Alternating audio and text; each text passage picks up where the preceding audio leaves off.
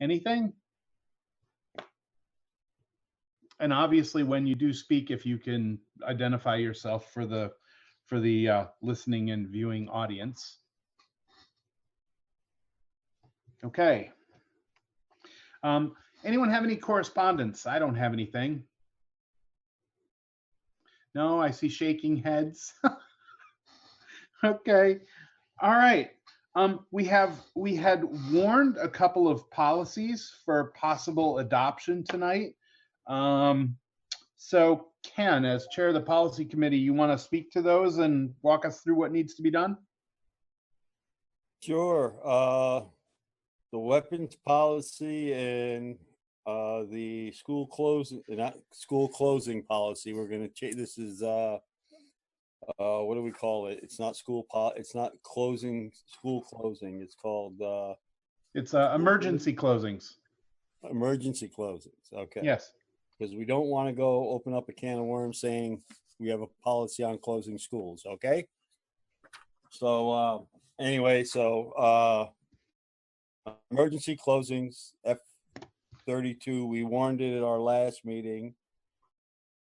We need to adopt it, and we need to also adopt C5, the weapons policy. I will be eventually calling a meeting to resign as chair and take up apparently we're going to be taking up the weapons policy. So I didn't have time to do it before this meeting. So what I'll do is I'll just get in touch with Meg and have it warned. And then I'll set up a Zoom meeting. I just need to make sure I have everybody. I think we have 1 or 2 new members on it now.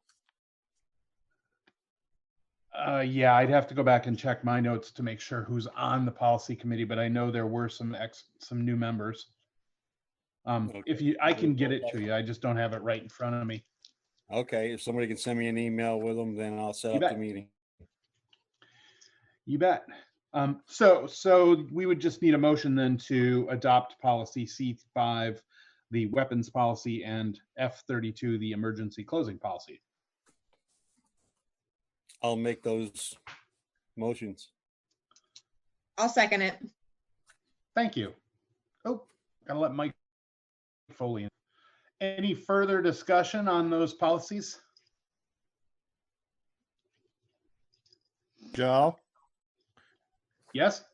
Do we have to vote, this is Dana, do we have to vote on them separately? Or can we group them? I don't see any reason to vote on them. We have to have a verbal. We have to have a verbal aye on each one. So we'll do the motion, I guess, as 2 parts. That makes sense. So any further discussion on those? Seeing no hands. So all in favor of adopting policy C5, the weapons policy, please say aye. Aye. Aye. Wait. You have to do a roll call. Let me just go down the list here. Emily? Aye. Lindsay? Aye. Mike? Aye. Trish? Aye. Dana? Aye. Howie? Aye. Ken? Aye. Leanne? Aye. All right, motion passes. All in favor of adopting policy F32, the emergency school closing policy. Again, please say aye. Howie? Aye. Ken? Aye. Mike? Aye. Dana? Aye. Emily? Aye. Leanne? You got to unmute.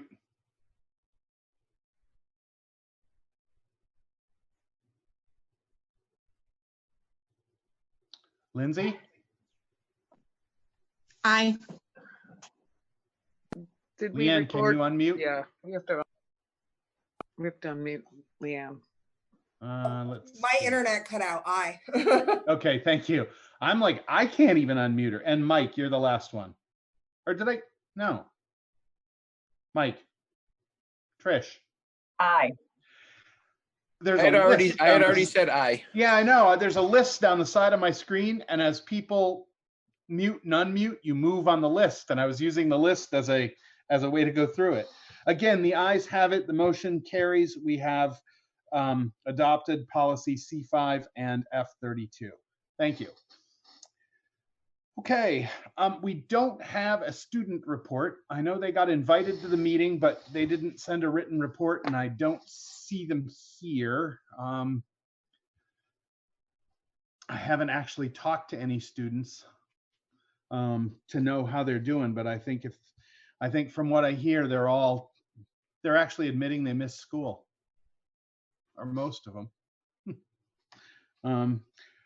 We had the principals' reports. We have all the principals. If anyone has a question regarding any of the materials in the principals' report, anyone? Trish? Hi.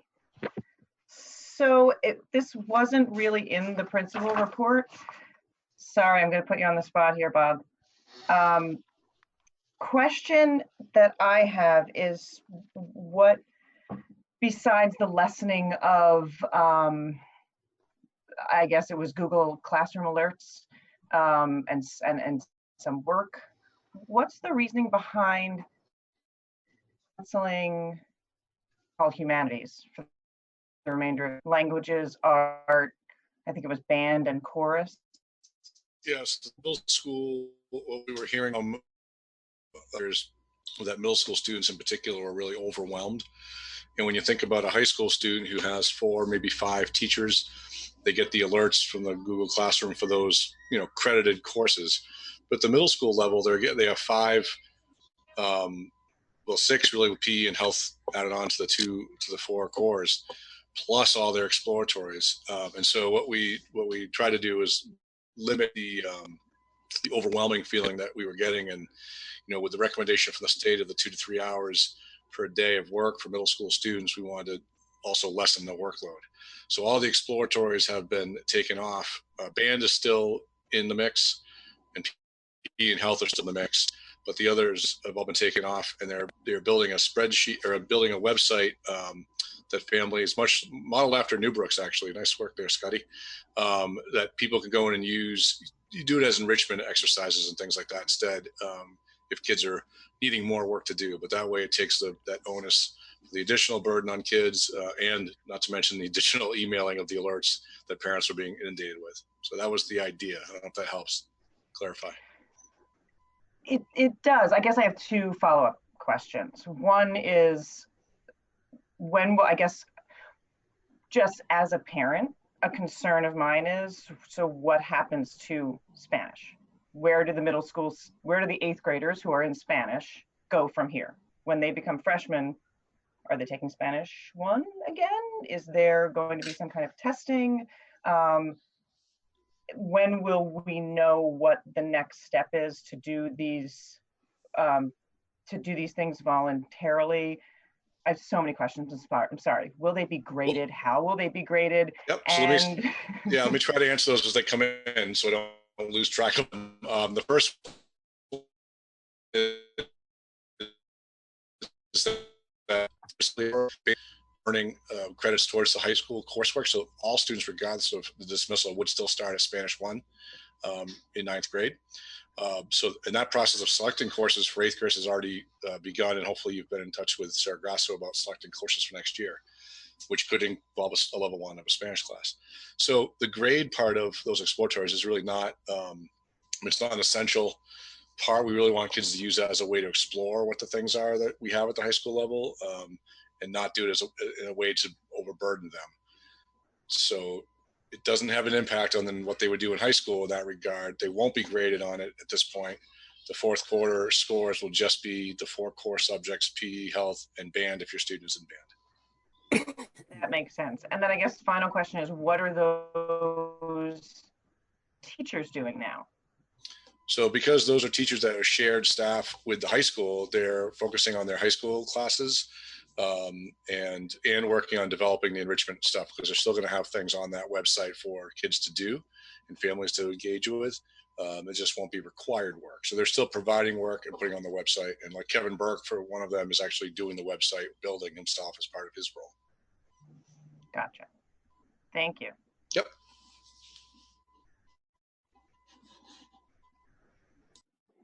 Hey, anybody else have a question for one of the principals? Moving on to the superintendent's report. Any questions from there? Bill looks ready to get grilled.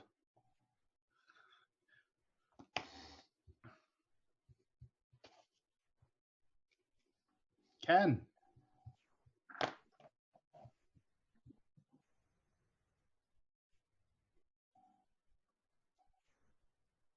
Ken, you're on mute. There we You're go. unmuted. Now I'm unmuted. Yeah. It's because the host muted me. Don't you wish you could do that in a live meeting, Joe? Anyway, so we have new recommendations from the Secretary of Education. A new grading policy up the high school, correct? I wouldn't call it a policy, but I would call it how we're operating under the COVID-19 pandemic period of time for the final 9 weeks of school. So we don't need a policy. We do not. Awesome. And the specifics to that, Ken, will come out with report cards this week from quarter 3. Awesome. Thank you both. Yes, Trish. Bill, how do you think it's going? I mean, it's such a, I don't even know. I have a lot of words that I could use, but none of them are appropriate here. I would say that I'm unbelievably proud of the team that you guys are a part of. The frontline workers, our counselors, social workers, teachers, food service, people that are paraeducators that are jumping into new roles. It's really quite amazing. I'm very heartened by the approach that all of our people have taken. It's been very team oriented, but yet specific to the talents and skills that people have. More often than not, I am communicating with principals about how they are communicating with their team members, about how to get people to stop communicating with families, how to give themselves times to recover, because the care and dedication of our colleagues is unbelievable. So as crazy as this time is, it has really shined a light on the quality of people that you all employ. And it's been very enjoyable to watch everybody rise to the occasion. In terms of specifics, we have, certain families we're very concerned about, but again, when you have professionals as the social workers and the principals and the teachers, the paraeducators and the counselors that are focusing on those families that really need it, I don't worry. I'm concerned, but I'm not worried because people are on top of it. People are making sure that needs are being met. I think the flexibility and the creativity of the teachers has been amazing. And I'm really hopeful that all the skills that we build during this time will be able to be transferable for the foreseeable future. So as challenging as this time is, I'm really proud of our team and I'm proud of the work that we're doing. Good. Thank you. Thanks, Bill. Watching this go. Oh, Emily, go ahead. You were about to say, I'm sure, what I was going to say. So I'm sorry for cutting you off. I had my hand up and you didn't notice it. But I just need to say that I so respect what we just heard from our superintendent. And I so respect our teachers and our staff and the people, the parents and community members who are working so hard to make this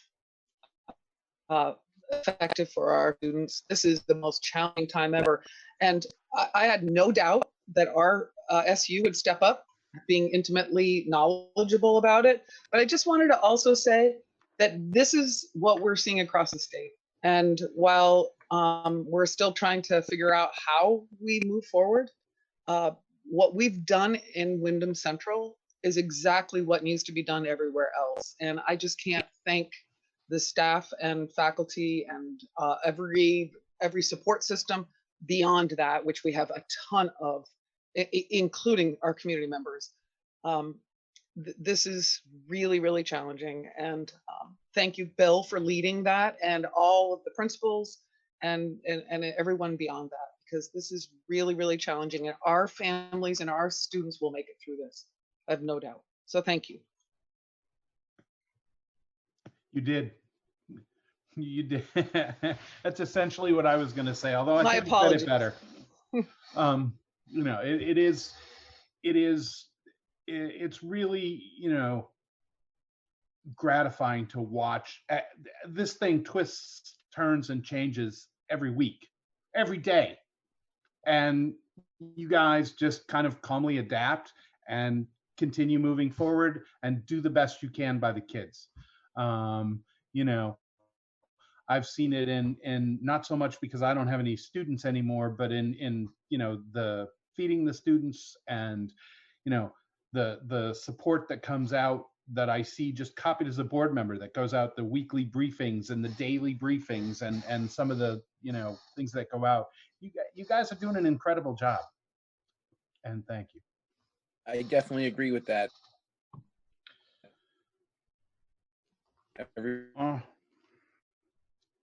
Yes, Bill. I just want to thank all of you because I've Very had good. multiple principals and teachers reach out to me to let me know that you all, as board members, have individually reached out to teachers and counselors and social workers and principals and food service professionals, whether it's a kind word or it's a quick email or it's sharing something with somebody else in the community. That means a lot to our team when we hear from our elected representatives that they feel like we're doing a good job. So I just wanted to thank you all for continuing to reach out to the people that are doing the work, because it does mean a lot.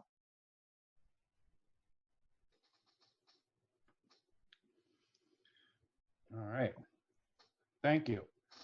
Now I actually have some business I got to do too. Can I do that? Okay. We'll let you. So I just wanted to update the board on a couple things that are going on. And Emily, feel free to jump in if I say something wrong. But the legislature is working on some possibilities for voting of budgets. There are 18 districts or SUs or SDs that have not had a budget completed yet. 9 of them had a budget that was turned down. 9 of them, like West River, have not brought it up yet. And the legislature is working very creatively and very helpfully to have some different possibilities rather than the only fallback being the 87% of borrowing from the previous year. A couple things that are up for consideration, I believe it is coming out of the Senate, is the fallback being whatever you spent in FY20, or the fallback being whatever you spent in FY20 plus whatever the average increase is for all the budgets that have been passed, not the 18. Is all in the beginning stages. Things are moving rapidly and fast, but I just wanted you all to be aware that those paths are happening so that the legislature, I think correctly, is thinking through what would the reality be if we can't have a vote in June, and what is the position that we need to have for school districts to operate responsibly in their communities in an unprecedented time. So I'm going to ask you guys later to change your date to June, but I wanted to prepare you that June may not happen. But I think the legislature is doing good work to make sure that even if that doesn't happen, there'll be some other possibilities that would do well by our community. Emily, did I hit that? You did. I raised my hand, want to step in until Joe recognized me, Oh, but sorry. you absolutely did hit it. And just for a quick update about what's happening in Montpelier, The Senate has already been able, with 30 members, it was a little easier for them to navigate the training process it takes to vote remotely. So they have already started work kind of ahead of us a little bit in the House. We're still in the process of training members so that we can actually take a vote to authorize ourselves to vote remotely. I know that sounds a little crazy, but that's the process we're on. We need a 3/4 majority of members of the House, of the 150 members of the House, to be able to actually vote to enact legislation or to change legislation. So you're absolutely right. It's the work is happening in the Senate.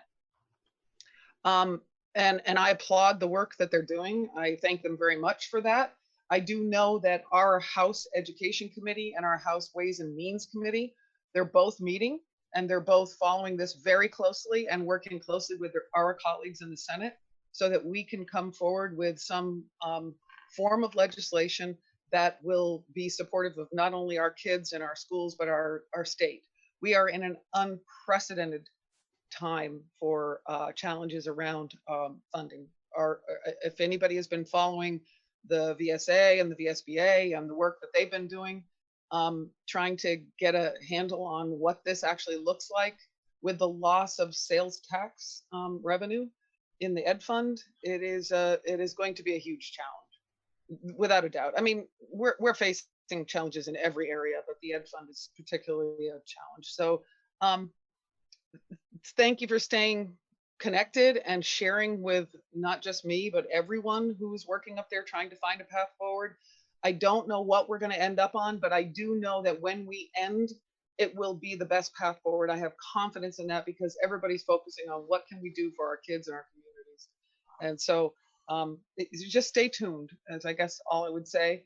And the path for the House to be able to enact any legislation, because obviously the Senate can't do it on its own. It has to be both the House and the Senate and then signed by the governor. And we're staying very closely connected with the governor as well, both of our bodies, so that we are all working in the same path to try to find answers for all these questions. But we're still in the process of training, as I said, to be able to enact remote voting.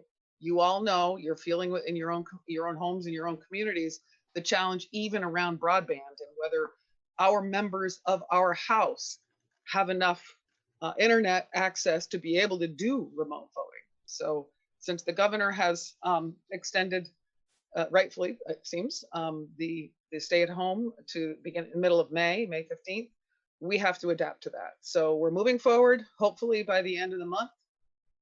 Don't hold me to any schedule because it's all dependent on how things are panning out. But by the end of the month, hopefully we'll be able to start to enact some of this COVID legislation that we have on the path, and we're working very closely in our committees to have it happen. So thank you for all of your patience.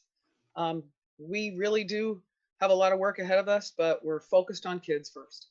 So thank you. Yes, Bill. So further segueing where Emily's coming from, Joe and Lori and I got to participate in a joint fiscal office presentation on Thursday, which followed presentations to the legislators. And just in a nutshell, FY20 revenues are looking really bad in the fourth quarter. And we could be talking anywhere from a 70 to 100+ million shortfall. That's for FY20.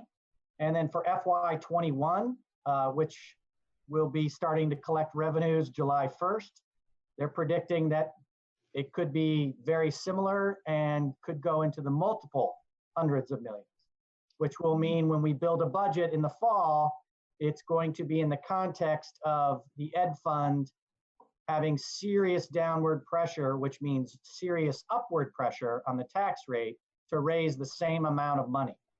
So don't want anyone to get too scared, but I don't want anyone to be too surprised when we have these very difficult financial conversations over the next 6 to 8 months, because the context has completely changed from everything we were talking about 4 months ago. And so I will keep dribbling the crumbs down the path and keep you guys well informed, but I think it's critically important to understand we're in a whole new world. And raising, just for our example, raising the 12,047,000, if we duplicated that next year, it would look very, very different in tax rates than it would today. So it's something to consider as we start thinking about what we're going to be doing over the next 6 to 8 months. True. VSBA sent out actually a link to go watch that webinar along with the 3 documents that were presented to the attendees. As a board member, everyone should have gotten it. If you didn't get it, let me know and I will get the VSBA link to you. It's about an hour and a half maybe of the gentleman from the Joint Fiscal Office and a couple of other people presenting. Yeah. And you know, it's very clear. He says, you know, it's not policy, it's just facts, and this is actually what the legislature got as well, so that we're all working from the same information. It was an interesting presentation. Yeah. So let me know if you don't have it.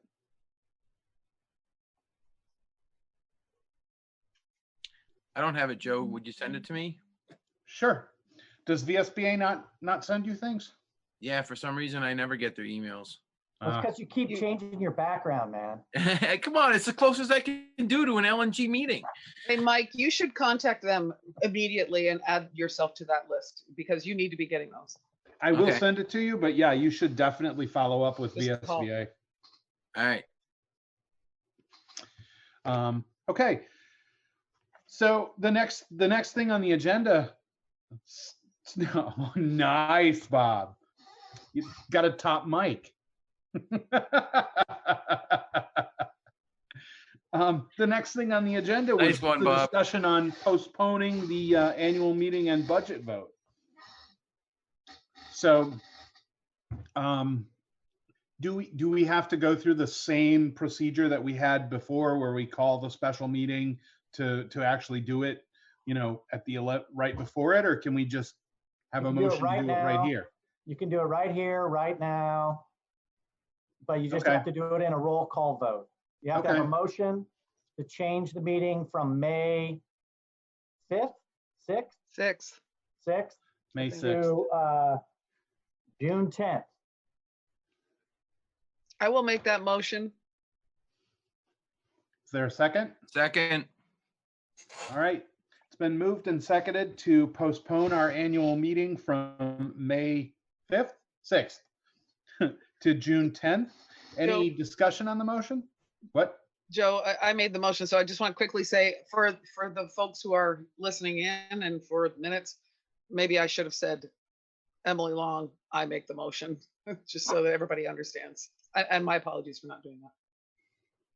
Well, they can see you. They'll be able to see you. They can see me, but they may not be able to recognize my voice and they may not see it quickly. So I think it's probably really important for Okay, yep. transparency that we state our names when we make a motion in the second. Any discussion on that motion? All right. All in favor, please say aye. I'll run down the list. Emily, Yes. Mike, Yes. Howie, Aye. Ken, Aye. Dana, Aye. Leanne, Aye. Lindsay, Aye. Trish. Aye. Motion carries. We're pushed to June now. Thank you. Okay. Next item was the class configuration update. Bill, you have some information for us? So at our last meeting, we had a vote, I believe it was 5-4, to allow us to post the position. I made the executive decision not to do that based on after your guys' meeting, we got way into the world of COVID-19. Doesn't mean that we can't do it, but after hearing the Joint Fiscal Office report, I just don't think we should be committing any dollars beyond what you guys have proposed for the budget at this time. If there becomes a time in the future that it becomes necessary to recommend the hiring of an additional teacher, I will take the responsibility of working in partnership with the principals. I will bring that forward in an evidence-based argument saying that this is why I believe it should happen.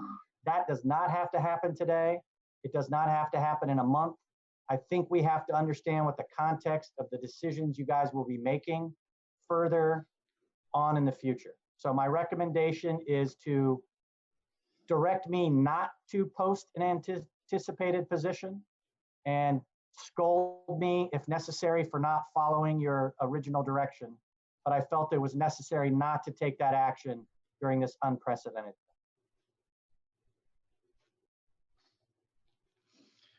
I would say those are the decisions we look to you to make. I think that's a wise decision given what we're facing right now. Dana's got his hand up, like using the thing, not waving at me. So Dana and then Ken. I just want to point out I'm in a closet the way my household is going right now. So you don't need to see my closet. I agree with Bill that maybe we better hold off and see how this COVID-19 plays, because I think with this shifting economic structure that's going on right now, we may lose families because they need to go somewhere else in the country or things have changed. So we might want to wait and see. And then if we let Bill pull the plug real fast and find somebody, I'm sure there'll be somebody out there looking for a job. So let's, kind of wait and see on it and see how these chips fall. Ken? Dana just said it all. That's pretty much it. Good job holding off, Bill. I think you made a wise decision.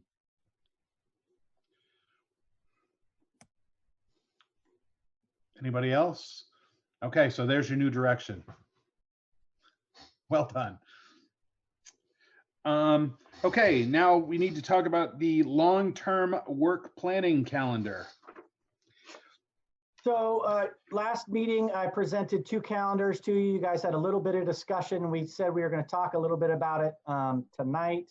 Basically, one calendar is adding a second meeting every month for the next 5 months. This other calendar is keeping those meetings, but then adding a check-in with the budget committee in between. And so I need the board to make a decision about one of those 2 calendars. And then secondly, I need direction for me and my team to start working on what those different scenarios can look like for the board. And in doing some reflection and chatting with my colleagues, I would like to keep it as open as possible in terms of direction so that we can provide you as many different options as possible. My suggestion would be that every scenario or option that is presented back to both the board and to the budget committee reflect the West River values. But any other constraints, I would say, can come during the process rather than at the beginning. But I take my direction from you all, and so I'm just going to make that suggestion. And then I need to hear from you what marching orders you would like us to take.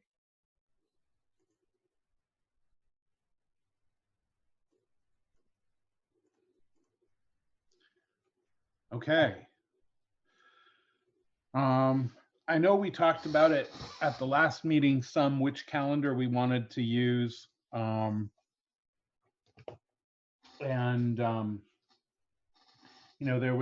was discussion back and forth about whether or not we kept the budget committee involved and let the budget committee do some of the extra work. What's the pleasure of the board? Mike? I think it makes sense to keep the budget committee, and I mean, it's all going to go in front of the whole board anyway, but let the budget committee do some of the groundwork so we don't have to have multiple full board meetings every month.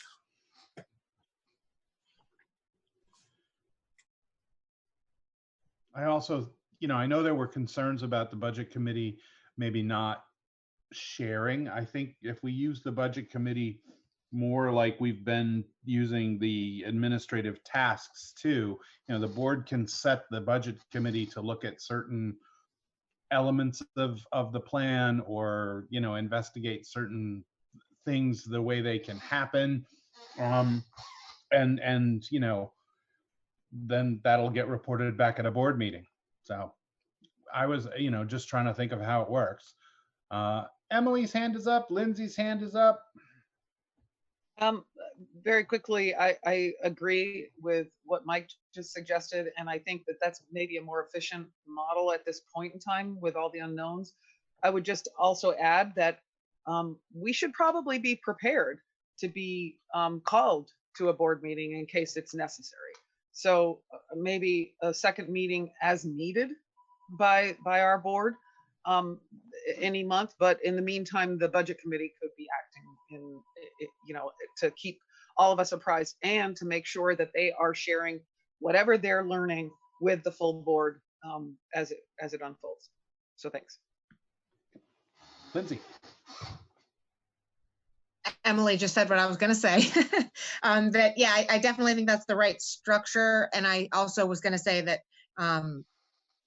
in terms of communication between that committee and the rest of the board, I think it's totally fair for the larger board to ask for clearer communication, and also to be prepared to step up and do some more of the work as need be, because things are probably going to be pretty strange.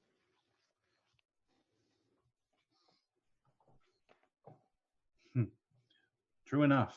Anyone else? Oh. Dana agrees with you. He's chatting.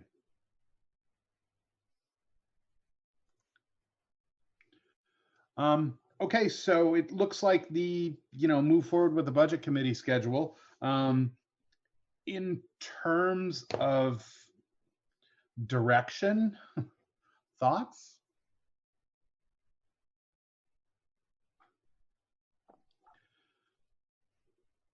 As much trouble as it got us in last time, I'm sort of like, remember plan A, B, and C, where we just said, show us what you can do and go back to the values and show us what you can do. I'm inclined to let you have that sort of freedom for the initial discussion anyway. Yes, Bill. My only caveat would be that what we learned from our last process is that we have a process that both Lindsay and Mike talked about the interplay and the information being transferred from the board level to the committee level, as well as presenting something to the public in a rollout in the fall over multiple meetings, multiple periods, not at a summertime period when it could be challenging for parents to fully participate and community members to fully participate. So the idea is that we would do the work from this point up until about August, back and forth, board, budget committee, so that the board would have some options that they felt that they had vetted, that they felt comfortable, and then they would present those to the communities, even though the community can participate throughout the whole process, but have an official opportunity just to present those things in September and October. So the board would be well informed about where the community stands before they got into budget building season. Absolutely. Yes, Mike. Just wanted to piggyback onto that. And I mean, obviously we all know we're in unprecedented times, but how are you even going to be able to come up with options? Because you got the options based on this year's numbers or last year's numbers. And then these chasm of, we have no idea what our budgets are going to look like and what the fiscal end is going to look like. Yeah, go ahead. We will build it on the best information that we have at the time. And it'll probably involve multiple options because you guys are going to have to vet them. You guys are going to have to say, oh, I like this part. Can you build it over this way? Or can you take this core and can you extend it? I consider the next 4 or 5 months this ongoing conversation as we get more information and we realize what's possible and what's not, and then what's palatable and what's not. Right.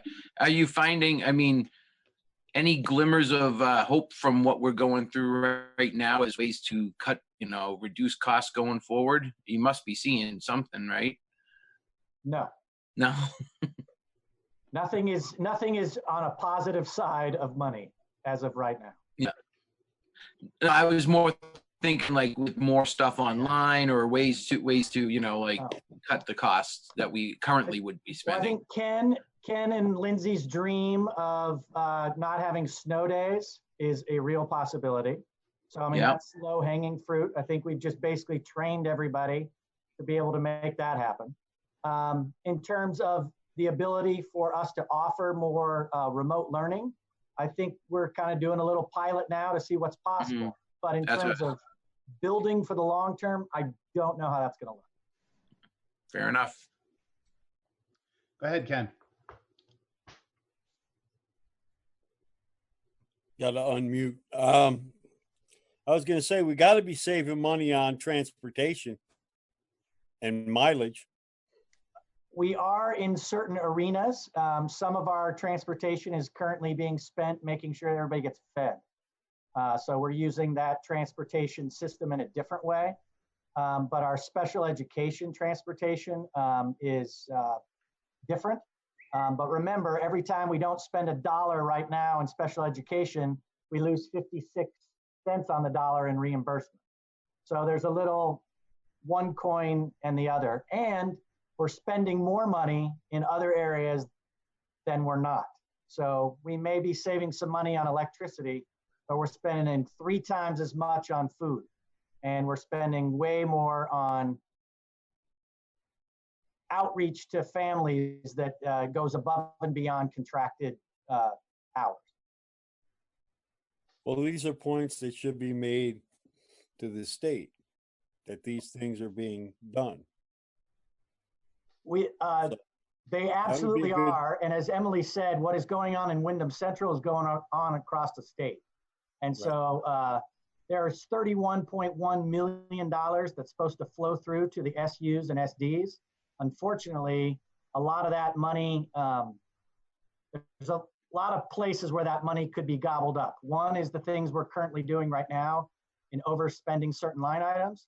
Another one is the discussion at the state level about whether that money will actually end up getting to the SUs and SDs, or whether there will be some other accounting structures that would have that money be making up for other money that would not be being received. And if you need more explanation on that, Lori Garland is fabulous at it, and she's on the line. Yeah, she just popped in when we started talking money. Yes, Lori. So just to piggyback on what Bill is saying, basically this COVID CARE Act, COVID-19 money, as we refer to it, it will be coming down from the feds into the SU level. It does not go into the ed fund. However, they need this money because of the shortfall.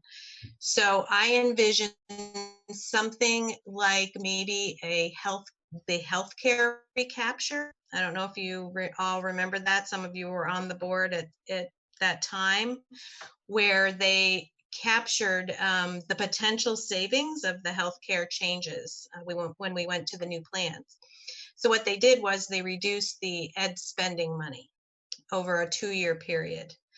So I can envision something like that happening, where the money will come down from the feds, and it will probably come down, think ERA money, through grants, that type of thing, and have to be used in a supplement, not supplant way. So, that means you can't, you might be spending more on, teachers contracts or counselors or something like that, but you've already done that. You can't pay for that type of thing. And then sometimes you can. So it is a little broader than a grant, but that's how I envision it happening. So we may get this money, but then there might be some other mechanism for the state to take it back. Does that make sense to everybody?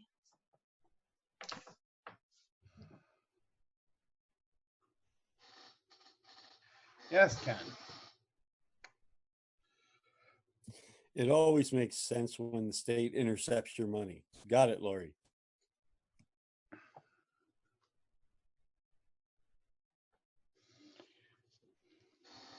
Okay. Do you need more, Bill, or do you have enough to go? I just want to make sure that the board is comfortable Howie. with me and my colleagues going off with coming up with options for the board to consider over the next 4 or 5 months. Obviously, every time I touch base with the board and every time we touch base with the budget committee, we'll get feedback. But the goal is by the end of August to have some fully vetted options for the board to have to be able to share with the community and get feedback before they go into budget building season. And the only guiding document we're going to use, or the only requirements, the only guidelines, the only guardrails are going to be, it has to meet the values of the West River Board. Thanks, Scotty. Howie, you wanted to comment? Yeah, I'd like to say plan for the worst as far as the budget goes. Give us a worst case bare bones budget as a basis, because things are going to get bad. Wyndham Elementary School has cut down to one teacher / principal, to keep our end going. I think we need to look at, now that kids are getting used to doing online learning, switching over any class that can't attract 20 or more kids into an online version of that class, so we can continue to keep our offerings without, exceeding our budget. We need to look seriously at it because it's a serious situation. So yeah, I would like to see in that range something where we sharply curtail staff and continue to offer the range of options curriculum-wise by online learning. I think that fits in with, as long as we, make sure that we are satisfying the values of the West River. I think all those options are open. I mean, that's what I'm hoping that the discussions are about for the next 4 to 5 months. We have to look at them all. Then the board has to decide what they want to present to the communities, and the communities will give you guys feedback, and then some decisions will be made. So yeah, I think we're in the same line there, Howie.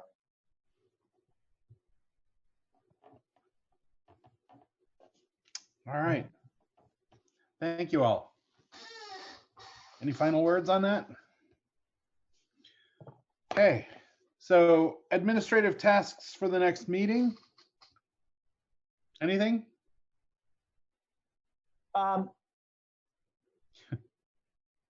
Keep us posted on, essentially just kind of keep us posted on this. I mean, the next meeting on the calendar is April 27th, where we're going to start talking about designing goals and parameters. There's really, I'm thinking you don't have to meet on the 27th, as long as you guys are okay with letting us go forward to start our work, and then we can give our first, salve to you all at your first meeting in May. okay. And if you need a budget committee, if you need feedback, board feedback for ahead of that, you could always ask for a budget committee meeting. Perfect. Or a full board meeting, whatever you want. Okay. All right. So there really aren't any tasks then, necessarily. Well, we're going to be doing some work before your next meeting. Oh yeah, but nothing we're going to task you with. And I don't think there's unless there's a policy committee meeting where you look at the weapons policy again to take care of those things. I think that's the only committee task there is. Yeah, I'm confident that the policy committee will get together prior to you guys meeting at the 3rd week of May. Just to let you all know, Scott Tabachnik has volunteered to assist that committee as the superintendent's designee. I thought it was important to have a principal on that committee to be able to have voice and reflection. And he will keep me well informed of anything that I need to know, but kind of that boots on the ground so that those conversations can be really fruitful for the budget committee. And so Scotty, I just want to thank you for doing that. That's great. Thank you, Scotty.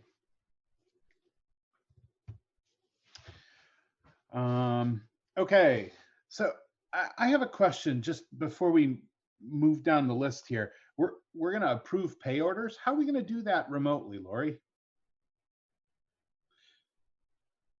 Okay, so what's going to happen is next Monday, I'm going to email or share a folder with 2 people on your board to go ahead and approve pay orders. And then that way you don't have to come in and you don't have to touch paper, because there's certain time frame that you're really not supposed to touch paper. And then because you haven't touched the paper, then the treasurer can come in and sign the checks. So typically you have a meeting on the 3rd Monday. So that's what we planned for, is the 20th. And you know, it's been a little slower with people not being in the building, getting all the information together as well. So if you want to just give me the names of 2 people I can email this folder to, that would be terrific. I'll do one. Anybody else want to volunteer to review the pay orders by mail? Trish, Thanks, thank you. Trish. Okay, so look for an email from either myself or Terry Fletcher. It'll probably come in a Google folder type of thing. Okay. Right. Okay. So we won't have a motion to approve pay orders tonight then? Not tonight. Okay. Trish, question. That's a question. Sorry, just a total aside, nobody cares. Just be patient with me. For some reason, sometimes I have multiple email addresses, and so Google Docs are sometimes a pain. I might have to do a little back and forth, but I'll get there. Okay. Okay. So we need a motion to approve the minutes of March 16th, March 23rd, and March 26th. Ken, I will make the motion to approve the minutes for March 16th, March 23rd, and March 26th. there a second? I'll second. Thank you, Howie. Any discussion about the minutes? All right, ready to vote? All in favor, please say aye. Howie, Aye. Ken, Aye. Emily, Aye. Mike, Aye. Dana, Aye. Leanne, Aye. Lindsay, Aye. Trish. Aye. Thank you. The motion passes. Okay, we have an executive session for a contractual matter. There's actually a way to do this without canceling the meeting, starting another one and doing it, that BCTV has figured out and given me the directions. So essentially we need a motion to go into executive session for the contractual matter. And then anybody who wants to be here after the executive session, you know, after we come out of executive session, I'll just put you in the waiting room and then I'll let you back in. If you don't want to stay, you don't have to. So we just need a yes, Bill. So Lori and the principals can go and enjoy their evening. Thank you, Lori and the principals. I'll make the motion to go into executive session for a contractual matter. Okay, thank you. Is there a second? Second. All right. All in favor, please say aye. Ken, Aye. Howie, Aye. Dana, Aye. Emily, Aye. Leanne, Aye. Lindsay, Aye. Mike, Aye. Trish. Aye. We're out of executive session and we didn't take any action. So we just have one more motion. Motion to adjourn. Don't all make it at once. Mike, you made it. Ken, you seconded it. So be it. All right. All in favor, please say aye. Ken, Aye. Mike, Aye. Howie, Aye. Dana, Aye. Be safe. Emily, Aye. Leanne, Aye. Lindsay, Aye. Trish. Aye. All right. Thank you, everyone. BCTV and Aaron, board members. Stay safe, everybody.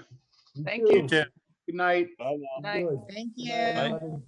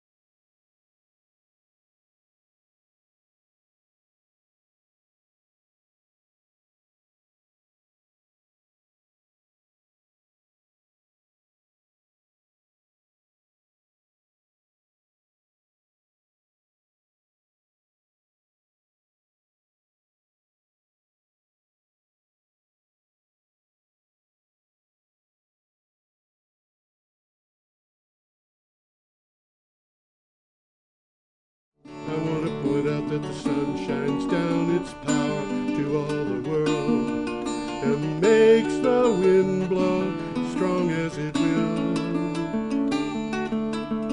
I want to hope gentle rains can fall upon the land so lovely earth can stay lovely still.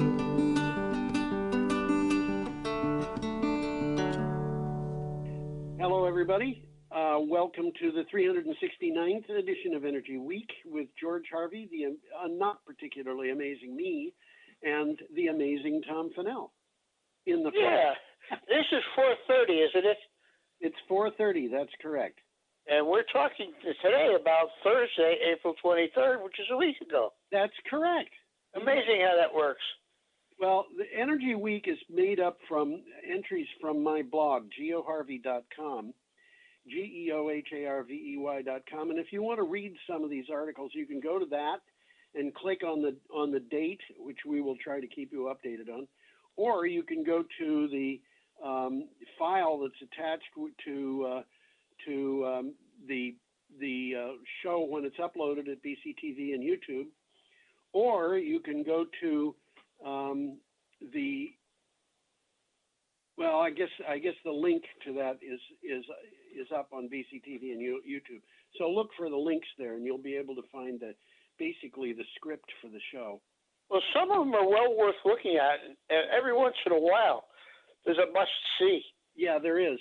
And I want to start off today by mentioning that today, which means we will not be talking about it today, we're going to be talking about things that lead to it. But today, there was a load of articles in the news that basically carry a single message, which is that the fossil fuels industry, the utilities that are heavily dependent on the fossil fuels industry, and the automotive industry are all in steep decline. There is a consensus among some of the analysts that the fossil fuels industry might never recover from that. And on top of everything else, and this is the big surprise, the people who are utilities with heavy investment in renewable energy and car companies like Tesla have actually seen increases in their profits in the first 3 months of this year. Well, we'll be sort of touching base on that today on a couple of items. Yeah, but we're going to be getting into it big time next week. So it's very newsworthy. Yeah, it is. Okay, our first item here starts with a picture of a battery project, and it's at a wind farm. At a wind farm, that's right. And this is from Green Tech Media. Did you have anything else to say leading into this? Not really. We're just about to talk about the item, the article. Well, let's do it. Next, I'll give you a clue. Next Era Energy looks to spend $1 billion on energy storage in 2021. That's $1 billion by one company in 1 year. Renewable developer Next Era reported its financial results in the first quarter, saying its renewable development unit had been unaffected by the COVID-19 pandemic. It has plans for massive investments in the near future, including spending $1 billion on battery projects. Well, from the article, it says no company has ever spent $1 billion on battery projects in a single year.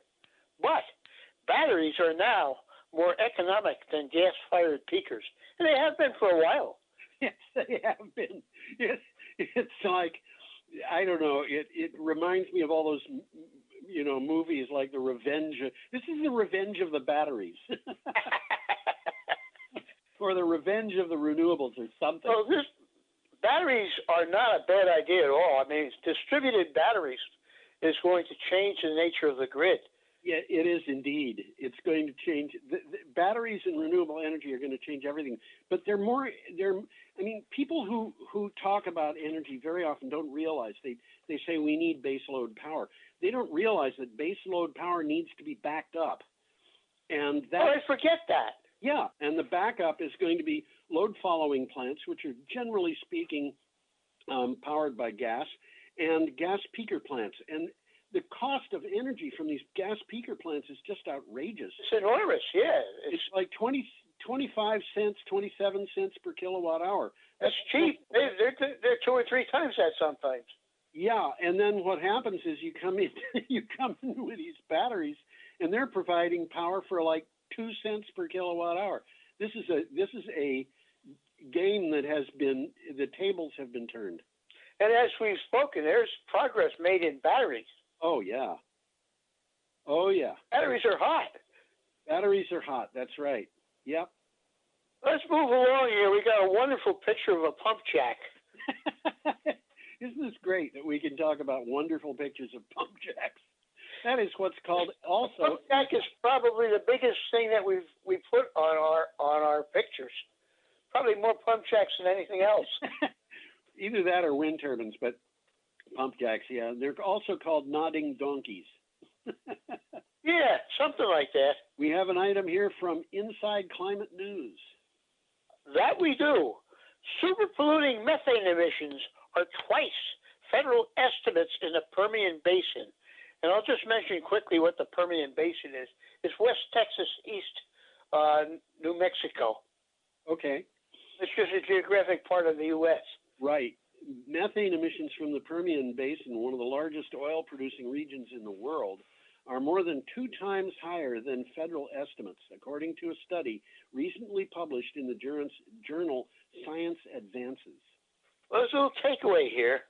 A byproduct of fracking for oil, methane is often emitted into the atmosphere instead of being captured for use as fuel, which is kind of foolish, really. It is approximately 84 times more potent as a greenhouse gas than carbon dioxide. Yeah, I should mention, by the way, that you hear a bunch of different figures on how much more powerful it is. Well, yeah, and how long it lasts and all of that, but it's still worse. Yeah, I've seen figures as low as 20 times, and I've seen figures as high as 100 times, and it's basically dependent on how long you're going to let the thing go before you actually do a measurement of it. Yeah, exactly. No. Well, in any case, the gas vented from the Permian makes nearly the same contribution to global warming as carbon dioxide emissions from all U.S. residences. That's the salient point. That's Bingo. the point. Yep. Yeah. Well, let's move on to the next one here. Okay, this comes from the Hill. It does that, yes. We have a picture here of a young man changing the price at a gas station. Which is happening frequently these days. It is. So how the coronavirus has impacted the oil industry, which we were ready to mention, and the future of the climate crisis. I want to mention here that Tom and I are talking on this show, each of us from his own digs at home, and that's because of the coronavirus. We're not going out much.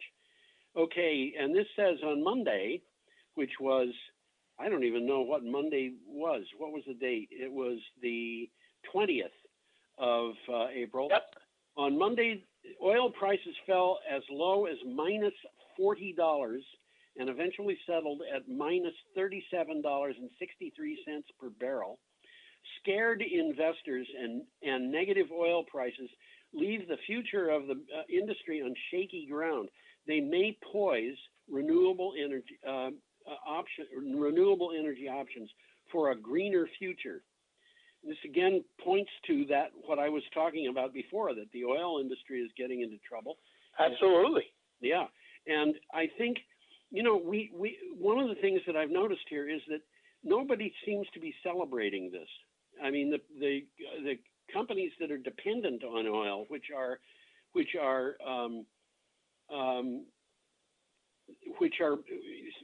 in some cases getting it practically for free or for even hate to take it. Yeah, they are not celebrating, and the reason is because it just shows you how completely out of whack everything is. Well, right now there's so much oil, and we'll touch base on this. They don't know where to put it. They don't know where to put it, and we don't have a reason to burn it right now either. So we don't. We've got a surplus. The demand has dropped precipitously. I think it's off by about a third. I don't have a figure at hand. I think that's a pretty good guess. Yeah. Okay. Well, however, some experts believe that rock bottom prices and a massive halting in renewable energy installations will slow the much needed transition to green energy. Well, other experts. Unanticipated side effect. Yeah. Other experts are saying exactly the opposite. We really don't know where this is going to go. And, Tom and I, for anybody who's listening, Tom and I have talked about what we expect for the future and a lot of things for a long time. And I don't know about you, Tom, but I don't have a really good handle on this yet. I don't think anybody does. Yeah. I mean, we're all in unexplored territory here. We are definitely that in unexplored territory. Should we move on? Yeah, this is a good one right now. Okay. 84 gigawatts. Remember, gigawatts is megawatts. U.S. renewables plus storage pipeline has developers anxious for market integration rules. Yeah, this is from Utility Dive, and by the way, we have advanced to Friday, April 24th. Counting projects of 1 megawatt or more, 4.6 gigawatts of operating U.S. renewable projects are co-located with batteries. That's a good move. Huh?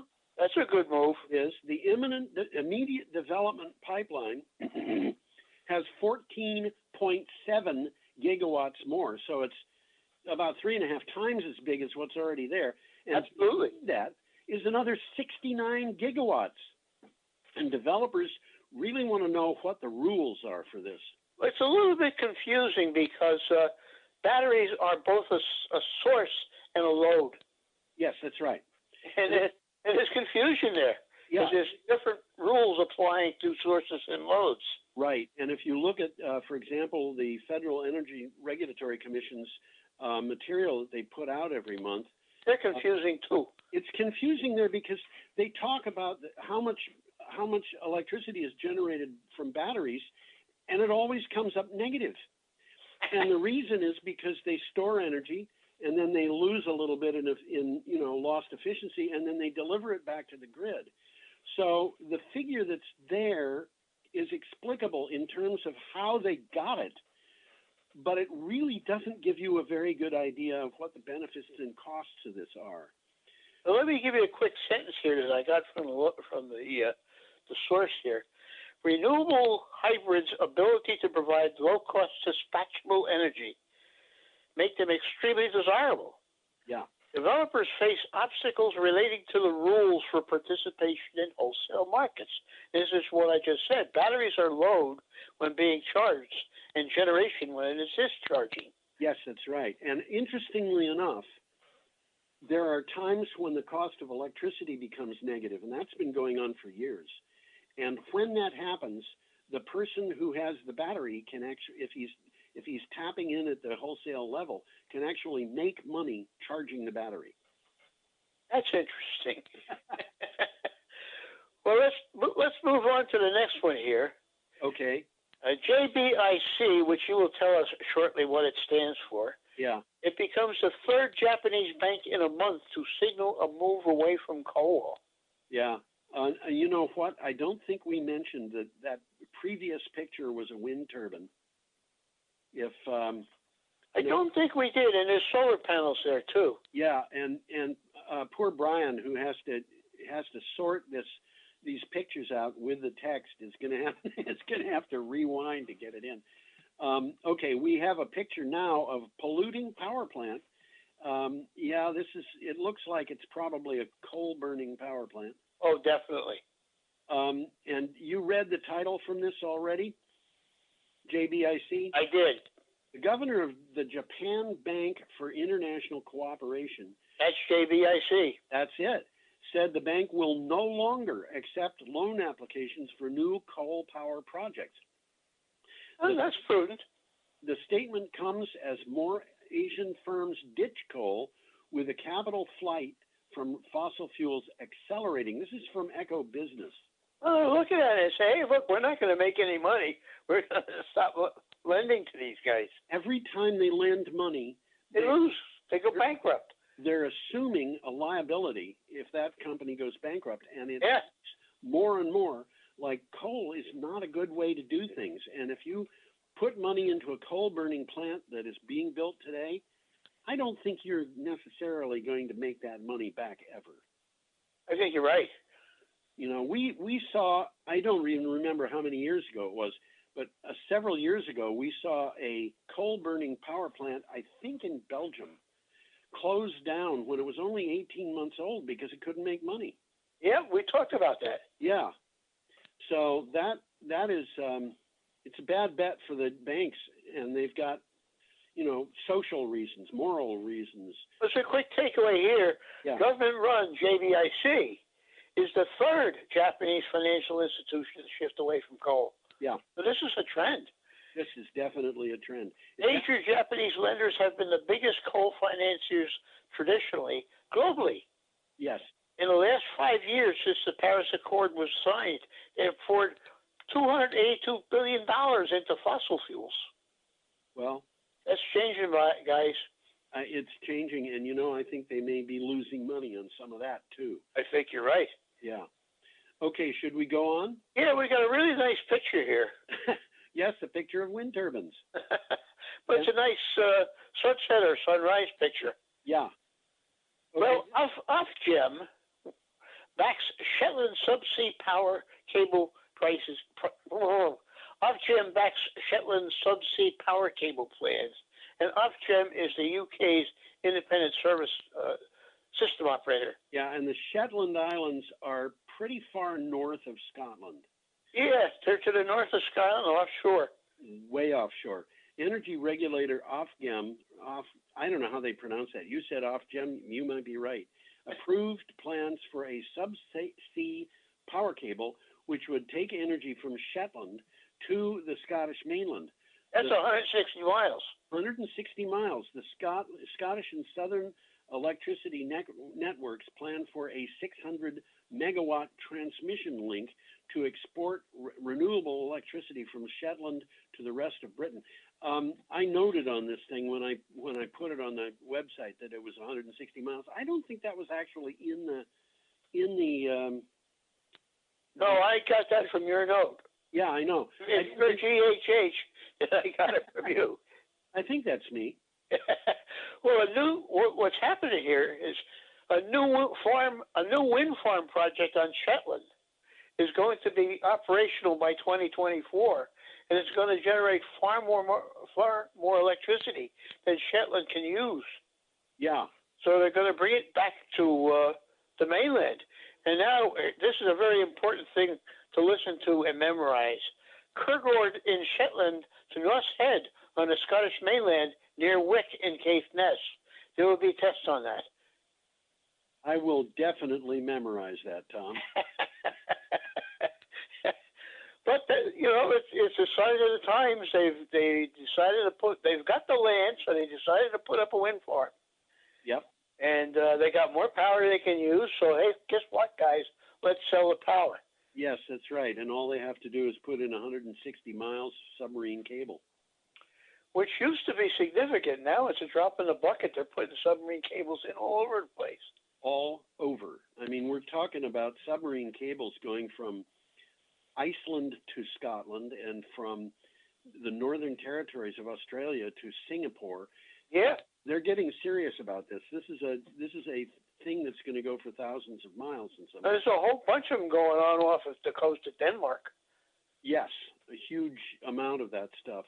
Although it's not generally as long as the others. Oh, it's a kind of a network. Yeah, that's a good way of putting it. Okay, should we move on, Tom? Yeah, we got a nice picture of U.S. aquifers coming up. An interesting picture. Take a look at it. Take a little while to look at it. Yeah, one of the things that struck me about, I should mention, we're at Saturday, April 25th. One of the things that struck me about this was my eyes just go to the part of this map that centers in Michigan, in the lower peninsula of Michigan. Okay. And the reason is because there's a kind of a circular area, which is... I saw that. It looks like a hurricane. Surrounded by an aquifer, which is surrounded by another circular area that is surrounded by a second aquifer, which is surrounded by another circular area, which goes through the lakes there. And this is surrounded by another aquifer that goes through, it looks like it might go through Canada, but it certainly goes through northern Michigan, Wisconsin. And I thought, that's weird. And then I noticed there are actually other places in this map where you have an aquifer surrounded by another aquifer. Surrounded by another one. Yes, we do. And, There's several. There's several of them, yeah. Anyway, this particular item comes from Clean Technica. It does that. And it says, and I quote, U.S. Supreme Court decides Clean Water Act applies to groundwater. This is significant. It is very significant. And it's coming from a Supreme Court that people have expected to rule in favor of industry and polluters. And they didn't do it in this case. In this case. This week, the Supreme Court made a ruling on a case that involved the activities of a wastewater treatment plant on the Hawaiian island of Maui. Wastewater was being pumped underground but it was subsequently getting into the ocean, and the ruling says that that is not permissible. Well, these guys are just trying to get rid of their waste. Yeah. And of course, they're saying, it just goes into the ground. And the Corps of Engineers are saying, no, guys, it affects anything, whether you can see it or not. Yeah, and the original point of the Clean Water Act was to prevent people from dumping water directly into streams and rivers and the ocean. And now they're saying you can't do it indirectly. Yeah, you can't do it indirectly. You can measure the pollution in the ocean where this water is seeping through the land. Therefore, you can't pump it into the land. That makes sense. It does. A lot of people who are watching this might be young enough that they have no idea what things were like before the Clean Water Act was passed. And my recollection is could not look. You couldn't even look at the Connecticut River. Yeah, the Ashwillet River had soap suds on it because the laundromats were just dumping their wastewater into the river, and it was soapy. And there were, what was it, in Pittsburgh, they had fires, and also Saginaw Bay. They would have the water. The river going on fire. The river or the lake would catch on fire because of all the pollution that was floating on the top of it. But you certainly couldn't swim in the Connecticut River. No, you couldn't. And Lake Erie, they said, was dead and would take 2,000 years to recover. And I recall that fairly quickly, like 5 years, they discovered that was wrong. It actually recovered very quickly. And the Hudson River was supposedly... That was terrible, too. It was supposedly dead. And after the Clean Water Act, fishermen started fishing in the river again, and they put out nets, and the nets were being broken, and they didn't know how. And then they found out it was sturgeon. I was just going to say, it was probably sturgeon. They're pretty big. They're pretty big, but they thought the sturgeon were extinct in the Hudson Valley. Yeah, that's correct. They had just gone farther upstream. So anyway, you want to go on? Yeah, we got a nice picture of an airplane. Airplane from By Aerospace and an article from Clean Technica. Now, we've talked about this several times, and I never thought I'd ever see an electric airplane. Well, what do you got for a title? Electric air taxi service set to launch in California by 2021. Quantum Air announced plans to launch what is called the world's first an air taxi service using a fleet of 26 all-electric flying taxis to shuttle passengers between major points in the greater Los Angeles area. Quantum says that its air taxi flights will be surprisingly affordable. Well, this isn't for everywhere. This has to be a place where they've got a lot of concentration of traffic, like California, right? Like Chicago, like New York. Ain't going to happen in Vermont. Not very soon, I would I would say. When we get our Brattleboro Airport. Well, there's one in Keene. Yeah, there is one in Keene. I think there was one in Brattleboro not all that long ago. I might be wrong about that. I don't remember one, but there could have been. Where's the next one? Up by Springfield, isn't it? I don't know. Yeah, there's a little one up there. Yeah. Well, there's a quick takeaway here. Okay. These air taxi trips will replace hours-long car rides on LA's notoriously bad traffic. And they quote this blissfully short flights that last just a few minutes. Yes. So they got a market here. They definitely have a market. There's no question about that. So Quantum will be utilizing conventional fixed-wing aircraft powered by lightweight, high-torque electric motors, which take off and land on conventional runways. Last week we were talking about electric motors that were 15 inches across and 4 inches thick. And it were like 1,500 horsepower.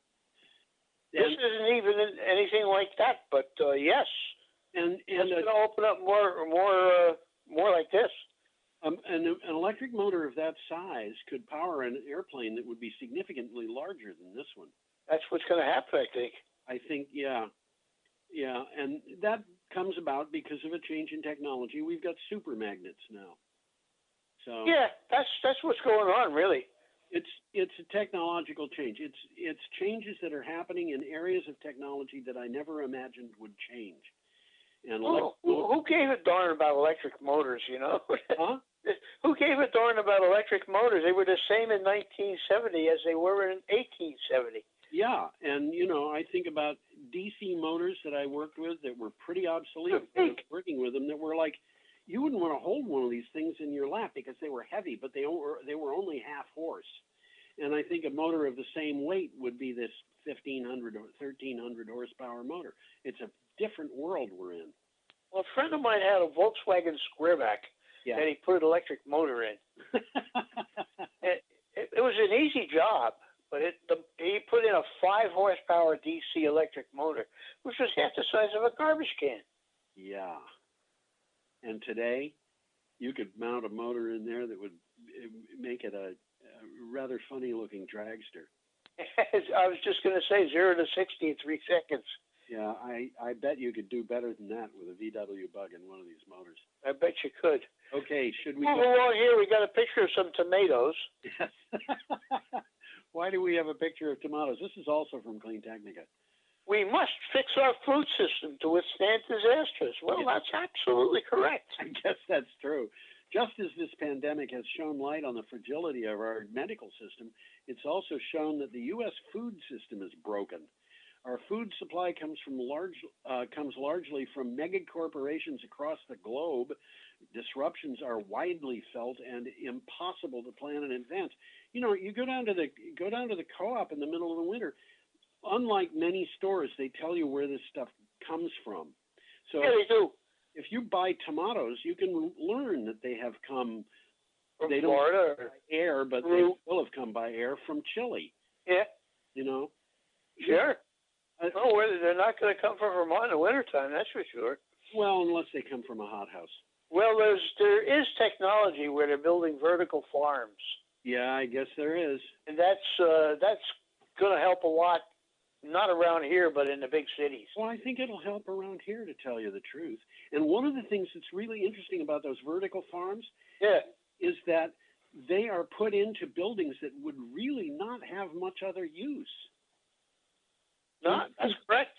You can put them into old warehouses and things like that. That's what's going on. Yeah. You But know, we got a quick takeaway here. The concentration and consolidation of food production is unsustainable. yes. Workers are exploited along the chain, from small farmers to field and factory workers to food service workers. Yes. And that's true. Yes. It is. Consumers are confronted by costs of housing and health care competing with food and the cost of managing the food they bring home. We need a new model, a more sustainable system with better stewardship of our food resources. That's a very true statement. I think it is, yes. And one of the problems that we've got here is this mega corporations thing. And Well, that's the way American industry has developed. you know what it reminds me of? A friend of mine many years ago was talking about schools in the United States, and he said the American school system was designed at a time when the country was enamored of the factory system. And that's why we treat children as though they were components to be turned out in a factory. And That's an interesting observation. isn't it? And I think this thing of mega corporations, the mega corporations have got an approach to business that is, all corporations in this country have to follow business plans that are stated in the corporate papers. And their business plans say we are interested in making money. That's it, period. And they may say how they're going to make money, but they don't say what damage they're going to do collaterally in the process. Isn't there a new form of corporation that's coming up that's socially responsible? We have B Corps in That's what I'm Vermont talking about, yep. and other places in the nation. I think Vermont was the first state to have a B Corp, which is a benefit corporation. And the people who own the company are allowed to make money, but they have to file papers that say what benefit they're doing, what effects they're having, and things like that on the people who are involved. And that includes the customers, but it also includes the employees and their neighbors. So that's Good trend. Yep. So should we move on now? Yeah, we got a nice picture of a tanker here. Yeah, actually, another tanker in the background. We're up to Sunday, April 26th, and we have an item from ABC News, which is the Australian broadcast company, I believe. I think it is. Yes, not American broadcast. Oh, this is not America. This is Australia. Well, it starts off giving you a clue. Australian government's $94 million crude oil purchase offers a simple economics lesson. And by the way, I should mention that this $94 million is 94 million Australian dollars. And an Australian dollar, as I recall, is about 75 cents US. Yeah, they're smaller. They're less than ours, right? Yeah. So this would be probably $70 million. Something like that. It's still significant. It's still significant, yes. Interesting picture there of the tanker. You notice something about it? I noticed there's something funny about the bow. Well, the tanker's empty. Well, yeah, I noticed that too. You can tell that pretty easily by the orange. The orange, which is the part of it that was painted to be underwater for a long, long time. Also, you see there that part of the rudder is out of the water. Well, the picture that I've got on my screen, I can't see that, but that's. Oh, okay. I just modified the picture so I could get it in my notes. Okay. So in any case, it says the Australian government's $94 million crude oil purchase offers, I said this already. You did. Simple economics lesson. Last week, Australia took advantage of record low oil prices to buy crude oil it needed to maintain a fuel stockpile. This illustrates the difference between energy that must be stocked, such as oil, and energy that just flows naturally, such as renewables. It's interesting. We'll talk to you about that again further on. Yeah. They bought this oil from the United States. Yeah, but they don't have any. Oil will have to be physically stored somewhere, and Australia doesn't have the capacity to store it. Yeah. It's going to have to stay in the United States with the storage space being leased. Yes. It sounds kind of crazy. The drop-off in demand has been so significant, the global oil industry is struggling to cope with its growing stockpile of unwanted oil and its limited storage capacity. That's why prices have plummeted. I was about to say that's why they went negative. Exactly. We've talked about it before. We're going to talk about it again. There are. It's newsworthy. Okay. Well, we got an interesting one here. We got a picture coming up, and I'd advise you got a chance to take a look at that picture. Examine it because it's interesting. But they're turning PET into electrodes. That PET is a certain kind of plastic. Yeah, and this picture, by the way, is it's almost circular. It doesn't go all the way around, but it starts in the upper left-hand corner and it goes clockwise to the lower left-hand corner. In a circle. It's a process that's being illustrated here. Bing, bing, bing, bing, bing. That's right. So, what do you? This is from Clean Technica. What do you have for a title? New research turns old soda bottles into battery electrodes in a microwave. This is crazy. Researchers at Purdue University have devised a way to use microwaves to convert plastic waste into battery electrode material. The process applies to PET, PET, which is polyethylene terephthalate, the most commonly used plastic for single-use water and soda bottles. Well, this is the same plastic that they use to make, they call Mylar. Okay. It's just in a different form, but it's the same plastic. I didn't know that. One of the things, Tom, that I thought about when I read this article is, they're talking about a way to use plastic refuse. And oh yeah, absolutely. But the amount of plastic they're going to use here is not going to make any dent in the amount of waste we've got. Unfortunately. Yeah. It's a step in the right direction, but it doesn't solve the problem. It doesn't even come close to solving the problem of plastic, but it does do one thing which is kind of nice, and that is it gives them a source material that doesn't have to be mined, and it doesn't have to be, it's actually kind of free for the taking, literally. They'll almost pay you to take it away. They would pay you to take it away. Well, the researchers used ultra-fast microwave irradiation to convert these PET flakes into disodium terephthalate in around 2 minutes using typical household household microwave setup. This is not rocket science. No, this is not. And I was confused and I couldn't figure it out reading the article. They talked about it being super fast, and they also talked about it happening in a typical microwave setup. And I'm not sure what that combination tells us.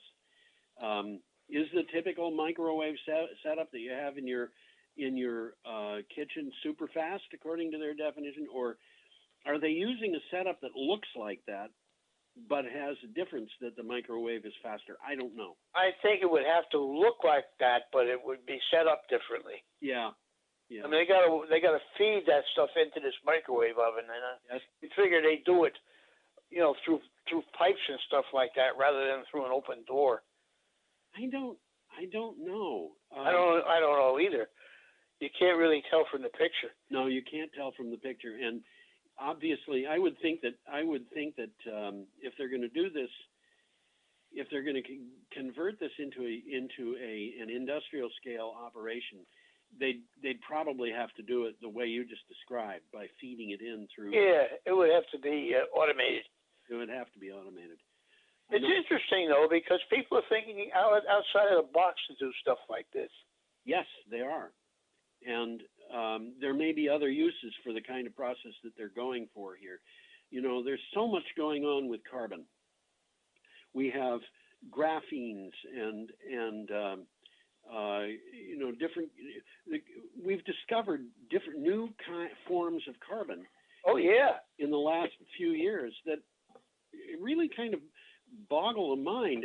They have buckyballs and all kinds of stuff. It's so different from what we think of as carbon. That's right. Graphene is one of the best conductors of heat and electricity we know. And we've only known about graphene for 10 years? Something like that. I was surprised when I first heard about graphene. I wanted to learn about it. And I was surprised to learn at that time that one of the best conductors of heat in the world is diamonds. That's interesting. Isn't it? Diamonds conduct heat better than copper. They conduct heat better than silver. This is really kind of amazing. But, what they're doing with this, it's hard to guess where this thing of basically creating carbon in a microwave from plastic. It's hard to imagine where that's going to go. I think they're opening up new doors. I think they are. Okay, our next item is from Utility Dive, and it has a picture of lightning. It is that. Very interesting picture of lightning. Yeah. As extreme weather spurs billions in utility resilience spending, regulators struggle to value investments. Struggle to value investments. The National Renewable Energy Laboratory tried to evaluate approaches to resilience to guide utility investing. It found there were too many factors to quantify easily, and this moves regulators back to human judgment. And this is a problem because regulators don't like it when you tell them they have to think. Well, this is a long, meaty article, and I'll mention quickly just to clarify, because I needed clarification. Yeah. Resilience is mentioned more and more in utilities' grid modernization proposals, but it often gets conflated with reliability. Yes. And they explain the difference. Resilience means the ability to prepare for and adapt to changing conditions and withstand and recover from disruptions. So this is what researchers are working on, a value of resilience metric. Right. Reliability is maintaining the delivery of electric power where there is uncertainty in operating conditions. So this is how well the utilities are keeping the lights on. Yes. And I want to mention here, when you're talking about resilience, you're talking about an ability to continue, with your life, even when something very unexpected happens. Well, reliability is about preventing disruptions that are more common, local, and smaller, and resilience addresses high-impact events that can be geographically and temporally widespread. That's from the article. Worldwide, for example, this coronavirus thing is a worldwide problem. It certainly is. Yeah. So the article says that resilience investments are urgently needed. Yes. but it doesn't tell you anything about what they are, except that you have to think. Yeah, that's exactly what it's telling you. You have to think about it. Okay, should we move on? Yeah, let's move along here. We got a picture of a Starlink launch. Yeah, this is also from Clean Technica. What do you have for a title? Starlink private beta testing to begin in 3 months. Public beta testing to follow. Public beta testing is an interesting idea when you're talking about rocket ships. SpaceX and was launched, has launched. That's Musk. Huh? That's Elon Musk. It is. It has launched 422 low Earth orbit Starlink satellites, with more coming in May and June. Private beta testing of the Starlink network will start within the next 3 months, and Elon Musk says SpaceX has permission to launch 12,000 satellites. Now, Well, we've only totally launched since the beginning, about 7,000. yeah, I was going to say this is more satellites than have ever been launched in the past. Absolutely. But these are small satellites and they're only going about 300 miles up. Oh, only 300 miles up. Well, you know, regular satellites go 20,000 miles. I know, and these things are not just going to an area that's fairly low. They are pretty small. Yes, they are. They really are small. I don't remember how many of them there are. Maybe you have it in your notes, but it seems to me that the 422 were launched in 6 launches or something like that. I don't have that in my notes, but it was something like that. That was a very small amount. Now, here's the question: why is this being mentioned in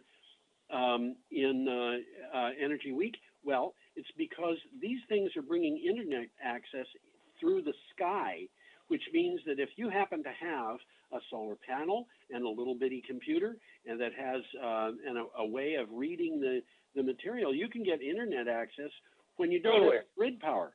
Anywhere. There are hundreds of millions of people who could be customers of this project who don't have any electricity right now. Absolutely.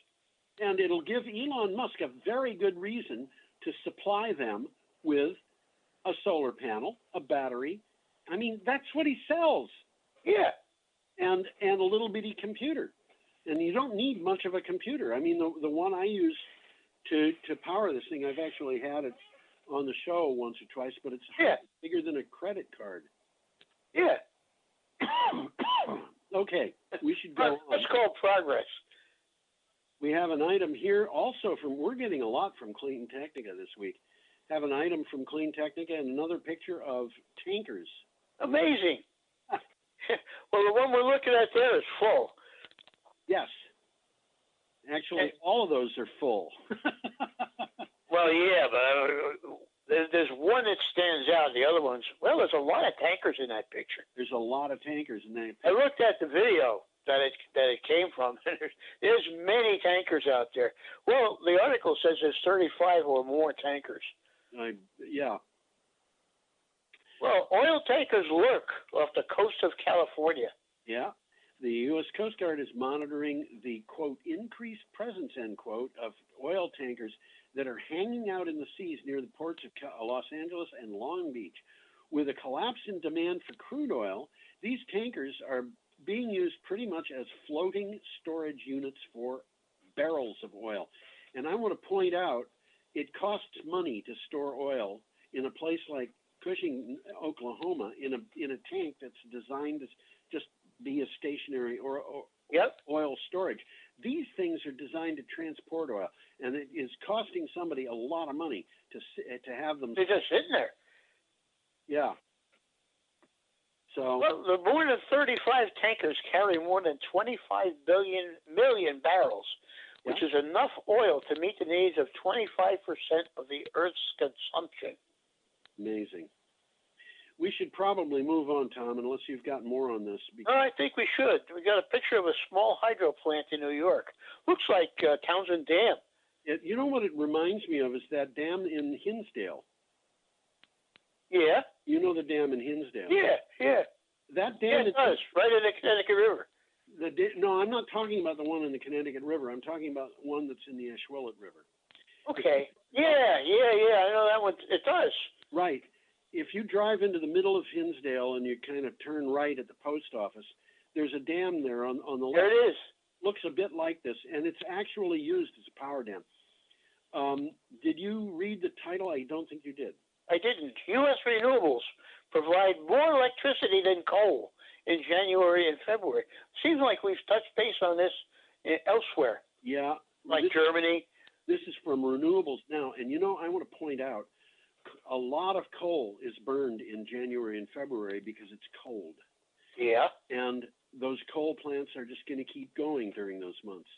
If they haven't made more electricity than renewables in the middle of the winter, I don't think there's much chance they're going to do it in the spring. I think you're right. Renewable energy sources produce 10.6% of electricity, 10.6% more electricity than coal during the first 2 months of 2020, and topped nuclear power in February, according to a Sunday campaign analysis of recently released data from the U.S. Energy Information Administration. Well, this Sunday campaign is a company. It's a nonprofit research and educational organization. Yep. Supporting the aggressive development of renewable energy. And I got renewable energy and energy. Yes, well, I think I think that may have been in the article. I think it was. Yeah. I think it was. But that's the Sunday campaign. It's Sunday. Yeah, 2 words. 2 words. Okay. It's interesting. We should move on. We've got about 12 minutes and 6 articles to do. And we got, 6 articles Tuesday. We're starting out on, coming up on Tuesday. April 28th, we have another article from Clean Technica. We could just got a picture of a North Dakota wetland. Yes, that's right. And by the way, this particular picture and some of the other pictures in we use for Energy Week came from Wikimedia Commons. If don't come from Wikimedia Commons, they're almost always pictures that just were with the article when it was published. Okay. So this is the EPA's dirty water. A new rule discards science and ignores the importance of wetlands and tributaries. Didn't we just mention this? Yeah, we did. In the latest act of abdication, the EPA published its Navigable Waters Protection Rule in the Federal Register on April 21st. The EPA's own Science Advisory Board said its formulation did not incorporate the, quote, best available science, end quote, which tells you something. You know, the administration is just ignoring the facts. They don't want to know the facts, I don't think. Well, it's propaganda, really. Yes. They're just trying to protect the oil industry. It's hard for me, if the Supreme Court is going to tell a waste treatment plant on Maui that it's not allowed to pump water underground, I can't imagine that it's going to let this rule stay. I think you're right. Well, let's get a takeaway from here. Yeah. Water flows on many more surface and subsurface paths than just rivers and other obvious waterways. Yes. These pathways, in turn, connect wetlands and tributaries with large lakes and rivers. Trump is saying that if you can't see the connection between the bodies of water, it does not exist. Which is exactly what the Supreme Court just ruled against. On that basis, the administration has removed environmental protections from half of the nation's wetlands and a fifth of the streams and tributary headwaters. That makes them available for unregulated pollution. It isn't going to stay. Yeah. I think the Supreme Court's going to get in there and say you can't do that. I suspect they will, yes. Okay, we've got an item here from NJ Spotlight and a picture of a solar farm. Pretty big solar farm. Yeah, it might be in New Jersey. It looks like it could be. It could be. Probably is. Yeah. Well, the NJ, which is New Jersey, goes to court to fight federal order on renewable energy sources. This is interesting. New Jersey appealed a federal order that would raise the cost of energy from renewables, saying the measure exceeds federal authority and would slow down the switch to clean energy. Advocacy groups in Delaware, Maryland, and the District of Columbia joined in the action. We've actually talked about this ruling before on a number of occasions. Doesn't make sense. Well, basically what they're saying is if the state is going to subsidize or incentivize renewable energy in any way, the federal government is going to make a ruling that as a source of energy has to bid on the market at a rate which is comparable to what would the same energy would cost from coal or natural gas. We can't count on the subsidies. Yeah. They're just saying we got to throw those subsidies. As far as we're concerned, we're throwing those subsidies out. They don't count. That's what they want to do. Now, what happens if you have a solar farm and you bid 4 cents per kilowatt hour because you know the natural gas plant is going to bid 4 cents per kilowatt hour, what happens to the extra money? Does that mean the wind farm can make a ton of money? I don't know. I don't know either. Okay. Do you have more on that? We have to keep. Well, FERC's plan is just another form of subsidy to the fossil fuel industry. Right, and one of the FERC commissioners said this is exceeding the authority of our commission. So I mean, these people are acting for political reasons and not because they want. Absolutely. Okay, you want to move on, Tom? Yeah, I think we should. Environmental. Picture of a nuclear plant in Connecticut. Yes, Millstone, and this is the Environmental Working Group. As pandemic rages, federal nuclear regulators put keeping reactors running ahead of public health and safety. How is the NRC responding to a coronavirus pandemic? Question. Well, the answer is by letting nuclear plants cut back workforces for social distancing, creating 84-hour work weeks, and by having NRC inspectors work from home. Doesn't make sense. Have you ever worked an 84-hour work week? I don't think I ever did, but they're allowing these to happen back to back. Yeah, and I have worked 84-hour work weeks, and I can tell you. That's 12 hours a day. It's not very efficient or observant after 84 hours of work. Well, that's exactly what they're saying. They're talking about 3 Mile Island. Yeah. Attributed to mechanical failure worsened by operator fatigue. Yeah. Okay, we have to go on, Tom. I think we do. We got a picture of Michael Moore here. Yep, we're at Wednesday, April 29th. It's kind of a controversial article here. Well, what do you have for a title? Michael Moore's latest film is riddled with errors and millions are watching. Yeah. Planet of the Humans, produced by Michael Moore and Jeff Gibbs, is ostensibly about climate change, but Gibbs spends most of the so-called documentary railing against the problems of renewable energy and spinning out conspiracy theories. Now, Tom, I want to tell you, I have watched this movie twice. The first time I just watched it, and I was prepared to believe that it would be okay. The second time I took notes, and I found a major error or major problem with every single scene that had substance in it. Interesting. They just to give you an example, they showed a thing about the unveiling of the Chevy Volt. They just said it was the unveiling of the Volt. They didn't say a lot more about it than that, aside from the stuff that they wanted to say. They didn't say when it happened, for example, which was 2008. After that, they went to a place where there was a certain amount of renewable energy being produced from a solar farm that was nearby. Read that, yep. This was 2008 now. Yeah, and one of the things that they mentioned is that the solar panels at the solar farm are flexible. Okay.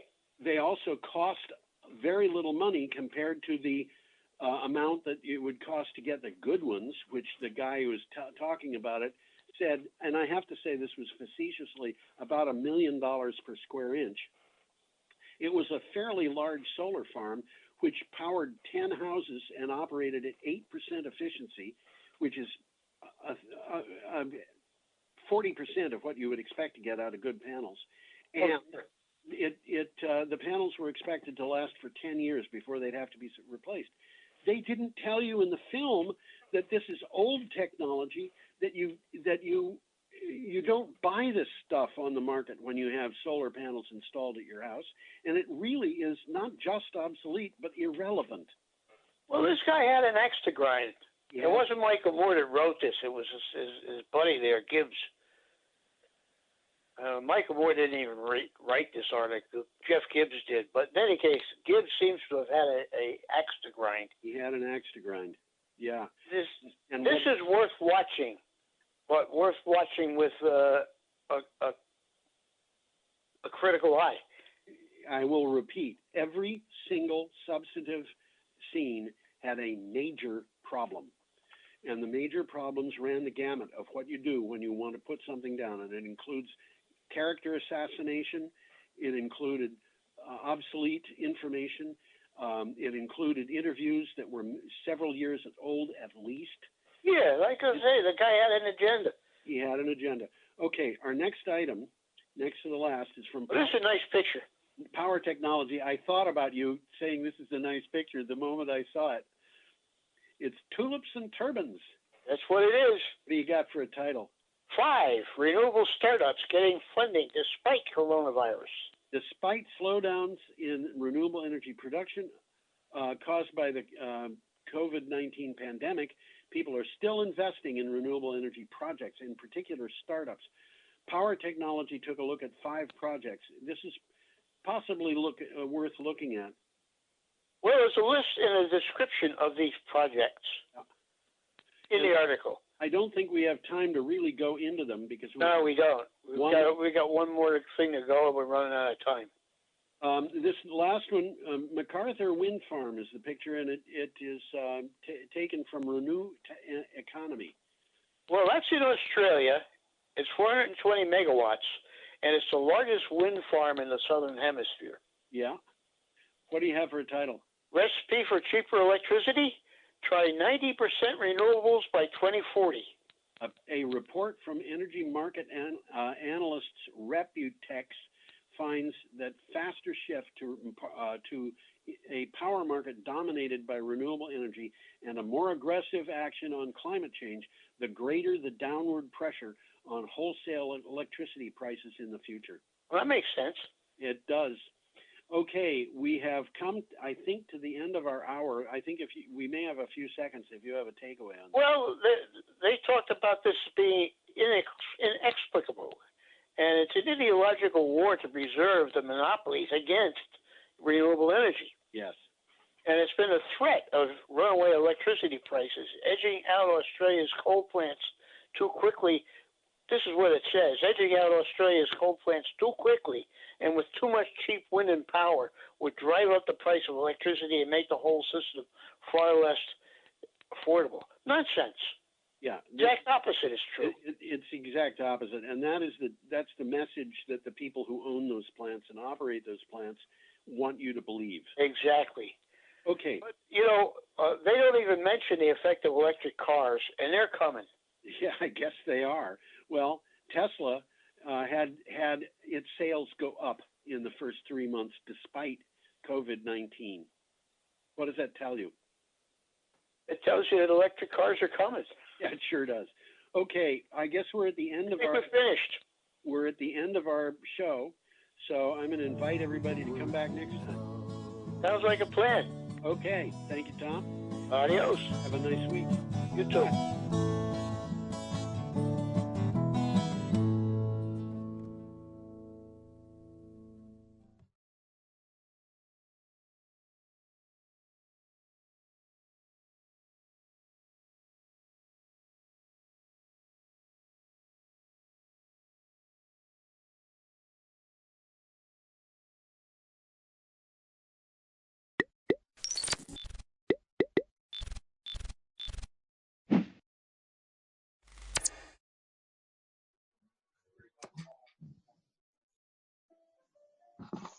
Okay, well, I'm showing about 7, but I'll wait. Let me get this started to. Okay, it's recording. Okay, it's close. Everyone, I'll wait a few more minutes. I see Chris just joined in, and yeah, it is 7 though. Everyone, just again, mute your mics if you're not talking, so it keeps the noise levels down. That's all. And raise your hand or. Yeah, I'll try to watch everybody for physical hand raising if they're not electronic.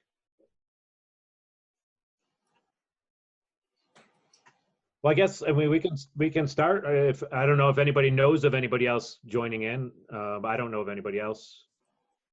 Thank you, everyone. I will officially call the meeting to order. I guess it's 7:01.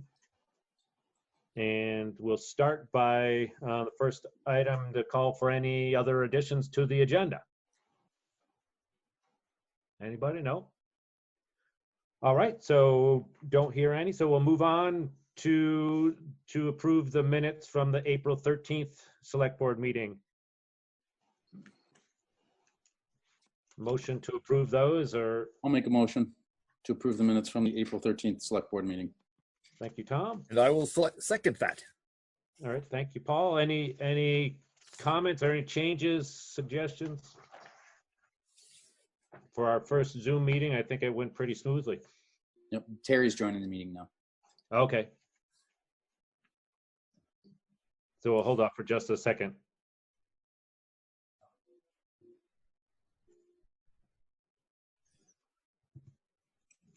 I guess I can go ahead and any further comments? All in favor of approving the minutes? Aye. Aye. Aye. Aye. Aye. And I see Damn, boy, any I'm abstentions back. or any nays? Chris, we can hear you. All right, so I have all in favor for approving the minutes. Next two items are kind of lumped together for approving the timesheets and the pay orders. Terry had posted those up on the shared drive this afternoon, and I will plan to go into the office tomorrow to sign them. So I'll look for any comments or any anything that anybody saw in those or anything to point out. I have a question. I have a question and a comment about the pay orders. Sure. First thing I want to do is I want to thank Sarah and Terry for they're doing these logs of what they're doing at home. And I think they're doing it really good, really helpful. Thanks for that. The other one is we talked about the bottle deposit, and it's like $5 a bottle for the water.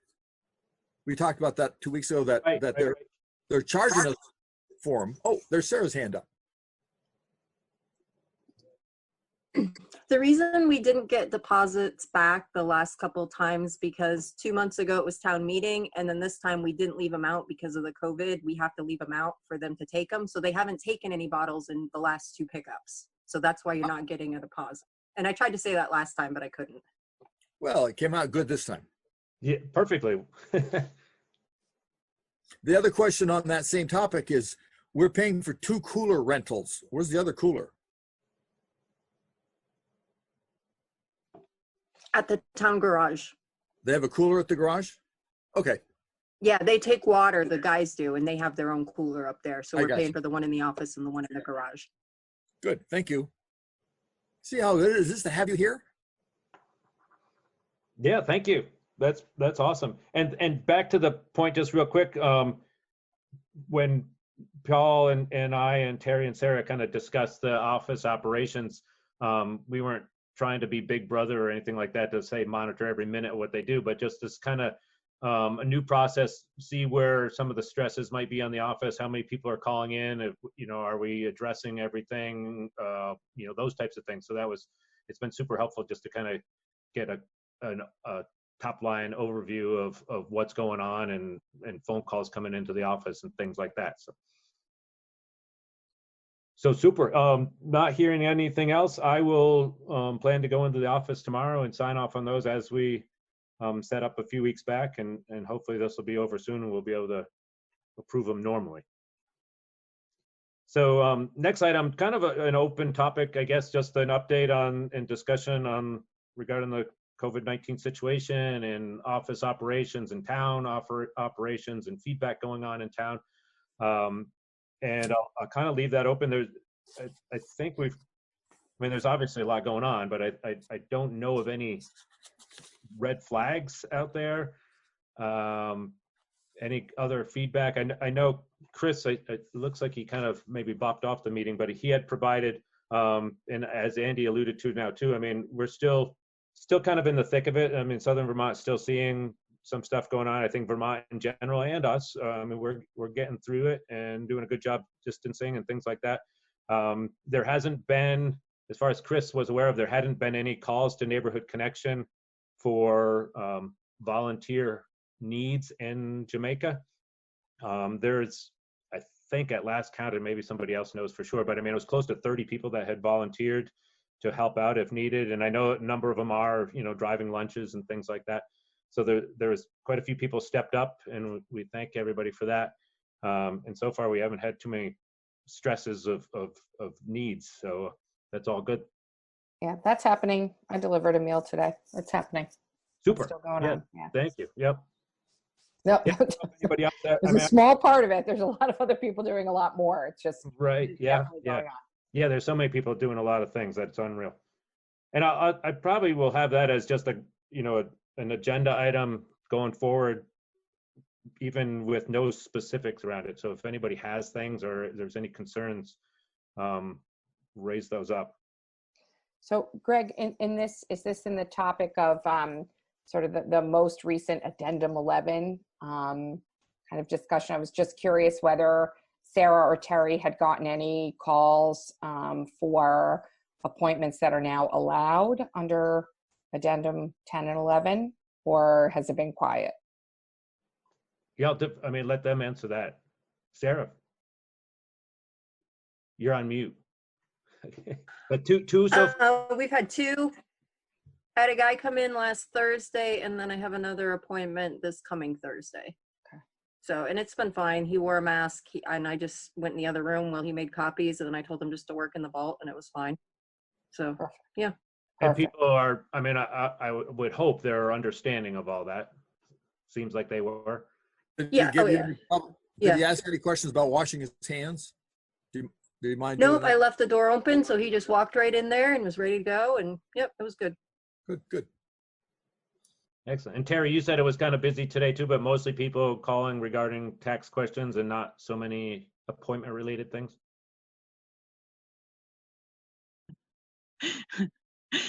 This is my first time ever doing this, so it was quiet. It was just tax stuff today. Yeah. Yeah. Okay. People are still doing their taxes. Jessica, do you anticipate, I mean, just from your seeing that side of the business, do you see that there's a lot of stuff that's maybe built up in the pipeline that will get out, get down to the town level of doing research and things like that? So there were in surrounding towns. I can tell you in Londonderry, there was in some other towns. I had not been hearing anything. I know something that's going to come up in Jamaica, but it's not ripe yet. So I was just curious if Jamaica was feeling what Londonderry did. But Londonderry got back, for example, they were pretty quick. And Winhall, they got requests relatively quickly. Yeah. Well, I guess that's a good thing, and hopefully we can stay on top of it. Thanks. Okay. Well, the next thing, Terry, we'll roll right into item 6, and I threw this out there. I know there's obviously a lot of discussion about the financial side of local government and at the town level and especially the state level, and I imagine a lot of people were wondering about that. I mean, you see a lot of select boards addressing that and bringing up those topics. So I asked Terry to kind of do a quick little forecast of what we're looking like right now and where we'll be at the end of the year. And I'll let Terry just kind of throw out a few little comments on that. I mean, it's looking good. I mean, as good as it can be, I guess. I mean, anything else to add to that? Or I can start and then Terry can add in. So, I mean, right now, I mean, we're kind of in a good situation because most of our tax revenue collection is in the fall. So we're fairly well financed, I suppose, until we get, through this fiscal year. We're tracking ahead of, with a slight surplus. We haven't seen any unforeseen kind of expenses come in. One thing that we're being cautious of is, or that at least in my head, we should be cautious of, are some, projects that we have on our budgets going into next fiscal year. Partly, if grant funding and things like that kind of get bottlenecked, and then, later in the fall, if we see some decline in tax revenues because of people that have been out of work for 6 months or whatever the case might be. Is that anything else to add to that, Terry? No, I think that pretty much covers it. The only thing I will say is the sheet that I put up on the drive today, that was the projection sheet, did not include the pay orders for today. So I think there's about 30,000 with payroll and expenses. So we're gonna have to take that off the bottom line, that's all. So we're down. So the 82 is less 30. So it's closer to 50? Correct. Yeah. Okay. At fiscal year end. Yes. Okay. And a lot of the things that I took off at the top are, the fiscal 20 to reserve is 180,000. And if we get to the end and we think, oh gosh, we're not going to have enough money, I just won't move that. So there's a little leeway there. There's leeway there too. Yep. And this includes the road projects that you created the RFP for? This does not, because those will be because they're after 21. Yeah. Okay. And the paving, the Pikes Falls part of the paving RFP is a paving grant from the state. So that will be, I think, about 32,000, and they're going to kick in 175,000. Okay. So. Okay. So one of the things we talked about is, the state may, in June or July or next week, might just say, hey, all those things are off. So part of it was we thought it made sense to get out there and get the RFQ out there early, so that at least we're in line.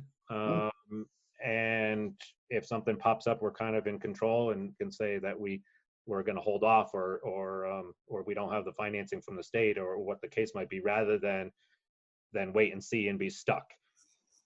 Right. So there's a separate item, right, in the agenda for the RFQs? Yes, and coming up next, so it's maybe a perfect segue. Well, I was just, I know you and I, Greg, had talked briefly online about the delinquent taxes and whether, were we going to kind of proceed business as usual? We holding tight? Was there any further discussion? Yeah, it's certainly something to bring up. As you can see on Terry's report, there's a little over 40,000 out there. It is kind of I don't know if it's called customary, but it's kind of a procedural thing that right about this time of year, we kind of start to do the work for delinquent tax sales. Obviously the money is important, but my thought on that is that it may not be the right time to go out with doing that, so to speak. Just given the sense that given the fact that everybody's maybe in a bind, even though these are old issues. They're a few years back. So, you can argue it probably either way. It's great maybe to have some public, some comment on that from the board. I think right now they're on kind of loosely on hold, meaning that we just haven't moved forward. So Andy, you had a thought, or Andy had a say? No, I was just wondering if the state they haven't suspended anything as far as tax collections, or are advising any municipalities to change any business as usual. I know Terry, our treasurer, has some laws she has to follow in collecting taxes, I think. Are you talking about, we can suspend those if things got a little more bleak, or? Yeah, and I guess maybe the right word wasn't suspend or delay, or I don't know. I don't know the strict requirements of timing on all that kind of stuff. I think the governor obviously is, trying to, get people to pay their taxes if they can. So, any kind of revenue that we can collect is good.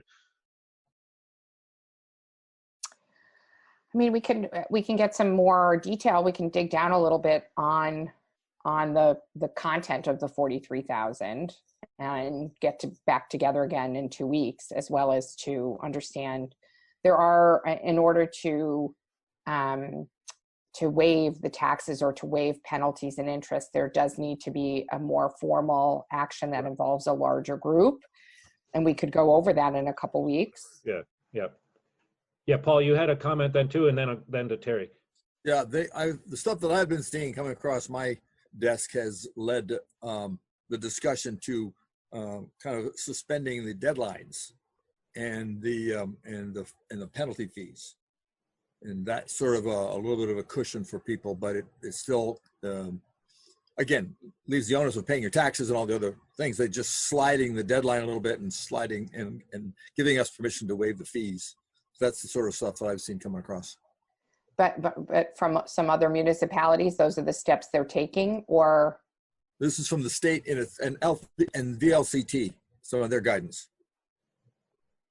I'd be perfectly honest, I get stuff from so many different directions. I'm not sure exactly I want to quote, but I think it was VLCT talking about its interpretation of what came from the state.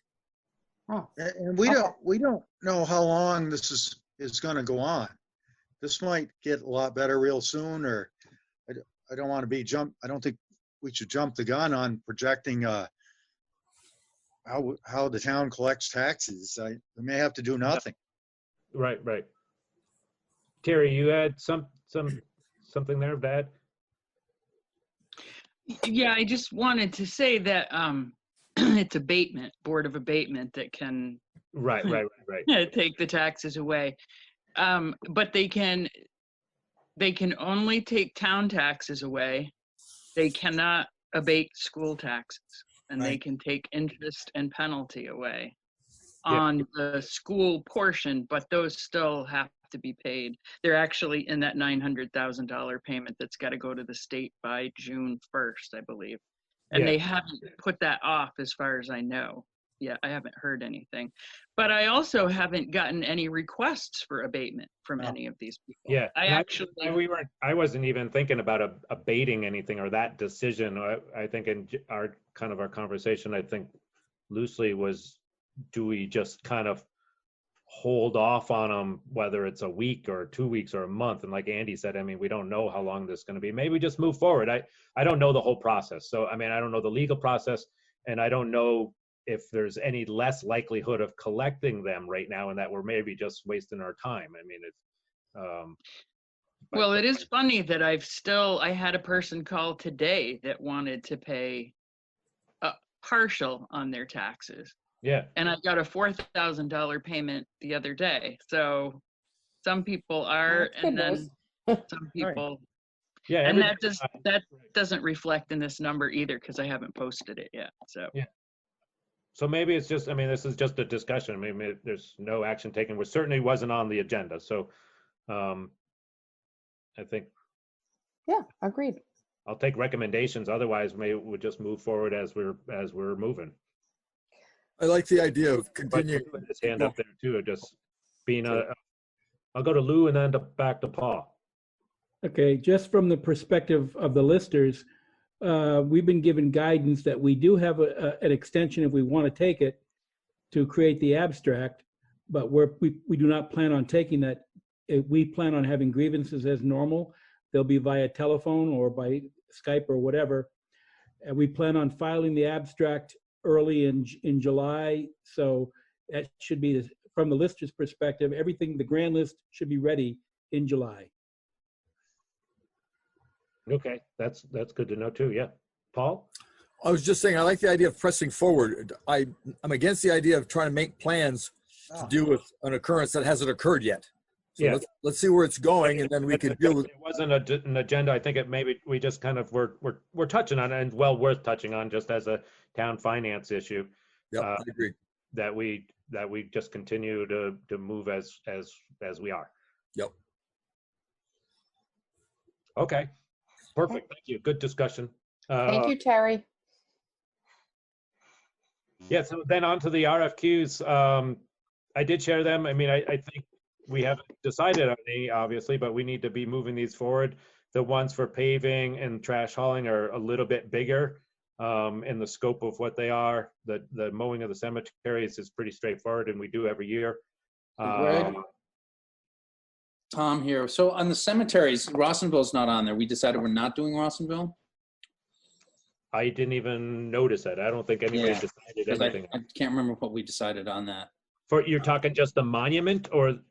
Just the monument, yeah. Not the whole cemetery, but just the monument. Wouldn't that, because I remember last year we had Amadon Drew do that. We added that later, I thought, just had him do that after we had talked with Rawson's. Yeah, Well, Terry and I had a little bit of this conversation, because this was primarily, I mean, this is for the cemeteries, and it's not for all the other. Oh, it isn't. Okay. Miscellaneous kind of town stuff, meaning like the little triangle in front of the church and all the, but those, I mean, that was on the back of my mind. I can't even recall, Terry, we talked about it, and I can't recall how those were done in the past. Or Paul probably knows too. Yeah, Paul. Well, my thought on this is most of our discussions took place before it was clear that we didn't own or have any claim on that monument. Right. And then it's been, it's clear now that we thought it was clear before. We really don't own it. It belongs to a combination of the Rossonville people and I believe Mrs. Wright from across from Wilbur's ex. I think owns that piece of property. And so we were taking care of it because everybody, I assume in the past, because I know when we were talking about it when I was in the past, we assumed it was part of the town, but it's not. Okay. Right. Andy. Oh, that's good. Okay. Okay. I didn't know I was on that. I'm going to mute myself.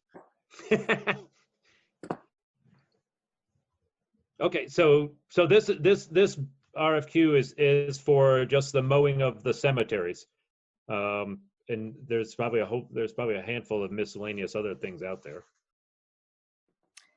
I just had one question on the RFQ for the road paving. Yeah. I know that's next fiscal year, but obviously it's going out now soon. One of the things that it looked like would be pretty critical is what the proposal would be for scheduling, for when they would come in, how long they would be there, et cetera. And it does say in the text of the RFQ that one of the bases for the decision to be made will be how much time it's going to take you to do it and how tight your scheduling is.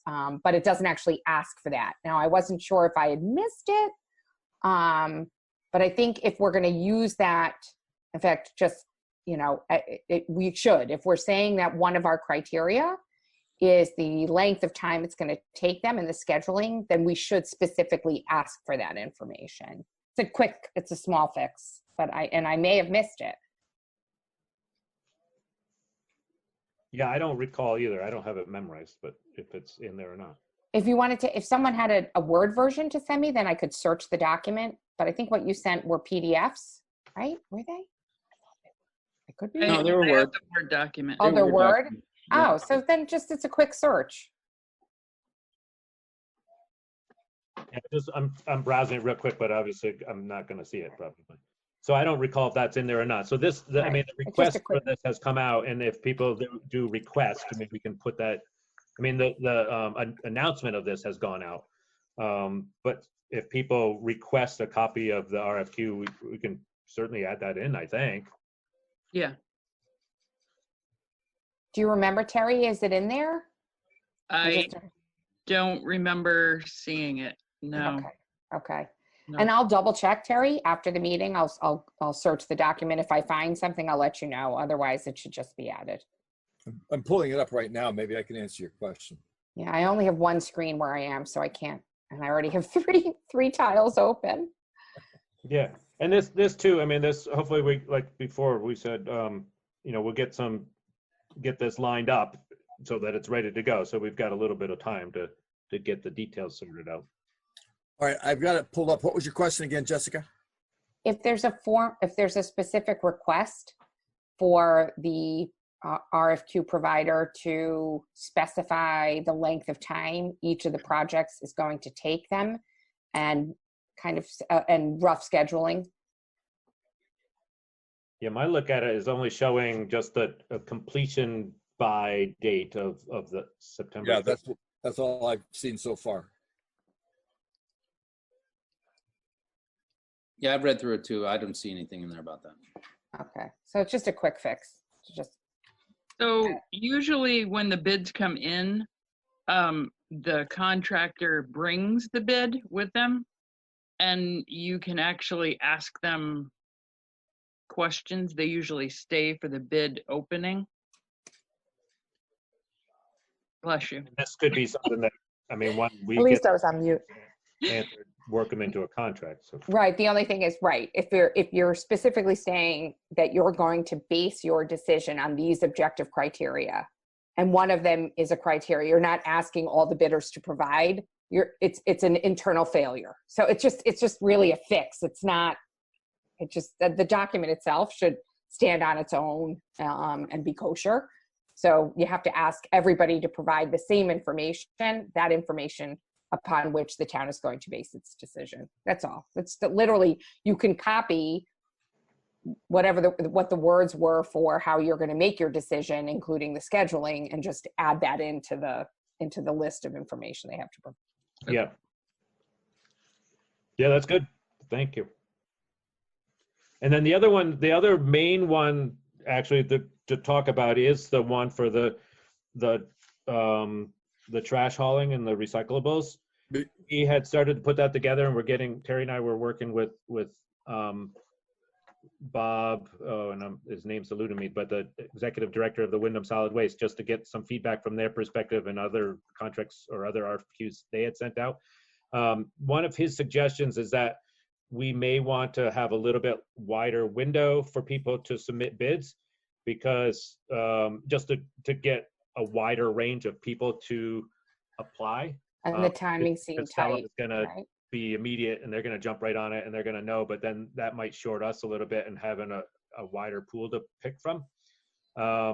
So the thought is to go, right now our bridge kind of contract with Casella goes to June 3rd or June 1st. The discussion was to see if we can extend that contract by a month. I wouldn't imagine Casella is going to say no. I mean, they're getting paid for it, and that would give us, we wouldn't be required to have the bids back by by our May 7th meeting. It would give us another few weeks to get the bids back. And also looking forward, the following meeting after that is on Labor Day, and I think historically we don't have a meeting then.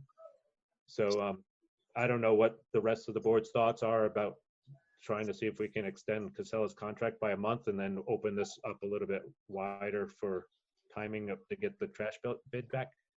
I agree with that. It seems tight. It seems tight, especially in light of the no meeting on Memorial Day. Yeah, and this kind of, like, everything seemed to sneak up on us, I guess, with everything going on in the past month or so. Any other thoughts? I'd agree with that. I think that they may have some timing issues of their own, given the Corona thing going on. So they might What are the yellow highlights on the organics, composting? Vendors could submit quotes. So this one hasn't been finalized yet. So those were just questions. I think, I can't remember if Terry highlighted those or maybe Bob had highlighted them. Whether they were, some bids don't include those. I mean, and so he wasn't familiar with what we had done. So I think he was the one who highlighted those. Is that correct, Terry? I highlighted them Okay. because there were questions. This came from a RFP that was 3 years old, and it was a little different. So I took the 3-year-old one, and I took the first one that he had sent to you, and kind of mashed them together. Okay. And then this was so my questions were in yellow when I sent it off to him, and you got the yellow one too. So. Okay. So those aren't things we need to answer tonight. No. Okay.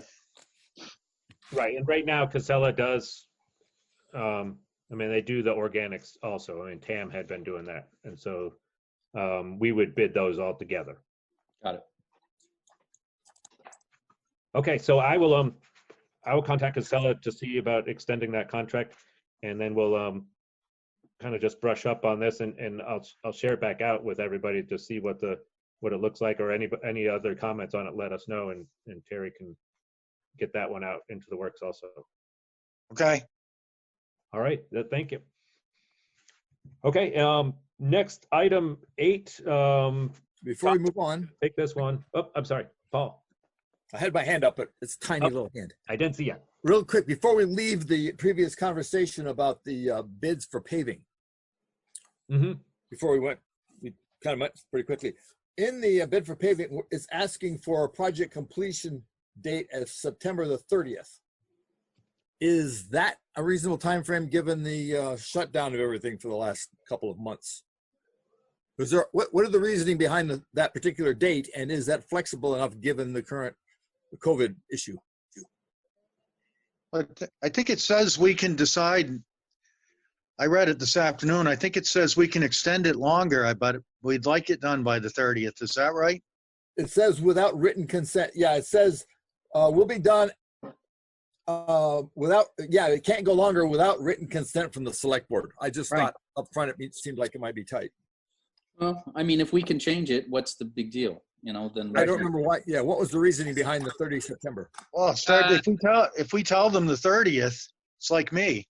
You know, you can tell me I got to be done by Christmas, but you'd really like it done by September 30th. You know, if we give them the 30th, they'll try to get it done by then. Yeah, right? I think part of it too, you're getting to the point where after that point, you're getting into more weather issues and stuff like that too. So let's force them to get it done earlier. I'm just wondering if we'll force them to get it done, or we'll force people who know they can't get it done to not bother to bid. Well, Terry's got a thought. I think that will give them sufficient time, because I think with the opening up, all the plants will be opening. If they haven't opened by now, they will be opening fairly soon. And if they decline to bid on that basis, they're most likely to say, you know, guys, I would love to bid, but it's just not reasonable. And then we can come back and amend the offer. I concur with that. And this RFP was done by VTrans. So they know, I think, what they're talking about as far as dates and stuff go.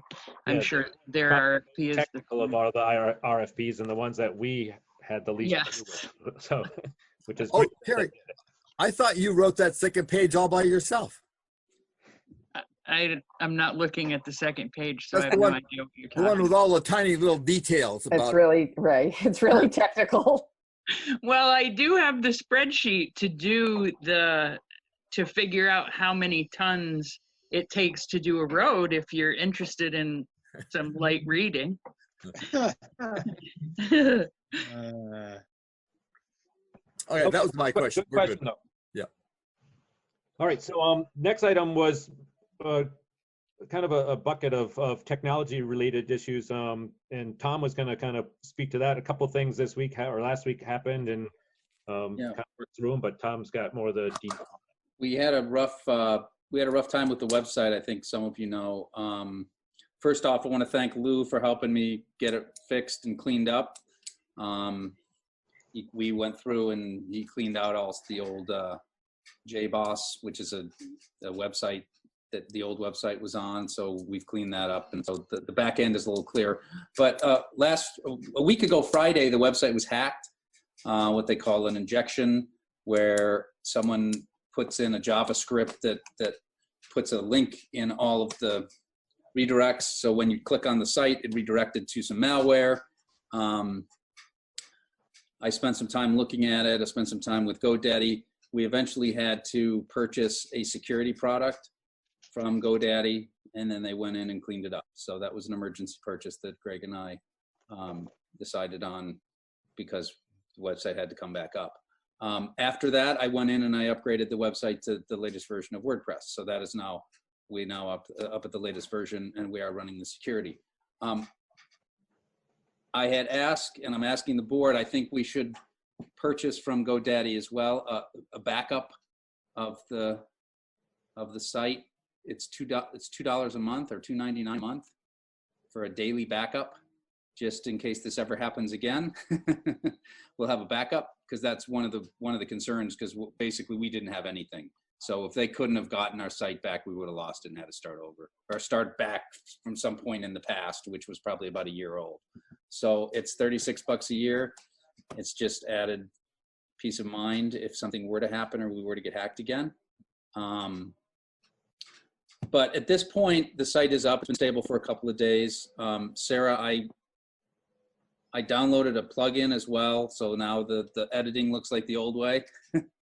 So if you go in, you should be, if you can get in, you should be able to edit things and edit the pages and stuff, just like you did in the older version.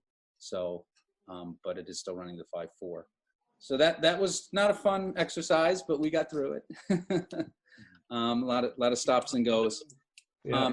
The second thing we want to talk about tonight is the router for the town office, and the router failed at the town office.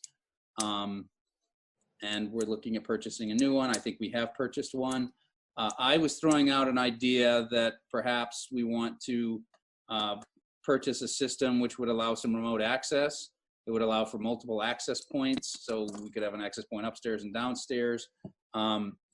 It's about $450 for the products, and I would install them. It just gives us more security and gives us more insight into who's on the network, and also allows remote administration of the network. So, you know, it's some bells and whistles, and I kind of showed Greg a little bit. I don't know if someone's interested, I can show you what you can see if someone wants me to demonstrate, because I run it at my house. Is anyone interested in boring tech stuff? I'd love to see it, but both of those recommendations seem pretty wise. Yeah, I think, well, I mean, let me show you real quick. I can pull up. I mean, again, and it's not anything that the end users are going to see any difference. I mean, it's going to be better performance and such. It's more of just as if we were hacked locally, we would just have a better idea of what, you know, who's on the network and those types of things. And we can block devices. If there's a rogue device on the network, we can go in remotely and block it. Yeah, and a lot of this, I mean, there's all the administrative side of things that we use in, you know, systems in place that Terry and Sarah use, NEMRIC and things like that. But there's also public access. I mean, there's demands for that. I mean, we've got it shut off at the town office now, but the security of systems and the website and software and everything is becoming more and more of an issue. And that's the other thing too. With this, you could provision out a separate network for public and a separate network for the office, and it runs off the same equipment. So we wouldn't have to. But basically, you see in my house, I have access points. Kind of gives my internet capacity. You can kind of look and see traffic types if we had people on the network that were, you know, just basic stuff. I mean, it can get kind of geeky, but the bigger thing here is devices on the network. So that's devices, clients rather. So you can see all the different clients on the network, and you can see what, you know, what the IPs are, where they're connected to. You can click over here and block a device. So I could go and block my kid's Xbox if I wanted to. Obviously I've geeked out on this and labeled all this stuff, but you know, like I say, it's not something that we necessarily need. What I was talking to Greg about is if at some point I leave town and I'm not around to do some of this administration, and Lou leaves, and you know, then you know, someone could come in, say here's this remote access stuff that you can, you know, get in and administer. It wouldn't even necessarily have to be someone local. Like I say, $450. I think a new router is about $130, so we're talking about a $300 difference. And it makes no difference if we say we don't want to do it, that's fine with me. I'm just throwing it out there. Seems like a good idea. Given the fact that so much of our day-to-day activities in this country over the last couple of months have shifted to online across all spectrums, I anticipate there'll be some more people looking for avenues to attack it. So I think the idea of upgrading it makes good sense to me. Yeah, Lou has his hand up. Yeah, go ahead, Lou. Yeah, I just wanted to point out that about a week and a half ago, we did order and get in a new router. I told Terry today, because she was concerned about how she would get paid back, that if you decided to go this route, then the Jamaica Historic Foundation router is the one that was actually in the town offices that failed. So the Historic Foundation needs to purchase a new router. So should you decide to go with this new format, the Historic Foundation would then purchase the router we bought a week ago. Okay. Yeah, the other thing too is, there's multiple access points. So like I say, it's just, you're going to get better coverage as well. Rather than just having one in the closet somewhere, they're actually going to be in the office. So, I mean, you're just going to get better coverage, better throughput and that type. So. Yeah, Like I mean, it does actually operate better, right? It's both. It gives you a lot more information. I mean, it all does the same stuff. It's all Right. the same protocols and it's all the same technology. But yeah, it gives you a lot more information about how it's being used. More visibility, more security, right? Right. And what one piece of it too is I wouldn't call this an enterprise level solution, but it's more towards that where you're getting a little more professional than just going out to Staples and buying a router, buying a consumer level. It's definitely not consumer level.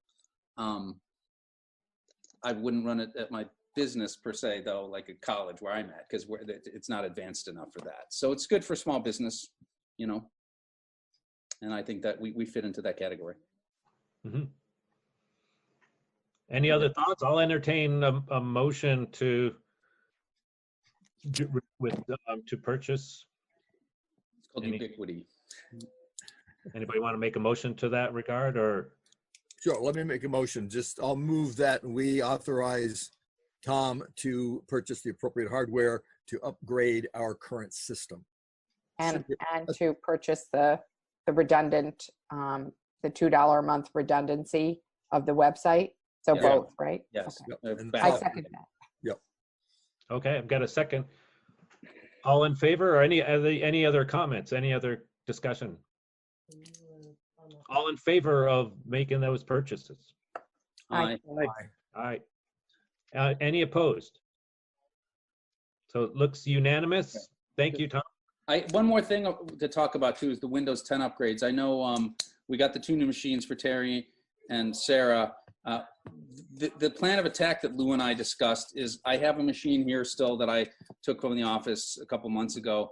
I'm going to upgrade that. We're not going to do an upgrade. We're going to actually wipe the machine and do a Windows 10 upgrade on the machine from scratch. I'm going to bring that in. We're going to pull Micah's machine out then and wipe that machine and do a Windows 10 upgrade from scratch. So I will also be buying Windows 10 licenses over the next couple of months. And I think that's something we've already approved. I just need to get the work done. So just want to let you know that was our strategy. Instead of trying to upgrade things, we've got the 2 new machines, going to wipe them and get the listers upgraded as well. So everyone will be on Windows 10 and we won't have any Windows 7 left. Yeah. Right. Yep. Which is, we discussed it before. I'm just letting everyone know we kind of changed our plan of attack. Yeah. Yes. Andy. I did have my hand up. Andy. Are you getting like an obscene amount or a lot of time in all this, Tom? Because if you are, I think, it sounds like this is quite a bit of work that you should be compensated. If you're not being compensated, you should be to some extent, unless you have an awfully big heart. The network stuff shouldn't be a problem. Because I just did it at my house. I just did it back in February. Yeah, but still, I just putting it out there. I mean, the other things, I'm doing it for the town. I mean, the website going down was, I'm surprised it didn't happen before, and talking to the guys at GoDaddy, they're like, you had no security on this thing. It was wide open. And I'm like, okay. So, I mean, I think we've fixed those problems. We shouldn't have any more hacks there. And if we do the backups, let's cross our fingers that nothing will happen. But I'm happy to do it for now for, pro bono, all my pro bono work. Yeah. Thank you. Thank you. But yeah, but I mean, I think the most works, because I can configure the network equipment here and just go install it then some night. I've got to go over, do a little reconnaissance kind of stuff to figure out where some connections are as such. But other than that, it's not going to take me a ton of time. If it does, I'll let you know. All right. That's getting annoying. So thank you, Andy, though. I've got one other thing I'd like to bring up on this topic. Yeah. One of the things we did when we were putting in the new router while we had Ernie from SV Cable there is we upgraded our internet service to the 50 megabit service. We were on a 6 to 20 megabit service, so we kind of upgraded 2 levels. I wanted to bring you up to date on how how we're paying for that. Okay. Right now, SV Cable's been very good to the town of Jamaica. We were on the 6 to 20 megabit service, and they were only charging us for the 1.5 megabit service plus a $10 fee for that second modem, and we were paying $39.95. When we upgraded 2 levels to the $69.95 per month level with the 50 megabits. However, Ernie's only charging us $54.95, which is for the 30 megabit service. So we're actually getting the 50 megabit service at the 30 megabit price. So my suggestion is to stay at the 50 megabit level. Will that all change when Comcast buys Ernie up? Well, Ernie's hoping that Comcast will support that fee going forward, but he can't guarantee that. Right. Right. I'm concerned about that too. And if they come through, I know over in Bonneville, they run fiber. I mean, if they decide to run fiber through here and then they're doing, or cable, 100 megabit cable, that's definitely possible. It's a totally different ballgame. Yeah, well, thanks, Lou. I don't know if we need to authorize that. I mean, that's kind of built into our operating cost, I think. No, I just wanted to let you know so that you, because we did tell you that we upgraded the service. Okay. All right. Well, thank you. Next on the agenda is the local emergency management plan, and Paul can talk to that. Briefly, I sent it out to everybody, so you also have a copy of it. I just talked to Alyssa today. We had to have a 2-week period where we solicited any comments or information or just basically comments. We'd gotten none as of today. So I talked to Alyssa. It is now gone. We will sign the paperwork, well, it's already gone forward actually, because I put today's date on it when I sent it to her. And we should hear back from the state eventually, but right now it's all done. And the ERAF is Terry, help me. Emergency reimbursement. Anyway, it's the fund where the state picks up a portion of our portion of any kind of FEMA projects that we buy. At any rate, it is now up to where it needs to be. Everything's taken care of. I just want to let you guys know that there were no comments. Everything went the way it was originally done. It is now in the hands of the state, and we should be fine. Yeah, and so this is something that's updated every year, readopted every year, something required by FEMA in order for the town to be in the chain to get reimbursement if we need to. And it's a fairly straightforward, simple document for people who haven't seen it. It's more or less a chain of command, a contact list, who to call if something's going on, basically. It doesn't say what's going on or when it's going to happen. It just says who to call. And in the future, future as in when I'm gone, in order for that thing, it has to be signed by someone who's taken the ICS course, either 100 or 402, I think the other one is. Those are available online. I keep sending links to you guys as they come across. But all the select board members should have at least 100. But in order to get that signed, it has to be signed by someone who's taken the ICS course. I have it. You've got it? Oh, good. Good. Yep. You signed it. Yeah. So I No, anticipate you can sign it, but I'm well, still it's all done now. around. I'm still certified for one, or I can't remember if I took the second one. I know I took the first one. It took all summer because of all there were a lot of things going on, and the guy. It took all summer because there were a lot of major crimes, and the guy facilitating it, they kept postponing the class. Me and Judy took it. Well, the way it's set up now, they're pretty much putting everything online, all these courses, and either 100 or 402, either one. Just a heads up, because next year I won't be on the select board at this time, so someone else needs to sign it. I'll still be the EMD, but unless you guys fire me, but we should have somebody on the select board to sign it. And Andy, if you can do that, that doesn't remove the responsibility of the other select board members from taking the ICS courses, but it's good to have. Yep, and I hope to and plan to, just haven't got to it either. Yep. Andy?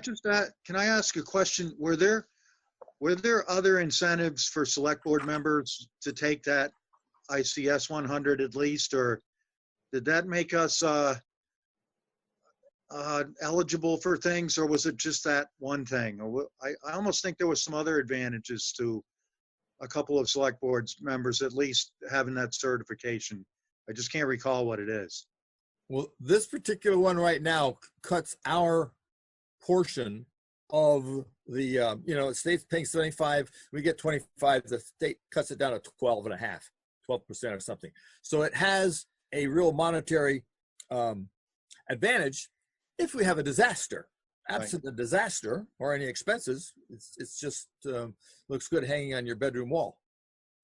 But there is, the state clearly would like to have all the select board members in the whole state involved, because according to FEMA, if there is an emergency, as select board members, you are basically part of the emergency response package. And so everybody gets involved at some level, and they like everybody to have that course, either ICS 100 or ICS 402, which is the course for management, ICS management.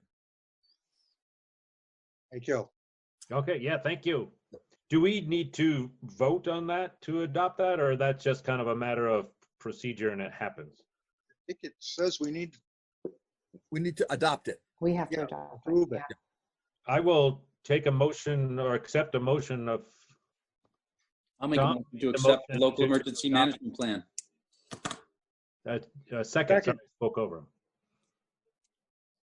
A second to, Tom has made the motion to adopt the local emergency plan. Do I hear a second? Second. Andy, sorry, not looking all over my screen. Any further discussion? All in favor? Aye. Aye. Aye. We got 5. All opposed? Any opposed? Thank you. Unanimous approval on that too.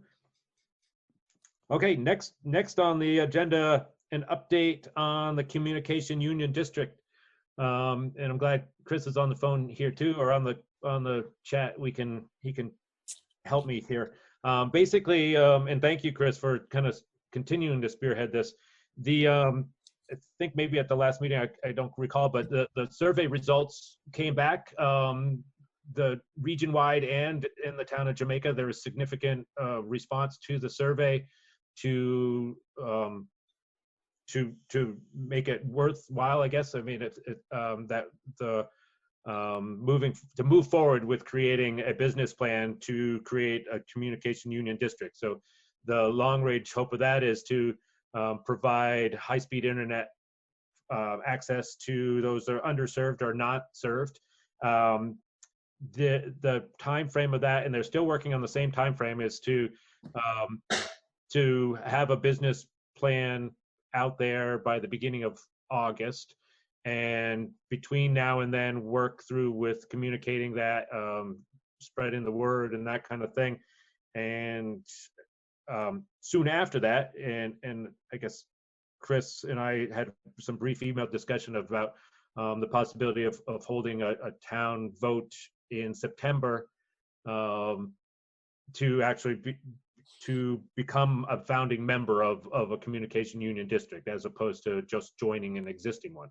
For starters, one may not exist to join, but secondly, by being a member and forming one, we get a little bit more say in how this is directed and what the bylaws are and those types of things. So probably I wasn't that elaborate in just to define it, Chris, but anything else that you would add to that?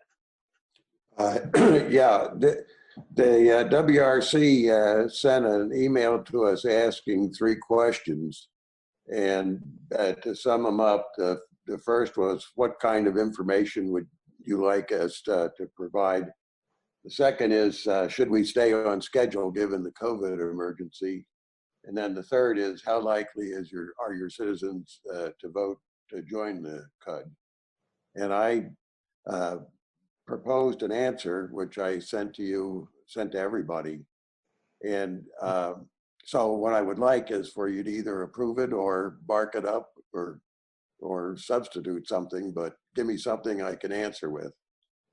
The last email that you sent around that had a full draft of the response? Yes, that's right. Oh, I thought you had already sent it. I was fine with it. I thought it was excellent. No, I would be usurping your authority. Yeah, well, I guess they were looking for a deadline of April 20th, and I think maybe I interpreted it also that it was they were just looking for kind of an expectation of where we thought the town may go, and given the feedback and the survey response, we felt, or at least I did, and I think Chris did, felt pretty confident that the town would support this moving forward. I mean, the survey results kind of alluded to that. And it'd be nice to formally vote on it, and we can formally vote on it too. I thought it had moved along too, just on what our expectations were. Well, I can make a motion to agree to have Chris send out the communication as drafted and shared with the board. I'll second. Perfect, thank you. Any other discussion? Anything else to add, Chris? No, that's it. Good. All in favor of the motion to move forward as planned and communicate back to Wyndham Regional regarding the communication district? All in favor? Aye. Aye. Aye. Any opposed? Unanimous. Thank you. Thank you, Chris. Oh, you're welcome. Thanks, Chris. Yeah, and then I guess our next step is that they'll come back to us with some methods to help share the information of where they're going. And then after that, after the business plan is done in August, or sometime in August, we can be talking about what our next steps are as far as the town and becoming or forming a district. I forgot something I wanted to mention. There was an outstanding issue in the email exchanges, and namely what statute protects the town from tax liability. And it's Title 30, Chapter 82, Section 3056, very clearly and unambiguously says the town's not on the hook for anything. Yeah, so we're supporting this project, but it's not like we have to buy into it. There's no town finances involved. We don't, if the whole thing blows up at the end, we don't owe anything or whatever. Exactly right. Yeah. Yeah, so it's really a win-win. I'm glad there's initiative to move forward on it. It's awesome. Paul. Real quick question for Chris. Do they still think that timeline is still a valid one? I can't answer that. I sense some doubt on their part, and I think they want to finish the business plan on time because they're working on a use it or lose it grant. But I mean, we don't know. The fourth quarter of this year might not be a very good time to go to the capital market. So who knows what's going to happen. But I'll say that I think there's supposed to be money in the federal budget for rural internet development, and they want to be in a position to apply for a grant for that if that in fact comes true. Good plan. Yeah, there may be all kinds of stimulus monies out there. Who knows? And maybe properly administered ones too. Sure. And thank you. I think on to the next one. The next was more of just information. The school district budget vote has been rescheduled for June 10th. What that looks like, I imagine there's probably not going to be public meetings or anything, although we're getting to the point where maybe there will be some new revised. But more information will probably be coming out of that fairly soon, but it is scheduled for June 10th. I would suggest everybody gets in line, and I'll defer to Sarah too to talk about getting maybe some absentee ballots and whatnot. So Sarah, comments on that? Yeah, if everyone could just do absentee ballots for now, that would be great. Anyone that voted absentee before has to vote again, unfortunately. Those ballots aren't valid. So if you did absentee ballot already for this vote, you need to do it again, unfortunately. So that's all. Yeah, thank you. That's useful information, and certainly a vote that's very important.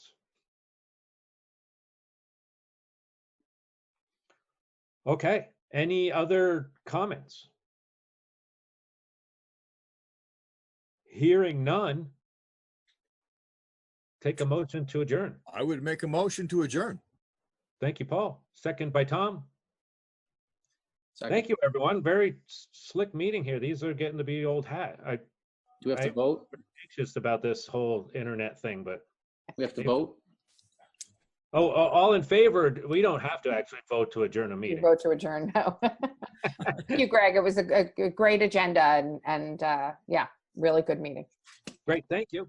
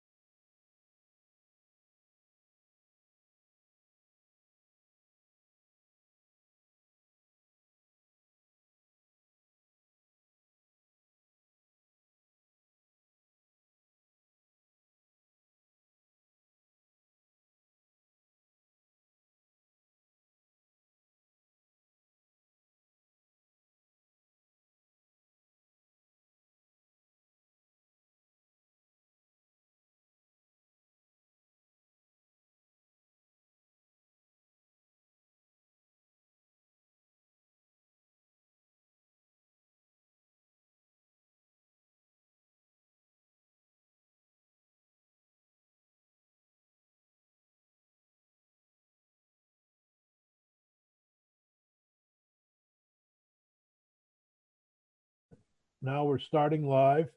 Senate Judiciary, April 22nd, 2020, remotely meeting. And the first item on the agenda is intercepts. And by that, I mean where the tax department and others intercept unemployment checks or the CARES Act individual checks. The Attorney General sent out, we had this scheduled on our agenda this week, and the Attorney General had a statement today or an order, I don't know what it is, that to stop all these intercepts. So Joshua Diamond was kind enough to join us this morning with about 20 minutes notice. So Josh, if you could take over, we'd appreciate hearing from you about what exactly the Attorney General's order is. Certainly. I Senator guess it's Sears. called a directive. That is correct, Senator Sears. Mr. Chairman, members of the committee, Joshua Diamond, Deputy Attorney General on behalf of the Attorney General's office. Yesterday, I believe, our office issued a directive, so not an order, but a directive as to how we will interpret Vermont law as it applies to collection activity by debt collectors, creditors, banks in particular. So private parties with regards to the stimulus checks issued under the CARES Act. It is our belief that the payments issued under the stimulus check are designed to preserve and to meet the immediate basic needs of Vermonters and Vermont families at this time of extreme economic dislocation, to make sure that basic needs such as food, rent, mortgage, utility needs are met. And these benefits are necessary to ensure that the basic necessities of Vermont families will be met during these difficult times. We started prior to this directive by asking Secretary Mnuchin, the Treasury Secretary, to issue regulations under his authority to declare that these benefits would be considered quote unquote benefit payments under federal law to exempt them from garnishment. Unfortunately, the Treasury Secretary has not taken action in that regard. So as we looked at Vermont law, what we found was 12 VSA section 2740, subsection 19I, that essentially prohibits from attachment or writs of execution those future earning payments that are needed or reasonably necessary to support an individual and their dependents. And so looking at that, we felt as if, at least under Vermont law, there was a basis to preclude creditors, debt collectors from going after those payments. So the directive was viewed in that regard. If that helps answer the question. That helps. I think it leads to two questions. One is that doesn't mean that the bill isn't still owed. It just means that you're not taking the money right now. Is that correct? Correct. So if are you adding? Are they able to add interest and penalties during this period? I could not speak to that because I think it probably depends on the various commercial relationships or contractual relationships that exist between the creditor and the debtor. But for purposes of a creditor looking at these monies to collect now, we believe that it would be inappropriate to access those monies to get relief for debts owed. So if I got Senator White and Senator Nichter after this question. So jumping to the state of Vermont intercepts, does the order include the state of Vermont through the tax department intercepting, for example, a CARES Act check for unemployment owed that was overpaid, or for child support or various fines or whatever that we're intercepting through the tax department? So the directive was primarily directed at private parties. We would hope that our colleagues in the tax department would also follow our lead with regards to the important policy implications that underlie the directive. My understanding is that Commissioner Bolio will be testifying later today. So I don't want to steal his thunder, but I have good reason to believe that they are also working very hard not to engage in collection activity that would look to the stimulus payments as offsets for state taxes due. What about child support and other things like that? And I've, with the caveat that I'm not an expert in this field, but I have had a chance to chat with the Director of Child Support prior to my testimony today, Ms. Robin Arnell. And I've been informed that OCS, the Office of Child Support, has suspended enforcement activities as it pertains to the collection of these monies.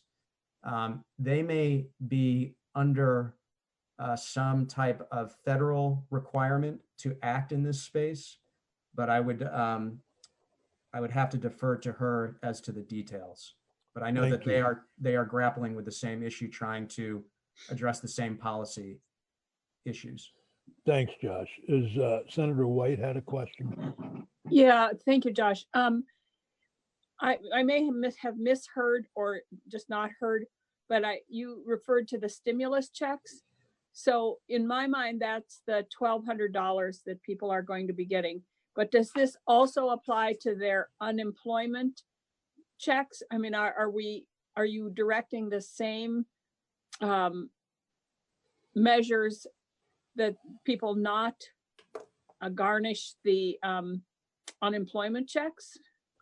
So the directive, the four corners of the directive was limited to the stimulus checks, because that's where the questions were coming to our office from and we wanted to address quickly. But our hope would be the same would apply to unemployment as well, for the same policy reasons, that these federal dollars are necessary to support the basic needs of Vermonters at this time. And I can tell you anecdotally, and would encourage you maybe to reach out to the judiciary, that I believe the courts in a number of counties have suspended activities. They're not taking up cases seeking collections and garnishments at this time for similar reasons. Great. Senator Nitka. I have the same kind of questions. A couple of people, their check may already have been grabbed because they owed money for an overpayment on unemployment insurance and have already been paying back gradually. And then now they believe, when they went and looked at their account, that a very large amount was taken out, and they think that probably was what was coming into them under some new program now. And the other one was people, I'm wondering, and probably we need to ask the tax department, was with regard to people who are already under garnishments through the court, are those being held? Will those need to be paid? I'd have to defer to the commissioner on this, who I understand is coming before your committee later today. Yeah, he's And our next hope on would the he's next on the agenda, Alice. Okay. Our hope that they would also be honoring the same policy objectives that we're trying to achieve. Thanks. Other questions for Josh? Josh, thanks for joining us on short notice. And if you can hang in there, there may be other questions as we talk to some other witnesses. If you can't, we understand. Yes, I'm happy to stay for a while. Okay, thank you. The next witness is Craig Bolio, from the tax department. Craig? Good morning. Can you hear me okay? We do. We can. Oh, perfect. Yes, thank Perfect. you. Yeah. Yeah, thanks for having me. Sorry, I wasn't thinking of the stimulus checks as a big central part of this. So I was a little flat-footed at the start, because actually my office is not involved in offsets on the stimulus checks in any way.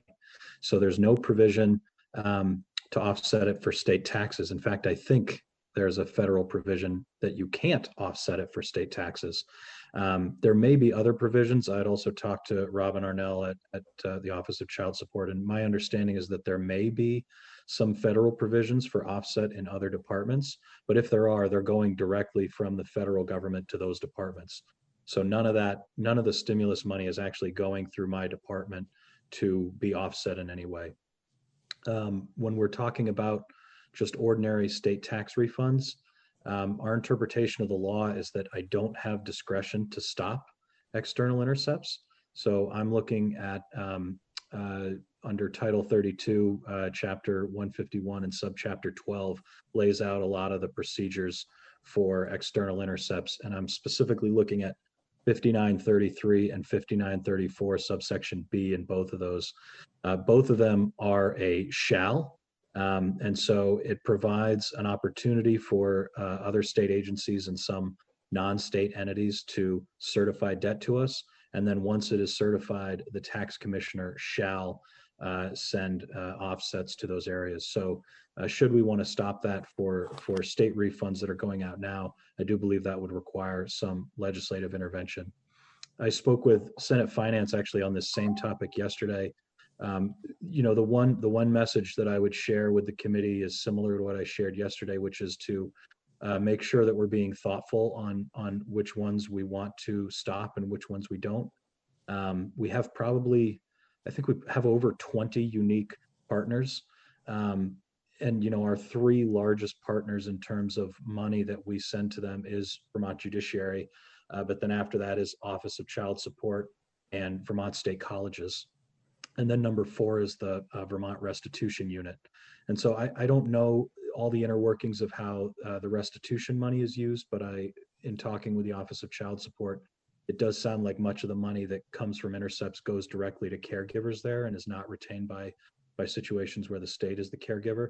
So I just want to be thoughtful about if we stop those intercepts, where is that money ultimately going, right? I think it might be different if it's just going to the general fund versus if it's actually going to people in need.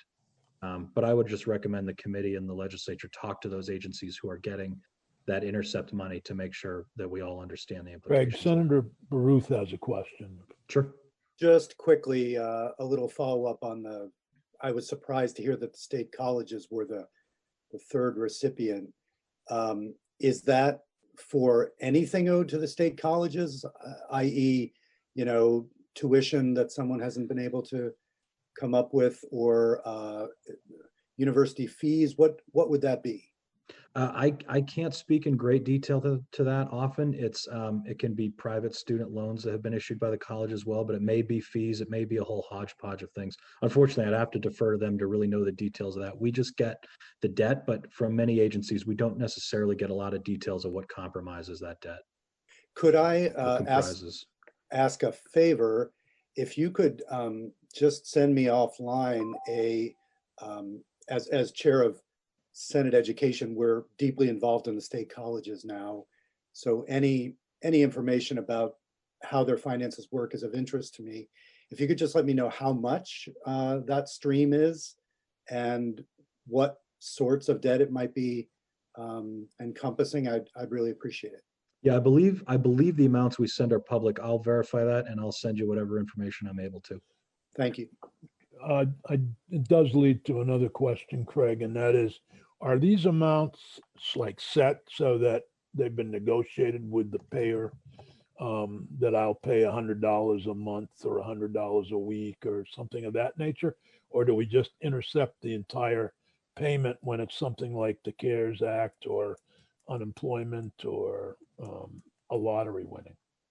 So, I can only speak to the tax refund situation. Again, we're not doing any intercepts on the CARES Act through my office, and we don't do any intercepts for unemployment checks or the lottery through my office.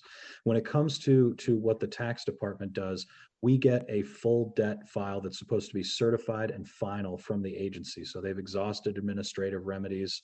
And so I would presume, but I can't speak with certainty, that those kind of situations would not involve folks who are in payment plans. And what we do is essentially say, so if they sent us, you owe $500 for whatever agency, we will offset up to that amount. So it won't be that this year we take 100 and next year we take 100. We offset a refund until it satisfies that debt. Okay. Thank you. Other questions for Craig?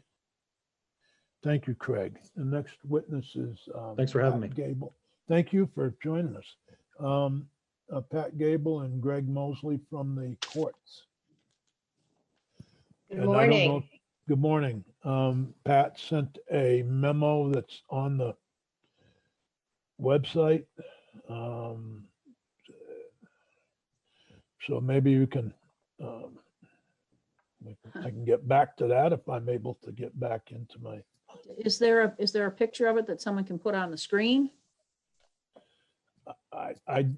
that would make it impossible for me to see the committee and know when somebody's asked a question.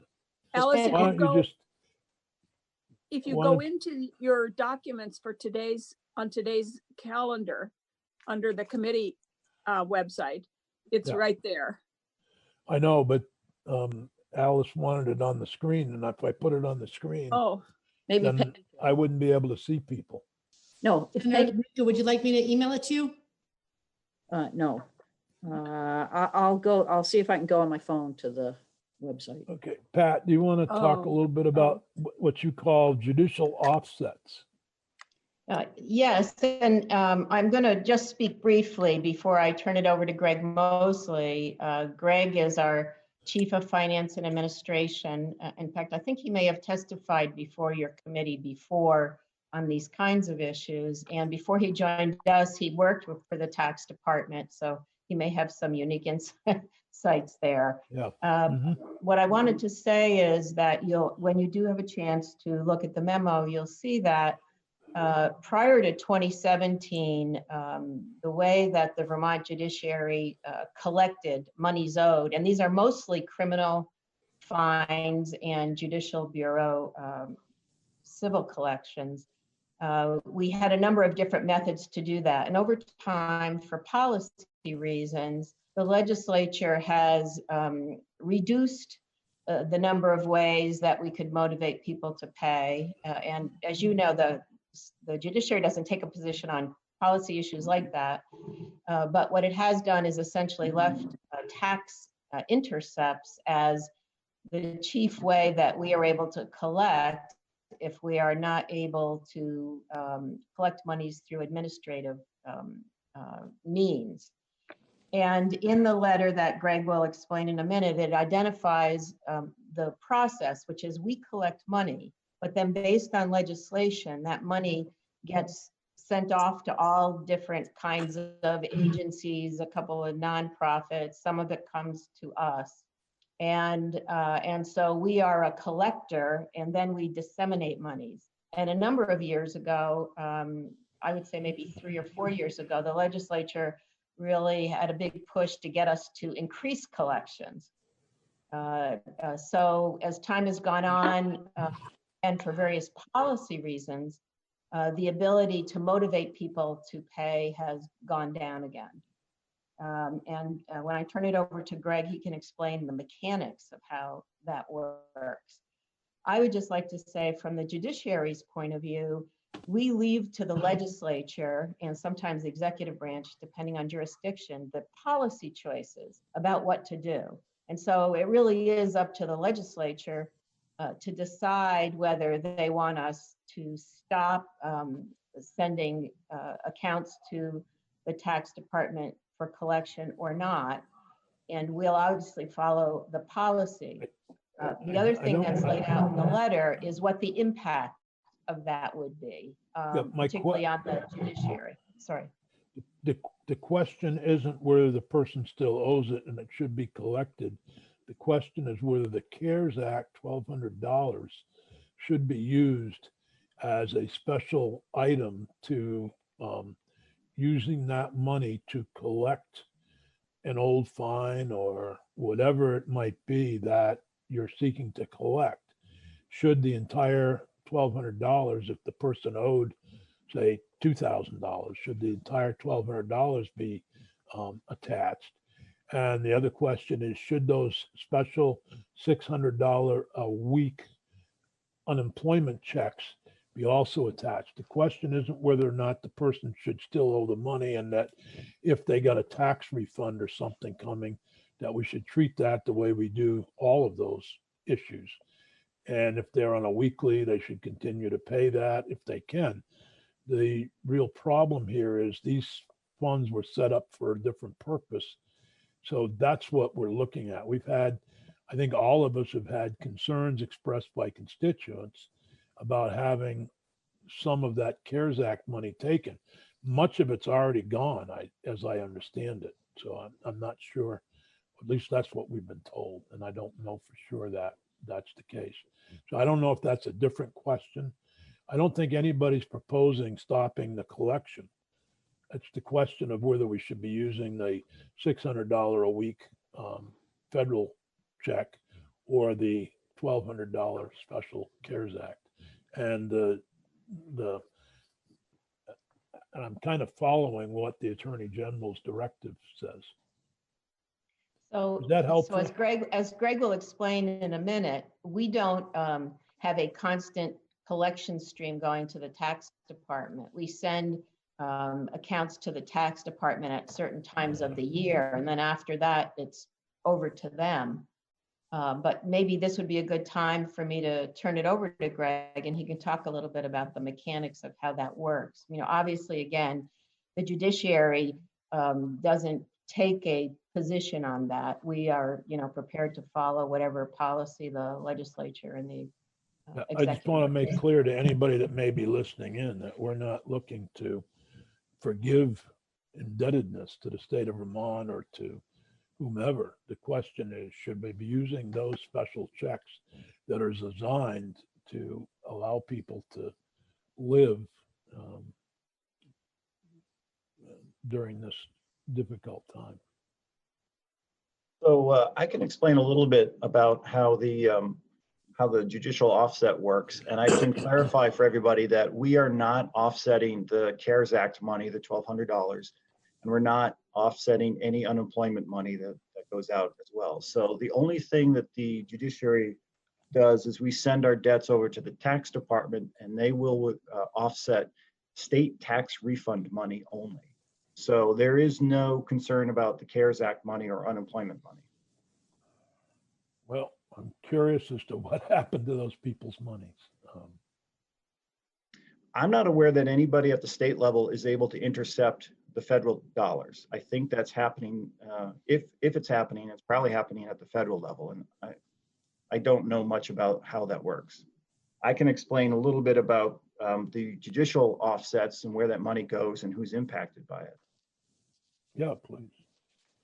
So the judiciary sends a couple of different types of debts over to the tax department, and it's a seasonal thing. We send the debts over like the other 24-ish departments. We send it over in December, and the tax department loads it into their system for the coming refunding season, which usually starts in February. It goes, the tax deadline is usually April 15th. Refunds are usually out the door sometime by July. This year, it's hard to say how that's all going to play out. I would imagine things get delayed. But we send Defender General debt over to the tax department, and when that is collected, that gets sent directly to the Defender General. So far this year, I think they've collected about $113,000 for the Defender General. And we also send Judicial Bureau debts. And as you probably know, that's a mixture of all different types of things, mostly traffic tickets, but it's civil violations. Sometimes it's fish and game tickets. Sometimes it's late fees or things like that, surcharges also. So the money goes to a variety of different places, and I can tell you a little bit about that in a second. And then this year we did something different. We also sent over our trial court debt, which the vast majority of that is criminal fines and fees. And a small piece of that is juvenile fines or fees. And that was new this year. And that, I think, is what bumped us up on the tax offset list. You've heard tax commissioners say that we are the #1 tax offset partner. I think it's because of this new trial court debt that we sent over. So we sent over about $14 million in Judicial Bureau debts, and the tax department has collected about $330,000 so far this year. This season, I should clarify, this is a calendar year since the tax season starts in January, not a fiscal year. And so they've collected about 2% of that debt. And what happens with that, since it's a mixture of different debts, where that money goes obviously depends on the underlying debt that they're paying off. About 54% of that money goes to either V-Trans or the municipality, depending on where that traffic ticket was written. And another 18% goes to victim compensation fund. And then 9% goes to the crime victim restitution fund. 8% goes to the judiciary's tech fund, and 6% goes to the domestic and sexual assault special fund. And then 5% goes to the general fund. So you can see that the revenue allocation for the Judicial Bureau debt's pretty complicated. And then with the trial court debt, so far, tax department has collected $989,000, so just shy of $1 million this year, and that all goes to the general fund. On average, But you're owed 12 million. 12 million from the trial courts and 14 million for the Judicial Bureau. Okay. And so far this year, we've collected 330,000 for Judicial Bureau and just shy of $1 million for trial court. And that's coming out of tax refunds? State tax refunds. Nothing else? That, well, I believe they also offset the property tax adjustments that happen in July. Oh, okay. But that's it. We're not touching the CARES Act money. We're not touching unemployment money. If somebody wins the lottery and owes you 200,000, is that intercepted? We don't offset lottery winnings either. Who does?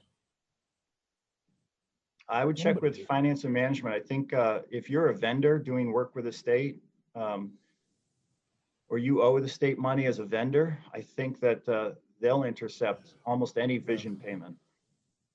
It's getting more complicated than I thought it was. Yeah.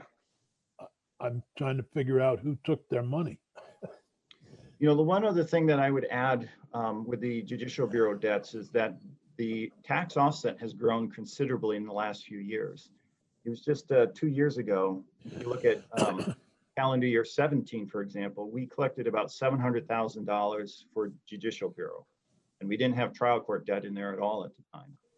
So because of different changes happening with the collections and the suspension of licenses, the teeth of collections has really changed a lot. And so that what happened is we're getting fewer voluntary payments, and then we're collecting more in the involuntary payment method, which is tax offset.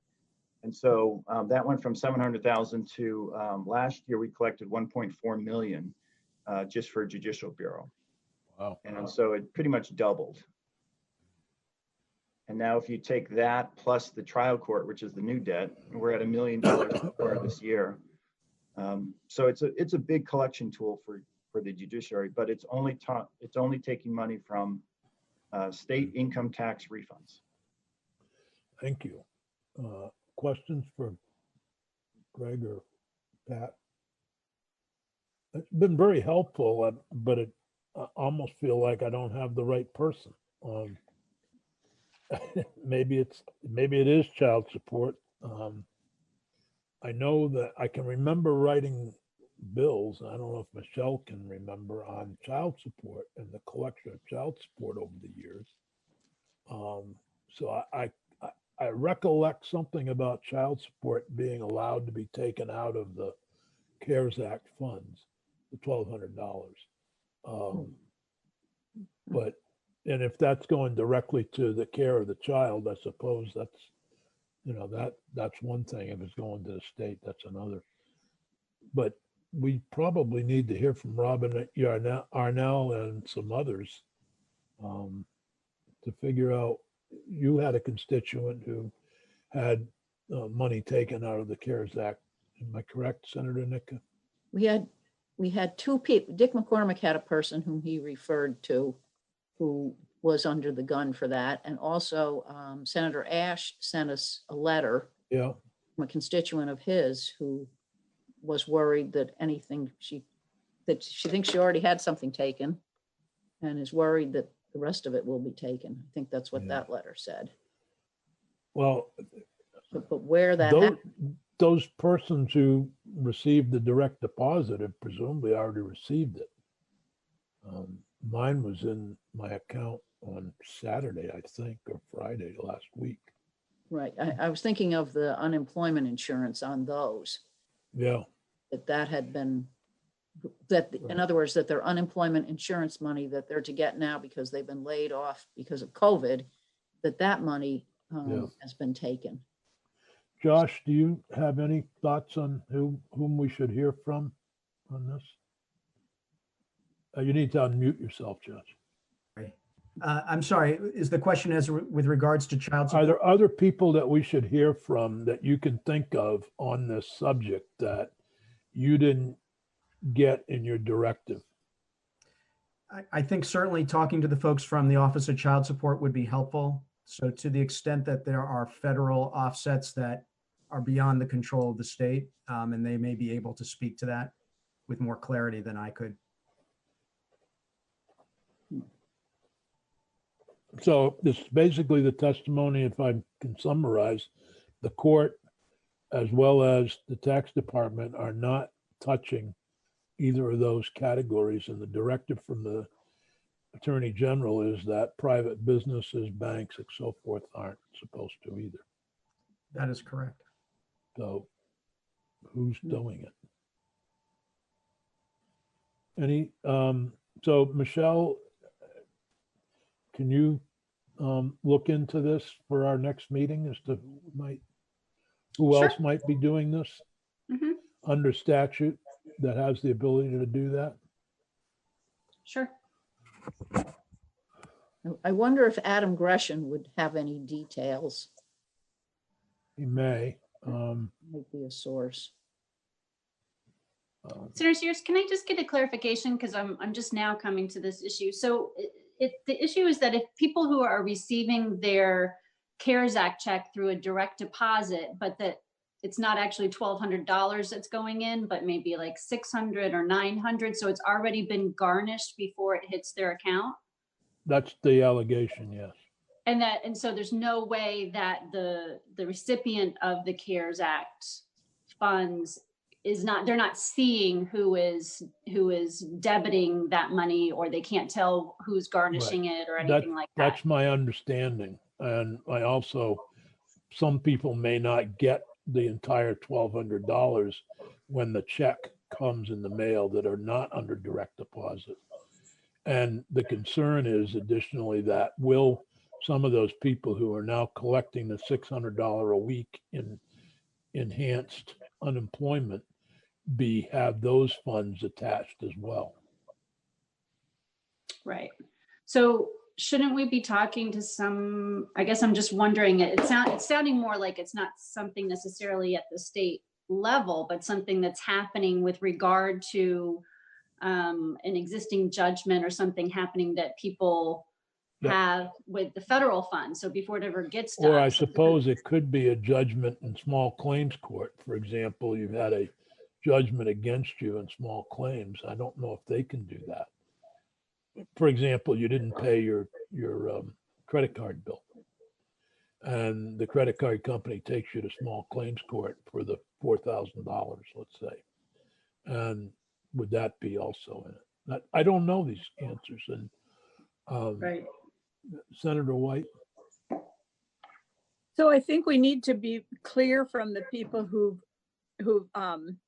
Senator Nitka's person and Senator Ash's person about whether they got the $1,200 in their account and then it was removed by someone, or whether they never got the full $1,200 to begin with. Because I think that knowing that will help us determine where it's being taken from. Because if they didn't get the entire $1,200, then it seems to me that it wasn't a state issue at all. It was a federal issue. And if they did get it, then we should be able to figure out who took it. But I think that's important to know.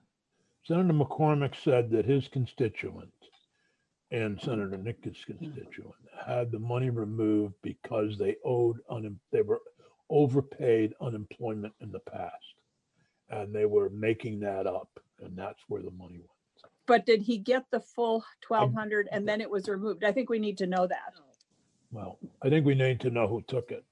Go ahead, Alice. I can have, Michelle, I can have Senator McCormick send you the notes he has on the person in our town. And then I can forward to you the letter from Tim Ash with regard to his constituents' information.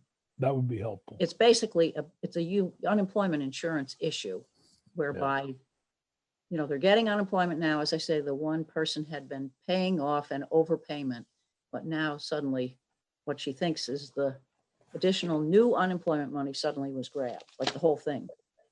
And are we hearing from labor today? No. I guess that's where we should be. That's a good source. Mhm. Okay. They're out straight. Michael Harrington might be the place. Right. And for Ms. Ryan, I'm trying to figure out, is that a big hand behind you or your own? It's a big hand behind you. It's the hand behind her. It's a helping hand. I think it's United Way or. Bratt Community Action. Yeah, at first I did think she had her hand up. But it's better than some of the things behind us, huh? Right. I think what we'll try to do is pick up here next time we have a meeting, and hopefully we can get more clarity. And if Josh has more clarity on some of these issues, we'd love to hear from him again as well. Pat and Greg, thank you so much for. Could I ask just one question of Josh? Of course. Josh, with regard, you said that the Attorney General issued the directive, I think you said yesterday, but is it retroactive? Is it retroactive? Well, in the sense that it's our interpretation of the law. So yes, I mean, the law was in place, has been in place for a while. So it would have applied just from the get-go when the issue of those checks went out. Okay, thank you. Thank you all very much. We're going to move on to Chris Fenno from the Center for Crime Victim Services to try to get an update on how the center has been impacted by the COVID-19 pandemic and what actions. As you know, the center does rely some on all of these collections, and if people are out of work and so forth, the center gets impacted, but there's also a lot of federal money coming. And I know that many of the network programs have reached out to me with concerns about some of their increased costs because the number of cases with domestic violence, you can't use a congregate setting, and you need to place people in hotels, which are more expensive than some of the congregate settings. So we're going to try throughout this period to try to get updates from various players in the criminal justice system and juvenile justice system to understand how the COVID is impacting them, to perhaps provide advice to the Appropriations Committee. So Chris, take it away. Great. Chris Fenno, Vermont Center for Crime Victim Services. Thank you, Senator Sears and committee members for wanting this update. I know that you know it's very sort of trying times.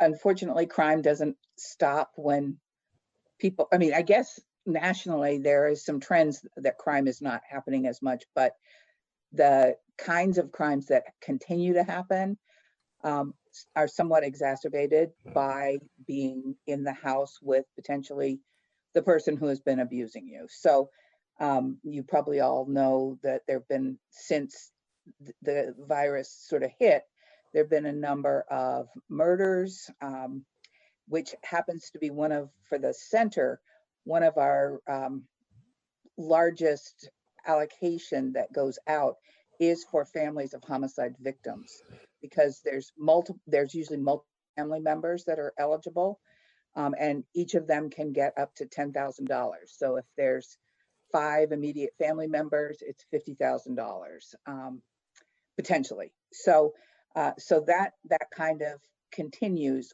We have 4 areas of concern. One is the Victims' Compensation Program, which we consider an essential service because getting those claims processed and getting reimbursement to happen is an important thing. One of the very first things that happened with one of the first murders was that the family members were out of state. They were actually on the West Coast. And so trying to get airplane tickets and that kind of thing to get them here. And the second murder, the family member could not travel and needed cremation, and then the ashes sent to their house in, I think it was Ohio. So those kinds of process, while it sort of sounds like an easy thing, it really honestly isn't. I was still working in our office when these calls came in. I called in a compensation specialist, and she worked about 10 hours on each of those claims to ensure that, you know, reached out to families. We certainly worked a lot with major crimes unit here in the state, who very quickly got us probable cause, and we were able to really expedite some of that service. But also just prior claims need to be paid. So that process, we couldn't have everybody in our database for compensation is not accessible offsite. So we have every day covered, but one person coming in to cover their caseload and also any emergencies that might happen.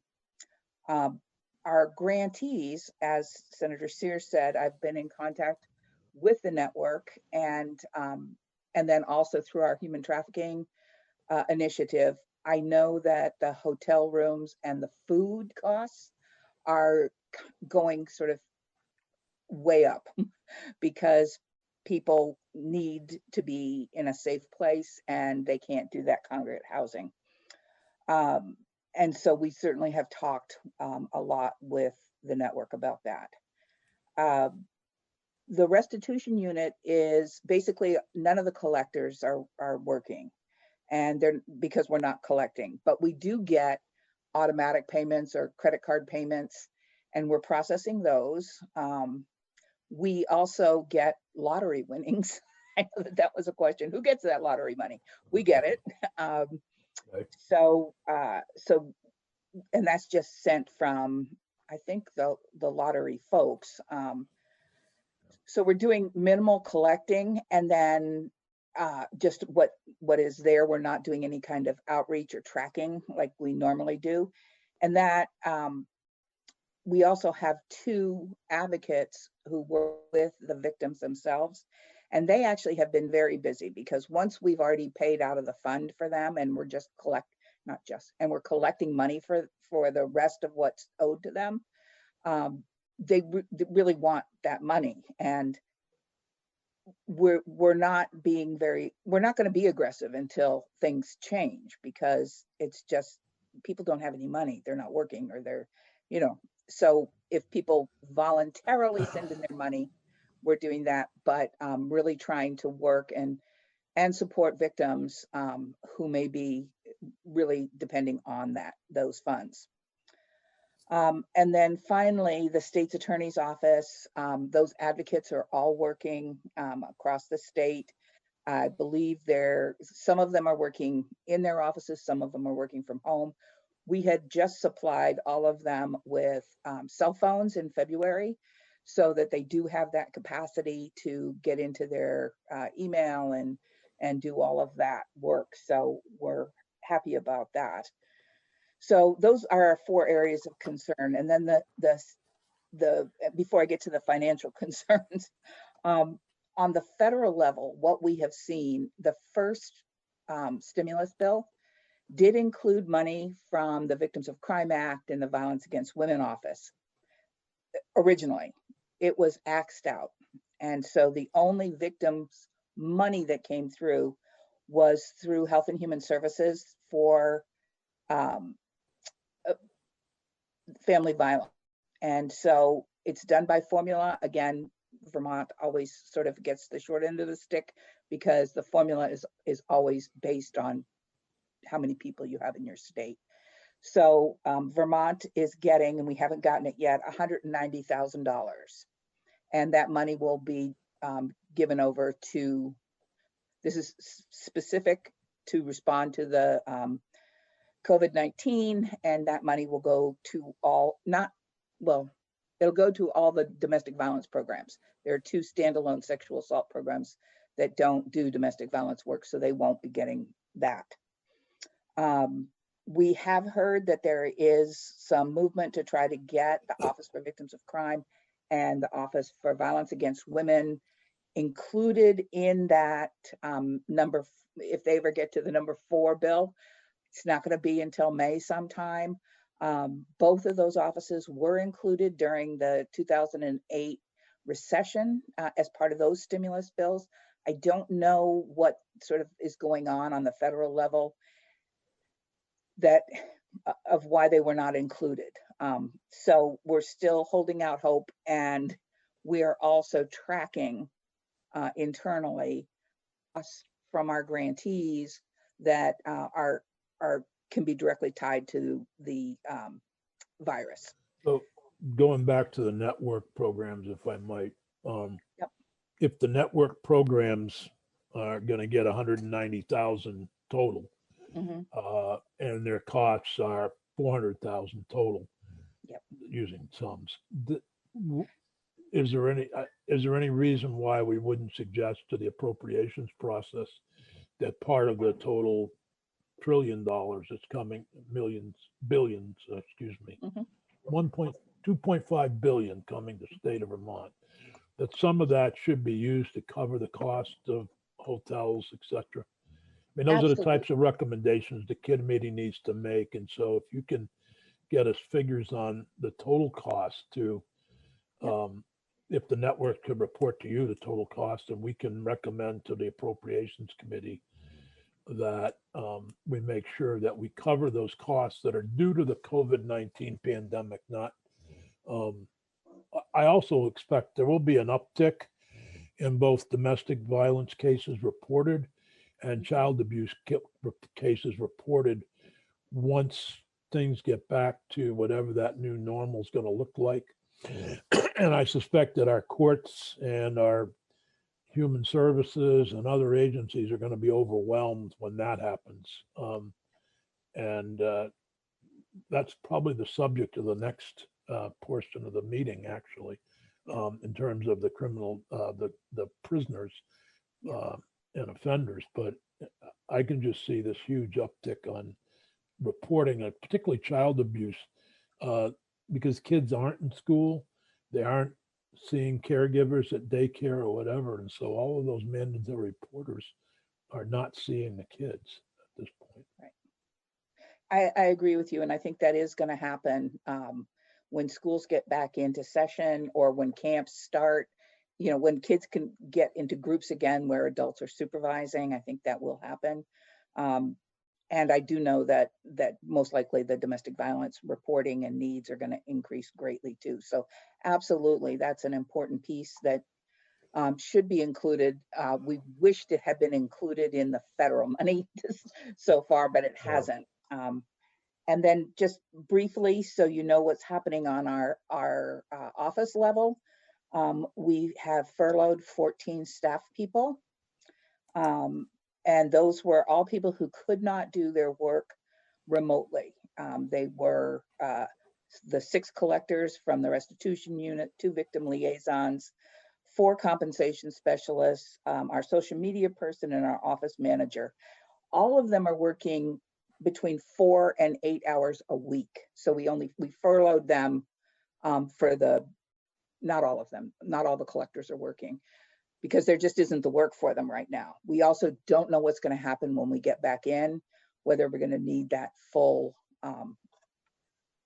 amount of people to do that. It may be something we need to build up to. So we have 14 people out. We have most of our staff who are exempt are continuing to work. Our human trafficking folks are working. Our grants managers are. This sort of lull is good for them. We got a grant, as some of you may remember, to do a grants management system. We got it from the Office for Victims of Crime. It's about $380,000, and it's finally here. So they're learning that. They're doing it all through Zoom and that. So they're keeping very busy. And our finance director is actually coming in 1 day a week to just get the paper pieces that she needs to get. She can enter Vision, and she and the office manager can do all the payments that way. So we've tried to prioritize getting payments out every Monday. And so far that has worked. You know, it's a difficult time, and we kept our staff on even though they were unable to work up until this Monday. And that was when we made the decision to furlough people. But it's hard. They're all really dedicated people. They all work very hard. But we just couldn't continue, because what we're worried about right now, our special funds, we know how much we've got through March 31st. And the compensation fund was already down $100,000. The restitution fund was down $10,000. The domestic violence and sexual violence fund was actually up $33,000. But we think that we're not going to be able to really see how hard those funds are hit until probably the next 2 quarters. But we haven't even actually gone through to try to see how this is going to decimate our budget. But it is something that we know we need to work on. Thank you, Chris. Are there any questions for Chris? Chris, thanks so much for joining us this morning. Thanks for having me. Appreciate it. I wonder if we could take a 3-minute break to stretch ourselves and then get on to the next subject, which is the COVID-19 impact on support services for released prisoners or keeping people out of prison as well. And we've got a number of witnesses, and we'll try to hear from everybody in some kind of order, but people should feel free to jump in. But I'm going to start with Dale when we get back from the break.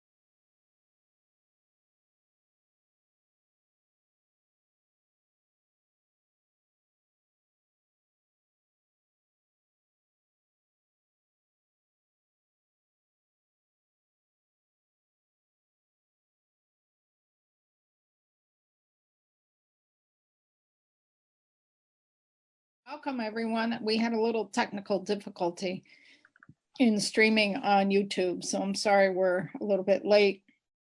I want to start our meeting this afternoon with a very brief update from Commissioner Baker of DOC.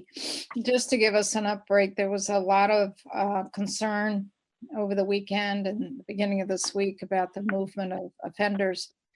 About 28 offenders, inmates from the St. Albans Correctional Facility to the St. Johnsbury.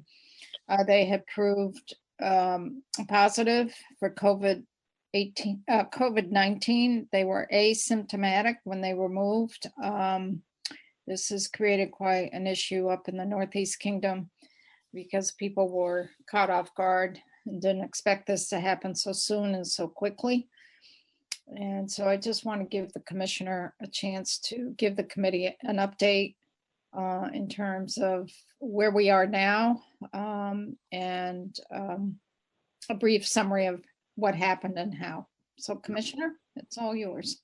Thank you. Good afternoon to everybody. Our new reality of meeting Zoom meetings. So prior to this, being technically challenged, I've now learned to use Skype and Zoom and other means of communications. And so let me start out by, start just with, as of this morning at about 9:30, when I got the daily population count, we're at 1,400 even of people in the system. And that's including the population in Mississippi, which stays steady at, I think, 246 is the number, give or take one or two. So Commissioner, of the 1,400, Commissioner, of the 1,400, how many of those are detainees? If you just bear with me, I usually have this spread out in front of me, these charts I have. I'm sorry. No, that's fine. That's fine. Hopefully I can quickly put my hand on it. So as of the beginning of the week, there's 289 detained. And Monday-ish is number. 205 of those are serious part one, level one offenses, and 20 are crimes against people, 23 crimes against property, 11 drug offenses, and then the list goes down. Again, it's hard to look at these stats and nuance why obviously people are being detained outside our control. You know, it's by the courts. And I do think this has gone down quite a bit. And as you know, there's confusion when people reach out for us when someone's detained. There's absolutely no control over us to be able to lower that. I don't have the exact number, but I will say since I got here, even though the number doesn't represent that, it's like by me telling you 1,400, the number I've been using is 1647 was the mid part of February. So we dropped from 1647 to 1,400. That's not really representative of what the true number is, because we have to do some work to do that, a lot of nuances, because some of these folks, you know, more people than that have been released. It's just that people have come into the system, you know, that drove the number back up.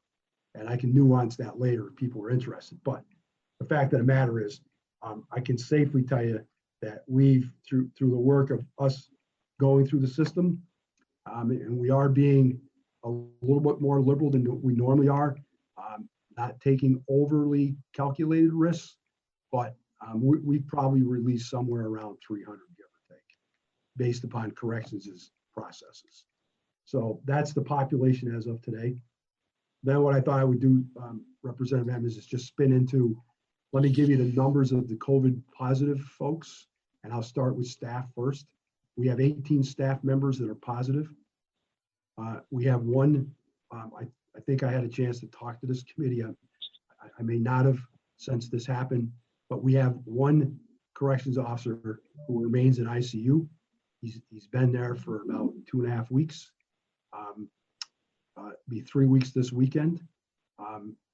Did come out of Northwest.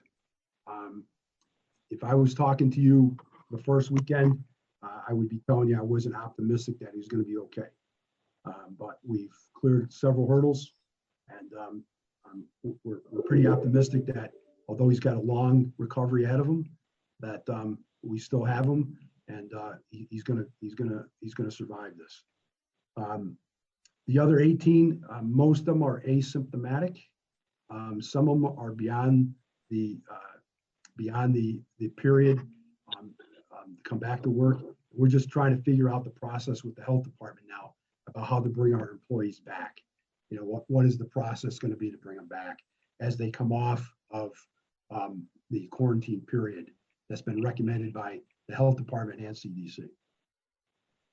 We did end up with 35 inmates population from the population in Northwest that tested positive.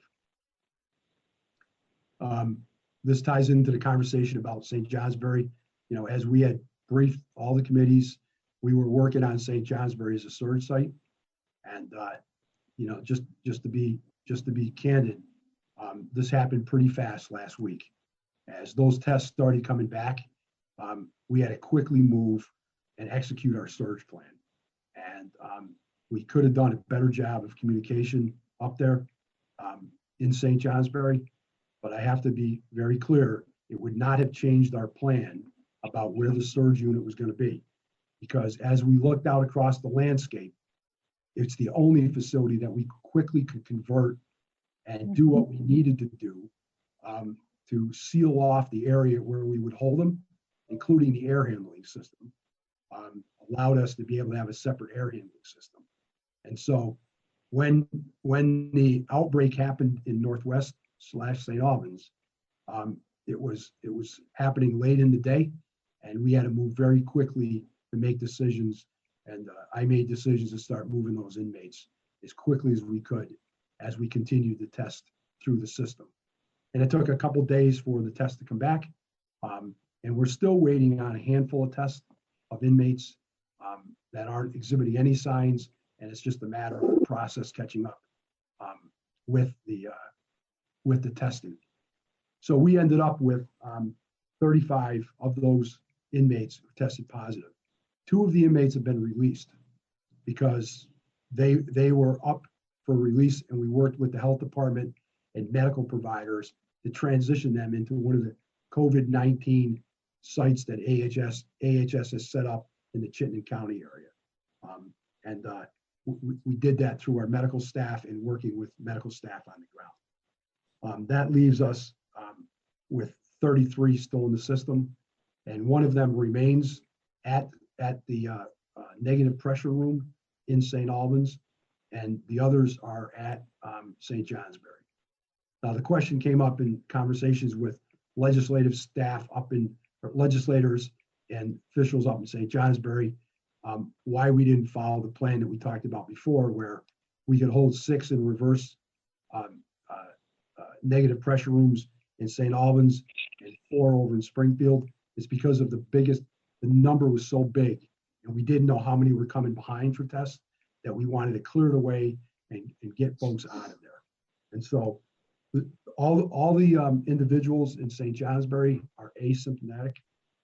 We had our Dr. Fisher, our medical director for our contractor, was on scene there for almost 3 hours yesterday, and met with every single inmate who's there, examined them, and no one is requiring any advanced care at this point. And they're almost at the point now where they're out of that period of, and there's debate about this, about best policies at 7 days or 14 days. Dr. Levine is trying to help us out with that, but most of them have now reached the 7-day period with no symptoms breaking out. And some of them 7 days from when we got their test back. So we're going to be making some decisions very shortly about what we're going to do with that population. The goal would be is to move them back to St. Albans out of that surge unit. Once the quarantine period is up, on advice from Dr. Levine, and bring them back. The question is around issues like what do we do about testing again and so on. But those are conversations that are going on right now. I've been very candid about this. in my meetings in St. Johnsbury, and when I've talked to legislators individually, and when I talked to Senate Judiciary the other day. Some of the confusion of what happened in St. Johnsbury is directly on me. As you all know, I'm not a corrections person. So like in every world, there's conversations that happen and you're talking in lingo that's specific to that organization. And in my conversations with the leadership team around me, I was being briefed about what was going to happen in St. Johnsbury and how this was going to happen. And I was told that there'll be laundry, cooking staff left behind. The interpretation that Jim Baker made of that was going to be civilian staff, when in reality, we left 25 inmates behind to be the support staff, not inside the hot zone, but for the rest of the facility, to run the kitchen and so on. And I made the assumption based on that conversation that that was civilian staff, employees of the Department of Corrections. And in my conversations with several people at the end of last week, I'm the one that said no inmates were going to be left behind. And that caused, I think, a lot of confusion and clearly cost credibility to what was being said from corrections. And I've been very upfront about it. I own that. And when I trace this back, I think a lot of the confusion came from that conversation of me under the impression that the 25 folks were civilian staff working for us, when it was in fact inmates that were staying behind. We had the fire chief from St. Johnsbury inspect our setup, and I would be more than happy at some point to show you the photographs. I believe BPR is over there today. They asked us if they could go over and take photographs of the setup. We asked Chief Buffard from St. Johnsbury Fire Department. He's the chief. He's also on the national USAR team for FEMA, and he actually was working the cruise ship off the coast of San Francisco when they started taking folks off that ship that was struck by COVID-19. We asked him to take a look at our setup for safety purposes. We thought we had set up a very good setup. We have a cold zone, a warm zone, and a hot zone. And depending on your level of need for access, very few people are going into quote, unquote, the hot zone. We have the entire area petitioned off. It started out with plastic and then we put plywood up. No one can get in there. People come in and out of there from different entrances, and the staff working in that area do not come in the normal way they get into that facility. We have a decontamination tent that was set up by the National Guard. Our staff leaves and they go and they get decontaminated. They're in PPE at all times, including N95 masks, double gloves, foot covers, and that stuff is taken off and they're decontaminated before they leave. And when they come in, they're checked for symptoms before they go into the facility. So we asked the fire chief to take a look at it, and his report back to us based on his expertise is that we've got a very, very good operation there from a safety standpoint. So that's St. Johnsbury. I don't know how much farther you would like me to go, Representative Emmons, but let me just, and I'm open for questions. yeah, let me open it up to questions. Questions from folks? Sure, there'll be a few. I do want to thank you, Commissioner, for the work that you've put in this. No, it's not. Let me just say before Representative Martell, you recognize her. I got to tell you, I'm going to tell you all this. The staff that are around me is incredible. In a crisis, you really figure out who can lead, and we're in a crisis. And as I keep saying to staff, do not waste this crisis. And there are people that are stepping up in leadership roles that are just absolutely incredible. And it's a huge team effort. And the operation we have going on, we have push packages of supplies going out daily. We have a logistics section, a planning section. And the one thing I do want to offer before the question, we just launched yesterday an online on our website where families and friends of inmates can go with their concerns. We were getting overrun with emails. And not that that was a problem. The problem was if they were coming to me, people were not getting timely responses. Sometimes I'm 3 days behind in getting back to people on email. So we've set up an online, it's almost like if you had an Apple product and you had a problem with your Apple product, you go online, you tell them what the problem is, And we are saying within one business day, we will get back to you and call you. Not that we're always going to satisfy the needs of the families. I know that, but those families are just as scared as the rest of us are. And so it's important for me as the commissioner that we're getting back to those families and at least answering what their concerns are, even if the answer is not what they want to hear. So that system's been set up now, and we're actually engaging an advocate to help us with that, who better understands being in that position of what the family is feeling. So we have a little bit more sensitivity to what that is. And so I'm hoping that the press release went out today, and it's on our new website, and I'm hoping people take advantage of that. So I forgot to mention that. That's terrific. Thank you so much for that. And hopefully maybe we could also do that with the unemployment benefits, the UI. I got all I can handle what I'm doing. So we do have questions. So I'll start with Marcia, and then there's Butch and Kurt. Commissioner, I just want to tell you this morning on the radio, the town manager was on there and he was giving you big kudos. And I think things have calmed down immensely with all the meetings and stuff he's had. And he's, like I said, he's given you the credit. And tomorrow morning at 8:45, they're going to have a drive-by the prison That's to right. thank the staff. Yep. So most of the facilities tomorrow will have a drive-by. Who's going to do the drive-by? It actually started with Chief Taylor from St. Albans PD. Well, who's Because going to be involved in being able to drive through? I think you'll be able to. I don't think Springfield is set yet, but we're trying to set it up for every facility. We didn't do So this. is it the public that will be Yeah, able the to public drive? can through? participate. The Okay. police department is going to, fire trucks, ambulances. Sure. And it's not just for us. I know, Alice, somebody in Springfield set up a sign on Main Street Oh, I missed it. thanking not only the staff, but the inmates. Let me tell you Really? something. Many of these inmates have gone out of their way to make gowns, masks. I've talked to a lot of them, and it's a pretty incredible story. And so different communities have decided where we have jails that they decided to do a drive-by thanking the staff and the inmates. Wow, I missed that one in Springfield. And Representative Martel, again, I know that you and the rest of the representative delegation from Caledonia County have taken a lot of heat, and I'm sorry it turned out that way, but I think you know us well enough that we're doing everything we can to make sure that facility stays safe. Yeah, and you've kept us in the loop a lot and I appreciate it. So Butch and then Kurt. Thank you. Hi, Jim. Hope you're doing well yourself, Thank you. besides I am. being I am. between the years. But Yeah, listen, I'm healthy. I'm the secretary threw me out of Waterbury 5.5 weeks ago, and that was probably the Good. best thing he ever did. So I'm Good. fine. Thank you for asking. Good. So I've got like 3 questions, and I'll get them all out. 2 of them are pretty soft.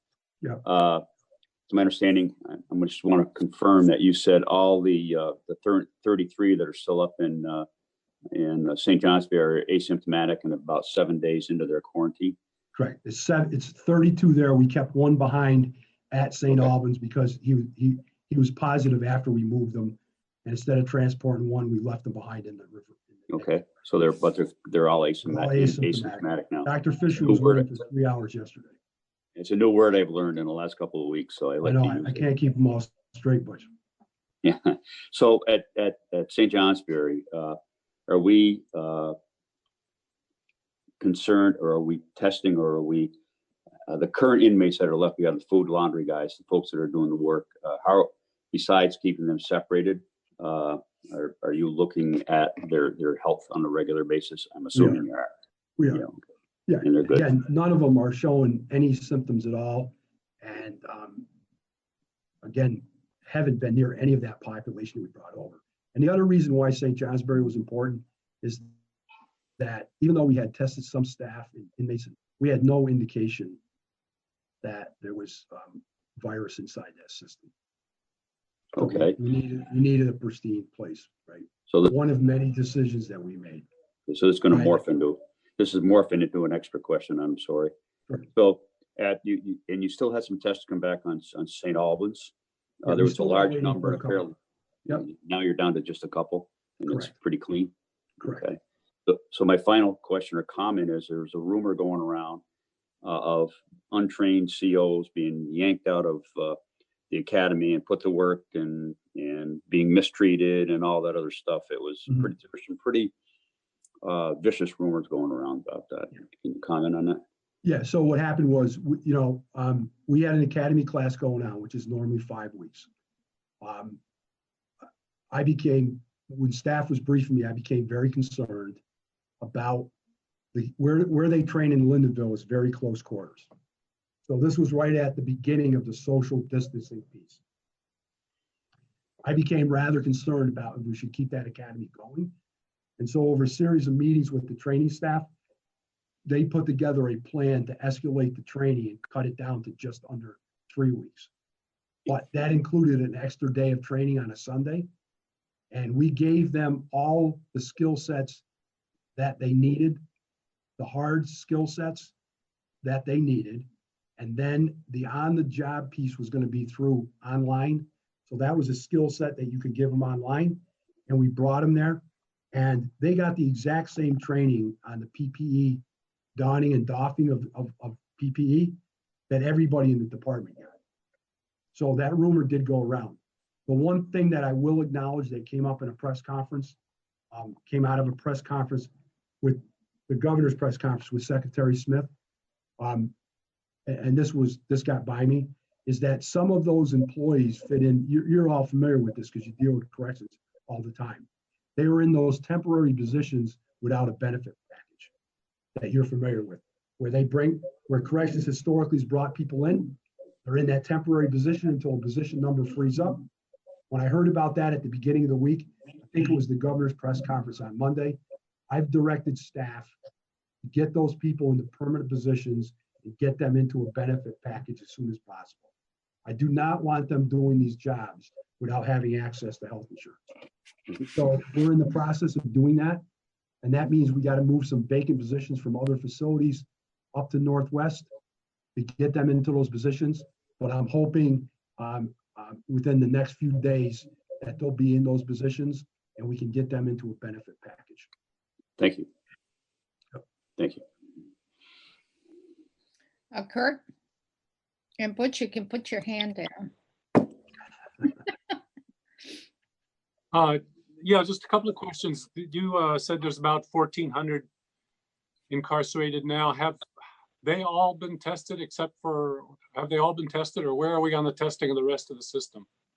They have not been tested. And the position that we've taken is, and I'll take you back to why we tested in Northwest in a minute to put this in context.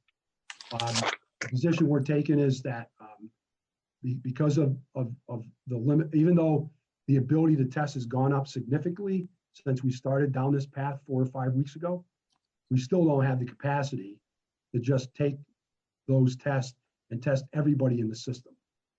And I guess I would point out, as I've said to people, representative a couple times, this is the same conversation that we're having every day inside AHS around nursing homes, mental health facilities, homes for developmentally disabled children. These are the same conversations, and where do you draw the line and use the kits? So when St. Albans, what happened in St. Albans is we had a staff member test, and again, I don't want to get into buildings or what their jobs are because I want to respect their privacy. We had a staff member test that was in a different part of the facility, was the first positive we got. And then we had, and I forget what the sequence was. Then we had a second staff test who worked in a different part of the facility. And then we had an inmate test that we didn't believe any three of them came in together. And that caused us, as a term that I often use, caused me to put my coffee cup down and think about that. And that was the basis for us wanting to test the entire facility, because there was no systematic sequence of how they were together inside the facility. So it was a clue for us that we needed to take a look. Those 328 tests that were directed to the facility obviously came off a priority list for other people that were a priority ahead of that jail.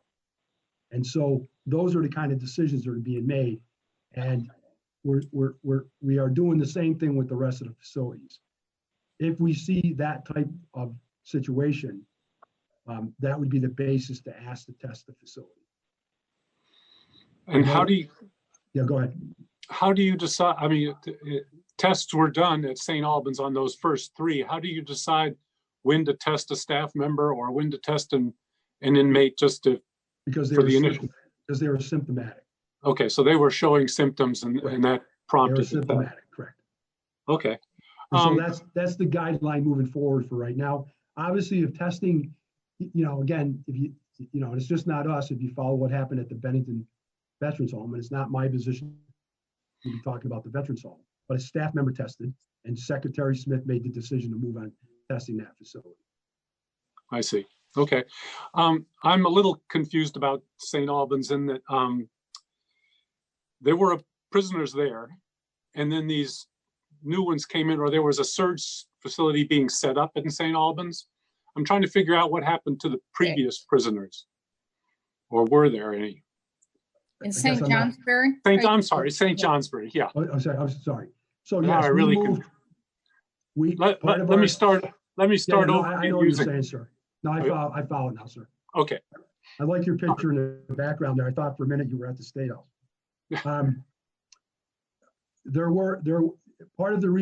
Another reason why St. Johnsbury was our choice for a surge site, because the population is lower there. And we knew if we had to use it for a surge site, it was easier for us to move the population out. So part of what happened once these tests started coming back negative was a pretty elaborate transportation system that we had planned for and had in place that happened overnight, where we quickly moved folks and put them to 3 different facilities. And I'm going to say this off the top of my head, and I think I'm right, but I could be wrong. I think it was Rutland, Springfield, and Newport. We moved out people that were there quickly so we could prepare really clean significantly the site where the COVID-19 positives were going into, and then the transportation from St. Albans over to St. Johnsbury took place.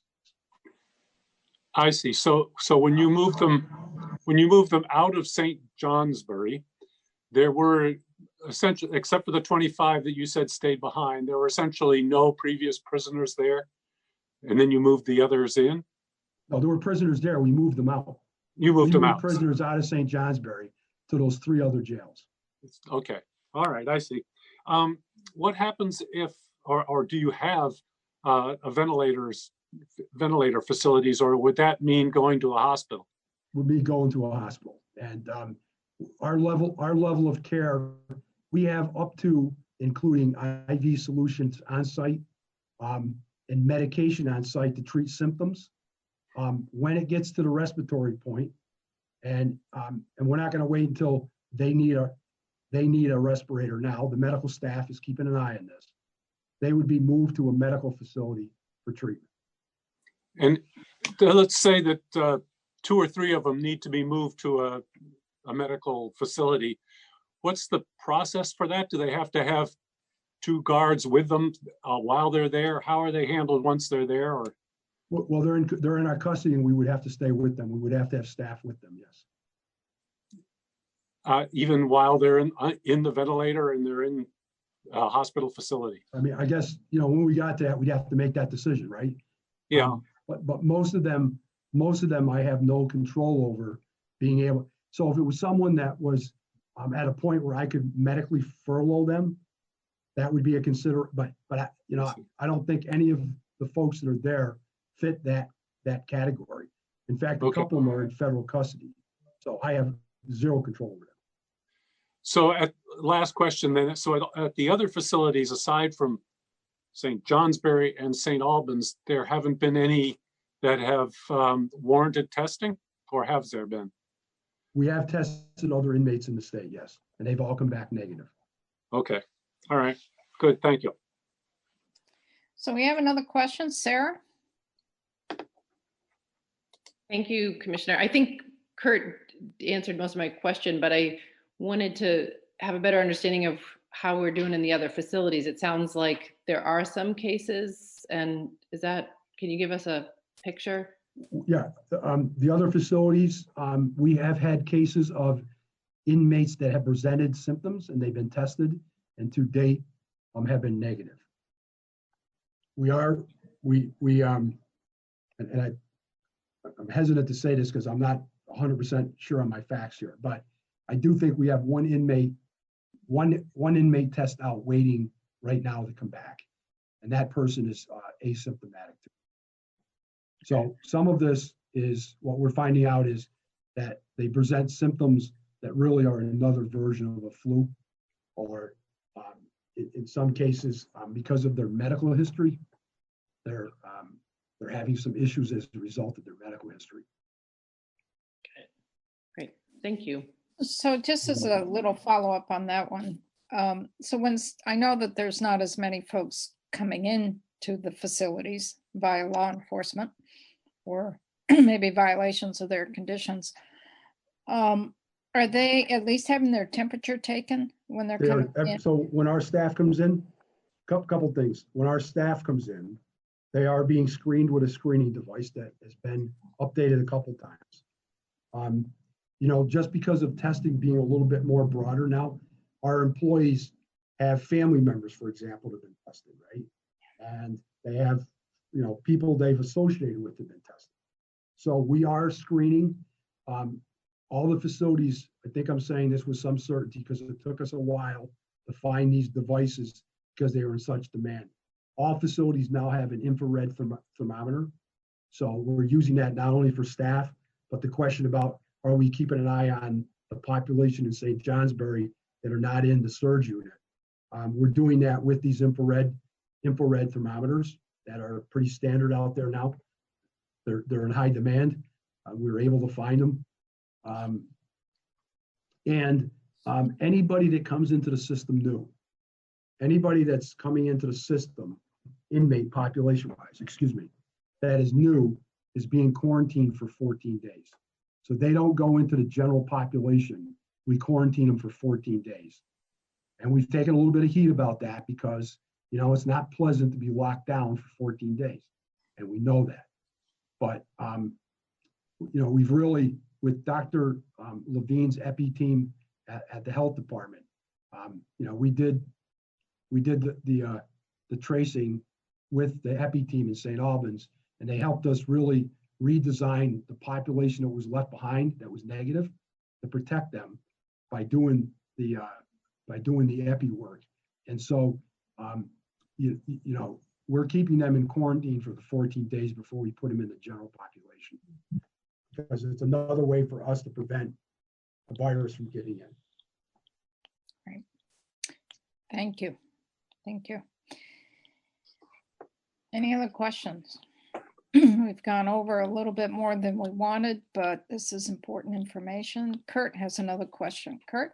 One more. When they're in quarantine, are they individually quarantined? Which must, if so, that must be tough to do. But is that the case?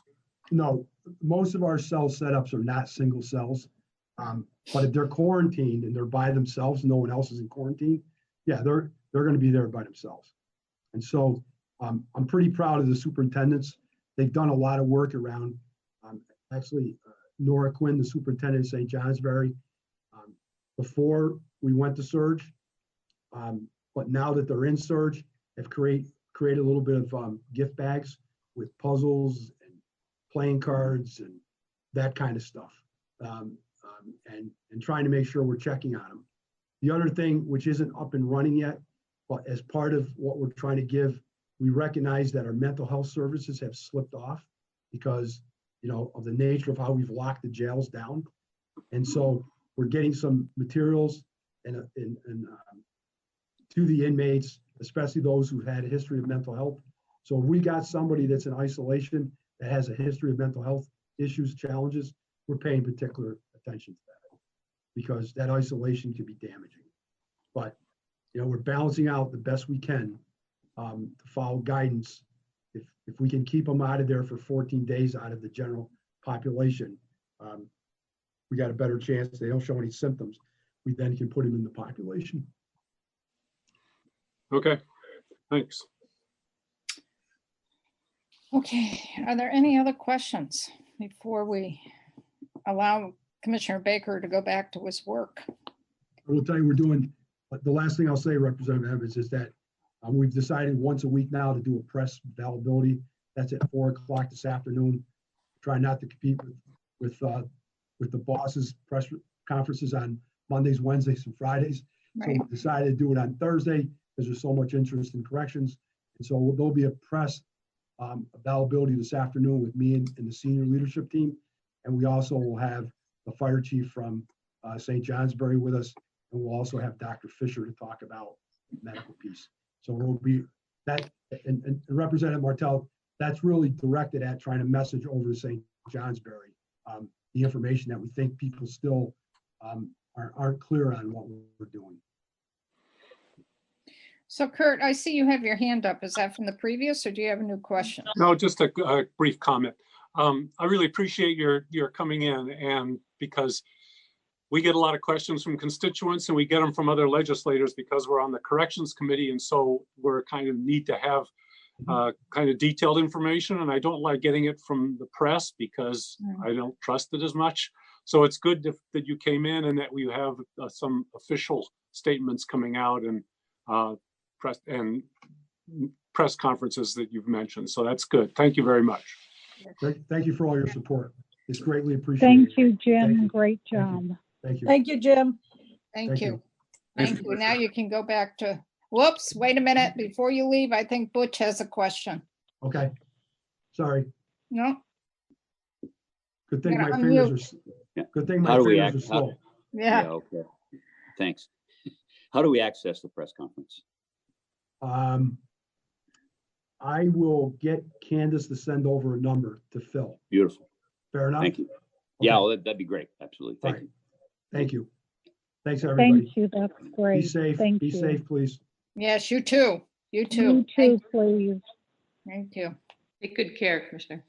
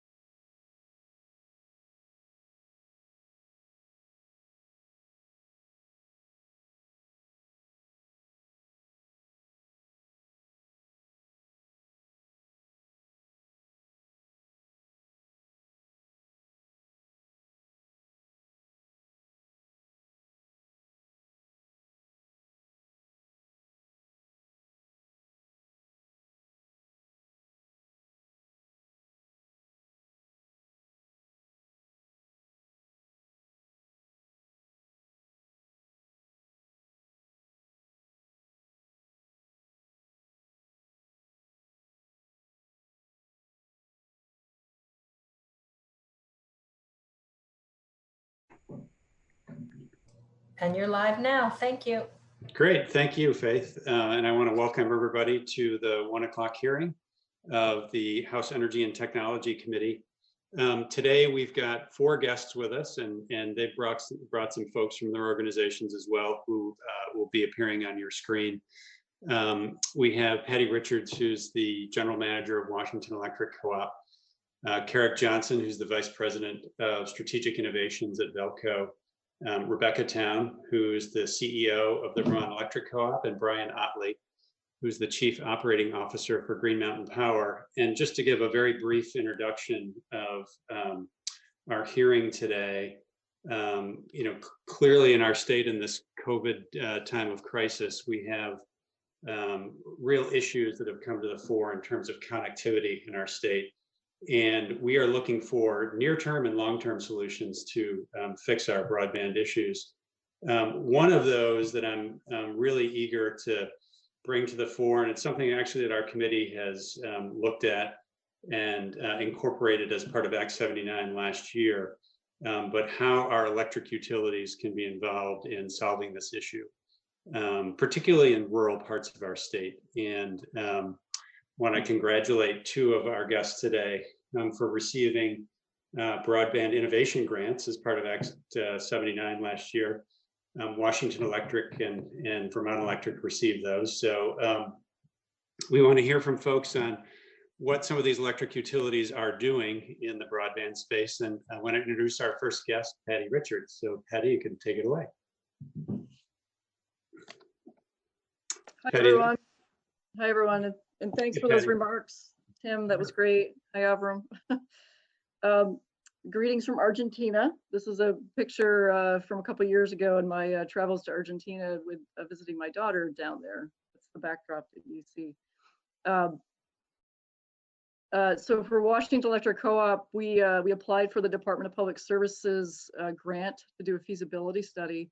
And we were awarded the grant, and really excited about that. And we just issued our request for proposals for consultants to help us out in that next phase of taking a look at what is the feasibility of Washington Electric Co-op deploying high-speed broadband in our 41 towns. As many of you know, we serve some of the most rural areas in the state, and certainly during this pandemic, it really shouts out loud and clear the importance of having broadband and high-speed internet for all of us, whether that's for education purposes, for business, just to stay connected socially and to support the human psyche, so to speak, during a time like this. But broadband is an essential service, and we are fully behind it. Our biggest trick is going to be to figure out, or not trick, but our biggest challenge is to figure out what is it going to cost, what are our grant dollars and funding sources that will become available to help us deploy broadband. And I think certainly with a pandemic, this is a game changer. It puts the thumb on the scale for opportunities to open up. So we're really excited to move this step ahead, and we're going to go like gangbusters to figure out how we do it. Our thumb is on the scale of yes. And it's just really trying to find out what are the funds and how do we make this happen. And with the federal government, state government support, especially with the pandemic in place, we think that we're really well positioned to try something out. I'm also going to call out Barry Bernstein and Steve Knowlton, who are on the WEC Board of Directors. They've done a significant amount of work in this space. And I'd like to share the opportunity with them to speak up and chime in on our efforts. And I'd also like this to be just a general Q&A for you folks to ask questions of what we're doing. And obviously Vermont Electric Co-op, and congratulations to Rebecca Town and her group for also getting that grant. And I think between the 2 co-ops, I think we'll make this happen.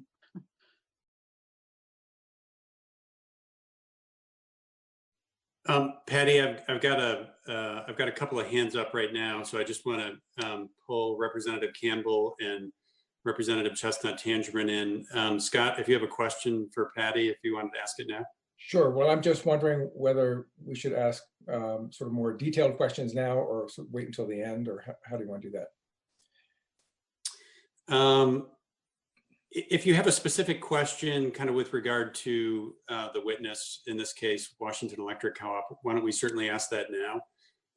Other than that, I think I'd like to see the witnesses, kind of do their brief presentations, and then we can open it up to more discussion, if that makes sense. Yeah, so maybe I'll wait then. I mean, my question is more along the lines of how, Patty, you see it rolling, or you see WEC participating in this, running fiber in the electric space, for example, or so it's more detail like that. But it might be really better to do this after everybody's talked. Okay. Yeah. Well, we'll definitely get to that, Scott. Yeah. Okay. Thanks.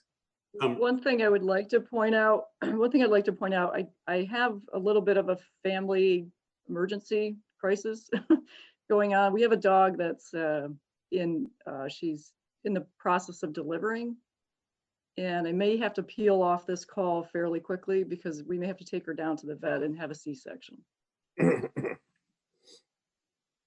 So I won't be on the call, but Barry and Steve hopefully can stay on the call for the duration. Okay, well, thanks for the heads up on that, and best of luck with the new puppies. Thank you. Robin, did you have a question? It's one that I don't need an answer to now, but I'm interested in seeing how the various folks respond to it. And it's really, I was asking Patty because it's such a rural market, low density. If you're slicing and dicing the market for broadband, it just gets harder and harder for everybody. So is it a collaborative, cooperative effort? Yes. That's the direction of my question, and it's for everybody. So if I can jump in to answer that real quickly and briefly, we do want to collaborate and work with other entities that are in our 41 towns. Our goal is to deploy high-speed broadband, and I don't care who does it. So WEC has no vested interest that it has to be WEC. We just want to see that it happens. So we absolutely want to collaborate and work with others. We don't want to compete when somebody else is in that space because that doesn't make sense for anybody. Certainly, we've been in touch with ValleyNet, CV Fiber. They've many discussions and dialogues with them in terms of what they're doing and what we're doing. So we want to work with anybody that's in that space and who's been already effective. We certainly want to see them continue. Patty, can you give us a sense, and maybe this is specific to the Broadband Innovation Grant, but what your process is right now in terms of where you are in planning on this, whether it's from a strategic process or mapping where the demand would be in Washington Electric Co-op's territory, what the support of your board and your members are for potentially, dipping your toe or hopping in with both feet into this, what's a slightly different market area than selling electricity. So there's a tremendous amount of data already available through the state's feasibility study. So we have maps that show where broadband is and where broadband isn't. And we have maps that lay our power lines over the top. So there's a significant amount of knowledge we already have relative to where are the best spots to start and where are the most challenging spots. So we already have a breadth of information in this feasibility study. Our goal of the feasibility study is to have the consultant come in and help us make sense of all this and give us new information to really get going. And whether that's that we are the backbone and the infrastructure and then leave it to other entities to be the interface for the customer, or whether we're the full suite, we want to have the consultant help us through that. So there's a fair amount of data that's already in existence. I would say in terms of the board of directors at Washington Electric Co-op, there's a general air of support, strong support for this to happen.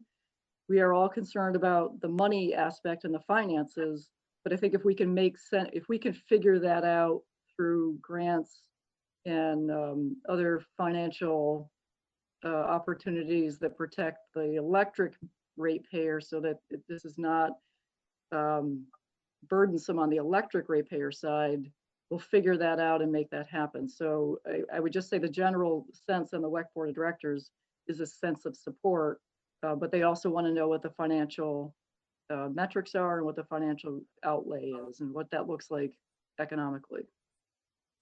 Tim, can I add something here? Please do. Please, Barry. Barry Bernstein, president of the board of the co-op, Washington Electric Co-op. You know, we've been talking about this for a couple of years, and because it's taken us so long to get money for a feasibility study, we've already missed and will miss, I think, 4 major federal funding cycles for grants or grants and loans, just the nature of the beast. We did have a meeting with CV Fiber, which is one of the 2, possibly 3 CUDs in our territory, and they're just completing their first phase of their feasibility study. So I'll just give you an example of something that could happen sooner than later if people really wanted to move on this.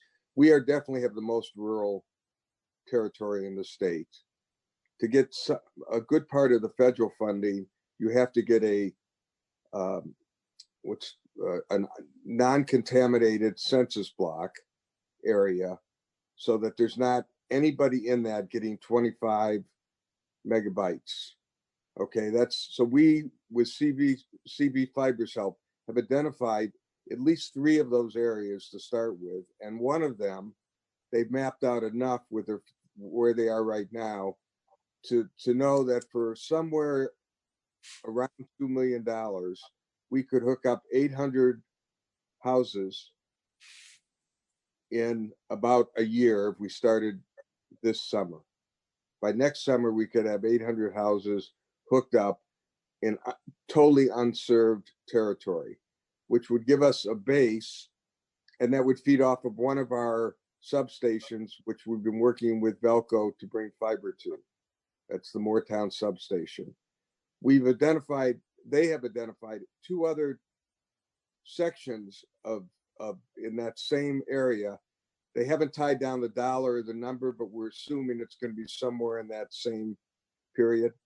So just for instance, if of that 1.6 or $1.7 billion of stimulus money that's coming into the state, we could get $4 million peeled off and said, okay, continue your study to see how you're going to roll this whole thing out.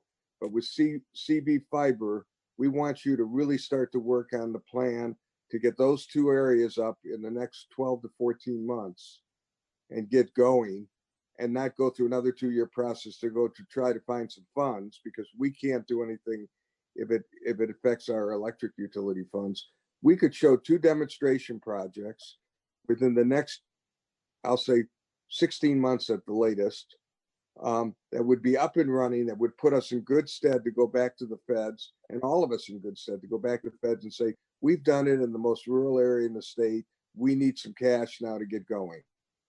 And if you really want to do it, it's not going to be asking all of us to help and get anybody online. I'm hooked up to Fairpoint, and I barely can tell you which day I'm going to have internet service, let alone high speed. So I wanted to lay that out on the table. Thank you. Thank you. Laura, did you have a question, Representative Sibilia?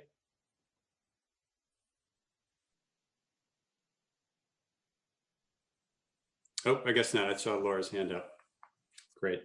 Patty, did you want to add anything else, or are you all set and want to turn to your canine friends?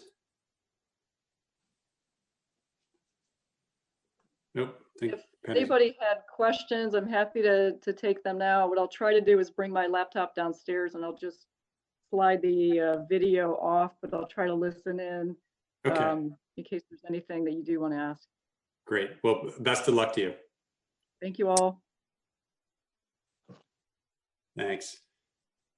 Carrick, I think we're going to do now, if you can. Sure. My name is Carrick Johnson. I work for, yeah. Can you hear me? Can you hear me? Yes.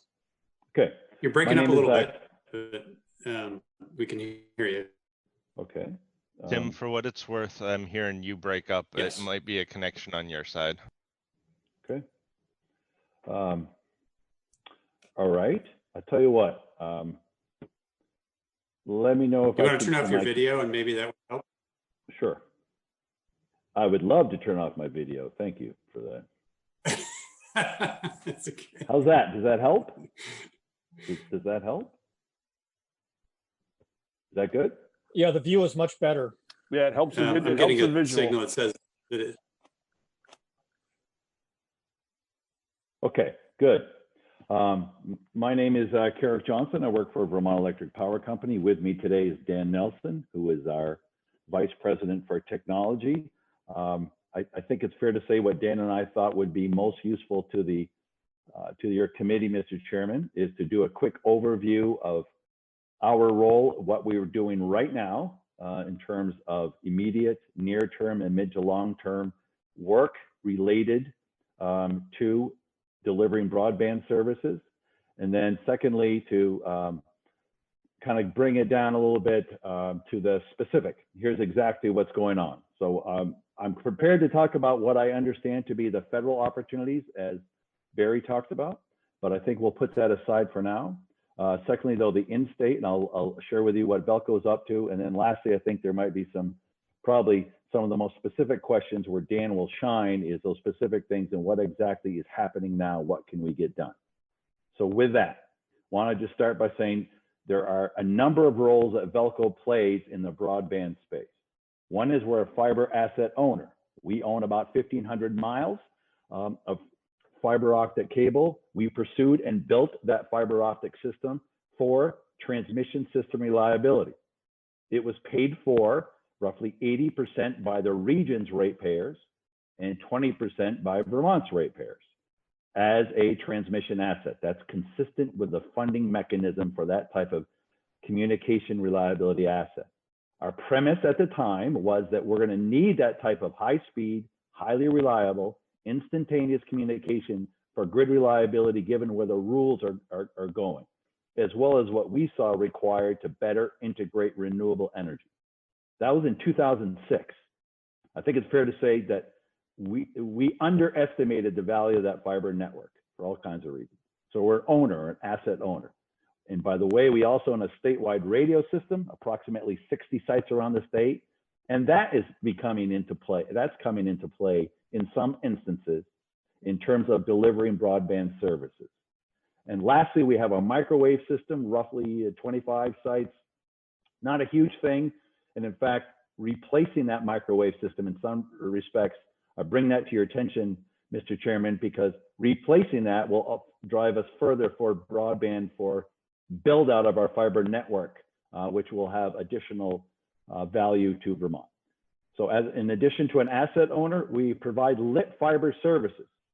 We provide the data services necessary for ourselves, for our distribution utilities, including Washington Electric Co-op, Vermont Electric Co-op, and Green Mountain Power. And also, it's interesting given the news on VT Digger today, but we also have one unique customer that was essentially an experiment where we provide backhaul services and a 2 gig connection between the campuses of Northern University, Linden and Johnson State, which has been incredibly powerful for them, but we'll see what happens there. So those, in addition to an asset owner, in addition to lit fiber services, I think it's fair to say our mission is, and this is important, is to help build a sustainable Vermont. We are very much aware of the criticality of broadband, and in our team's judgment, in our leadership team's judgment, perhaps the single most critical element where we can help, in addition to keeping the lights on, is helping to build out broadband services, given its impact on education, on health, on economic development, effectively on the civic glue, if you will, which certainly comes into play now. Again, I am prepared to talk about federal funding opportunities, but what Dan and I thought would make the most sense is to talk about what are we doing right now. And I will tell you, we have a sense of urgency on this. And Dan and his team, we push other things aside to try and get things done, working with our owners to make sure that happens. So in part, we have served as an information resource for our owners, making our owners aware of the opportunities, for instance, the Rural Digital Opportunity Fund at the federal level, that $16 billion auction that's coming up on October 22nd. Can we help our owners decide Where we can, we've tried to provide information that helps Vermont Electric Co-op, helps Green Mountain Power, helps Washington Electric Co-op, BED, others. Do they or do they not want to participate in that auction? I would say I want to give credit to the DPS because of their work on this. They have certainly pushed us, shall we say, encouraged us to seek to go further than we currently have. But I think Patty laid out some of the challenges that are here. There are, fundamentally, it boils down to funding and the risks associated with that funding. Velco will be expanding our network. We need to for system reliability purposes. Two fundamental drivers. One is the emergency federal reporting requirements, data reporting requirements, information and knowledge of what's connected to your system. We need to get broader and deeper and more foreknowledge into our system. Secondly, we have increasing gaps in our ability to plan where to put what asset at what time such that we can ensure system reliability. So two reasons why Velco itself will be expanding our 1,500-mile network. Exactly how much, how many miles, where exactly that is, and how much that'll cost, do not know. But Dan's team is planning that right now. Further, based on the, I affectionately refer to it as the manifesto that the department that Commissioner Tierney issued, we are looking at, can we go even further? And Dan's team is mapping out right now, where could we go a little bit further such that our substations, for instance, near our substations could connect to libraries, schools, other areas of logical congregation, or with big parking lots where people could avail themselves of broadband services. So we're looking at that. Fundamentally, we have our core service we're doing, and then where can there be additions, understanding the funding is not yet, and the restrictions and or requirements that come with that are not yet clear. What we've been engaged with, I would say, at least for the last 3 months, we've had, I think Barry, you mentioned this, conversations with the communication union districts. Probably the most specific, the most detailed, and I think where we've made the most progress is with the Northeast Kingdom Community Broadband CUD, with Evan Carlson and his team. We have some, probably that's where we have made, again, the most concrete progress in having addresses, bringing solutions to bear, and now we're down to the short strokes on who does what, how do we install that, and who exactly pays. In these conversations, Mr. Chairman, I want to stress to your committee, what we're contemplating doing is making Velco capacity available essentially for the state of Vermont to pursue broadband connectivity. Exactly how that gets allocated in funding, we don't know currently. There's no true dollars that have been clearly established as to exactly what that price tag is, but those are some of the natures. Where do we have capacity to provide backhaul or enable connectivity for someone seeking to serve these unserved or underserved areas? That's effectively what we're trying to do. Leverage that asset we have in place to serve these areas that don't have that. We've also been engaged with CV Fiber. We have meetings come with EC Fiber, so we have sought to, where it made sense, as we could get information, have those very specific conversations. Again, the most specific and where we can respond, Dan can respond with most detailed answers, is in the Northeast Kingdom. Secondly, we've had conversations with the wireless internet service providers. Here, I would say, keying off of the Northeast Kingdom, New England Wireless, that's where we're down. Again, if you go here, I guess here I just have to add, you know, this is like a wild west when you put, and when you start, the deeper you get into broadband services in Vermont, what I likened it to Dan this morning, it's like the Star Wars bar when you go in, because there's such different creatures with different interests at different times who have different levels of knowledge. And knitting all this together, getting exactly the right technology to the right address in a way that matches money is incredibly, you know, it takes some unearthing and sleuthing, and that's what has been engaged. For instance, with New England Wireless, very constructive conversations, but in tying them together with Evan Carlson and his CUD, there are people, how do we get to these people when you have a WISP that doesn't really believe or doesn't engage in marketing? And how do you get a just up and running CUD to understand you got to connect these particular addresses with this provider in a way, and how do we affect that? We're just now have set up, like, I guess I would say, brokered that marriage, that connection, and that's happening now. And so, like, much more to do there. A couple other things, last couple of things I would just talk to, and that is existing broadband service providers.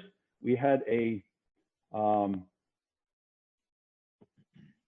initial conversation with Comcast way before any COVID-19, just to get broadband going and understand where the existing participants, the existing players are. Frankly, nothing really came out of that. We had several very detailed conversations, shared all the information we could. To date, nothing's happened with Comcast. AT&T, I would say now we had some initial getting to know you stuff in terms of a sense of urgency and alacrity of action. I think we are calibrated now, and essentially we are now in the midst of their vendor approval process, even as in parallel, we're running down our FiberMax connectivity, and can there be a match where our ability to do backhaul broadband data services, can serve on or underserved areas where AT&T can roll out an asset to help serve. Don't know if that's going to happen. So we're both doing the specific site-specific work, as well as even as we work to be approved by their vendor process. We haven't talked to Charter, so I don't know that. I probably missed a few things, but mindful of time, Mr. Chairman, I guess I would say there are federal opportunities related to the Rural Digital Opportunity Fund auction. There had been some notion, and there's still ongoing option, that some of those funds might be accelerated, consistent with certain criteria. There's additional monies that are ostensibly going to be made available, but again, that's not something over we have very little control. So I'm not sure if you and your committee are interested in hearing about that. Why don't I stop there? I know I've kind of gone through a lot, but let me stop there, Mr. Chairman, and be happy to take questions on any of this, and would invite Dan, if you had anything to add that I missed, would love for you to chime in here, please. Go ahead, Dan, if you want to offer some thoughts as well. I don't have anything more to add. I think Carrick clearly articulates the work that we've put into the emergent work to address the disparity, the educational disparity of broadband. Example I have is my children here in the house. I walk into their room and I get shushed because they're on a Zoom call in class. And I can't imagine what's going on in a home where there is no connectivity, and that's happening every day. They're falling behind. So it's close to, this is near and dear to my heart, but we've done everything we can to help connect the people and put our infrastructure up to solve the problems on an emergent basis. What can we do right now? But also at the same time, the relationships that we're developing and seeking to find longer term solutions, recognizing it's quite possible that come fall, we may be in the same situation, and maybe we can have something more permanently in place to solve those problems as fall rolls around for the next session of school. Yep. So I've got a couple of hands up here in the queue. I'm going to ask a question first, and this is specific to Velco and your ownership as an organization. My understanding is that Velco is owned and controlled by the different electric utilities in Vermont, maybe in proportion to their size and their service area. And so correct me on that, Carrick, but related to that, are there constraints from, how would Velco be an actor in this space? Because again, you've got a number of different electric utility owners, is my understanding, maybe with slightly different agendas. So is Velco kind of a free and active player here? To what extent are you beholden to a strategy that GMP might want to employ relative to Washington Electric or some of the municipally owned utilities. How does that work in terms of what your strategy would be here? I'm really glad you asked that question. So here's what I would say, just so we're clear, we're owned by the 17 distribution utilities and a public benefits corporation, the Vermont Low Income Trust for Electricity, VLIGHT. VLIGHT has two responsibilities. One, to figure out how to spend how to invest the $1 million we provide them, since they own a piece of Velco, how to invest those dollars to both lower the impact of energy costs on low income people, as well as to advance the goals of the comprehensive energy plan. Their second responsibility as an owner of Velco is to name 3 people to Velco's board of directors, which they do. I tell you that because really we think, having been away and then coming back, to me, this is an incredibly well-functioning board. And when people arrive, and just to be in the interest of full disclosure, Rebecca is on the board, so I'd invite her with your forbearance, Mr. Chairman, at some point if Rebecca would like to point out. But from my perch, what I have seen is people state their case, the respective CEOs of utilities, and there's public power representatives. Ken Nolan from the Vermont Public Power Supply Authority is there as well. They state their case clearly, I guess you could say, on behalf of their faction or their particular company, but all of them to a person understand Velco's role that it has. And I have, for the last 6 or 7 years, I have not seen that type of parochialism you're alluding to. What I have seen is understanding, if anything, the most defining, or I guess you could say constraining factors on Velco relate to, effectively, Velco has no money of its own. It's all ratepayer customer dollars. And so everything that is tied to system reliability is well within our purview.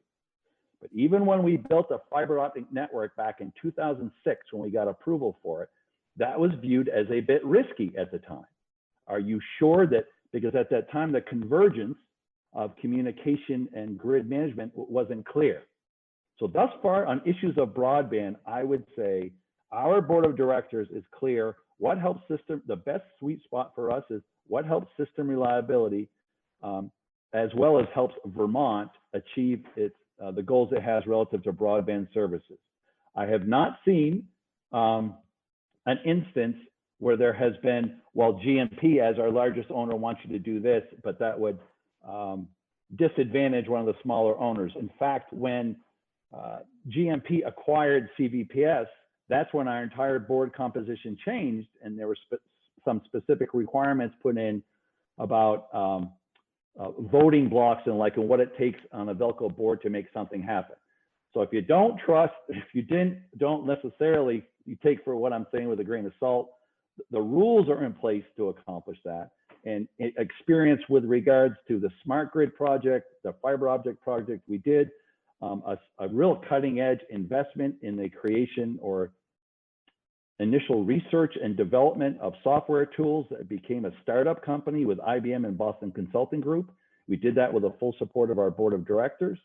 We just had the full support of our board of directors at a special meeting yesterday to approve a PPP loan that will save Vermont customers money. So in every instance I've seen, Mr. Chairman, there has not been that inordinate or improper, or choose your adjective, exercise of power from, there's always a little bit of tension, there can be, but that Velco board functions as one board for the good of the overall transmission system. And rather than being a divisive force, I've seen that as being a uniting force upon our board. But again, CEO Town, Rebecca is a member of our board, so she may have a different view. I'm not sure. Great, thank you. Responsive to your, if that's responsive to your question. It is. That was exactly what I was interested in. We've got several hands up. I want to turn it over to Representative Sibilia, then Representative Pat, then Chestnut Tangerman, then Higley. So I want to start by thanking you, Carrick. I think the Star Wars bar analogy was absolutely perfect. And I think it's a great demonstration of what happens when you have a deregulated utility system, which is different than, of course, how you all operate. And I really appreciate hearing that all of the DUs have come together with Velco and act for the benefit of Vermonters. We appreciate that and really see that is what is needed here for broadband. I don't know that everyone understands, and for those that may see this afterwards, one of the biggest challenges and why we have the connectivity holes that we have right now is because the internet is not regulated like a utility. It's market regulated, and the state of Vermont is federally preempted from changing that. So I appreciate all of the effort that you all are putting into trying to operate in that and create solutions in that atmosphere. It's critical, as I've heard you all say. I have two questions, and I'm actually, they're really for all of the DUs, but what can we do to help you help Vermonters right now and in the future? And then I'm really interested in what your all observations have led you to in terms of how we could better or additionally support the CUD volunteers, the Vermonters that are volunteering on the ground. So I'll mute myself. So first wasn't asked, what can the Vermont legislature do? I guess my response is to that. One, we need to continue to work with the Department of Public Service and others to kind of continue to do our homework. The way I look at it is, you've heard from Washington Electric, they're doing great work. You'll hear from, in my opinion, from VEC, they're doing great work in following their path. You'll hear from GMP, here's a path we're going down. There's some similarities. There's a somewhat different timelines, but they're all kind of following the same path to undertake analyses that will identify, at least in my opinion, some stumbling blocks likely. The kinds of things that occur to me for Velco, at least from off the top of my head, it'd be interested to me understanding the box you're opening, but for instance, to the degree there's any pushback about locating communication facilities, assets in the electric space on distribution poles. My guess is that might be an obstacle. So to the degree that there was clarity, not further confusion, to the degree that's an obstacle, that was eliminated, that would be great. To the degree that it could be that there is unanimity or consistency with regards to the federal opportunities and alignment in terms of the Rural Digital Opportunity Fund. I think Barry talked about, look, we kind of missed the boat on a couple federal opportunities. To the degree there's specific things that could be identified where that could be helpful. In terms of setting up Vermont for success there, that would be useful. I don't know, like Vita, if there's any funding mechanisms because there's so many things in play. Excuse me, Carrick, yeah. I'm not quite understanding that. Could you just elaborate just a tiny bit more? Right. What we have seen thus far as it relates to the Rural Digital Opportunity Fund auction, you have WEC and VEC and Green Mountain Power are all undertaking analyses on their own within their service territories. Does it make sense for us to participate in a fairly sophisticated auction coming right up? And what is the risk? That's a 10-year commitment on the part of that you're making to the federal government. And it's going to be some, in my opinion, based on what I've read, it'll be some partnership between a distribution utility and an internet service provider of some kind. I don't know exactly, and I don't know, and maybe again, other folks on as part of this hearing will have specific answers already. So if I could, I'd love to have a little stay tuned on that. But those are the things that occurred to me. And one other specific policy comes up. I know we've made progress on the 248A reauthorization. I would suggest don't mess up, please. I would invite you to consider really moving on that. and pole attachments, those kinds of complicated, typically thorny issues that can be, if you're looking for clarity and a direction and a signal, go put these poles in. Go put these assets in that space and get this done. And I've been away from the distribution utility world, so I can't cite the specific, I can't give you the specific statute as to where that is. Those are the kinds of obstacles that I think we should consider now and review and get rid of. Because again, what we have decided, the distribution utilities and Velco collaboratively, is whatever the opportunity, do the planning now, have the analysis done, and identify where are the shovel-ready products that identify the greatest amount of value. Get those ready. And from those, I think the kind of obstacles I've talked about, typically it relates to permitting. It relates to, a lot of times, the intersection between the regulated monopoly of the utilities and the commercial enterprise of the telecommunication world. And to the degree that has been something where utilities, given the risk, haven't sought to engage because it seems like a money rat hole. I guess in general, that could be a place where it could be help. And if I may, Representative Sibilia, Dan, I'm sure I didn't hit that directly. Are there any particular obstacles that you can identify that would be good to bring to the committee's attention, please? You have nailed them. Wow. Okay, there's a first. Okay, that's my answer.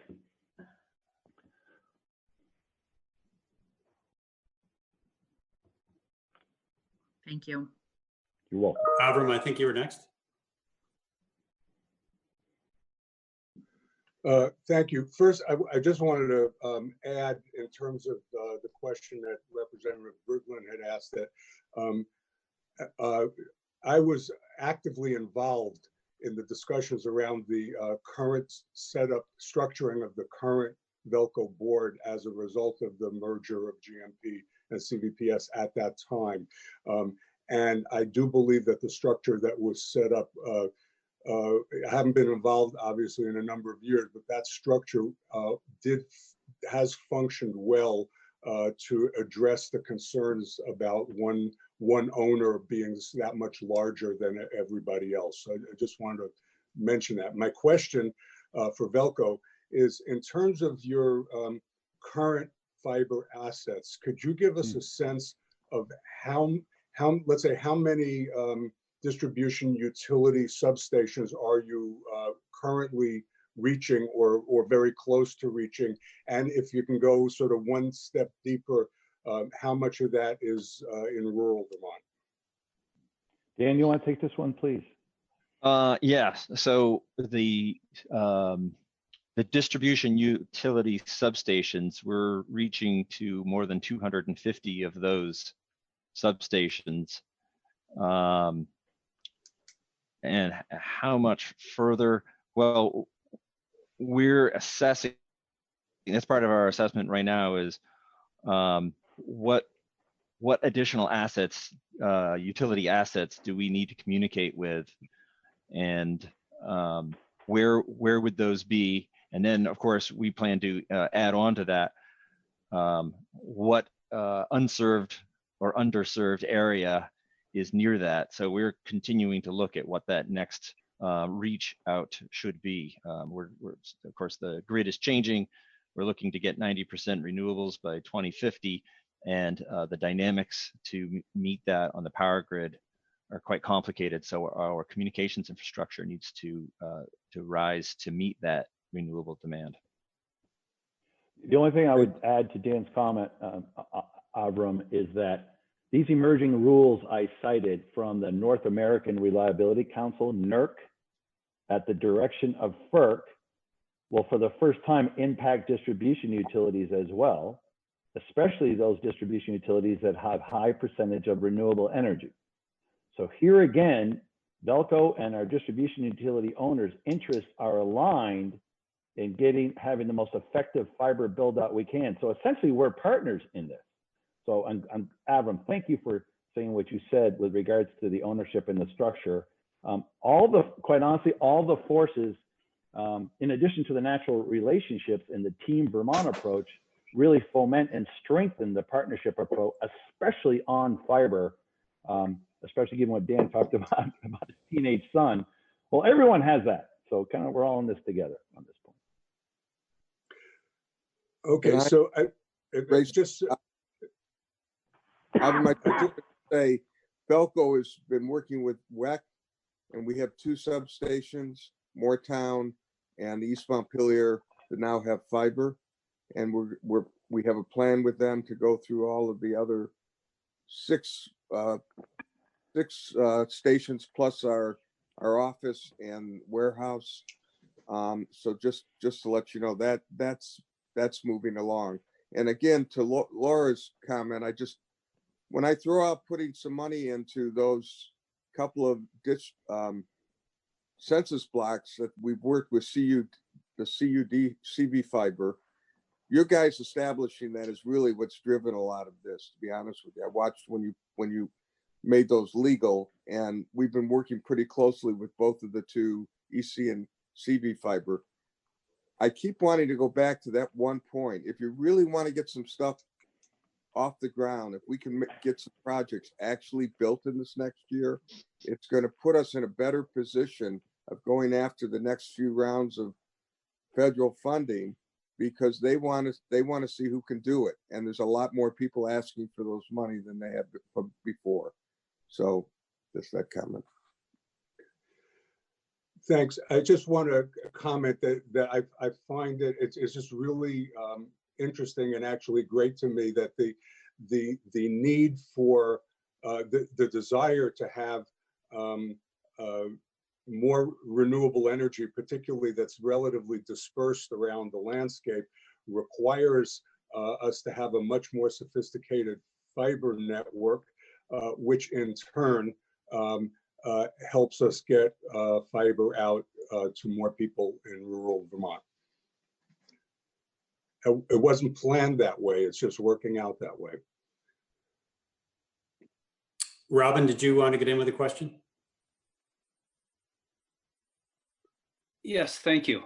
And it's, I guess going back to my question to Patty about small operations and slicing and dicing, and what I see in Vermont is a lot of players and an increasing number of players with CUDs forming.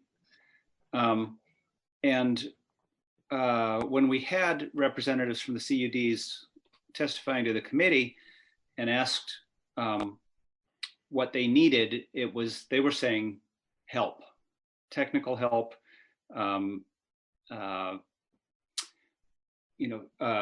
executive help to get these volunteer organizations going.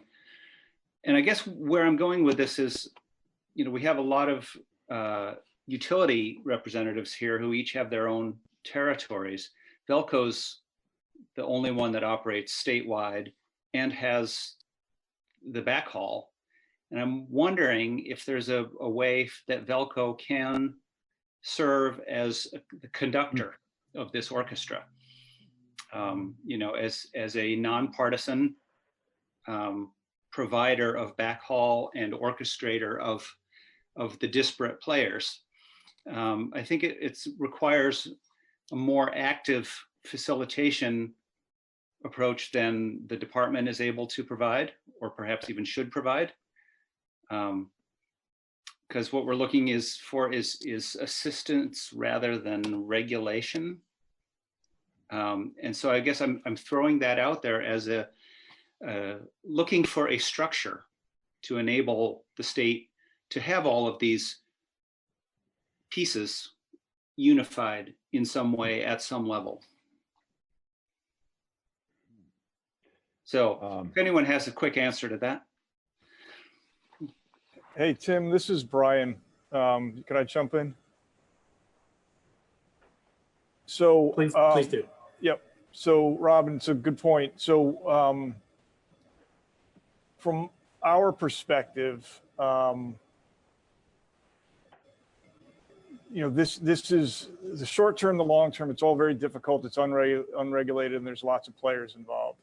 So I think one of the things that we think would be constructive going forward is if there was some sort of I don't want to use the term mandate, but let's just use that, or strong direction or strong guidance given by the regulator that electric utilities need to make sure that any customer-facing energy programs that they are delivering that require connectivity to the customer's house or their customer's premise in order to deliver the value of that program.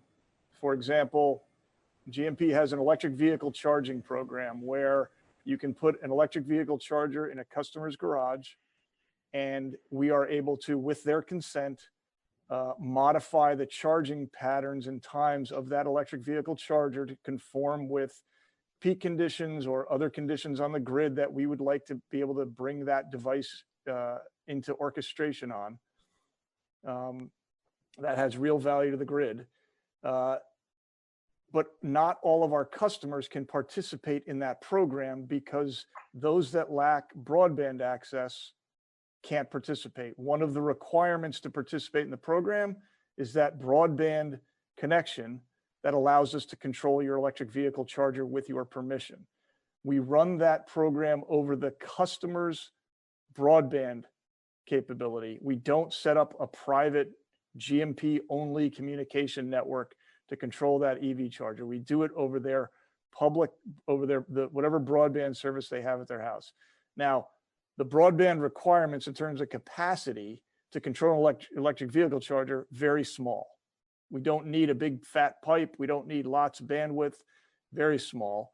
But if we're going to require utilities to make sure that any of their energy programs that they offer are available to all of their customers, then you are basically telling the utility, make sure that you either broadband reaches all your customers, and those who don't, you have a plan to get it to them. Now we are on the hook then to figure out a partnership with whomever.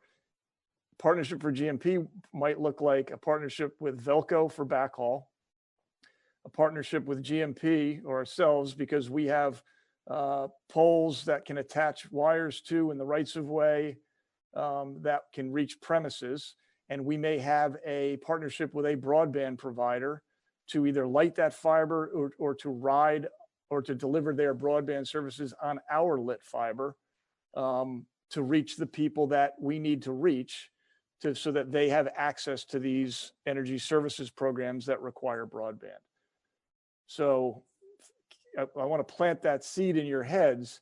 There may be a way, it'll take some discussion and all, but there may be a way if we were to, if there were guidance that said any energy services program that is offered to a distribution utilities customers has to be offered ubiquitously or with equity, then that could put into play a additional guidance that says electric distribution utilities figure out a broadband solution to those that don't have it so that they can gain access to your electric vehicle charging program, your battery storage program, your heat pump management program, whatever the situation may be. Thank you, Brian.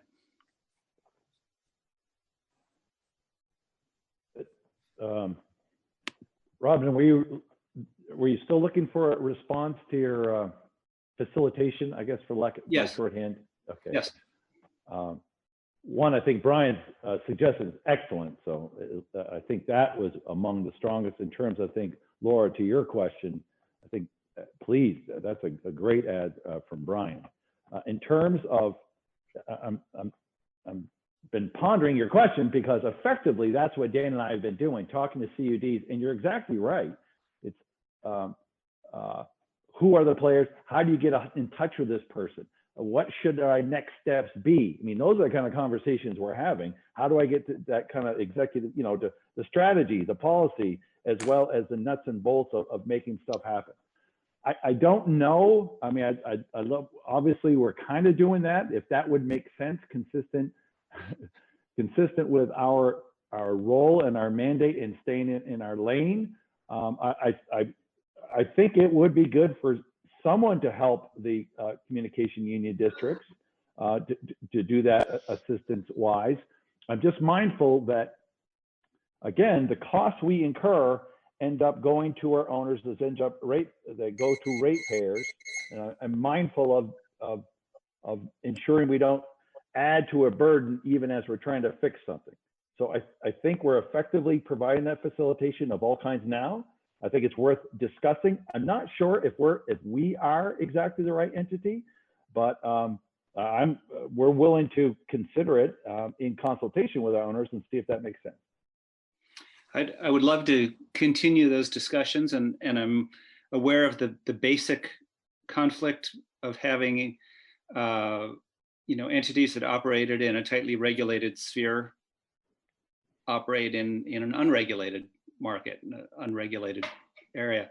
And I'm not sure if Velco is the right entity, but I see there being a need for one. And you're already, as you say, informally filling that role, and also the player, perhaps the largest player that Vermont has in terms of existing backhaul. True, but maybe it's just my instincts are there's a lot of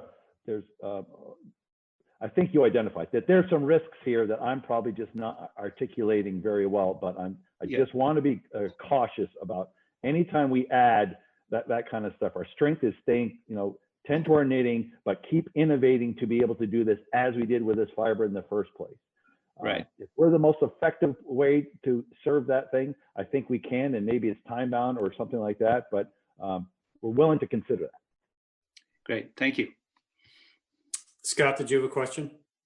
Yes, I am wondering about what the future looks like for the transmission and distribution system, for the grid, and how deep into the grid, in other words, how close to every premises some sort of connectivity is going to be required for utilities to manage the load. So, thinking in terms of intermittent generation, thinking in terms of orchestrating charging electric vehicles or battery storage or what have you. How deep into the grid are the utilities going to need to have broadband connectivity? You understand what I'm getting at? Yeah. So I'll take a shot, Eric. So please. It's going to be as deep as the load devices make sense. So if you believe that the adoption of electric vehicles is not going to be a big element of the future, that whatever level of electric vehicle adoption we're at right now will increase incrementally year over year, but we'll never see a groundswell of conversion over from combustion vehicles to EVs, then those at their current levels don't become significant load devices for us to manage.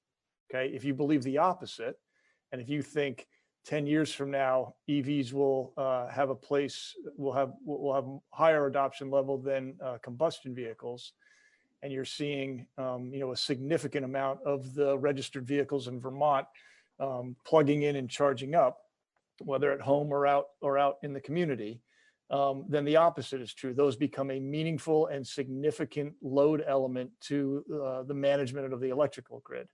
And so the more load gets tied to a certain technology, and depending upon the operating characteristics and the charging characteristics of that technology, will dictate the necessity of broadband to control it, if we're going to be able to allow those adoption levels to happen without having to fundamentally upgrade the grid. We do not, in Vermont, in my opinion, we do not have to do significant upgrades of the grid, even if we see 50% adoption levels of electric vehicles, if we do it the right way, with access to the controlling activities of those vehicles so that we can manage that in real time or near real time. To do that is going to require knowledge and intelligence and connectivity to those devices, and that implies broadband. Mm-hmm. Are there other aspects besides electric vehicles? It's a sort of prime example right now, but are there other dimensions to managing the load that that would be sort of on the utilities, distribution utilities dime, something that they would have to do in order to transition to the grid that is coming, that's on the horizon. Yeah, there's a whole bunch of things, broadband just being one of the enabling assets to do it. I mean, if I think 10 years out, and if I imagine that we're in a much more fully distributed electrical grid, where we are tapping into, you know, thousands or tens of thousands of small generating assets. We've got tens of thousands of load devices like electric vehicles or heat pumps. We've got storage. We got, you know, tens or hundreds of thousands of storage devices out there that are both consuming and effectively pushing back or generating electricity back to the grid. You know, you need some pretty sophisticated analytical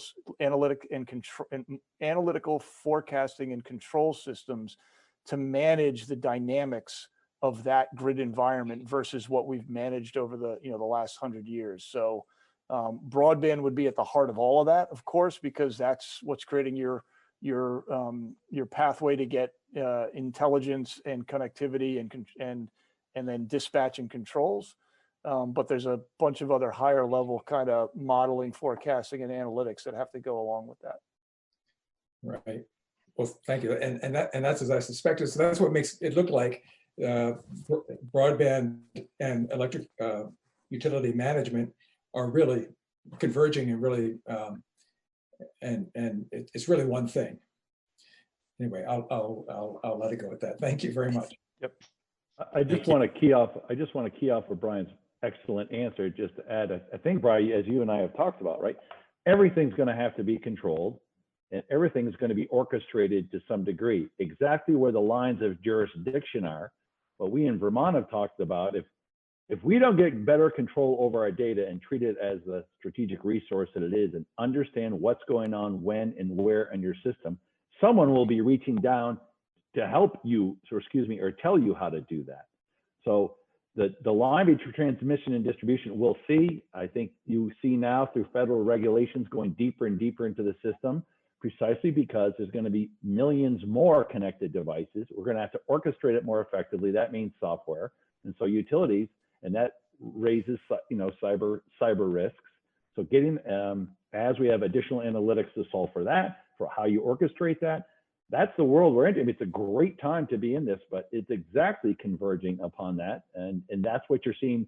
Hawaii, California, and Vermont are kind of seeing that, and you're seeing that need to innovate with a sense of urgency because we have to, and we want to, oh, by the way. Well, so if I could just follow up with one last Actually, thing. hold on, Scott. I think we're going to move ahead because we haven't heard from Rebecca yet from Vermont Electric Co-op, and I also want to get Brian Otley's testimony in. Rebecca, thank you for joining us. You know, very interested in hearing some of the things that Vermont Electric Co-op is laying out, and you have a unique territory as well, I think, both because it's so rural, some of the demographic challenges, you know, in terms of the demographics of your customer base and how that might look different than others in Vermont. A conversation that you and I had earlier this week, which was fascinating to me, about some of the things that Vermont Electric Co-op would bring to the table as a partner potentially, or in terms of running your own kind of broadband service, were surprising. There were attributes that I think VEC has that didn't immediately occur to me. So thank you for joining us and welcome. Great, thanks for having me. So Rebecca Town, CEO of Vermont Electric Cooperative, and it's been great to hear all the dialogue and back and forth, some really good questions. And so I'm going to try to answer a few of those from our perspective as well, as I talk about what we have going on. So first, let me start by just saying thank you to this committee, because you were instrumental in creating the opportunity for the feasibility grants that both VEC and WEC were able to obtain. So we just got news last week. We achieved that grant. We've already selected a contractor, NRTC, had a conference call with them yesterday, and so we'll be off and running in the next couple weeks. To give you a flavor of just what that work looks like, it's going to take us about 2 to 3 months to do the feasibility study, which is the first part of the grant. And if we find a project that's feasible, that has a 3-year payback, then we'll move on to the business plan part. Based on what we've seen so far from the Magellan report from the state, I think we're not that optimistic about finding anything with a 3-year payback. But I do think it will set us up to answer a lot of questions that I think all of you have and that we have as well, with a lot more specificity than what we have today. Just to give you a sense of our vendor, NRTC has done over 170 broadband feasibility studies around the country. They are a cooperative themselves, so we're excited to work with them, and they've found some of those feasibility studies move forward and some don't move forward. And so it was important to us to find a vendor who was able to give us really an honest look at the opportunities and the challenges. We started down this path really asking the question, what is VEC's role in encouraging broadband? And we currently have broadband to almost all of our substations. So from a utility operations perspective, as we stand today, we're good. But what we're looking at is economic vitality, particularly in rural areas. And I think we've all seen over the last couple of weeks, even while technology, the future of technology has accelerated. So telehealth, we used to think was in the future, and now it's here.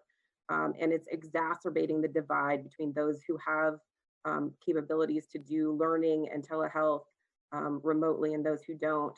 And as Brian very clearly explained, that will start to expand to the utility world as well. So there's a nexus there, both in terms of how Brian described, in terms of our programs will rely on that, and we need those programs in order to leverage the current grid, even while certain kinds of load grows. And I would also bring up the idea that energy will be one more way that there will be the haves and haves not around broadband. So currently with an electric vehicle charging program, if you don't have broadband, you can have an electric vehicle, and you can also have a level 2 charger in your home, and you can also charge that behaviorally in the off times. But our programs are set up to provide an incentive payment to people who participate in our programs that allow them to allow us to manage that charger for them. And if you don't have that broadband connectivity, then you're not eligible for A, that management program, or B, that incentive payment that goes to those who participate. And so it's just one more kind of differentiator, and that will simply grow over time. So those are the things that are driving our interest. And also similar to Washington Electric Co-op, we are pretty agnostic about who solves this problem. We're in this space because we think it's a really important problem to be solved. And we've been approaching this very collaboratively and trying to have as many conversations as we can with forming CUDs and regional planning commissions and small broadband providers who've been starting up in our service territory.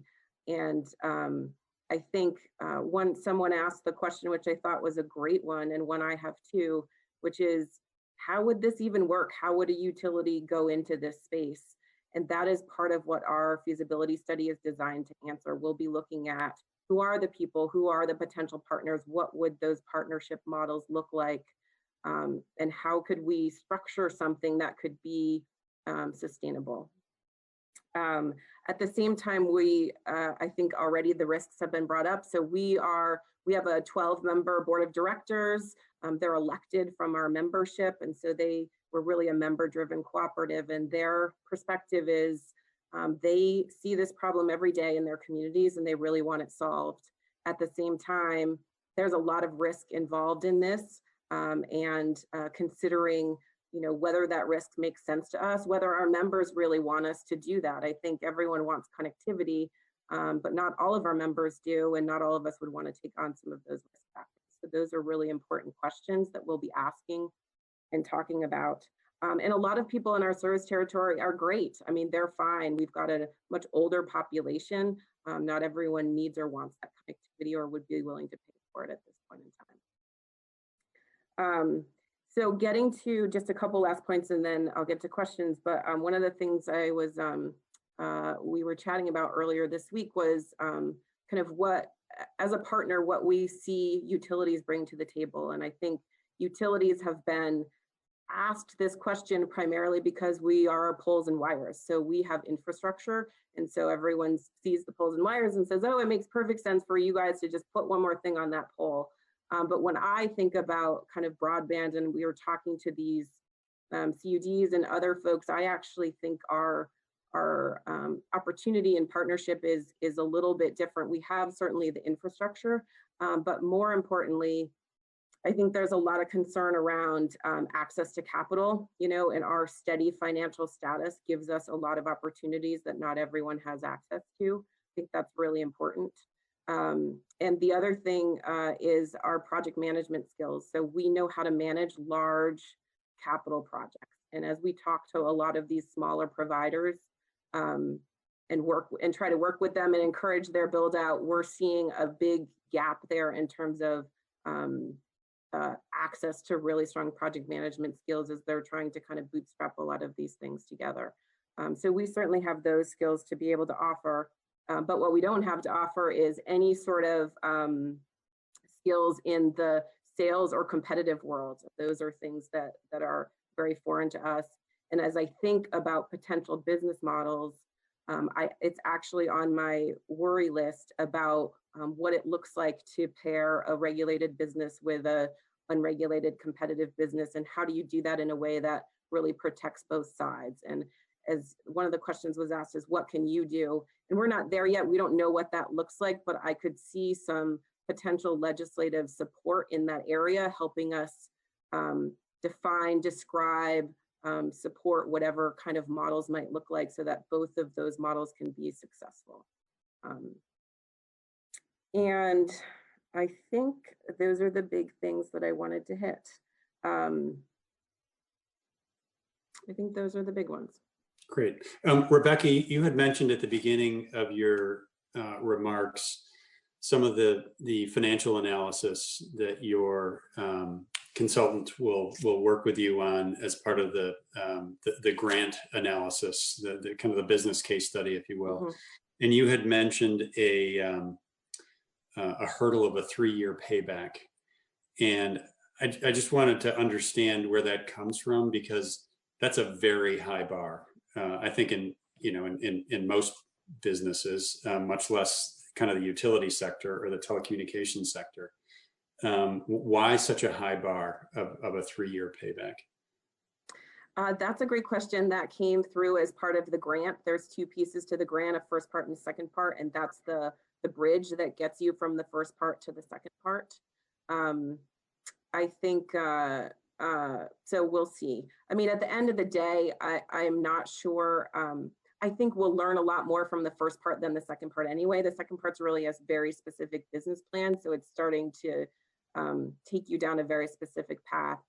My view is that even just doing this first part of the feasibility study is going to help us really understand who partners are, and most importantly, help us understand how much money we need and set us up to be able to potentially pursue some of that money. I really think at the end of the day, the biggest hurdle we have to cross is the money problem, because if you can figure that out, then I think you can bring the partners, the skills, the people you need to the table to make that work. So we are looking at the FCC RDOF grant opportunity that Velco mentioned later this year. The timing would be good for us to consider this summer when we know enough about the feasibility study, whether we want to put our hat in the ring for that. And I'm also hopeful, not only at the state level, but certainly the federal level, there's been a lot more interest and excitement. What we're experiencing in Vermont is being experienced across the country. And we're hopeful there'll be stimulus funds or other sort of grant opportunities. And we feel with this feasibility work, we'll be well poised to consider pursuing that or work with partners or in some way be able to think about what it looks like to dive into those areas. No, thank you. That's helpful. I mean, if with regard to the financial hurdle, if you will, the 3-year payback, if that's something that is kind of government or regulatorily directed, that's something that I would, kind of put in the parking lot as something we ought to look at, because that's a really high bar, and I don't think we should.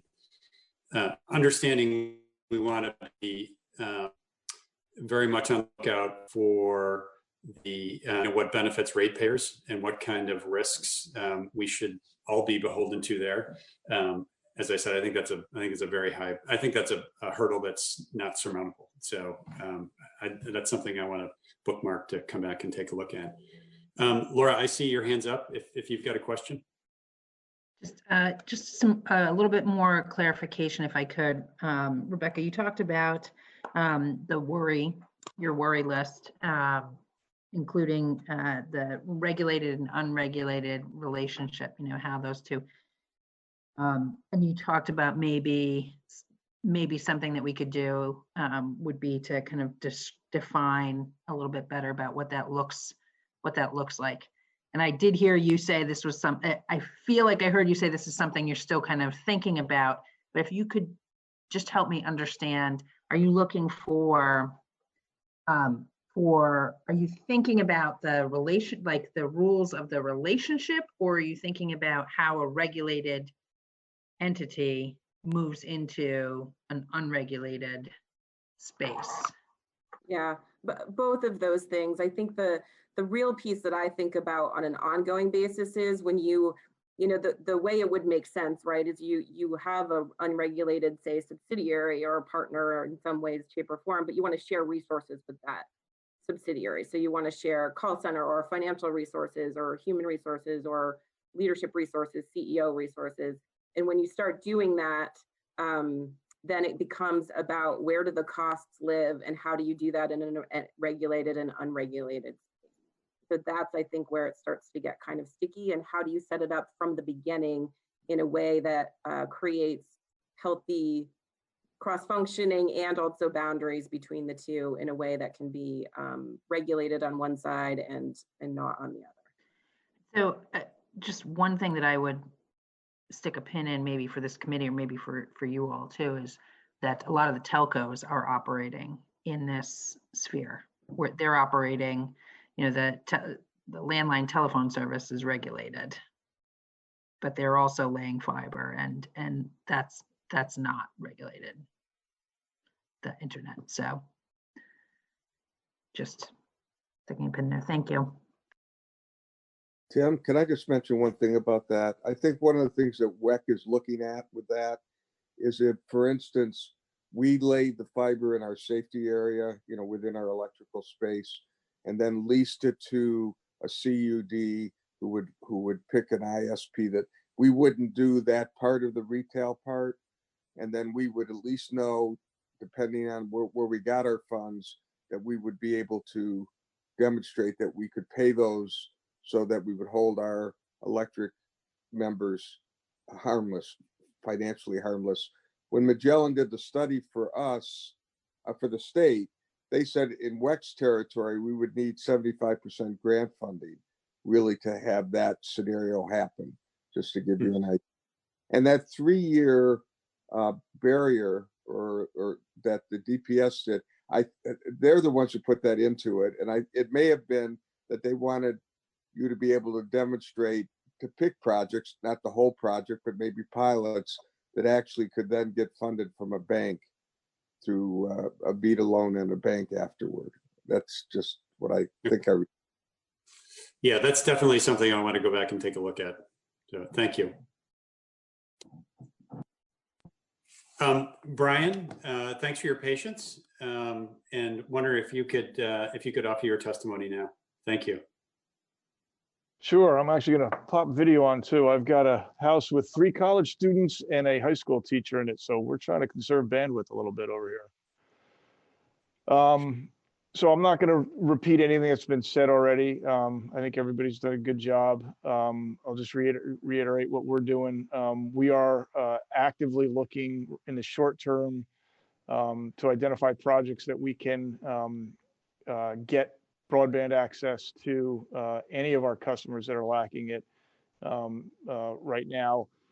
That includes, finishing up some of the make ready work we were far along with on any of the projects for the telcos that are stringing fiber and have the ability to connect end use customers in the next 90 days. So we continue with that work. That's part of our essential work schedule. We're doing that work with proper social distance and with all the proper protective equipment out in the field.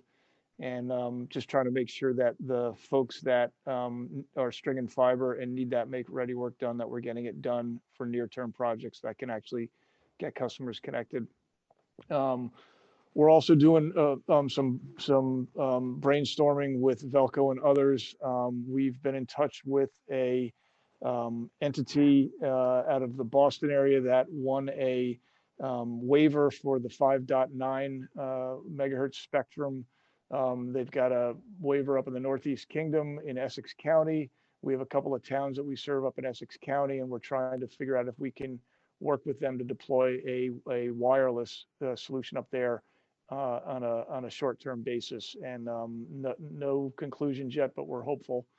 And then we have had a lot of talks with parties that are trying to put out the temporary Wi-Fi spots and the like, just to get stuff in the short term. Longer term, where the challenge is, I'll just go back to the comments I made earlier. I think Rebecca articulated it very well. And we see it the same way, that we have infrastructure in the ground that can be attached to. Ideally, we'd have the ability to where no entity has plans to string fiber, we would have the ability to string fiber and then offer some sort of an open access tariff access to that fiber, either on a lit or unlit basis for a communications union or an existing telco or some other provider who will bring retail services to those populations. We do not think GMP offering endpoint retail services is the right thing. We would much prefer to do that in partnership. So we think we can be helpful in orchestrating any type of coordination that can be done with Velco and their network. Anything that can be done with our poles and our rights of way, up to and including perhaps having fiber that we own and light, so that a broadband retail provider could ride on that with an open access basis to provide connectivity to customers, either with wires to the home or through some sort of a wireless solution. 5G and even 4G offer a wireless opportunity, which that last mile connectivity decision of what technology to use should be left to the experts. But it's all got to be facilitated by fiber at some point that can lead to those sites. And then I'll finish with just reiterating what I talked about earlier, which is what I call energy equity. We do think it is time to have some guidance and some guidelines on making sure that when we are offering energy service programs out to our customer base, that our entire customer base has access to those. And if that is the catalyst to drive an expansion of broadband to support that, then that's a good thing. Great. I actually want to draw you out and pull other members and witnesses into this conversation as well, because it's come up as part of a number of witnesses' testimony today, which is, Brian, I love your term energy equity. And one of the focuses, one of the things that this committee has spent a lot of time on in the last year is how rural parts of our state have kind of been left behind in some regards. And actually, I think this is something that other committees have spent time on as well, whether it's rural access to healthcare, whether it's rural access to broadband, whether it's rural access to energy services, you can go on down the line. And the question of how many of your customers have a disadvantage, if you will, from the type of energy services that they can access relative to other customers. And how important is it to, as a regulated utility, would it be for the state to require that all customers have access to similar or the same energy services, energy programs? I don't. And just as an aside, this is a leading question, because if the answer is that all Vermonters should have access to the same energy services, then ultimately all Vermonters should have access to broadband. Right, right. I mean, decades ago, it was determined that all Vermonters should have access to electricity, right? And that was a nationwide conclusion. I think Carrick and I were joking the other day. I think it was Carrick. Was it Victory, Vermont was the last one to get connected? So last one in the U.S. Oh, in the U.S. Jeez, good Lord. So that was a determination. There was a funding mechanism to do that and accomplish that. Right. Fast forward however many decades since, and broadband is becoming the next kind of connectivity point to provide people or to give people the infrastructure they need to conduct their lives. And so I think you can make that conclusion. That conclusion is not supported today formally through regulation or legislation, Mr. Chair, but I think that's one of the discussions on the table. Well, certainly not for access to broadband, but I don't think it takes a huge amount of imagination to say that we have a different world of just kind of electricity usage, and that's going to change massively in the next 10 years. We have a different type of electric need among customers today than we had 20 years ago. Right. And that's also going to require access to different types of services, both for the distribution utility and for the customer, to take advantage of a number of things, whether it's lower costs for using electricity at different times of day, whether it's for storage devices, whether it's for managing load, whether it's for how you charge your electric vehicle. And some of those things are not available to some Vermonters today, probably mostly in rural areas. Right. And a question that I have is that inequity appropriate? Should we stand for it? And is there something that we should be insisting upon from a regulatory standpoint that that inequity be overcome? And if the answer from the Department of Public Service and from the Public Utility Commission, the governor and the legislature is yes, we're not going to stand for that inequity. I think it's a very short jump from that to we've got to have rural Vermont in order to have energy equity. We also have to have connectivity equity with the convergence of these things. Yep. Yep. I'll leave it to the wisdom of the committee to talk about things, but I will throw one other comment out on that is every utility in the state right now is actively pursuing the Renewable Energy Standard Tier 3 programs, which are providing incentives to reduce Vermonters or their customers' use of fossil fuels and the carbon impacts from them. Yep. So we have policy that is actively providing incentives, and the most common way of achieving those Tier 3 targets is by converting fossil fuel use to electric. Okay, whether it's electric vehicles, battery storage, heat pump water heaters, etc. And there will be more technologies on the way to do that. So we have active state policy to convert fossil fuel use to electric, and that is only going to make the management of the grid long term more dynamic. It has to be more reliable. It has to have more resilience throughout, whether it's weather patterns or just variations in usage. And to do that, as we talked about earlier, is going to require a level of analytics, forecasting, and modeling and dispatching to be able to manage those load devices in real time in a dynamic way. And all of that to be done has to be underpinned by connectivity, which implies broadband. Yeah. Barry, did you want to get in? Yeah, I just want, I agree with wanting to get broadband to everybody, particularly in an area has more rural, underserved than anybody. It's just a question of how you're going to finance it. People use the REA, and the federal government came out with a lot of money. But if we're going to take Brian's thing and have us mandated as an electric co-op to provide the broadband in rates, electrical rates, then we're gonna have the problem that we're having already amplified, that we have too many people who can't afford to pay the rates at this level.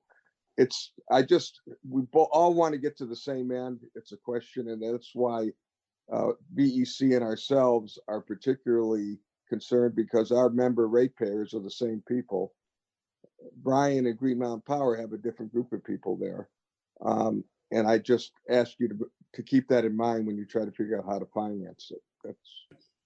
Oh, I want to finance it with federal money. That's good. Me too. That federal money is all of our money. Let's not lose track of that. That's right. That's right. I actually don't see any hands up, but I'm sure there are more questions or comments that folks want to make. So the floor is open right now. I'm going to look at a couple of chat comments that have come up here. I'll take a minute then. Yeah, go ahead, Seth. From an engineering perspective, I've heard from folks that use portable radios, first responders, stuff like that, that they're specifically resistant to the idea of transmitting internet over the existing power cables. I've also heard from some engineering folks that is less of a problem, and there's been some significant strides in being able to transmit internet connection over the existing power cables. I was wondering if any of the folks on had any additional insight or information to offer to that conversation. I can take that one. We use actually our AMI system, so our automated meter system where we get data and connect to our meters is through the power line system. So we're different than most other utilities. We have a power line carrier system. I will say even with the meter data, we run into traffic problems. And so we have to, the capacity on those power lines is so low that it can barely do the meter data. And we have to be very thoughtful about how we ping it and all that kind of stuff. So it's doable. It's just such a tiny piece that I don't think, because we did have that discussion. I just don't see it getting us to where we want to go in terms of the bandwidth requirements that the modern world needs. Thank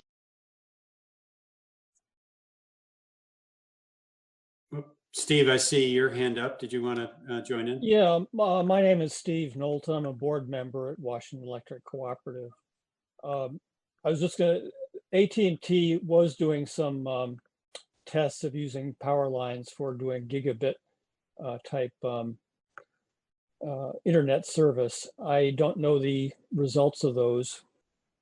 I think it's a little bit beyond what utilities use for kind of the 10, 20 kilohertz power line communications, but I don't know the results of the more advanced thing.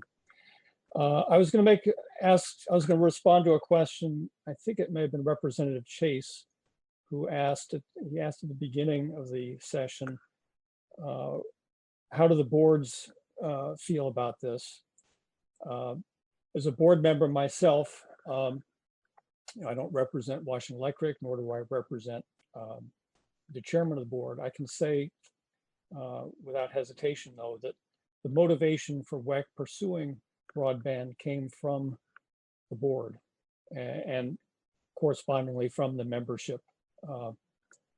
And the board passed a resolution to go search for feasibility study funding, and it's not committed to broadband, participating in broadband, but they've supported the utility the whole way.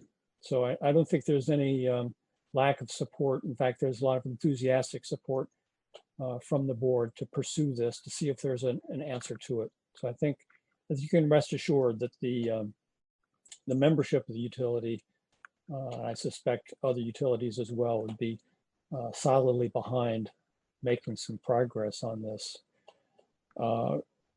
We also feel at Washington Electric that participation in a partnership with CUDs would be an excellent way to go. We hope that that meets with, that succeeds in a deeper analysis with our consultant.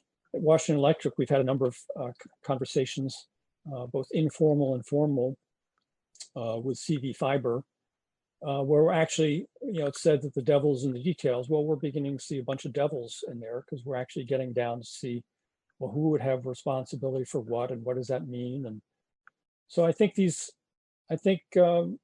conversations are ongoing. We're having them before even the results of our feasibility study are in. So Washington Electric, I think, is pretty committed to trying to find an answer. And I think I just echo what Barry says. It's when you actually look at it at the end, it's not a matter of will, it's not a matter of even technology. It's really finding the resources, the financial resources to do it, so that so the electric ratepayer is protected. And I would again emphasize that we at Washington Electric feel that participation with other nonprofits like CUDs could be a real game changer. I'll just finish up my comment with that. Great, thank you, Steve. Laura, I see that your hand's up if you wanted to chime in. So oops, sorry, there's my puppy.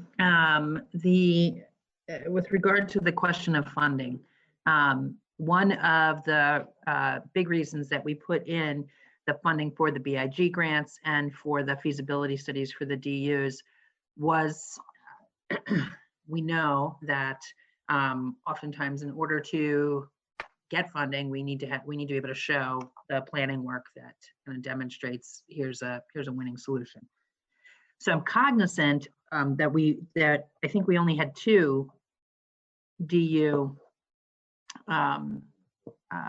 grants in Act 79. So maybe this question, I don't know if it's for Carrick. Do we know if, my question is, do we know if there were other utilities that were interested in feasibility funds, A? Do we think that that's coming, B? And to VEC and WEC, do you guys have enough funding to tell us what it would, how much, once your feasibility studies come back, what they will cost? So 2 questions. Are there others that are interested or might be? Do we need more of those grants? And for the existing grantees, is that going to be enough for you to tell us what we need to know about cost? What I'll say, this is Carrick Johnson with the Velco. What I'll say is, no, not specifically, no other distribution utility. Of our ownerships, there was general expression of curiosity and initial review, but there was a lack of follow through, at least as I understand. Now, this is one of those times where, we offer, look, there's information. If you want us to help, we're glad to help. And if you want us just to stay away, we'll stay away. I'm not aware of another distribution utility that was pursuing funding through that mechanism. It would be interesting to know if, given everything that's happening now, I mean, if any of that, it would just be interesting to know if that's still the case, if anyone has kind of changed their mind. If I may, I'll just thank you, Laura. What I would ask is this, and this kind of goes back to kind of where we ended before we need to get other questions, and that was ubiquitous broadband, yes, but how do we pay for it? And to the degree we're seeking to avail ourselves of federal funds, I mean, there are opportunities, and where I think Rebecca and Brian and Team WEC, where we have been successful, or Vermont has been successful in terms of fiber and in terms of smart grid investments has been when there has been a collaborative approach, one clear voice, where everyone benefits, and that is articulated at the national level to secure federal dollars. I believe we'll have an opportunity again, or we can help create that opportunity by having a collaborative approach that arrives at that. I'm mindful, what comes to mind, for instance, and then I'll stop, was there was, well, actually it was immediately after Senator Sanders withdrew from the presidential race, he convened that following Monday a town hall with Senator Leahy, Congressman Welch, and Governor Scott. And they were asked the question, what are your priorities? What are the things you're not going to, like the third question, what are you not going to compromise on, I think was the point. And among the points, because I wrote these down, was if there's one thing, not all of them addressed, Senator Leahy didn't specifically, but I assume he would agree. But Senator Sanders voiced support. Congressman Welch certainly has support, and he has a record of support for broadband. But the governor talked about, I think first it was one, just making up the funds, you know, just state coffers in general, which I think was about 200 million. So state funds. Two, he mentioned in passing, he talked workers just in general getting money in their pockets. Secondly, state fund replenishment. Third, there was just a mention about hospitals quickly with no further elucidation on that. And then lastly was broadband. So to the degree, I guess, we have these emerging opportunities for federal funds, and if there was a Senate, congressional, gubernatorial agreement, look, the monies that are coming, let's address these dollars towards broadband, and maybe we can buy down that to that 3-year level that Rebecca was talking about. Maybe we can do that.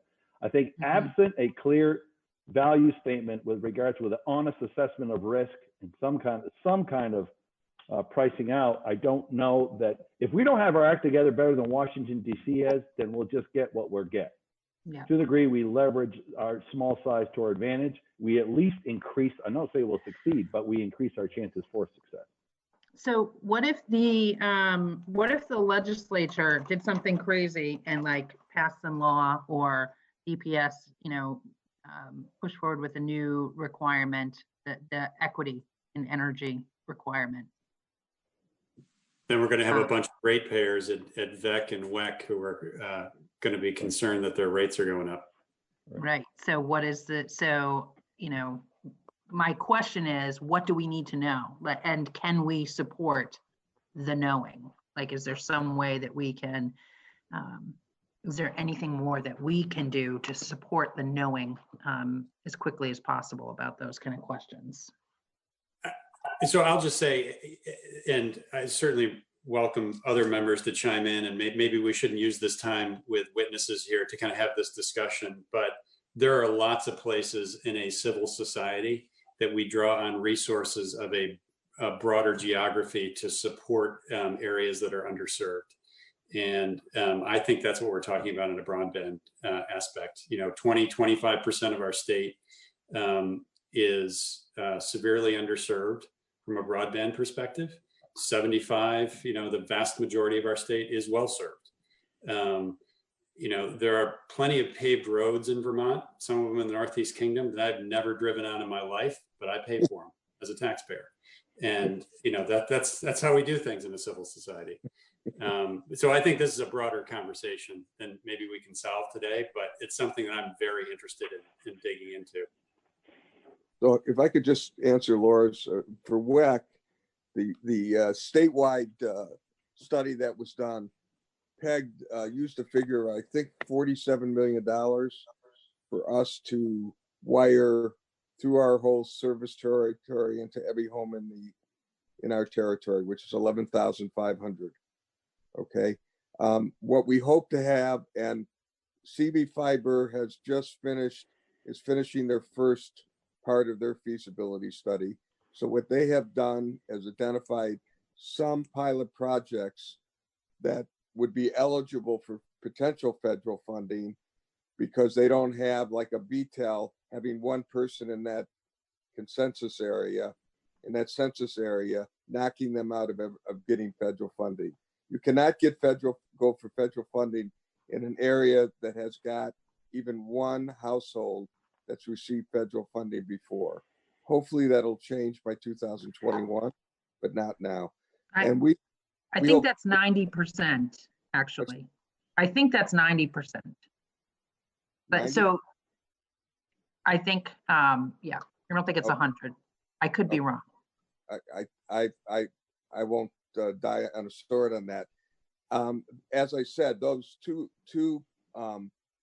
blocks that CV Fiber has picked out so far, one of them they've identified as 800 people and about a price of 1.6 million just to get service to those 800 people working in conjunction with running fiber, most likely through our safety space.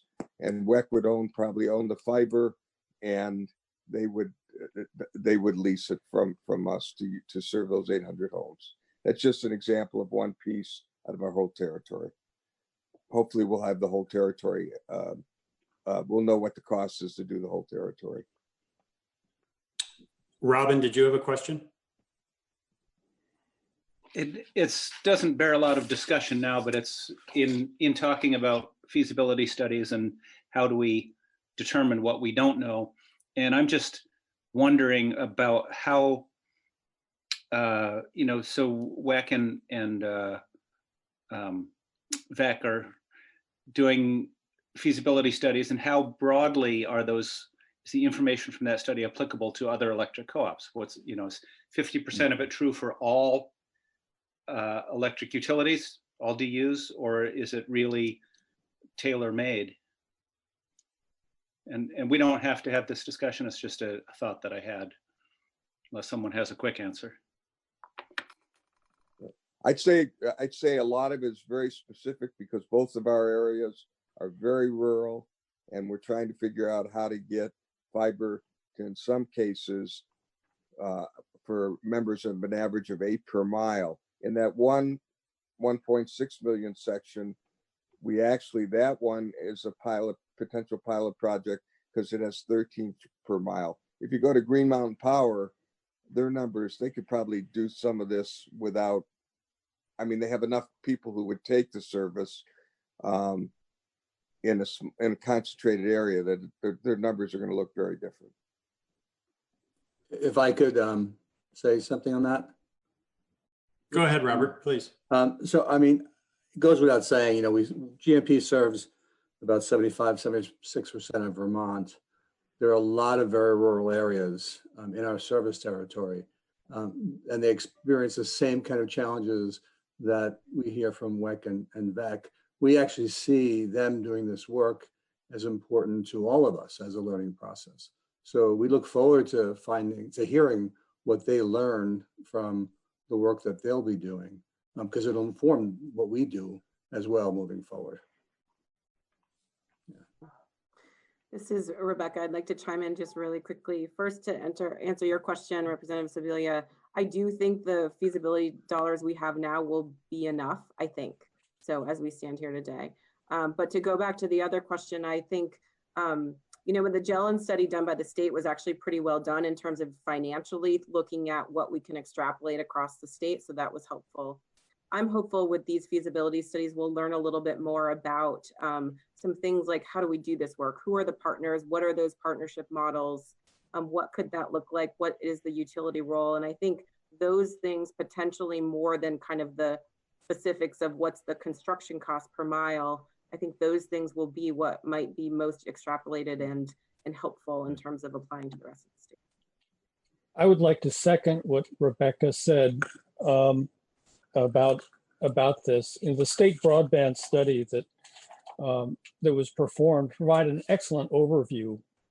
And in response to Representative Sibilia, we've explicitly asked our consultants not to tell us what we already know. We want them to be grounded in that state study so that they'll start from that and go deeper into questions that either were not done in enough detail, or would be more explicitly relevant to either VEC or Washington Electric. Secondly, we've also asked our consultant, and this follows up a point that Carrick or Brian made, about we would like the consultant to take a crack at telling us what the value of a broadband network providing fiber to the meter would be to a distribution utility running a smart grid or smarter grid. So we'd like to, again, use what's already known to give value to the money that we're asking for. And also, I feel that all the players in this are literally mutually supportive. CV Fiber is making free use. They're sharing with us their ongoing market studies, since CV Fiber towns cover about half of WEC's service territory. And so we're in discussion with them about their ongoing marketing studies, and if they do GIS things that are of relevance to us, they share it with us and we share material with them. So I think there's a lot of synergy going on that would give us reason to hope that that the money that the DPS has made available to the DUs is going to provide sufficient value to get to the depth that you would want. Avram, did you have a question? I saw your hand up. I'm not sure if you're still up.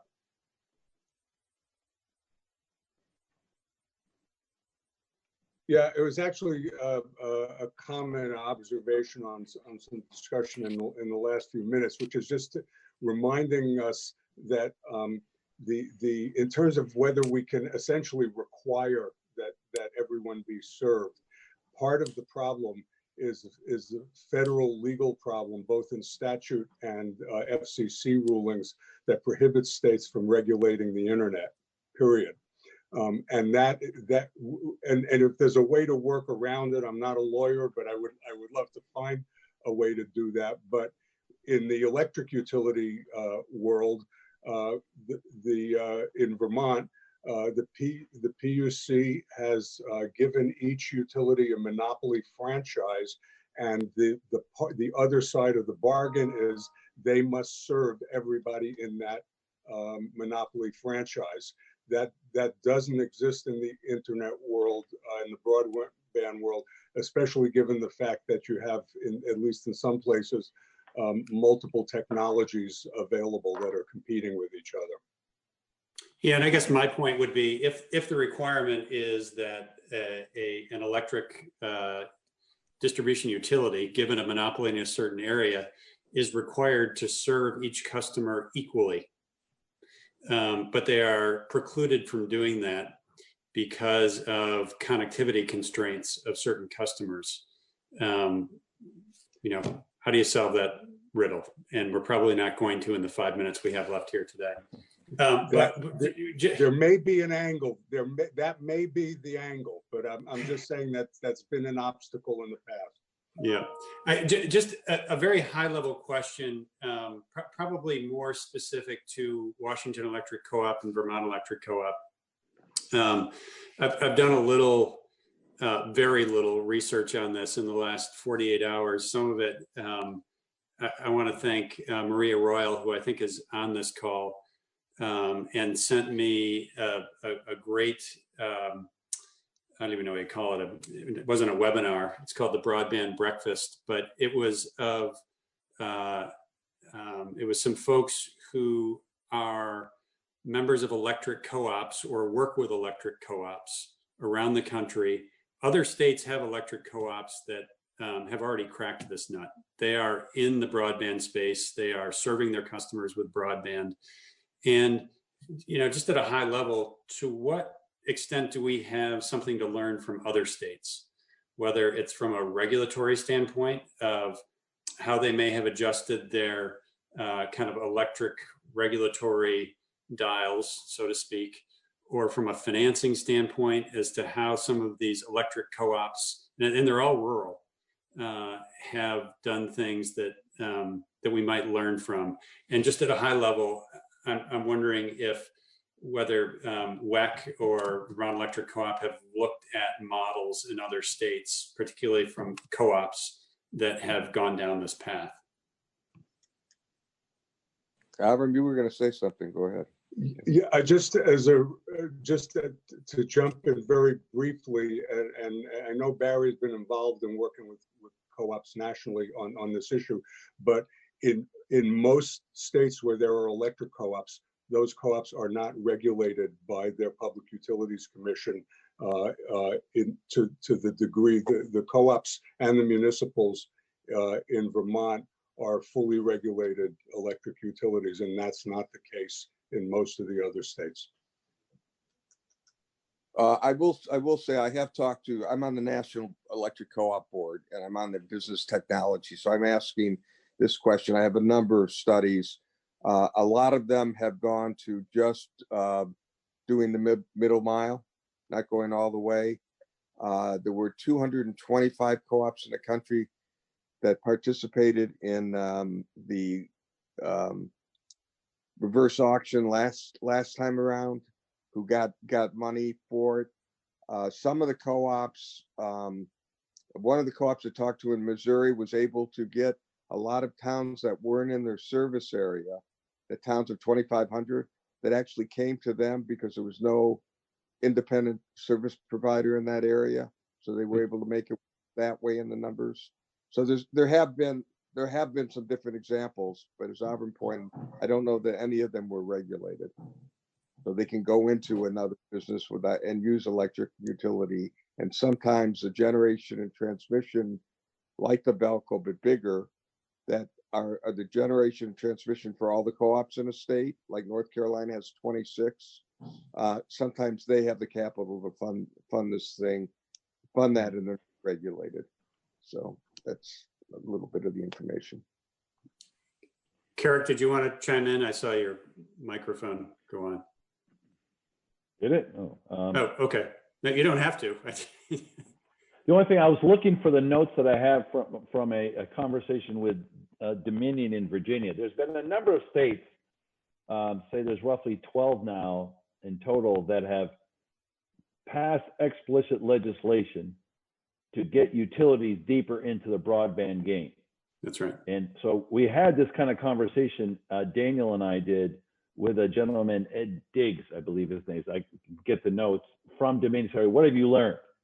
One is, that's where I go back to the easements, the real specific stuff, where you are, bluntly, where are you competing and seem to be taking market share, even though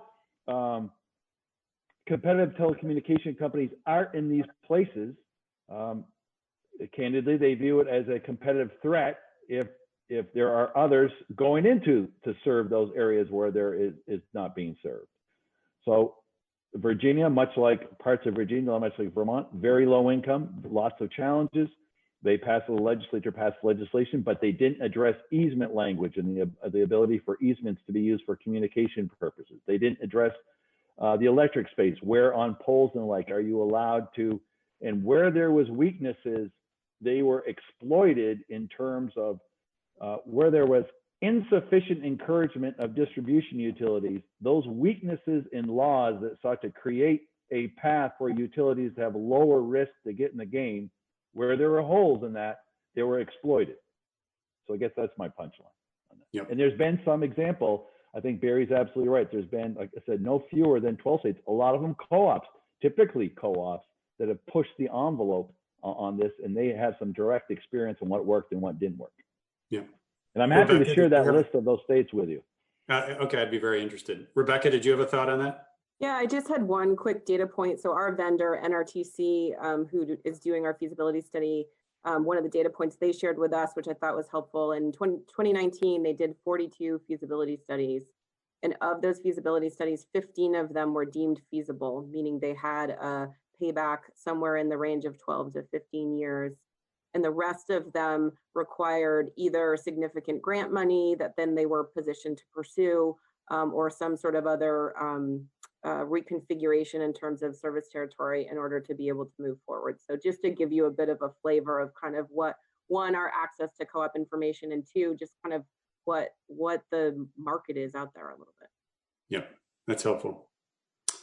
We've got two hands up, and I think those will be our last two questions for the hearing this afternoon. First Representative Sibilia and, oh, not Representative Sibilia, Representative Pat.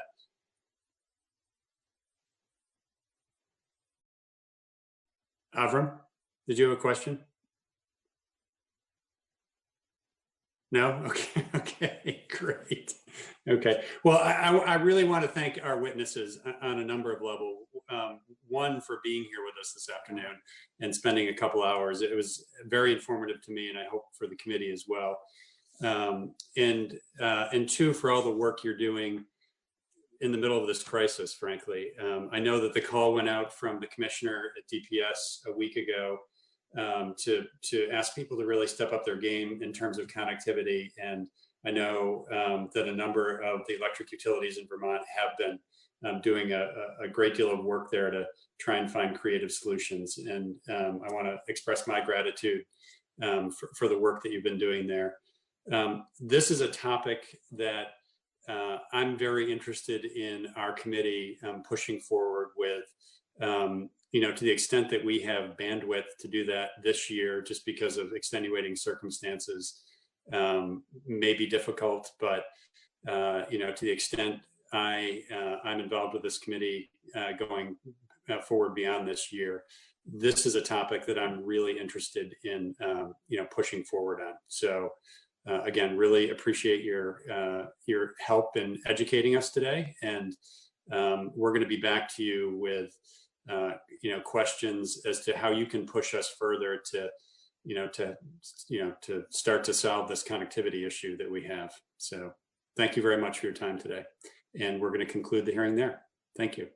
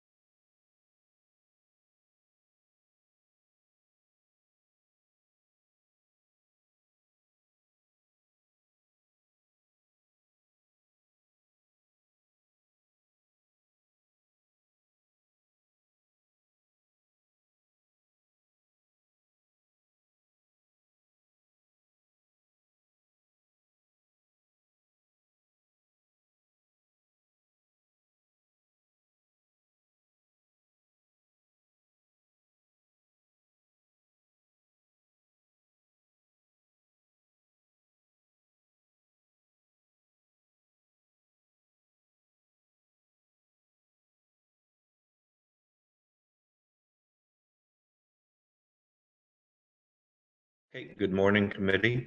We're live again on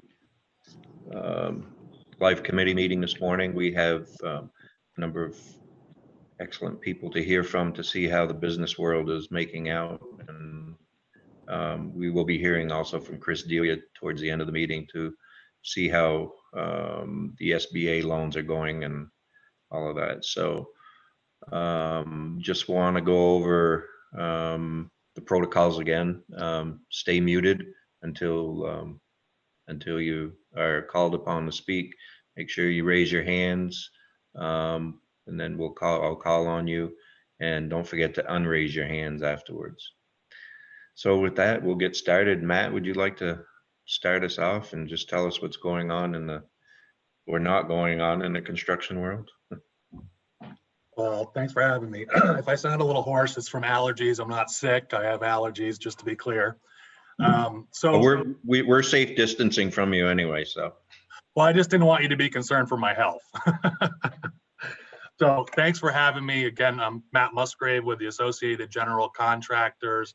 I think you were looking for a little bit of an update from what we've dealt with over the last month, and maybe if we had any ideas going forward. Is that correct? Yes. All right. So flashback to now March 21st.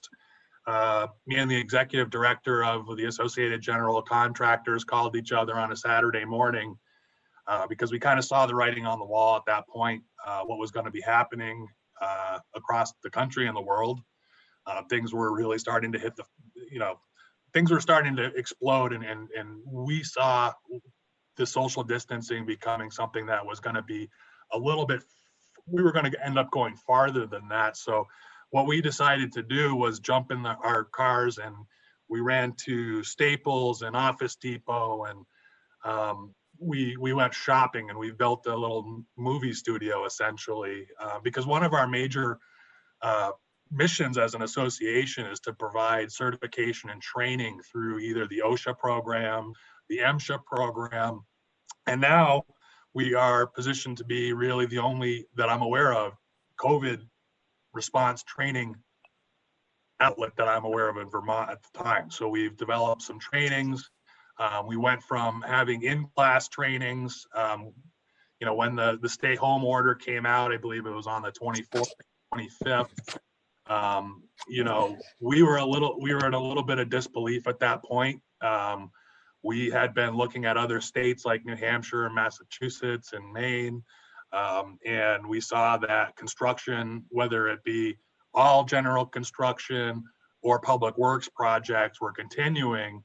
And we were aware that we were going to have to figure out a new way to deal with our training, which is why we put together an online training system. But we were absolutely unprepared for the fact that Vermont was going to have a different policy than the rest of the country when it comes to outdoor work and to construction. So that did really hit us by surprise. And as you probably would imagine, that we've been going through the 7 levels of dealing with challenges, and we went through the disbelief on March 24th. We went through some frustration and anger. We went through some confusion. And we have been essentially been dealing with a lot of challenges from both our owners, but also the staff of these companies, because you're really talking about a group of people that 70% of our members do road and bridge work. They've been inside all winter long, and wanted to get out there and start working. And the owners, of course, that's how they make their money. So we have been very challenged dealing with both in-state members, out-of-state members who are confused about the definitions of the critical or essential work. We've also been picking up non-members and bringing them not physically into our building, but bringing them into conference calls and education settings, so that we can really do what we can as an association to follow the governor's order, as well as promote the interests of our members. And in conversation with our board and members and staff, and ACCD and health department, we realize that there's two different things that we're looking at here. One of those is the regulatory side, and right now it's being governed by this executive order. We're very hopeful, based on the governor's comments, that the spigot will start to be opened again. I know that's really their department issue, but we realize that as that spigot's opened, we are now picking up a significant amount of responsibility to not only the staff that work with us, but the general public that's out there too. So what we've developed with a task force over the last 2 weeks was a plan. We stopped talking about, are we essential? We stopped talking about why we should be essential. We're not fighting that fight anymore. What we're now doing is putting together a plan, not if we go back to work, for when we go back to work. Because we don't want to get into a situation where we have to go back home. We don't want to be in a situation where we have half staff all summer long because we're not following protocols that are going to keep our employees safe. And even farther than that, we don't want them bringing stuff home to their families, or we don't want them stopping at Cumberland Farms 3, 4, 5 times a day to get coffee and having all those different contacts. So what we've developed is a COVID response strategy that we have now presented to both the health department and ACCD, and we're in the process of the final stages of that, and really outlines a couple of different protocols for what we intend to do when the spigot opens up and we can go back to work. And these include both OSHA as well as CDC guidelines that we've transcribed, made our own, put it into a plan that we're going to require, well, to the extent that we can require our members to follow this plan, so that we're doing the responsible thing, not only for our members, but for the general public too. And the other side of that is, in addition to the plan, we are asking our members to appoint in each one, whether it's in the office, whether it's out in the field, or dealing with suppliers or subcontractors, a COVID resource officer who's specially trained by us or another training facility, who can do two things. One, can extend that plan out to the staff members and make sure that they understand what the protocols required. And those protocols include things like face covers, social distancing, capacity of a number of people that can be in a space. So for example, right now, I think we're looking at somewhere between 150 and 250 square feet per person in a building. And the other part of the resource officer's job will be to make sure that the staff members are complying with all of the protocols. Because again, there's a whole number of reasons that include regulatory, that include liability, that include just general morality, to make sure that we're doing the right thing when these people go back to work and that they feel comfortable coming back to work. So that's what we've been doing. It's really, we're trying to walk the tightrope between getting our people back out to work, but respecting the fact that we are in a serious crisis, and to move forward very carefully. As far as things that we would like to see, it's, I think, with the exception of some of the challenges we're dealing with locally with folks getting on unemployment, we are very appreciative of the efforts that both the federal government and you all here at the state have done to help protect our staff and keep them financially healthy, even though it's frustrating right now. The worst thing that we could have happen, especially in a mobile industry like ours, is someone can't afford the car payment, or someone can't afford to pay for their living arrangement, and that prevents them, it creates a barrier for them to come out to work. So we're really appreciative of that. On the business owner side of it, it's a little more challenging. We've had to deal with, a number of our members are running, very large companies, and they work outside with their hands in these big yellow trucks, and they've never written business plans before.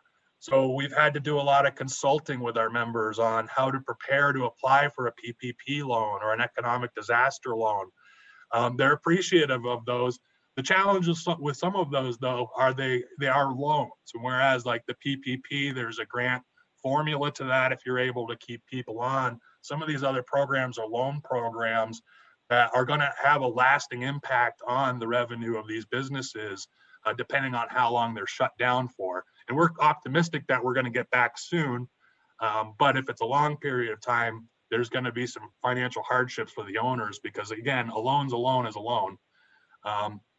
And I don't think that I'm sitting here suggesting any kind of a corporate stimulus, but things that I would ask that the committee would consider would be to look at the building and general services budget, see what, if any, kind of programs you could put into that, because right now we have an opportunity with a lot of empty buildings across the state that in our discussions with BGS and contractors, we could find ways to reduce the expense of some of the projects based on the fact that we're not having to deal with the health or safety of state employees within the building. We'd also ask that the committee, and I don't have specific suggestions right now, but work with some of the different agencies, particularly AOT. BGS is pretty ahead of the game at the moment, but we need to get our agencies prepared so that when the spigot does open up, that we don't have another 2 weeks of delay. Right now, I can fairly comfortably say that if they said we could go do road work on Monday, that AOT has probably got a lag time of a week to 2 weeks before they can get project engineers and all of their systems up and running. So the two things that I would ask for is look at the capital budget, see where we may have some money available to create some sort of a BGS package or something along those lines that we can address some of these buildings that do have long-term issues that we need to deal with. And then second, look at ways that we can streamline the process by advising or helping with our agencies. And I know that that's, falls under the executive branch in a lot of cases, but anything that we can do, whether it's figure out a way to get permit applications expedited, get people, get building plans and traffic plans agreed upon quicker. Those are the things that are going to really help us. Questions for Matt? Lynn? Have to unmute. Yeah. Thank you, Matt. One of the questions I have, and it's a concern that we have personally in our office, and I think a lot of people have, is that this started out as a 2-week thing and now it's like a couple of months. And when we actually ended up with the relief for unemployment for employers, it gave us 8 weeks of non-impact of a waiver of our experience rating, which is a really big help when you're laying everybody off, which most of us don't do. You might have more of it in your group than we've ever experienced, or other people have experienced. But then the PPP is supposed to offer, if you hire everybody back or you're within 25% of your payroll, you're supposed to get the potential for a loan that gets converted to a grant. It's an 8-week period of time. But if you're looking into September or October, if you're not open or you can't work and you can't put these, you can't pay them to, you could pay them to do nothing or to do some minimal things, but are any of your members concerned about they're going to get back in a situation where they get through those 16 weeks and then they still aren't back to work or don't have everybody rehired and that grant goes away and becomes that loan?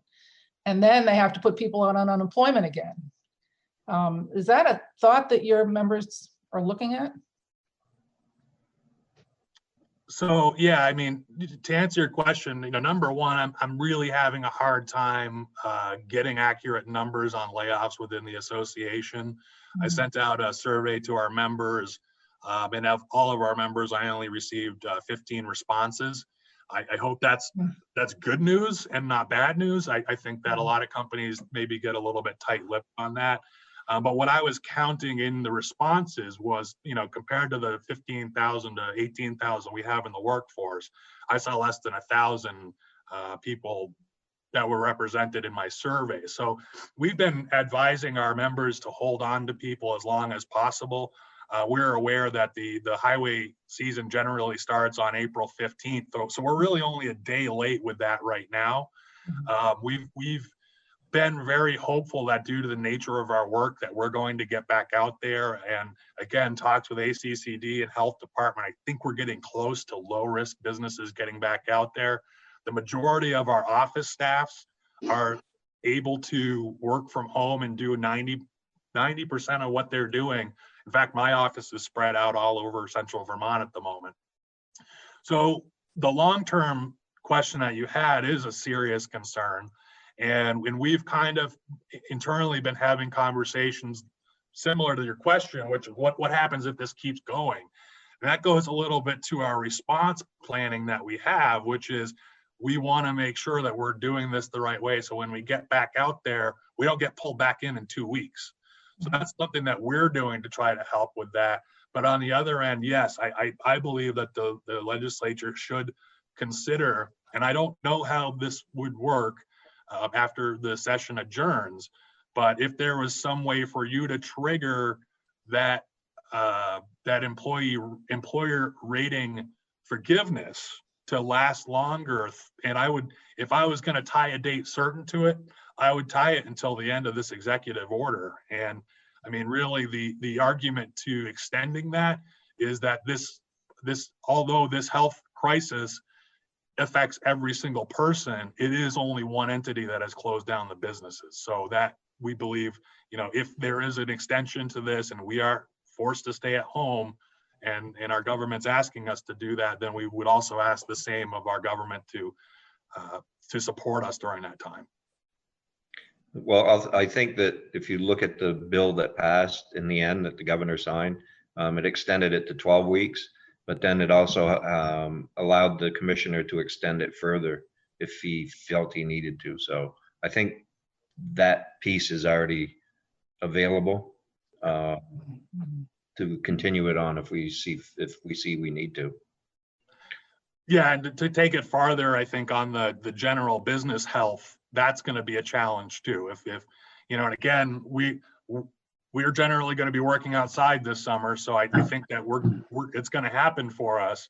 But I think in the larger economy, I don't think that we're going to see a lot of, and I'm not going to name businesses because it's not fair for me to do that, but I think we're going to see some businesses that are going to have these issues lingering potentially through the year. It could be a very long time until probably a vaccine is found for this so that people can gather again. Okay. Charlie? Yeah, thank you, Mr. Chair. Matt, I was thinking about not just the Association of General Contractors, but thinking about your subcontractors. And you work with many subcontractors, I would imagine, right? Correct. Yeah, and so they may be more vulnerable than your association members, and I'm concerned about those. Have you heard from your subcontractors about their current situation, about their ability to come out of this, or what are they doing right now to prepare themselves? So I will start by saying that a number of our subcontractors are AGC members. So, for example, our board is comprised of contractor members. We have affiliate members. We have who are professional services. We have associate members who are supply chain people, and we also have other associate members who are subcontractors in a number of different ways. So internally, it's very easy for us because we're supplying these training and this advice to everyone. And within this training, one of the expectations that we've set forth is that when subcontractors become involved, and I do believe that ACCD is going to require this across the board. We are in talks with them, and with this rollout is going to include enhanced protocols that businesses are going to have to follow. So we are going to, we are advising our members that when they do work with a sub, they should follow the protocols that we put together in our plan, which include, and some of it's very challenging in terms of contract requirements. So you have a contract requirement that I'm going to deliver a service. Let's say I'm going to have somebody come in and professionally paint. They're on a timeline to do that. 3 people get sick. They have to go home. We have to have protocols in place to deal with those contracts. So number one, people are getting paid. Number two, people are following, issues like workers' comp and unemployment insurance, that they're actually classified correctly, that the delivery schedules, people coming and going from buildings, is going to mesh appropriately. But really, it's going to be at the general contractor's discretion which subs that they're going to work with. And the expectation is that the subs are going to live up to at least the base minimum of what the general contractor protocols are, or further their protocols for safety. So we've thought about that, and it's, we're at this point, we're supplying our training for the next week to the AGC members, but after that, we're going to expand it and offer it out to the larger population of contractors and subcontractors through the state, so that we can get ahead of and deal with any of those relationship issues. Yeah, what I was trying to really get at is their financial survivability right now, more than following the training that you're talking about in terms of being financially vulnerable. It's those smaller contractors that typically do not have the resources to fall back on. And that was my concern, is that it's just financially, are they going to be able to, as we emerge from this, be around? I think that's a very good question, and it's certainly going to be dependent on the individual sub. I mean, we have subcontractors that are multi-million-dollar companies, and we also have subcontractors that have a magnet on the truck. And I think with some of the multi-million-dollar companies, I think they're a little bit more, they can weather the storm a little bit better. And some of the smaller subs, I think, are going to benefit from the ability to apply for unemployment through self-employment through that. Thank you, by the way, for that. But there is going to be some pain for them, because these folks do have loans for their equipment. They do have operating expenses that they're going to have to continue. At this point, I haven't got a letter from Green Mountain Power that we're not paying our bill anymore here. We're still paying our property taxes. We're still paying our bills. So your question is very good. And I think that's, again, why I would suggest, if we can put something together and get more work out the door this year, that could potentially make up for this month of lost work for some of those people. Matt, have you had any discussions with Alice Emmons, Corrections and Institutions, or on the Senate side, Senator Benning?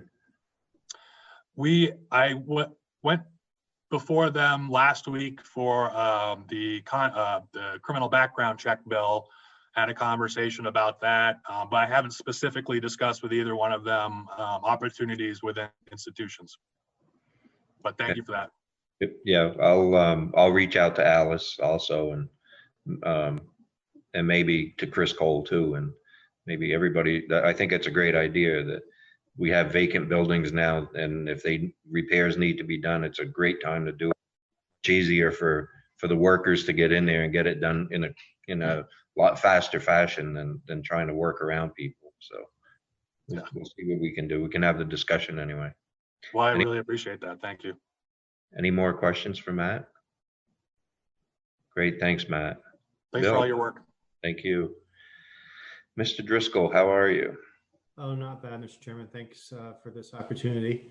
What I'd like to do is sort of walk through some of the impacts and issues for manufacturing so far. We have initial impacts, ongoing issues, starting to look at reopening and recovery, and then maybe some longer term considerations. And then I'd also like to speak briefly about what we've been doing to help connect manufacturers with the state to provide critically needed PPE and other supplies. And I know that Adam and Bob and other folks can talk more about that also when they come up.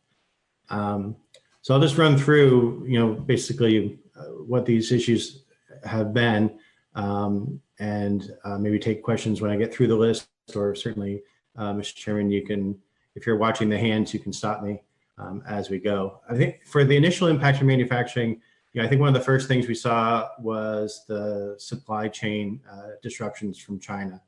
Obviously, that's where you first had some initial company shutdowns, and that did create a ripple effect for manufacturers before there were any other impacts here in the country. And ironically, that actually started to ease right at the time as everything else was catching up with the United States and Europe. Like many other employers, trying to manage the unemployment system in terms of trying to manage and help their employees with shutdowns or partial layoffs was challenging. Manufacturers were working to come up to compliance with the OSHA and CDC guidelines that were distributed early on in terms of maintaining a safe workplace. Childcare, obviously a concern. For manufacturers in particular, I think, and it not that it's anyone's fault per se, but I think just it was inherently novel and precipitous how we moved into closing down non-essential businesses and understanding who's critical and who's not critical. I think for some manufacturers, it was very clear, depending on how directly they were involved with certain sectors, particularly healthcare, defense, and other things like that. But for a lot of manufacturers, they might be in a generic category that's not broadly deemed critical, but because of their specific product or customers being in a critical supply chain, they were. And we did have some initial uncertainty and concerns about companies, whether they were critical or not, and even some Vermont manufacturers having issues with their supply chains partners and whatnot, shutting down, not realizing that they were critical. And I think a lot of those were able to resume operations once communications kind of cleared things up. But that was certainly a difficult issue initially, and I think it still continues to be one that does affect some folks as well as we move forward. In terms of ongoing issues, obviously, just like other folks as well, trying to secure the right financing to survive the shutdown period, but also getting through even limited operations as a critical business. I think we still need to see how the current programs play out in terms of effectiveness. I think certainly Adam and Chris, I believe, can talk about some of the issues of initial applications and getting the financing and seeing how effective that is. I think going forward, flexibility and sustainability are going to be the biggest needs. Like other employers, there are challenges with making use of financial assistance when it's tied to maintaining employment at a certain particular point in time when you may not have customers or may not have customers returning in any meaningful amount for some period of time. That can be challenging. Another thing for manufacturers in particular, a lot of manufacturers in Vermont are part of multi-state and even multinational corporations. So even though they might seem to be small businesses in terms of the thresholds for a lot of assistance here in Vermont, in fact, they are part of much larger corporations, and so they don't necessarily have access to everything that some other companies do. There has been some confusion or uncertainty, particularly in that regard with foreign-owned corporations. We have a lot of Canadian-owned companies here and other international companies. And I think there has been some clarity recently or movement toward clarification of how the U.S. affiliates of those companies qualify. Again, maybe Chris might be able to speak to that as well too. Ironically, some of the manufacturers that are still operating because they are critical businesses, because they're critical and because of the nature of the products that they're supplying, a lot of them have actually seen an increase in demand for what they produce. And they have had challenges meeting that demand with their current workforce or even trying to attract additional workers in order to meet that increased demand. So that's an ironic problem or challenge under the circumstances for some folks. But beyond that, like other employers, there are challenges in maintaining workforce over, understandable, concerns about health concerns for workers. Also, you've heard obviously some of the balance of temptations, if you will, or pros and cons from employees' perspectives as to whether or not they would be better off on UI or continuing to work because of the higher wages and benefits in manufacturing. That's not That doesn't affect as much of the workforce for manufacturers as it does for others, but we're not immune from that dilemma as well. I think one of the other things that folks are dealing with is continuing not only initial OSHA and CDC guidance for workplace safety, but as that guidance evolves, manufacturers are very familiar with dealing with hygiene and hazards in the workplace, and so PPE and other things like that are not new issues for them, but they aren't necessarily normally using the kind of PPE that's required under these circumstances. So issues of finding suppliers and maintaining supply of that kind of equipment to maintain safe operations is an issue for the private sector, just as is an issue for the public response as well. So, trying to find those sources and maintain that supply is a constant issue, and one I think hopefully as the state's efforts continue to grow and continue to be successful in securing that, sort of helping the private sector either by supply or by reference for suppliers is an ongoing need. There are some issues here and there as well in terms of managing supply chains still. Obviously, there was the initial impact of the shutdowns in China, but as other states and other countries have their own approach toward what's a critical business and what's not, trying to maintain contact with suppliers in other states or in other countries. I know there have been some concerns raised about Mexico in particular being relatively restrictive, and at least on paper, in terms of what they're directing companies to do in terms of maintaining operations. Trying to maintain those supply chains it can be challenging. I think as we go on, there's been some initial feedback or direction from ANR and other regulatory agencies about how you maintain compliance with reports and other regulatory requirements in this context. I think as this period of shutdown and other conditions is prolonged, I think we'll be trying to work with ANR for further clarity on that on an ongoing basis, OSHA and VOSHA as well on that. I think one concern, which is a growing one, especially as we do look to seeing different states taking different approaches toward either relaxing restrictions or even the ongoing prolonged effect of having different criteria currently. I think there's going to be a growing concern, one that we're trying to reach out to companies to get a better handle on, is the potential of Vermont companies losing out on suppliers or customers if there are companies or competitors in other states or other countries that are able to either look for other suppliers or replace them as the suppliers to customers down the line of supply. But the Vermont company is not able to operate and therefore not able to compete. That could represent a loss of business that could be fatal for some companies going forward. Again, we don't have a handle on how to quantify how pervasive or extensive that is, but I think it's going to be an increasing one as we move forward in different states, different countries, maybe become more relaxed or more open in their operations than Vermont might be. That's just something to be aware of and try to consider. I think that's sort of a segue into looking forward to reopening and recovery issues.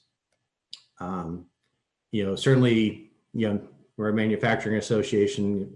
It's not surprising that we'd be advocating for the safe reopening of manufacturing as soon as possible. I think that does make sense for manufacturing insofar as if to the extent that we're able to recover operations, that's going to have the biggest positive impact for the economy and state revenues. It also, frankly, will do the most to relieve pressure on UI and other public benefits, given that the manufacturing being a high wage, high benefit sector Conversely, that's a bigger cost for these state programs when our employees need to rely on them. And again, manufacturers are used to dealing with hygiene and hazardous conditions in closed environments. And so I think those are all factors that argue in the favor of looking to try to recover manufacturing operations sooner rather than later, again, within the context of safety. And in doing so, I think, especially looking at the experience of going into the stay home, stay safe order and the whole concerns over being critical or not critical and whatnot, I think regardless of when reopening might begin and what the pace might be, I think getting down to clear planning, clear criteria, clear communications as soon as possible, so that companies are really prepared and understand how the process is going to proceed, is going to be very, very important. And whether that's done in coordination with other states, as it sort of has been in the news recently, I think there are certainly benefits to doing that. But trying to have a clear plan in place as soon as possible, I think would be very, very important. And while I think reopening manufacturing broadly should be the overall goal, if there is prioritization, I think there are areas that we can look at in terms of sort of first steps or initial focus. Certainly looking at Vermont's criteria for a critical manufacturer, we can continue to review that in terms of federal guidance in other states. Look at areas where Vermont might emulate them where we are currently. There are many manufacturers that are currently operating partially because some of their product lines are critical and some of their product lines are not. And generally, those companies have only been operating on the critical product lines, but in doing so, they've been gaining experience in operating safely under these conditions. And those might be the companies that are best positioned to broaden their operations to the currently non-critical products, because they already have the practices in place to do that safely. And I guess the third priority references to what I was talking about before. If we can find companies that really are in risk of losing customers or losing suppliers that might have a serious long-term impact on Vermont's economy, I think looking at ways to see if we can help them return to operations and be able to compete before that happens, I think that would be an important focus, I think, to have. Just broadly, again, regardless of how things are prioritized or the timing, making sure that we are able to address the needs for PPE supplies, potential assistance for companies that have been shut down, but if they're looking at reopening, are going to have to come up into compliance with the OSHA and CDC guidelines. Looking frankly at work-based testing is going to be a critical issue for maintaining a safe workplace as companies get back into operations, and this virus is not disappearing, obviously, until vaccines and other more significant measures are put in place. So helping companies with their PPE needs, helping companies with their employee testing needs is going to be something that will be an important part of reopening and ongoing operations beyond reopening. So those, I think, are the main things that we're dealing with now and looking to in the near to medium future. I think longer term, we're simply continuing a lot of that. I think looking far to the future, I think, Vermont has had its competitiveness challenges and business challenges already. I think as we look toward longer term recovery issues, I think the more we can do to make clear that, the state is going to be looking at, stronger, more clear business retention policies, economic development policies, the kind of things that this committee has looked at, for a long time now. I think trying to be very clear that Vermont's going to be focused on business retention through the recovery period and the economic challenges that we're going to be facing. I think that's going to be helpful to give companies confidence that they have a future here. I think that will be key. So I think I'll just pause there for a moment, see if anybody has any questions before I talk about the efforts of connecting companies to provide state needs. Okay, Zach? Thank you, Bill. And thank you, Chair. Bill, I was just wondering how many of our businesses have been able to shift their focus on some of the essential manufacturing essential goods, and if they're able to move some of the employees that otherwise would have been laid off because they're not working on essential products towards manufacturing of whatever those essential products are. So I'm just curious how flexible our manufacturers have been with that, and if that's something we can expect more of. So I certainly know that certainly does happen. I couldn't give you like numbers or percentages in terms of how often that's happened. But obviously, to say a company makes 5 different things and only one of them is critical, there's obviously many of them would have the potential to move workers onto the critical productions to meet an increase in demand. That's not always possible though, either because there may just simply be limits in the capacity, the production capacity on a certain line. You can't necessarily, quadruple production on 1 out of 5 products just because of the demand is there. And then sometimes there are cross-training issues as well in terms of whether employees, what you need to do in order to have an employee shift up. But that's certainly obviously something that companies are doing to the extent that they can. Patricia, is that part of, is this something that you're talking about in a bit? You're muted right now.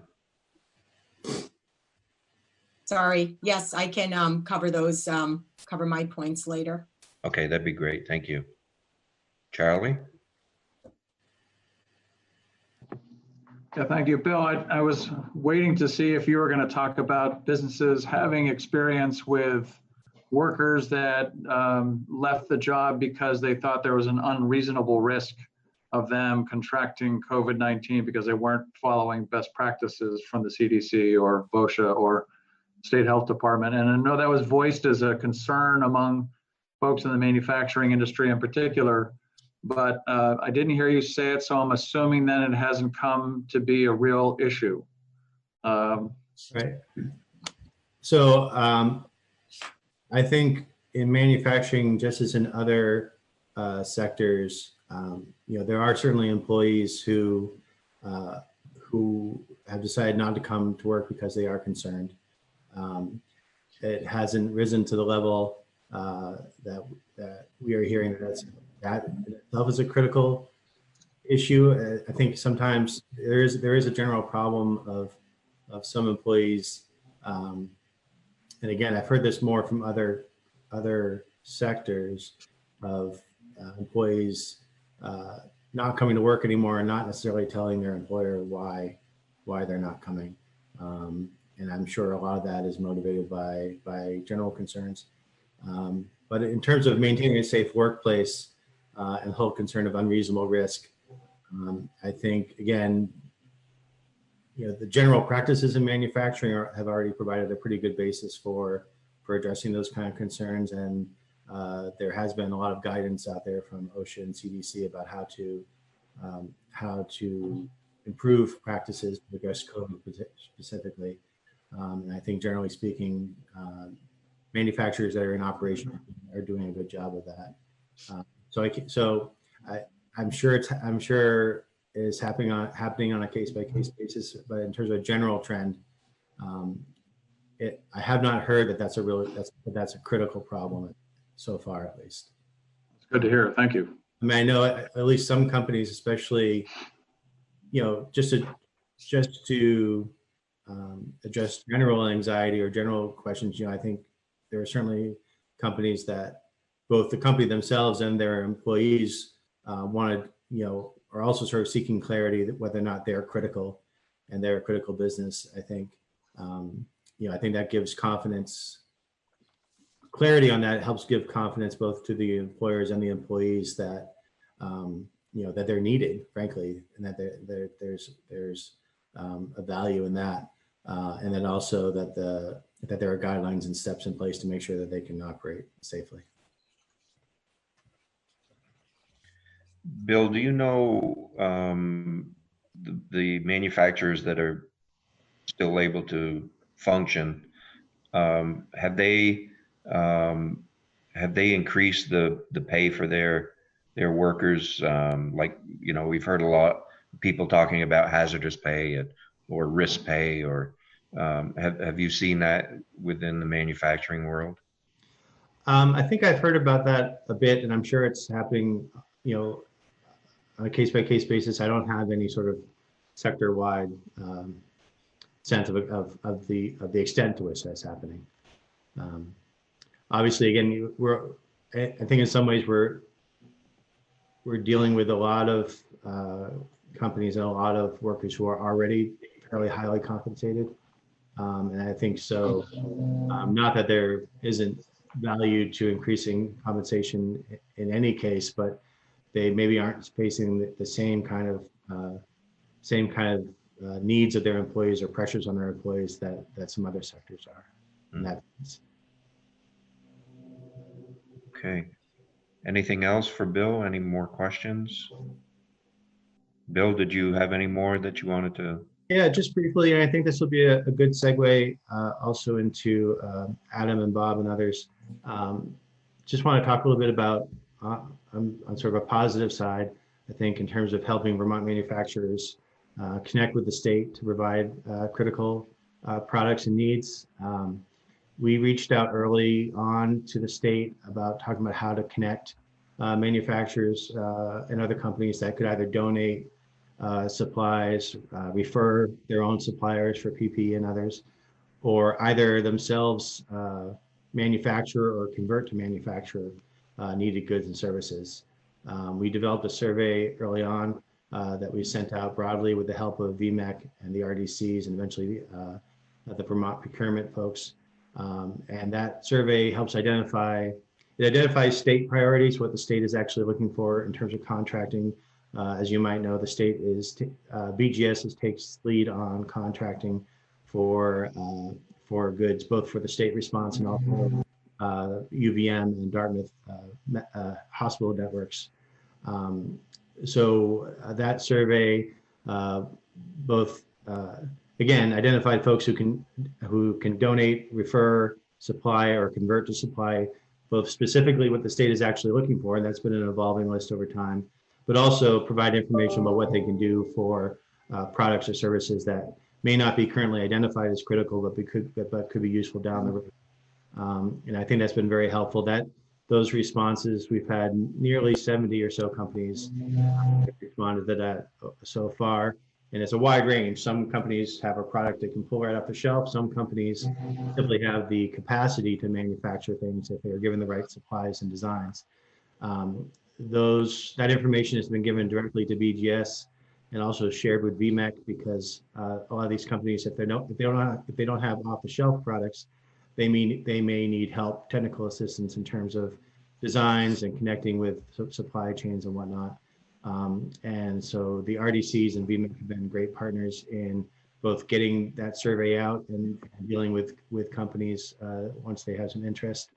I know that there have been a number of successful culminations of that. The state has entered into a number of contracts with companies to supply necessary goods. Unfortunately, I wasn't organized enough to check with all of them to talk about them, but certainly Revision has been in the news about what they're doing, and there have been other companies as well that have made progress.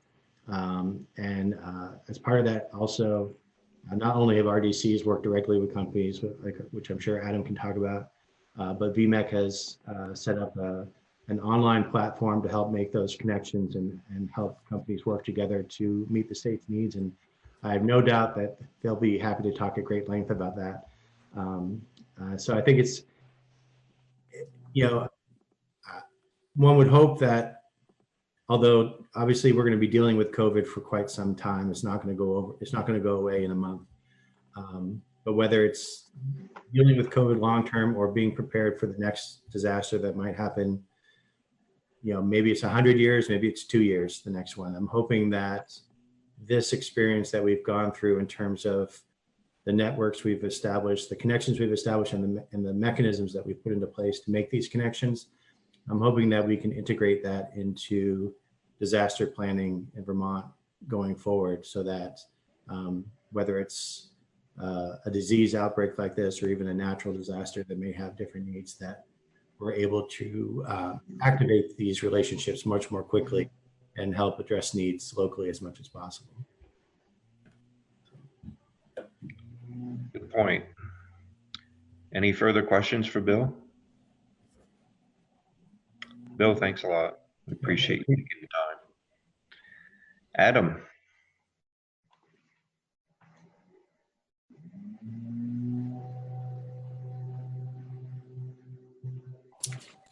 Good morning.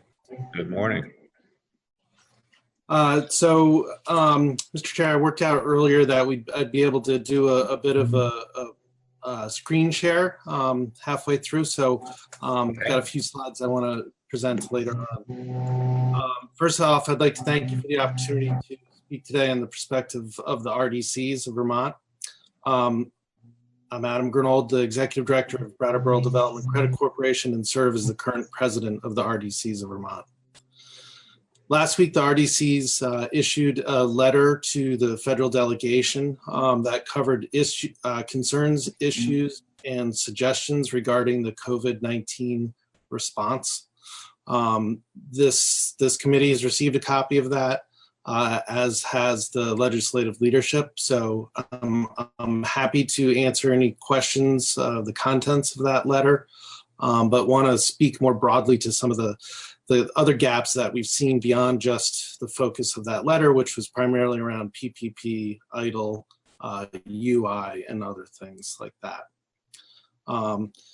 So again, if you want to interrupt, please feel free. Otherwise, I'll sort of just keep going through this until I hear you interrupt me. I also occasionally am battling my coworkers here at home for bandwidth as they do their schoolwork. So if I lag, please just wave and I'll stop my video, and that seems to help.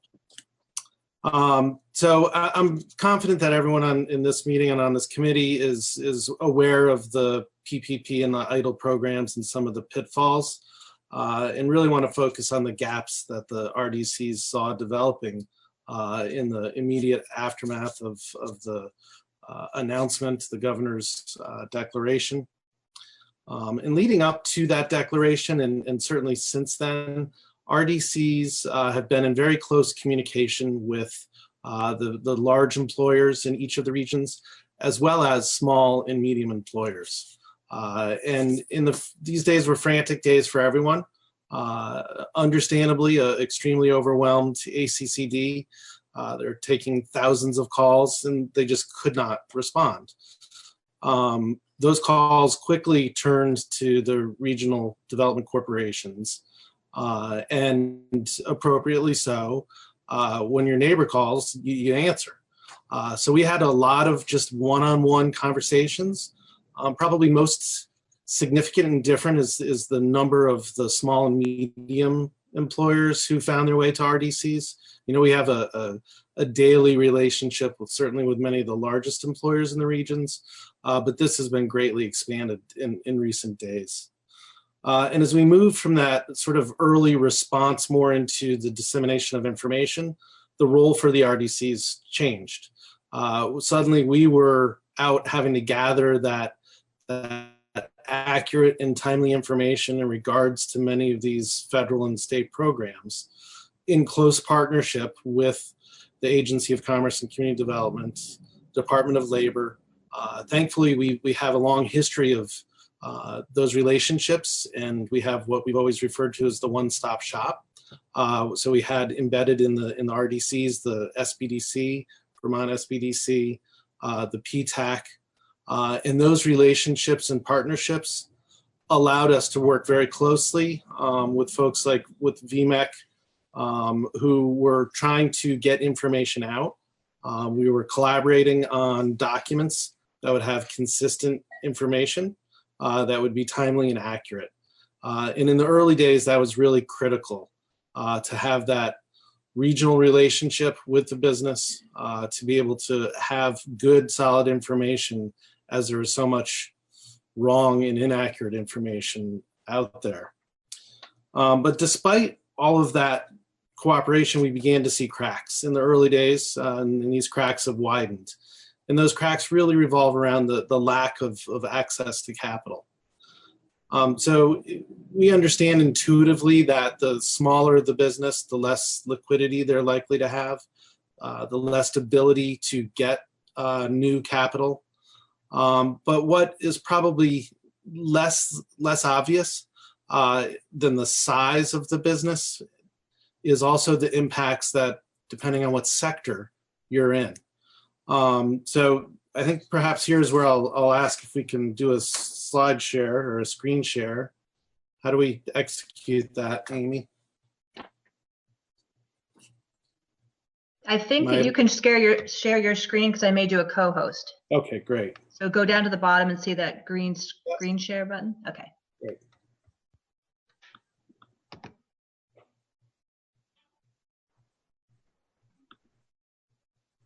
Okay. So what I want to talk a bit about here, and this has been already referenced a few times, but it's just some of the impact that we're going to see from this. And we, of course, know the immediacy that we are experiencing. At the BDCC, we've begun doing some research. This research was really based on some understandings from Brookings Institute. Brookings Institute is using methodologies that were being used by Moody's and the Boston Group to help understand the risk and assess risk at a national level.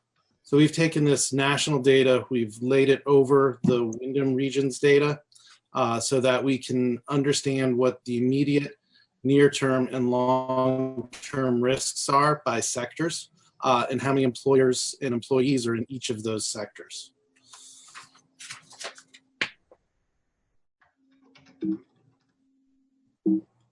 Sorry, I'm trying to advance my slide here. Okay, so as you see here, some obvious immediate hits were to accommodation, food service. But as you start to look down, you'll see that the size of the employment and the number of establishments in these near term are greatly reduced, as then therefore is the wage impact to the regional economy. When we move over into near term, again at the top, you see a large number of establishments, large number of employees, large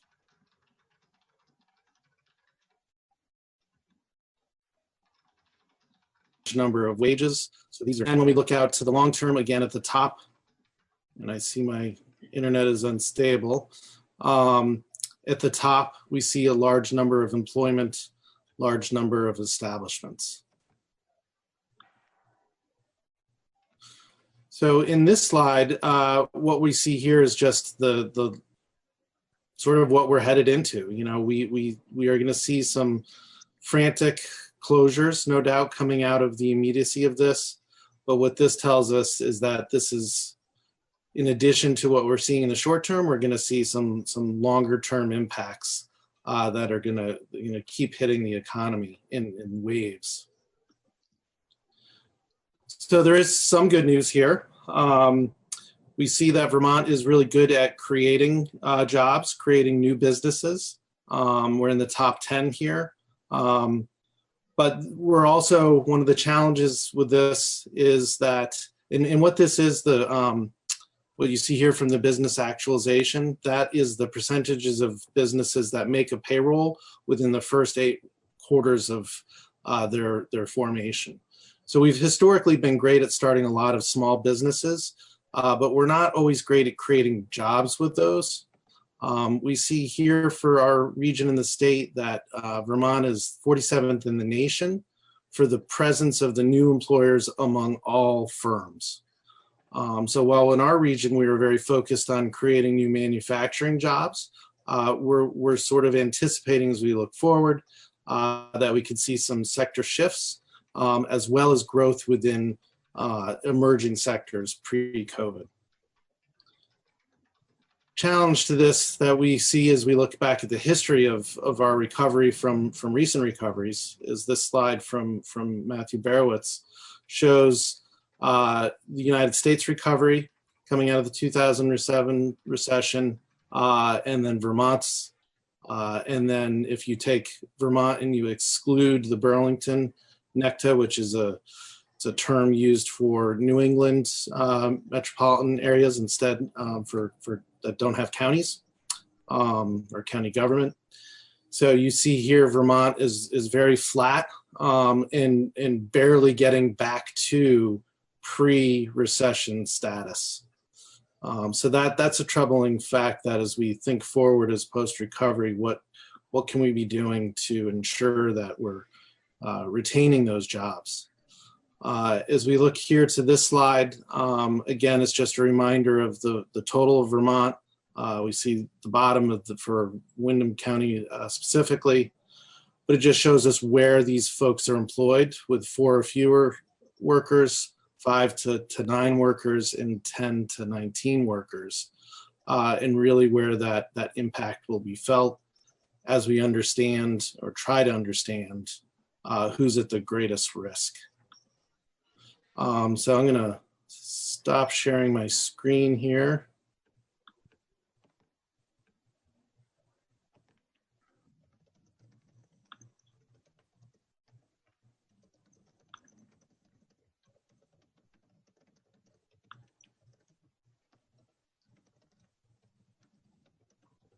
Okay, I'm having trouble stopping this. Apologies. There we go.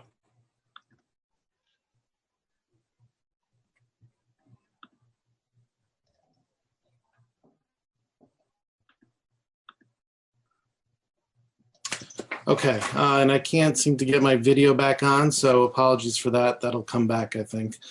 So in summary here, when we're looking at our current situation and assessing what we might do to ensure strength going forward, we're really starting to look at how we can make sure that we have the resources available for those folks who need it today. So that's access to capital for those small and medium employers. A lot of the PPP programs did not benefit those folks with few employees or those folks who cannot reopen. A lot of the EIDL programs are not designed for some of our smaller businesses. So what we're seeing is actually a large group of Vermont businesses who are not going to have access to any of the current federal programs aimed at assisting in that stabilization and recovery. So that's a big concern. We're hopeful that there will be, in addition to the incentives already available to Vermont businesses, some additional incentives that will support the retention of businesses and employees. Without the employers, we don't have the employees. And we really want to make sure that they have those opportunities. So continued support of the existing VEGgie program, training programs, but also looking for new opportunities to support the retention of our existing employers. I think I'll pause there, see if there's any questions. Okay. Before questions, Adam, could you send your slides to Amy so she could post them too? Absolutely. Oh, and my button is back. There we go. Okay. Great. Questions for Adam, Lynn? Trying to see who's first. Okay, thank you, Adam.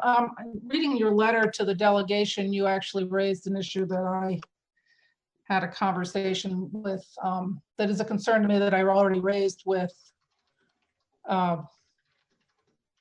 AGC, and that is that 10-day, the lack of flexibility that seems to be built into PPP as far as people trying to use that and get it converted to a grant. I had a conversation with Rebecca Ellis.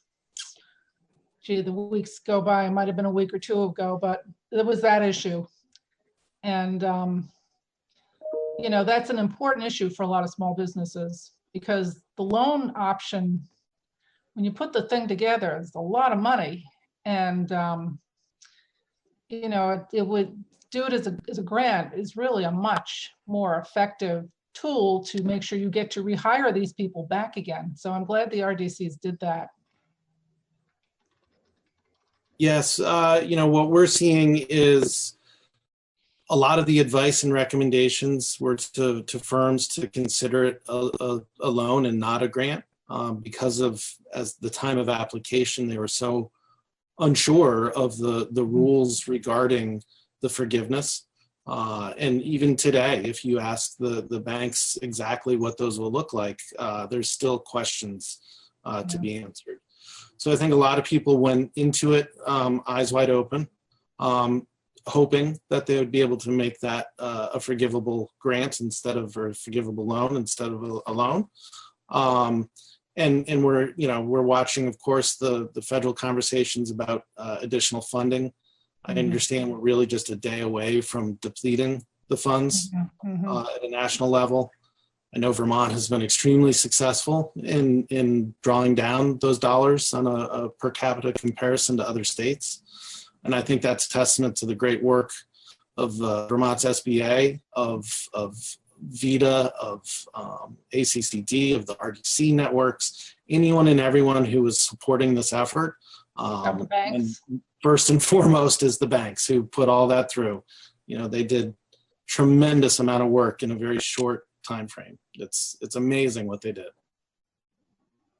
Yeah, because my impression is that if this is not a convertible to a grant, there will be just a lot of people who won't bother to get involved with it at all. They'll just lay the people off, take their chances, and that's not what I think. I mean, that was not the intent of the legislation, and that's not what I think a lot of people want to do. I think they want to come back and reopen and keep their employees and move right along. But this has got this funny criteria that might not make that possible. So I have 3 businesses of my own, 2 of which I'm primarily responsible for. One I'm a minority partner in. And for 2 of those, we applied for both PPP and EIDL.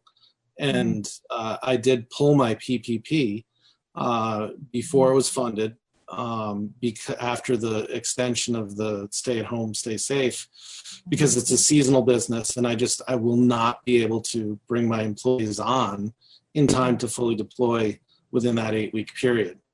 So I'm really hopeful that they fund this again, and that they modify the way in which the time frame for bringing people back in industries that are precluded from operating currently. Yeah, I understand. That's exactly where I see it. The town hall that they had for the delegation, was it a week or 2 ago now? The restaurants are really, I mean, anybody who's in a close personal situation on Main Street is restaurants, bars, gyms, beauticians, the optometrists, the dentists. There's a whole bunch of people who are in this category who could be really discouraged or in difficult shape if they get into this situation and then have to pay back this huge loan. Yeah. Stephanie.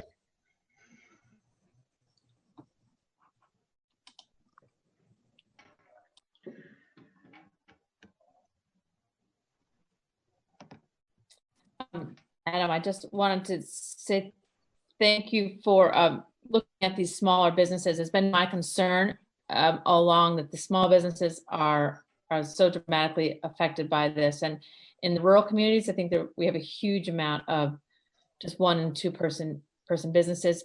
I had long conversation with the Vermont Small Business Development Corporation, and during those conversations, it was reaffirmed what I was also thinking, that you know, these small businesses are so many of them are just unable to take on any more debt, and so these loans are, you know, obviously a problem to take on, even though they're a low interest. But many businesses just are unable to take on any debt at all, and also that these businesses have sort of a lack of financial literacy. And I think both Matt and Bill talked about that. Like, so with these smaller businesses that maybe 1 or 2 people, but there's not really any planning, there's not any business plans, there's not, everything's sort of done week by week or month by month. And so this kind of crisis has really brought it to the forefront that there needs to be a lot of training and help for these smaller businesses. And I don't know how that happens, but it's clearly, if your statistics are right and we're going to lose a quarter of our small businesses, it's going to be a pretty drastic reality when we see that they're gone. So anyway, I just want to make a comment about that. Thank you. Yes, thank you. I agree. You know, the training that is going to be needed for small businesses is crucial, and the relationship that the RDCs and other similar groups have. You know, the role that we do is the mission won't change, but the way in which we're doing it has changed. So we're going to, it is the work now of the RDCs every day to wake up and reach out to their employers in their region and make sure those employers have the most current information, that they know how to access the tools that are available, that we help them sort of, you know, make it through this next few months so that they have the liquidity at the other side of the new normal. And that they're ready to operate as we come through this. And that's only going to come through the continued partnership with all the different state agencies, but it's always regional, and getting down into that one-on-one conversation with the businesses is really an important role that we see the RDCs continue to play. Okay, great, thanks. You're welcome. Any more questions for Adam? Anything else, Adam? No, thank you for the opportunity to be here today, and I'm learning a lot, so I appreciate it. Thank you. Thank you very much.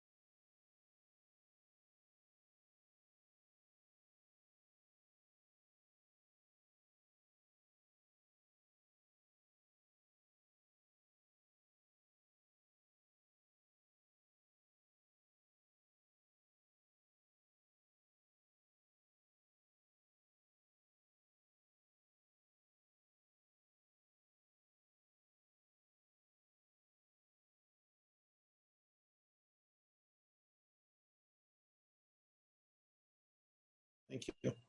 Thank you very much. Bob? Yes, thank you, Mr. Chairman. Morning. My name is Bob Zeider, and I'm the Director and CEO of the Vermont Manufacturing Extension Center. For those that may be listening in that don't know who we are, we're a public-private partnership. I've been in Vermont for over 25 years now. We're hosted by the Vermont State Colleges, and we're also part of the MEP National Network, which is under NIST, the National Institute of Standards and Technology. So we have the benefit of having partners across the United States that do work similar to what we do. They may look a little different, have a different name depending on who they partnered with at the local level. So that has been invaluable in the chaos and the crisis that we've been going through to get that national level perspective, what's going on in other states, to see how they're handling similar challenges. We are learning rapidly from one another. While focusing on the immediate crisis, we're trying to also collectively look forward as to what that might mean, so we can take some of those best practices and feed them to the extent possible into what we're doing here in Vermont, which is always informative. I want to first say that I thank the preceding folks that have contributed here, Matt and Bill and Adam. I don't disagree with anything they said. I think that we're all on the same wavelength. Manufacturing may be a little different in terms of the fact that they make a product rather than primarily deliver a service, but fundamentally they are businesses, so they face the same kinds of issues and challenges that have been discussed here. And so they're having to deal with the SBA loans, EIDL, PPP, all of those same issues on top of trying to figure out things that are unique to manufacturing. And so as Bill indicated, while there is still some consternation about sort of the designation, what's essential, what's not, that is an ongoing issue that hopefully, in retrospect, we can look at that, how those decisions are made and so forth.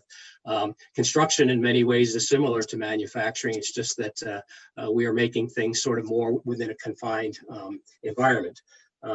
However, I think that many of our manufacturers are very sophisticated, many are not, but some of our leading manufacturers have experience, and one in particular is on my board. He was sharing just the other day at our meeting about his experience. He has a large factory in China.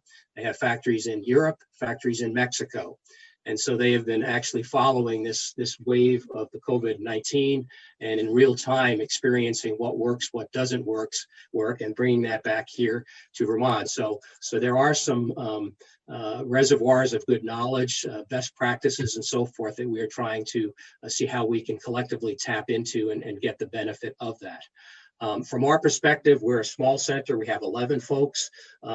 Most of those folks are out in the field all the time working actually in manufacturers across the state of all sizes and in all different industries. So we have a pretty good feel for what the pulse is in manufacturing. That's what we do. That's what we think about day in and day out. When this thing really started to break, like all of you, the chaos that went along with that, typical in any crisis, was overwhelming. Email overload, just dealing with the crisis of the moment. At the same time, trying to figure how we could be of assistance in helping the state meet some of its needs in PPEs and the healthcare issues that were being confronted. And once again, the inability of folks to sort of get the information they really needed to respond. Everybody's willing to do what they can, saying, I can do this, I can do that. And so trying to triage that became a major function of what we did for our first few weeks. And the days still have been long. The staff's worked 7 days a week, mostly 12, 14 hours a day. Until last weekend on Easter, we said, we've got to take a break. We can't sustain that. But everybody's been busy like you have, I'm sure, trying to do our very best. So without being repetitive on what's been said, I think one of the things we recognize, and I'm going to have Patricia Giavara, who's the assistant director, chime in just a few minutes. We recognize that one thing we are good at is knowing what manufacturers can do, can't do, how we can bring them together, and be able to perhaps establish new supply chains, create new supply chains where the traditional ones have been broken. And clearly the traditional supply chains are broken. And the reality is that as we emerge from this, they will remain broken for some period of time. New ones will have to be established. There will be companies that won't make it after a short period of time. And just as was indicated by Adam's presentation and Bill, there will be waves of failures that naturally will occur. And that's really unfortunate, but that's the environment in which we have to work right now. So one of the things we decided to do is we're triaging how we can try to get some order in the way we're responding.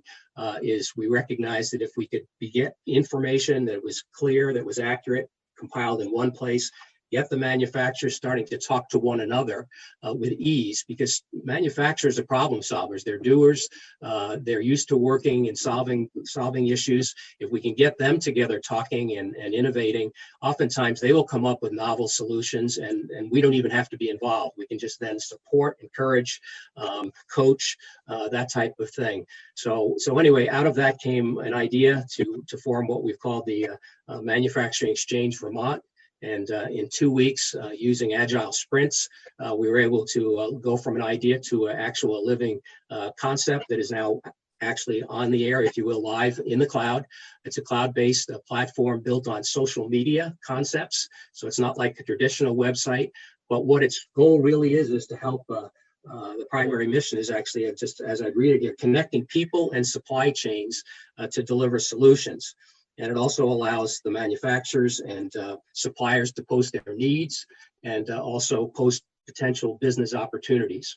So we're finding as we move forward in this environment that it has aspects of this that are really very powerful in being able to get groups together, whether they be the construction industry, whether it be RDCs, whether it be other entities that we normally partner with, to be able to set up a forum that could be an open platform where they could actually moderate it, if you will. And out of that could be formed very quickly subgroups or working groups. They can be private, they can be public. There's all kinds of options there where folks could begin to get together and deal with problem solving and how they would look at it. For instance, as we look at recovery, you could have under that umbrella, if you will, a number of different specific areas. How are we going to deal with at-risk problems? How are we going to deal with working in a post-COVID-19 manufacturing environment?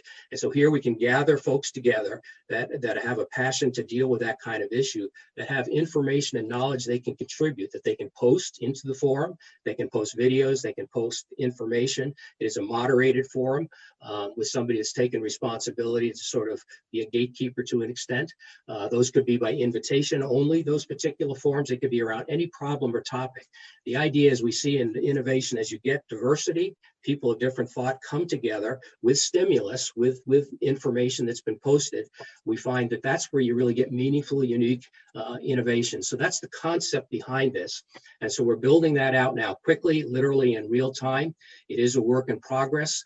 We believe that it's going to be something that will help us communicate more rapidly, real time, and help to solve problems as we move forward. Because the way we do business, I think we all understand, Vermont 2.0 is not going to be the same as it has been previously. So the other thing I would just want to mention is that in a couple of things that, as I think about this, that I think would be helpful as we move forward. Number one, immediately, I think we really need to consider a way to be able to get some type of grant funding for retooling. There are some companies, and Patricia will mention, that are already beginning to retool. Some of them are very small. They're pivoting very quickly. They can make a meaningful contribution, but in some sense, they're encumbered because they can't afford $3,000 to $5,000 or $10,000 to get the equipment they might need to make that happen. And so there's an opportunity to reemploy people if they could make that additional small investment, and some of them are constrained by that. So that's number one issue. I think number two, we need to look at the Vermont training program, make sure that is fully funded. We also need to do whatever we can very quickly to try to lower the barriers of any red tape that might be there to open the spigot, because involved with this pivoting that's going to be taking place within manufacturing, there will be, along with that, needs to retrain and get people up to speed in various areas. I think as we move out of this, we're going to see more dependence and more trending over time here towards using digital technologies, what we call Industry 4.0 technologies. It may be cobots, it may be automation, it may be artificial intelligence, wearables, many of the tools that are out there that are actually coming into manufacturing very rapidly could be deployed sooner rather than later in Vermont as we begin to look at how we move in this new environment. And so I'm going to have Patricia talk about PPEs. Before I do that, though, I just want to communicate at our board meeting, we have an advisory board that has 14 members. 11 of those members are CEOs or very senior leaders in some of well-known companies in Vermont, all the way from global foundries down to some very small operations. It was a very sobering meeting where the folks really opened up about the gut-wrenching problem, and you all know what it's like. I know what it's like to have laid off people in manufacturing and how terrible that was. Some of these companies have never experienced that before. And so with that came a lot of real open sharing, and it was really inspiring to see, number one, the compassion that to a person these folks had for their employees. They were really concerned about their employees and what was going on, and they found themselves in a different way, not just the employee that comes to their plant, but they were dealing with family issues. And so how are they keeping some of those families afloat? Maybe with a helping hand loan fund they're doing, everything they can do. In some cases, a well-known company sitting there and they're saying, you know, we're not considered essential. So I've got 26 people that could actually be working, and we know how to do that in this kind of environment. So there's those kinds of frustrations and emotions that we're all aware of. But I think to a person, and they knew I was going to be talking to you folks today, and I said, what message do you want me to deliver? So I'll write down just a couple things, and I'll be a good servant and a good soldier here just to deliver the message to you. And really the overriding message is most manufacturers will do the right thing. Okay, they want to be open, they want to do the right thing, and they will do the right thing. One comment from a leading manufacturer said, don't use a weed whacker where a scalpel will do, particularly regarding closing down manufacturing companies. Okay, and the other thing universally was, you can trust us, allow our plants to reopen, even if it means having prescribed requirements. They're willing to deal with, we want to know what we need to do to keep those plants open and safe, and we will act accordingly with that, but trust us to do the right thing. So I've delivered that message. That has obviously many facets to it. And I'm going to turn this over to Patricia now. She's been very involved, her expertise, she's been with the center for 17 years, chemical engineer by training out of RPI and other things. But she came in to help us at the time with a supply chain issue that we had. We were involved in a DoD defense initiative across New England. And so that's her background and expertise. And so she was queued up and ready for this crisis, because we put her point on some of these supply chain issues. So Patricia, I'll turn the camera over to you. Okay, just one second. I just want to make sure there's no questions for you, Bob, before we. Oh, okay. Well, I'll come back around if you need to. Okay. I don't see any hands up. Okay, great. And on those two little pieces that you gave us at the end, have you talked to the administration and let ACCD know what the manufacturers are thinking? And yes. We will try to reinforce that when we can. The other point I didn't make, and just so I get the point in, I really think it's time right now, especially because of the critical impact of manufacturing, our largest private sector contributor to the GDP. Average wage is 25% more than the Vermont average wage. The job multiplier effect, every manufacturing job contributes another four jobs. When you look at any lever you could pull right now to kickstart our economy, manufacturing has to be an important player in that equation. So I really think we really need, it's time to have somebody that it's either on the cabinet as a manufacturing a cabinet member, or an advisory group of manufacturers that could help advise folks on issues. Somebody that's really focused all the time, looking at the legislative impediments or whatever, always got manufacturing on their mind and is looking at it through that lens. ACC does a great job, but they've got many other things to do as well. So just a point to make there. Thank you. Tricia, good morning. Good morning, Patricia Giovara, Assistant Director with VMEC.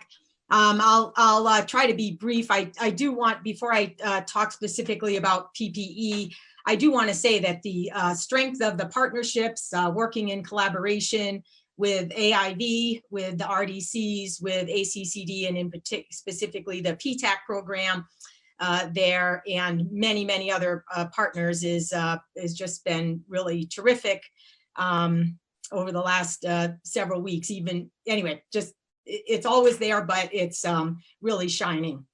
And I just wanted to emphasize as well, I know it's been mentioned, but in manufacturing, there are a lot of standards and regulations, quality management systems, safety systems, lean management systems, process and systems thinking and problem solving that really equip the manufacturers and all of their employees to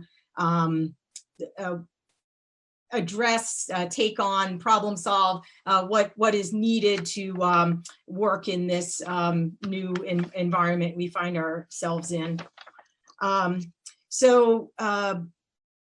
VMEC, again, VMEC, AIV, and PTAC are partnering to gather information about companies that are able to retool or convert their operations.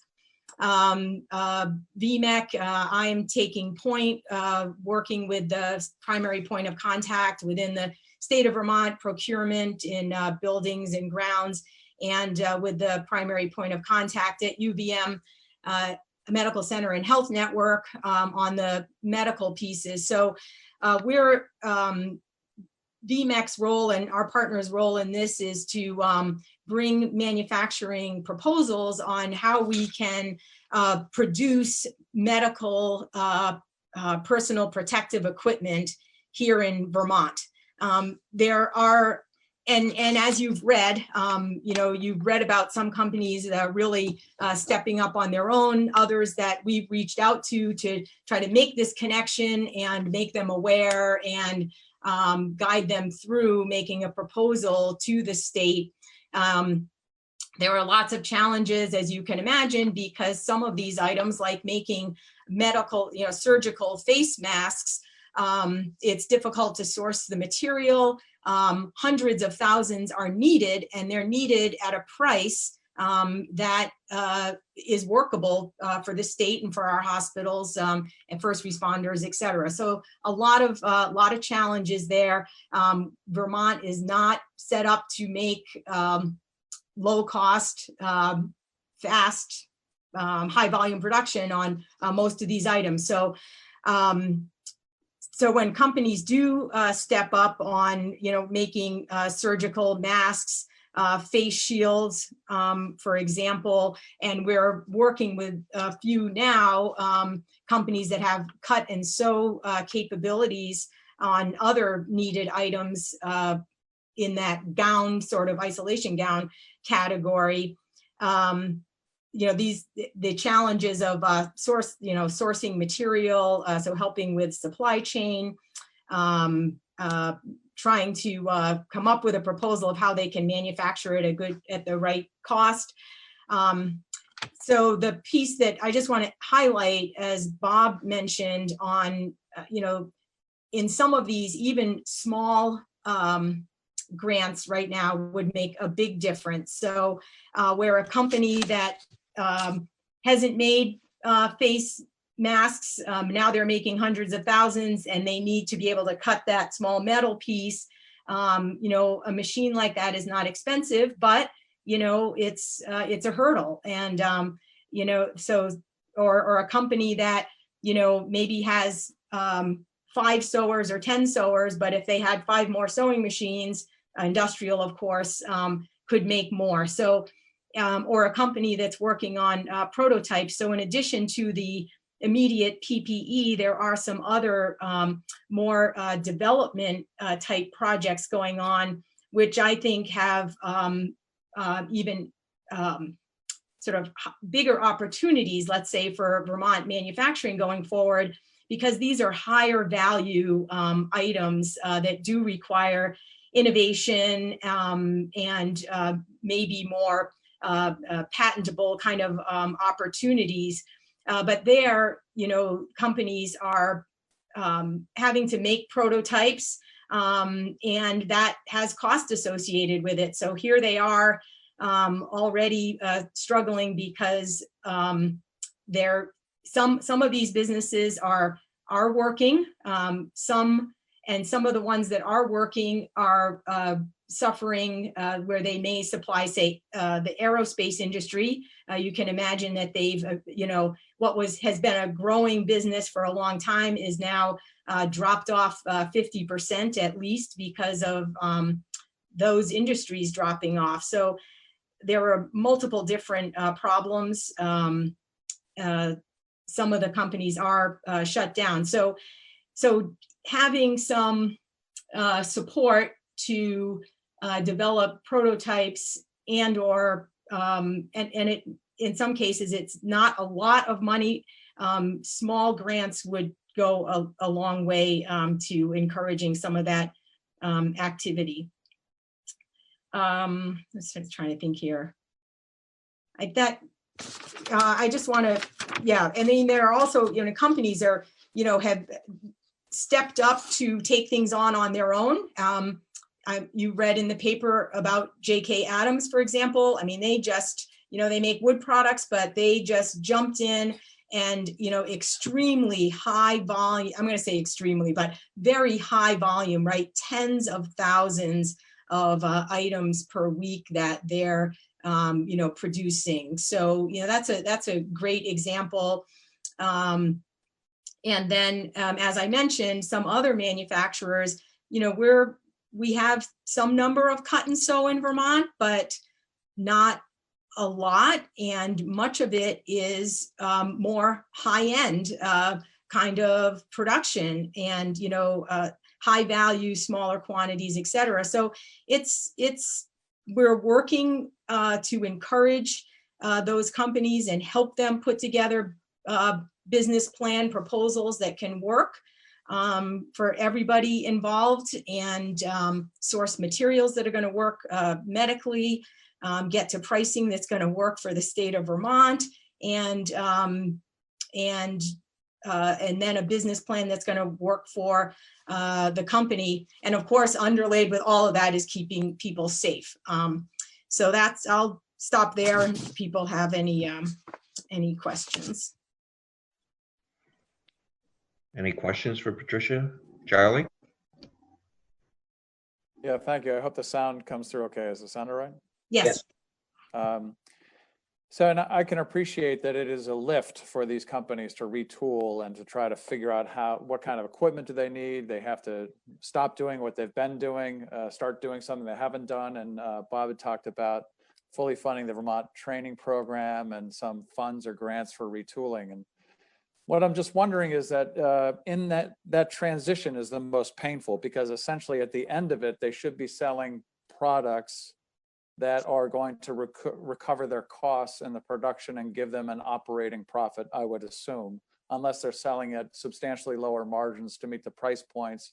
And so they're not going to make as much money. So I'm just trying to balance the need to help them make that transition, and then what is largely their responsibility for being sustainable after that, which is not what we want to fund necessarily going on. Is saying we're going to continue to induce them to do that. So just trying to get a feel for what you think the right thing is there. Is it a grant? Is it a loan?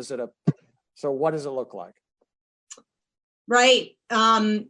So there are a lot of factors here. So this one company that I mentioned, well, and I can say their name because they were in a recent news article and mentioned, for example, Portabrace, right? So they stepped up to make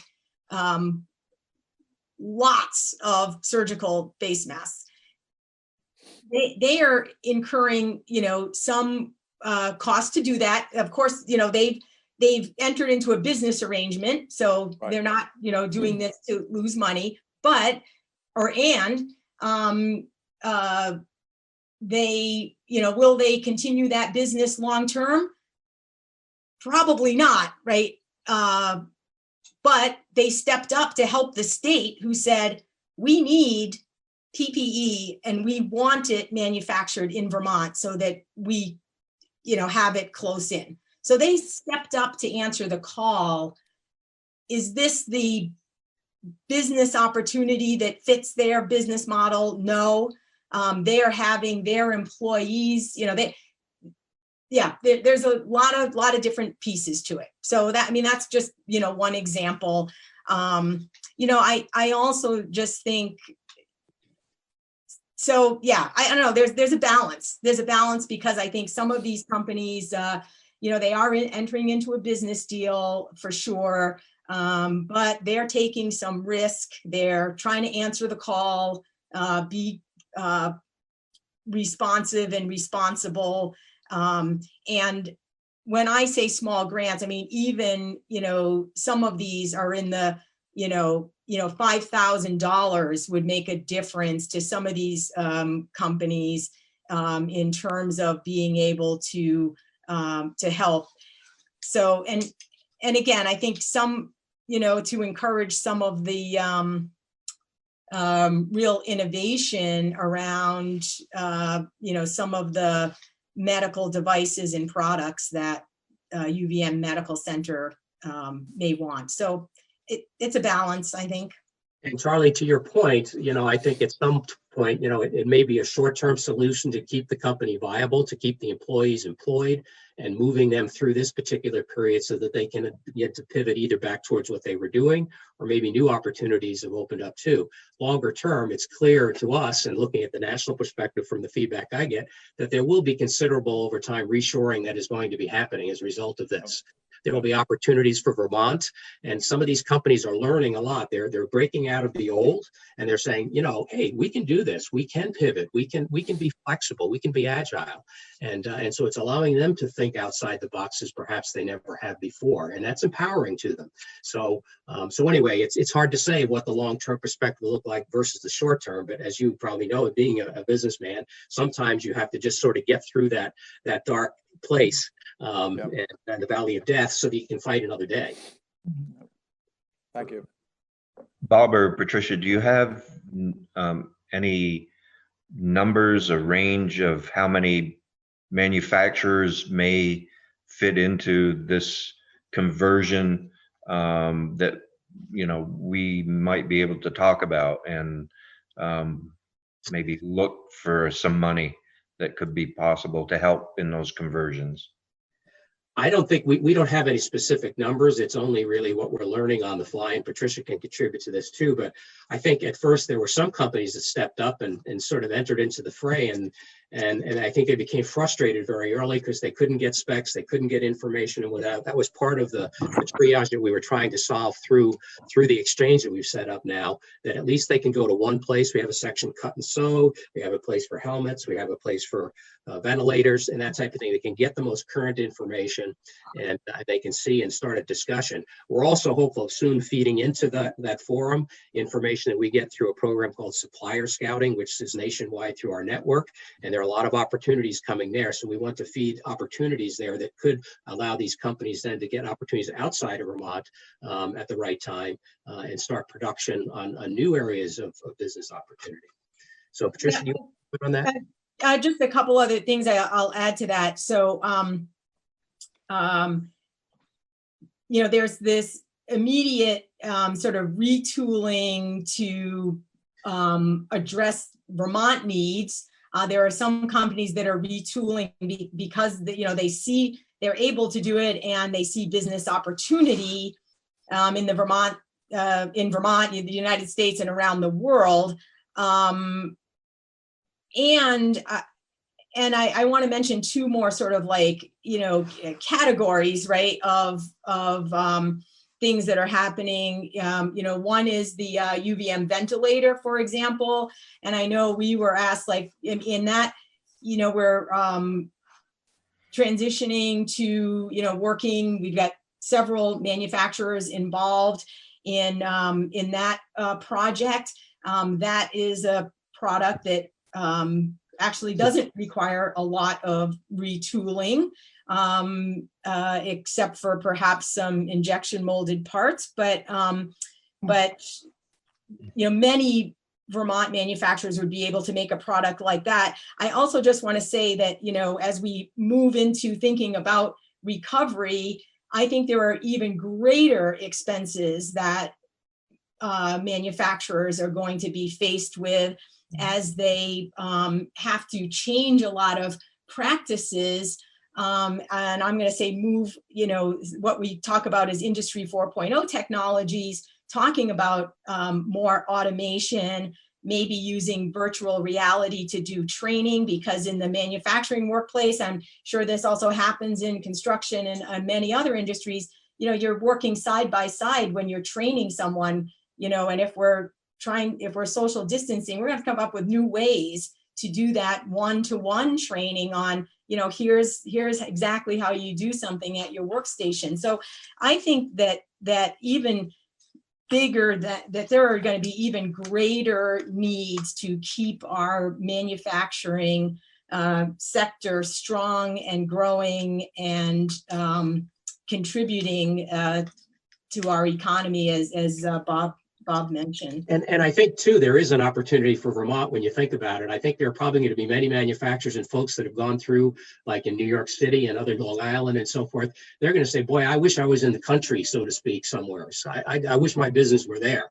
And so there'd be opportunities for Vermont if we really make a clear message that we're open to manufacturing. You are important. We embrace you. We want to work with you. And that's part of what I'm talking about, showing that we're ready to take a step and say, we've got a czar of manufacturing, we've got a secretary, whatever it is, somebody that's really, really about manufacturing. So I think there'll be an opportunity to see some of those companies perhaps want to transition into the lifestyle that we can offer uniquely in Vermont if we're smart about taking advantage of that. Well, maybe it's time that we start thinking about more manufacturing in the United States, where we have a better reliance on our own than relying on China. Absolutely. And we haven't talked about, you know, food manufacturing, and we don't have time to get into that, but we are keeping a close eye on the needs and concerns of food manufacturers as well, and that we just have to keep a close eye on that as we go forward. Zach? Thank you, Mike. Bob, I have a question for Bob, and then I think I have a question for Patricia as well. But I was interested in the Industry 4.0 technologies and wondering if there are any policy hurdles that are preventing sort of rapid deployment of these types of technologies that we could possibly waive in the short term, so that these things can get out quickly. And my other question for Patricia was in terms of whether we're reaching out to specific companies about manufacturing PPE. I was specifically curious about SKIDA, and if we're experiencing any issues with trade secrets as part of the challenges in getting some of these things manufactured here, if that's an issue, and if that's also something that we can overcome. So sorry, there's 3 questions, but I'll go in reverse order and let Bob think about the policy question. So you mentioned specifically SKIDA. They've been a client of VMEX, and we have talked with them in the last few weeks. So I don't want to like specifically talk about that company, but let me answer. I'm going to take the opportunity to answer that question a little bit more broadly. And I have to tell you, I forgot one of the questions you asked, but there are also many companies that are stepping up to produce cloth masks, right, that you've read about. So this would be the non-medical PPE in a sense, right? So this is non-medical personal face coverings, cloth masks. There are many companies that have stepped up to do that, some in smaller ways, some in bigger ways. I've seen a couple of, I know of a couple of companies that are working on low cost, high volume, that they could produce low cost, high volume. They're working on the business case, but we've got a couple of ideas here in Vermont that could produce per week hundreds of thousands of masks. So if those 2 ideas, and again, they're looking at, can we make the business case work? But they could be producing face masks that could be at grocery stores, all the schools. I mean, just full coverage in Vermont very fast. Anyway, I'm not sure if I'm answering your question, but some companies are like have found their calling in a sense, right? Have found some specific customers and their mission, they've kind of directed their mission a certain way.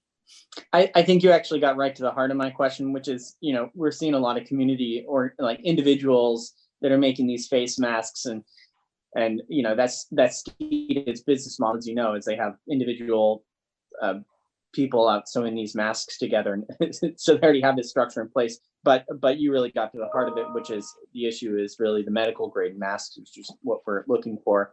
But the other issue was, in terms of manufacturing these essential goods, are we running into any trade secrets issues? That was my second question. Oh, yeah, trade secrets. I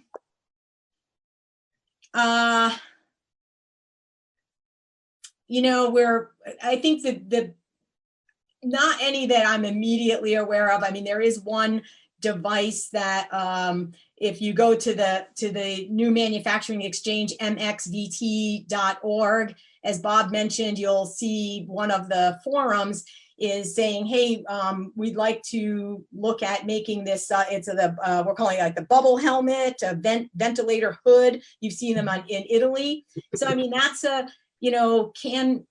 we've got one company that's stepping up to say, hey, I'm going to make some prototypes. Can they though get past the patent issues at some point, right? So those things will come up. Yeah. And my other question for Bob was just about any policy hurdles in terms of implementing some of the Industry 4.0 technologies. Thank you, Patricia. Mm-hmm. Yeah. Not that I'm aware of really at this time. We have a number of companies that are well along that path of Industry 4.0. Others that I think will be forced to look at it or are going to be open to it. Just by virtue of the fact that we're on computers all day long now, the way we're communicating, that's a step into that whole new world. Part of the challenge that we have early on recognized that companies don't know what they don't know, and how do we continue to educate them and let them know that there are great opportunities here. People think of automation right away. They say, oh, that means job layoffs. No. That means sort of reorienting perhaps the way your staff are deployed, how they're used. It creates other job opportunities and allows greater volumes of production, improve the quality, a whole number of aspects of working remotely, working 24/7. So it opens up new possibilities really that are ultimately good for the company and for our economy. Just one other issue I just want to mention, since you brought up the technology and IP issues, another set of issues is around liability. Having companies that have never made medical devices or products before. So just addressing that and working through that. So that's another set of costs, right? Because even if there's supposed, immunity, you better have your lawyers involved, right? So that's another set of costs that people are facing. Okay, Lynn? Yeah, thank you. Bob already brought it up, but one thought that occurred to me for all of the people here with us today is the change we need to make in our supply chains that's coming forward, what opportunity or what impact they're all examining and what's going to happen with that. And then the second thing is Bob brought up something that we've actually had in committee before, and that is the need for a Secretary of Manufacturing, somebody on the cabinet level, a department or something that's more, it's never gone anywhere, but it's been brought up and it's been brought up in legislation. And I agree. I think this is a good time to look into that again, but to talk about the supply chain situation that we've been facing and what we can do to fix that, because I think that's going to be something nationwide that we're going to look at. Yeah. Well, I think we're going to create new supply chains here because we'll have no other choice. Mm-hmm. And that's part of what we're trying to do to get the companies to communicate, to understand the opportunities.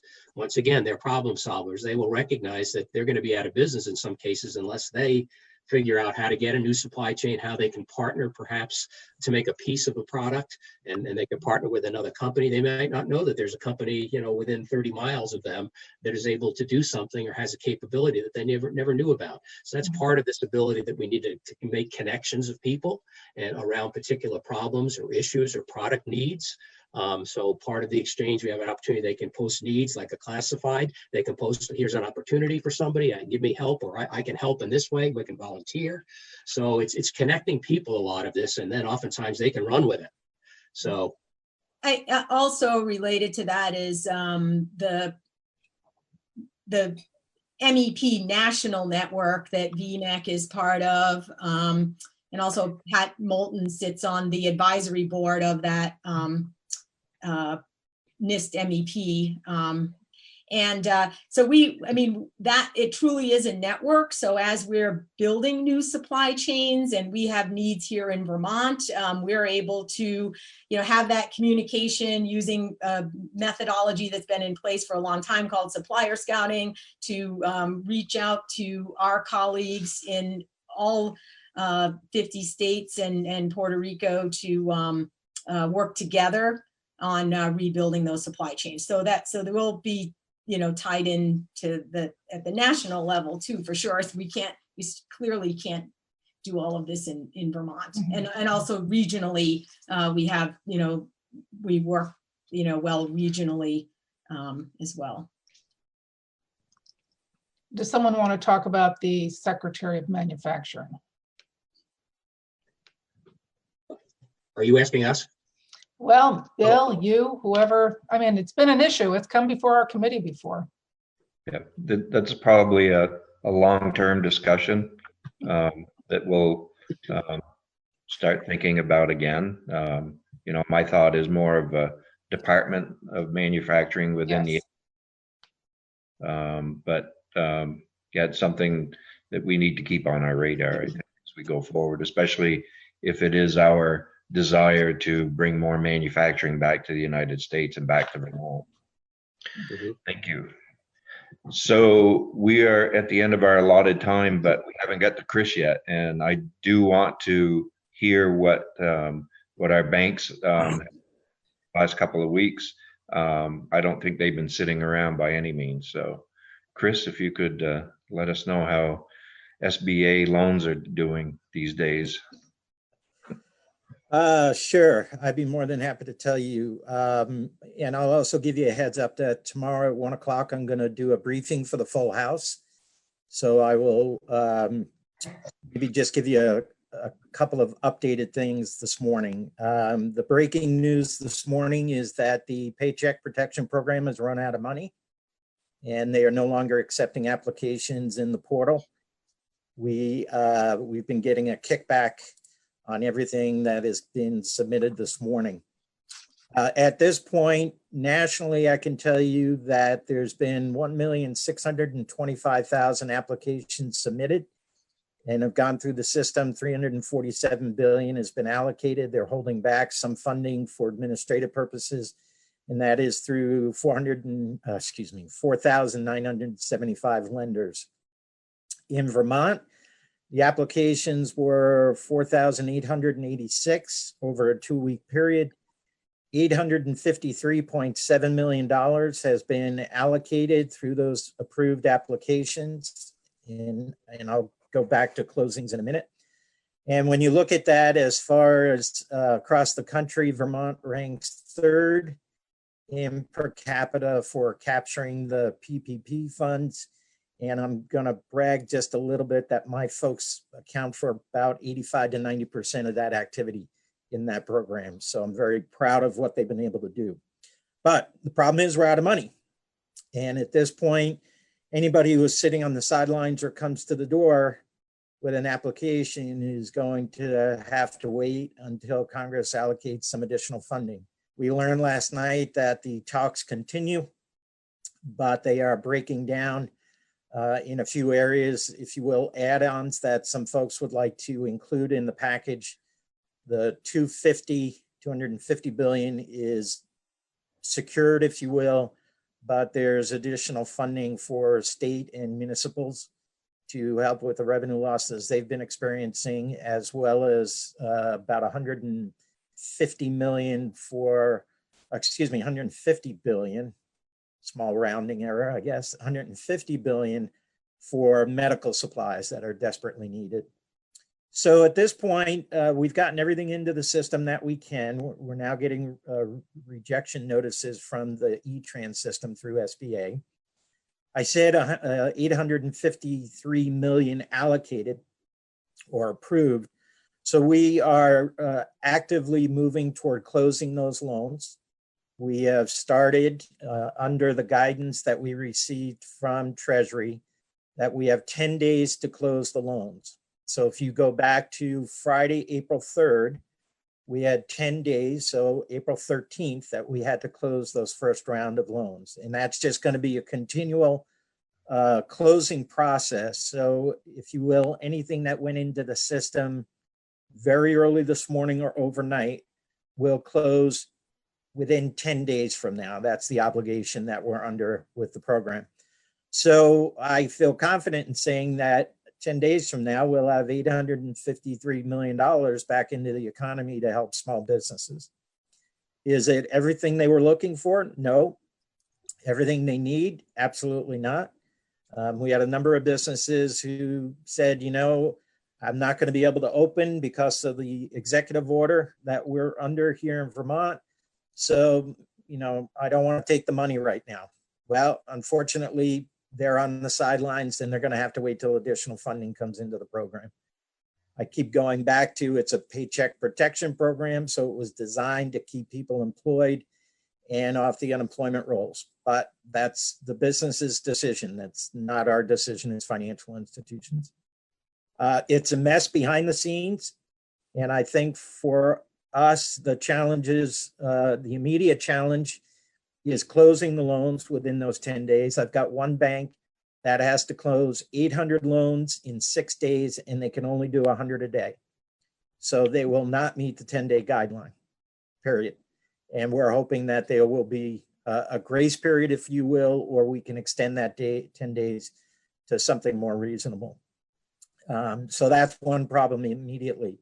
But I think the next biggest problem that we're going to face, aside from not having guidelines to deal with sole proprietors and independent contractors, not having guidelines on how to calculate payroll for those individuals, not having guidelines for this or that or whatever else, is when we get to the 7 or 8 week period and we've got the masses coming to our door saying, we want our loans forgiven.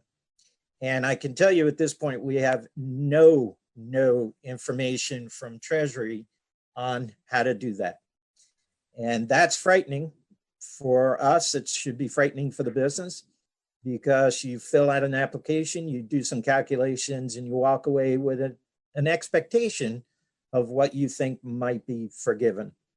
That, I will say, is what's unique about this program. If you use the funds that you got in PPP according to the interim rules in the CARE Act, if I apply it all to payroll and I apply 25% or less to, you know, mortgage interest or rent or utilities, I'm going to walk away with 100% forgiveness, theoretically. And that is what's unique about this program. The other thing I'll tell you, it's not only the PPP that's run out of money, it's also the EIDL program. That's the one where you directly apply to, believe me, Charlie, it can get worse. I see you holding your head. The program, 4 million plus applications, $10 million that was allocated to it. A group down in Texas under the SBA banner that's been doing it. And they've been slow in responding, I think, because they're just completely overwhelmed. And again, the program's out of money. So I think you're lucky if you get something out of that. You probably won't get everything you wanted. Again, hopefully you get at least the $10,000. That's the forgivable portion of that program. So, you know, I guess that's the uplifting portion of the sermon this morning from my perspective. It's not a lot of good news, at least today. But that said, we have helped, you know, 4,886 businesses out there through this program. I will leave you with this and then take questions. Long before PPP came along, our banks were working with businesses to try and figure out what they can do to help them. And we're going to continue to do that, even if PPP funds don't get appropriated by Congress. Will it be as meaningful? No, capacity is limited, capacity is stretched. And when you're dealing with thousands and thousands of individuals and businesses coming to your door for assistance, you can only do so much for everybody. So that's a significant challenge. There is a new Main Street lending program that has come out. We're looking at the Fed term sheet to see what, if anything, can be done with that program here in Vermont. It's got higher thresholds for employment levels, but we may have some manufacturers and others who can take advantage of it. And then obviously we've been in communication with our delegation right along, and they know the drill. We need the money and they're on board with getting the money. So we're just continually keeping them up to date. So I'll stop there and happy to answer any questions, and I'll go into more detail tomorrow. Zach? Thank you, Chris, and I hope everybody in your household is feeling healthy and well. I was, and I'm looking forward to hearing from you tomorrow. I was curious about what we can, how our small businesses can start to prepare for the next round now. It sounds like they've shut down the application process, but I was reading an article in, I think it was Wall Street Journal yesterday, that was talking about that the majority of businesses whose funds were approved, loans were approved, had relationships with their banks. So I'm curious if small businesses should start, if they don't already have a relationship, start building those relationships with their business with their banks, and what other steps they might take to prepare for the next round of loans now. Great. First of all, everybody in the house is awesome. Thank you for asking. Moved past it, and so far we're all co-working together quite well. The message to your constituents and small businesses: get your application together, get your documentation together, establish that relationship if you don't have one, get your paperwork into the bank, because what I'm recommending just within the last half hour to my members is to set up an internal queue with those applications, so that when the system is back up and running, because I do have hope that Congress will appropriate more money, when the system is back up and running, the banks can begin to input those applications again. So don't wait until Congress takes action. Get that material together and get it into your lender or a new lender if you're establishing a relationship. I want to just add to the new lender relationship comment.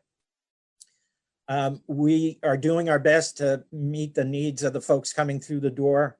I think I may have mentioned this to you. We are required under the PPP program to follow what's called Bank Secrecy Act guidelines of knowing your customer. So when we are working with you, Zach, and you're an established customer, we've already got the documentation that we needed to vet you and to make sure you are who you say you are, if you will. That is not the case for a new customer. They've got a higher bar to go through to get over in providing that additional documentation. So not impossible, but they've got to collect that material based on what the bank is requesting. No way around it. Federal guideline, got to do it. New customers, no relationship with a financial institution, are certainly able to go to the banking system or credit unions. It's just a higher lift for those individuals to get into the system, and they'll be in the queue like everybody else.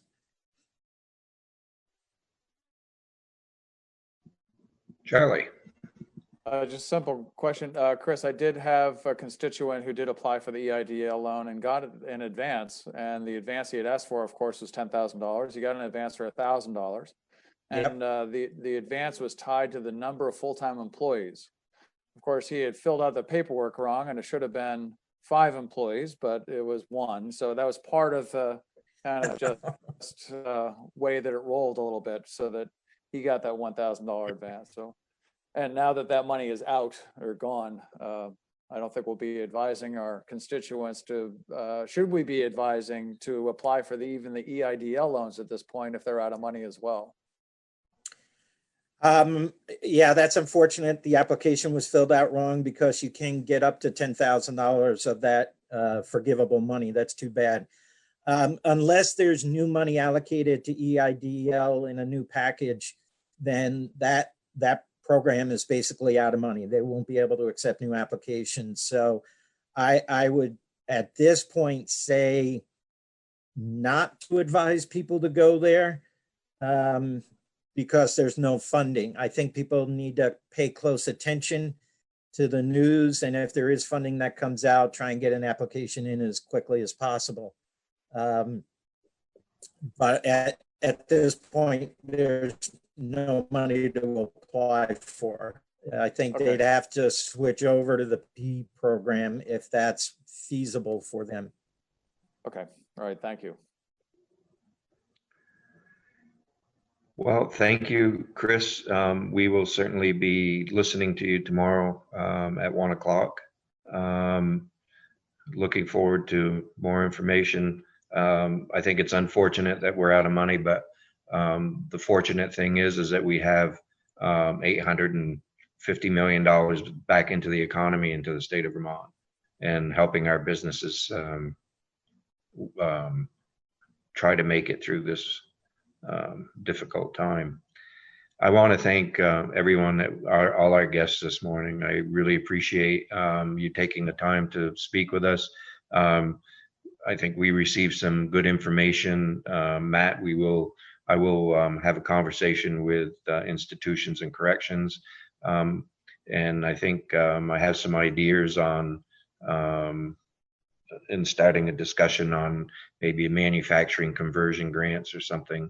There might be some places that we could look to see if we could repurpose some dollars that we already have in the budget. So we'll have those conversations. Committee, please keep watching your email as we go forward. There's some things that may be coming up that we may need to work on. We will see, but everyone, please stay safe, stay healthy, and we'll talk soon. Thank you all very much.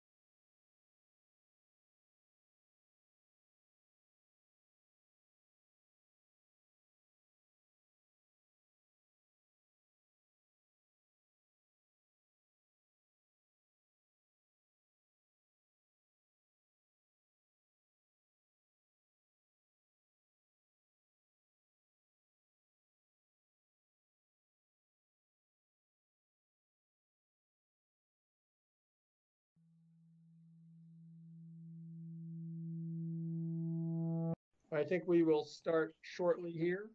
The speakers, I will introduce you as soon as I am finished with the beginning of this press conference. I want to thank folks for coming today. I know that everyone is extremely busy. There has been this breaking news just in the last couple of days of the closing of the NVU Linden, NVU Johnson, and Randolph campus of Vermont Technical College. And it's brought up a lot of concern from folks all across the state. I know that legislators, probably trustee members of the state colleges, the governor and myself have been inundated with communications from concerned Vermonters across the spectrum, from students, faculty, staff, community members, businesses in the vicinity of the various facilities.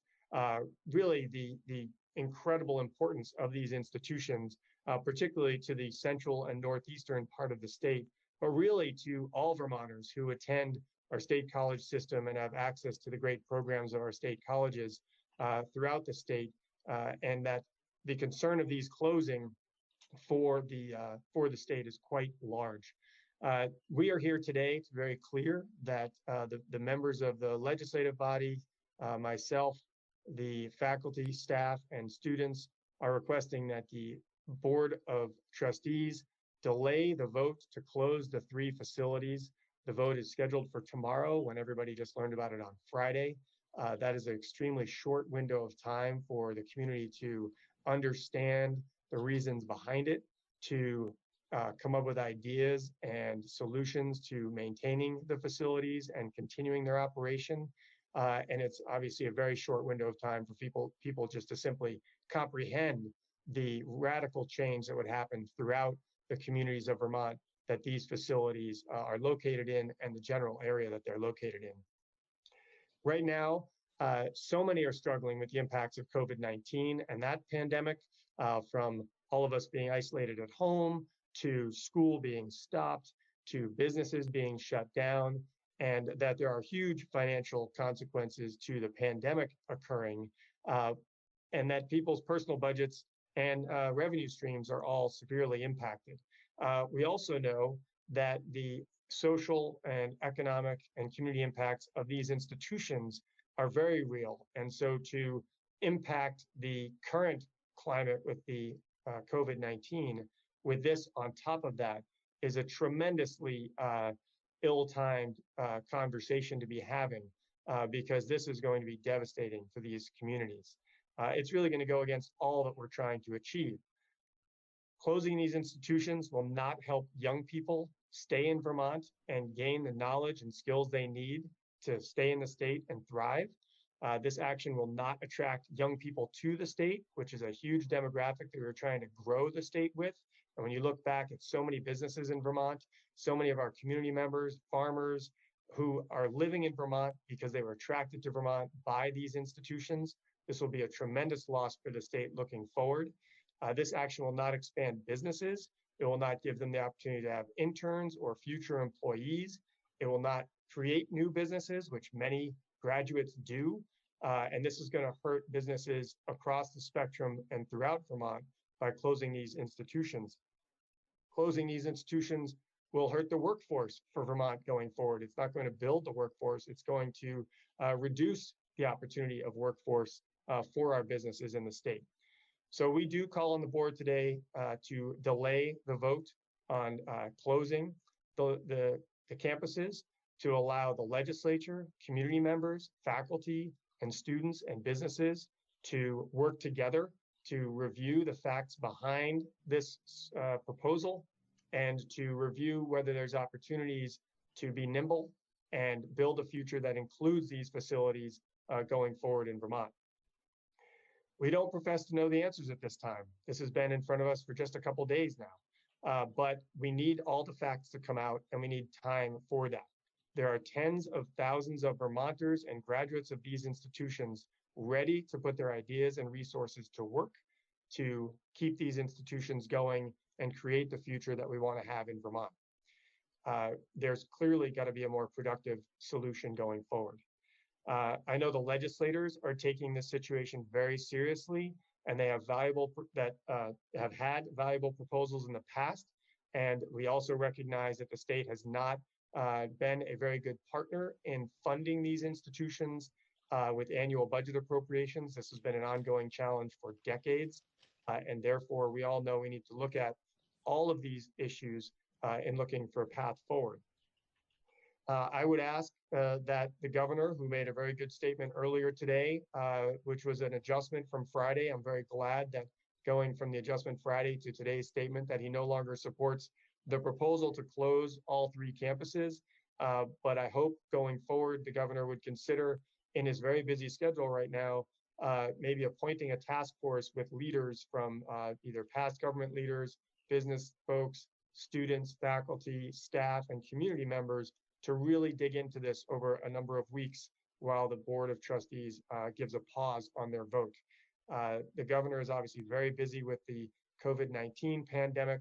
It'd be hard to think that he would have the time or the top level administrators would have the time right now. But if he could appoint a task force to look into this, I think that would be very, very helpful. With that statement, I would like to introduce Senator Kitchell from Caledonia County, who has a brief statement to offer regarding this proposal. Oh, thank you. Thank you. I won't repeat all the things the Lieutenant Governor said.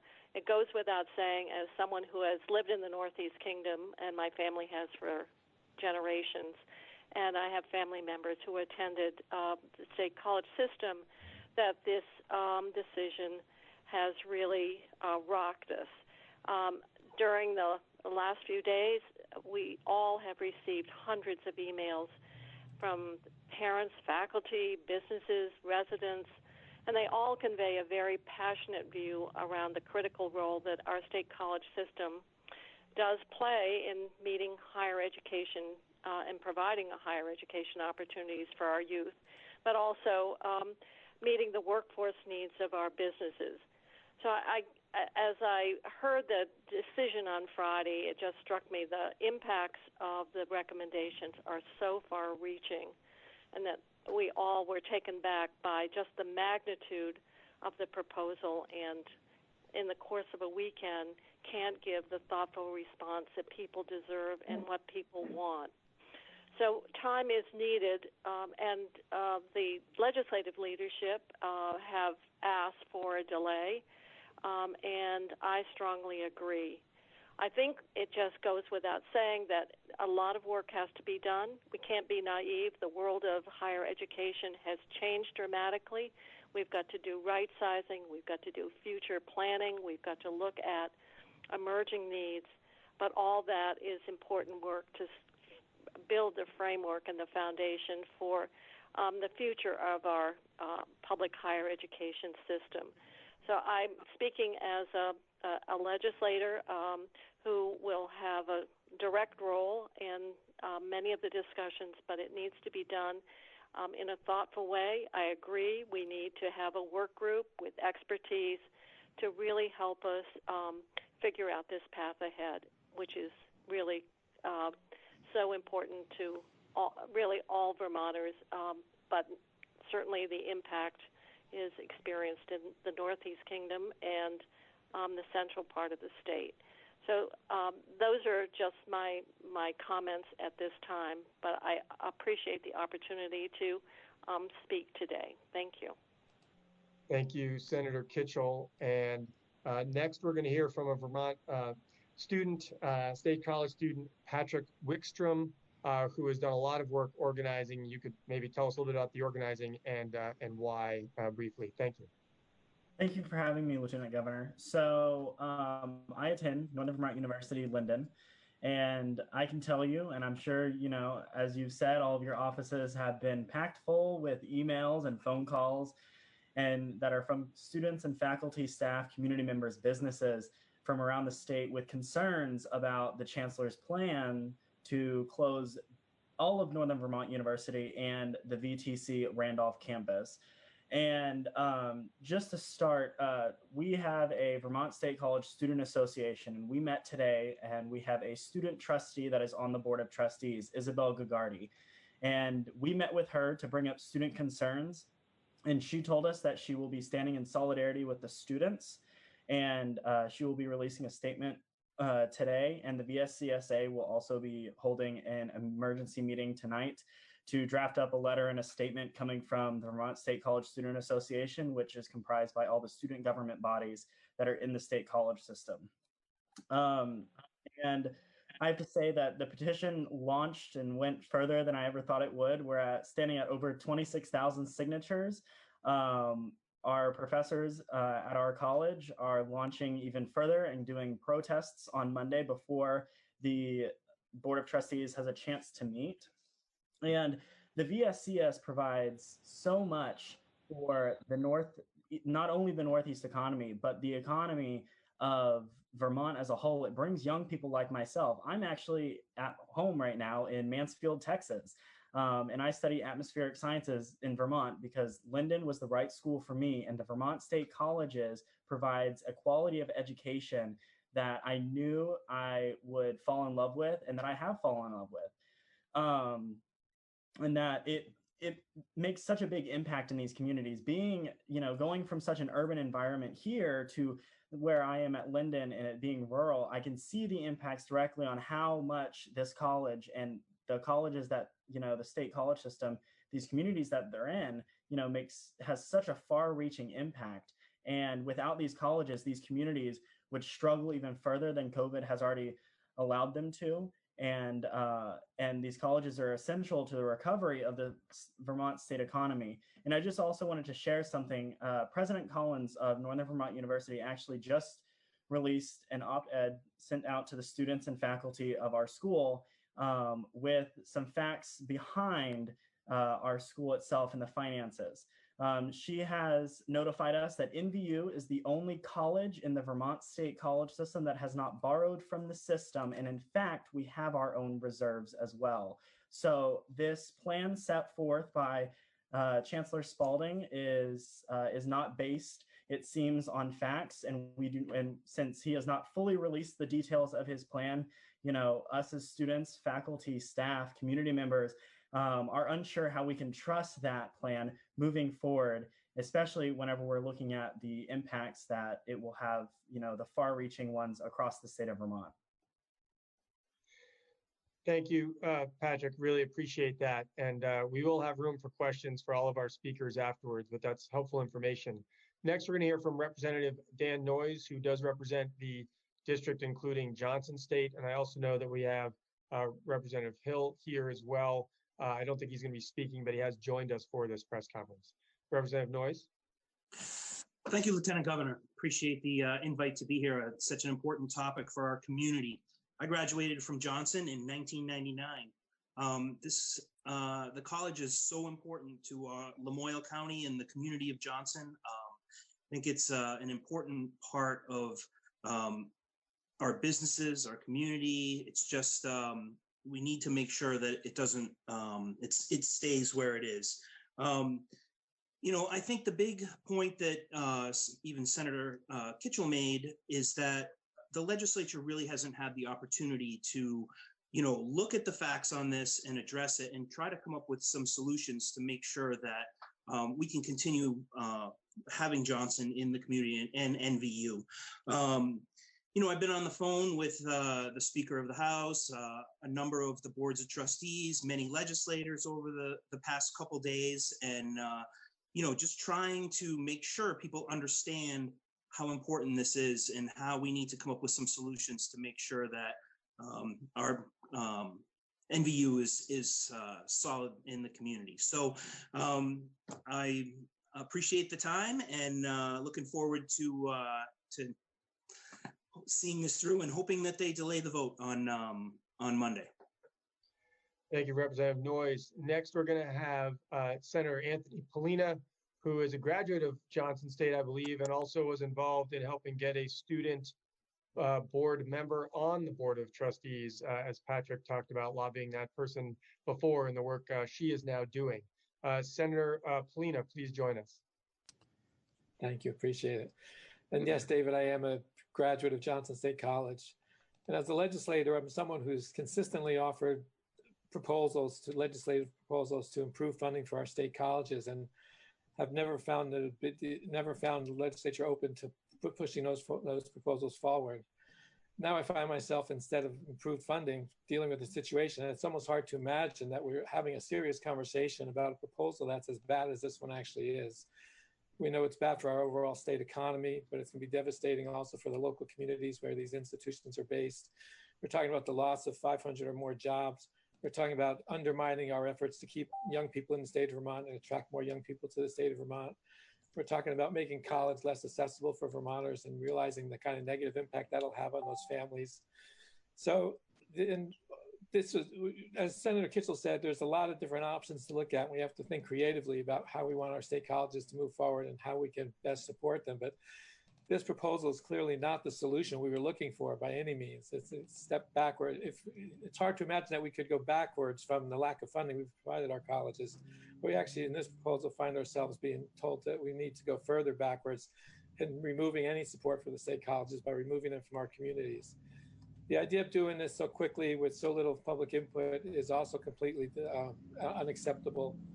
I'm really glad that Vermonters are being heard, that people are raising their voices to make sure that they have a voice in what's going to happen to the state colleges. I think putting the decision off, at least until we have the opportunity to have a group of people, a task force or a commission, take a look at what the options are, is absolutely necessary.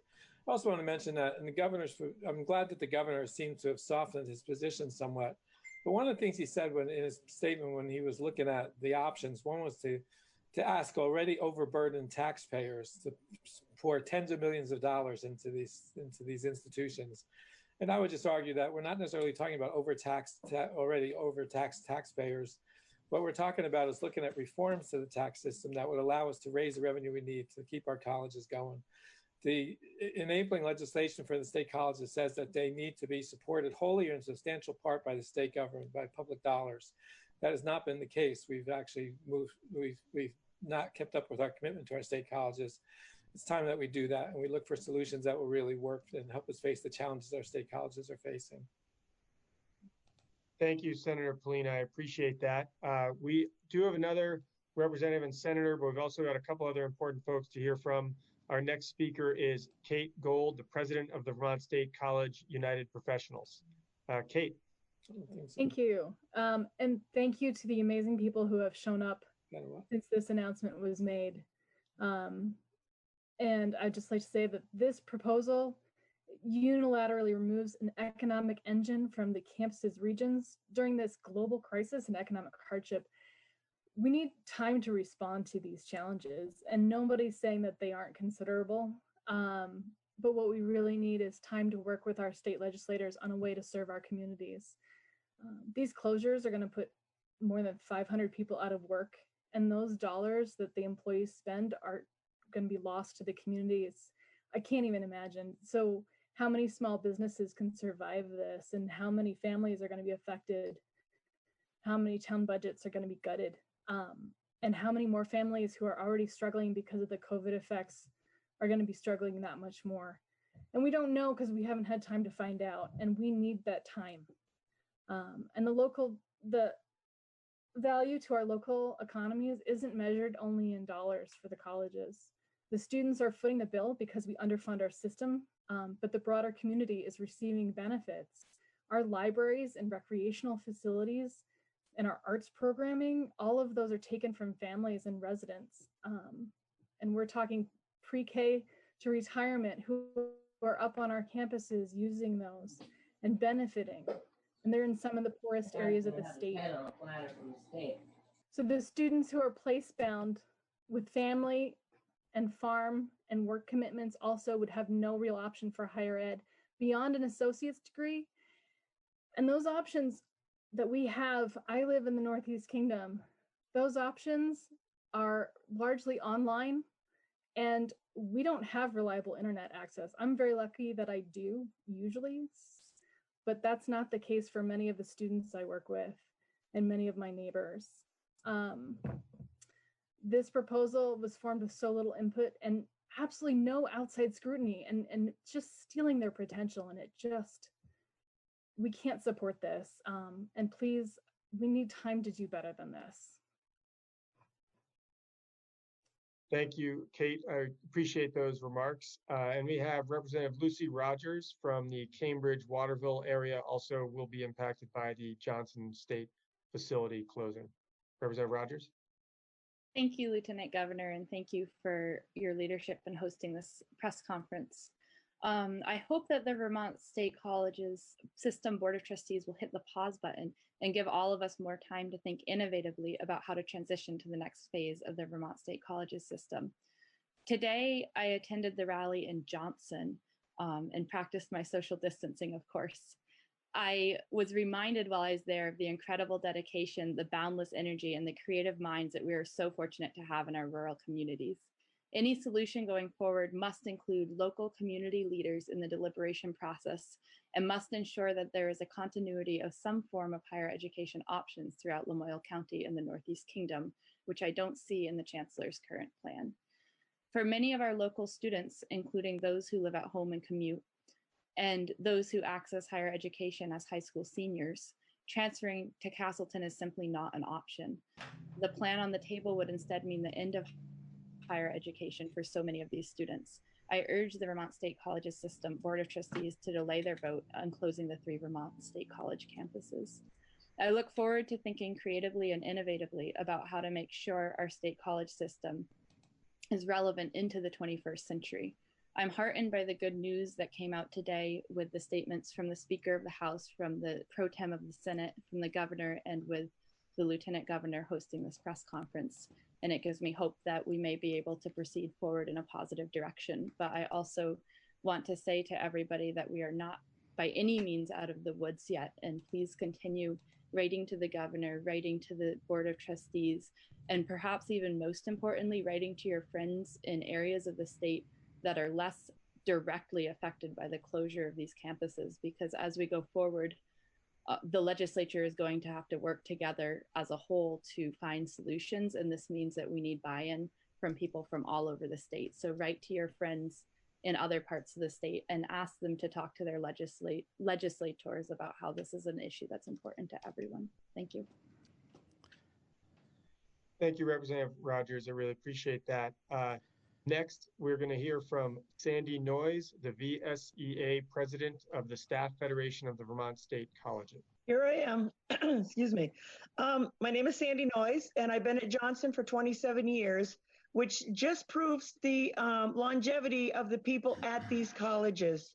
When students come onto campus, they know that we're going to be there for them. We're going to be there to help them, and they know where to go for help. So taking this away from them is going to be very hurtful to a lot of them.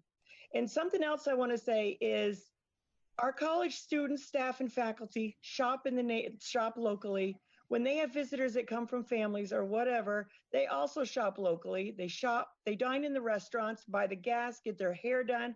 They're spending money left and right. And if they decide to close the colleges, we're going to do that too. I mean, we're going to lose that too.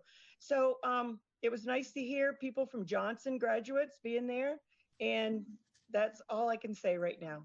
Thank you.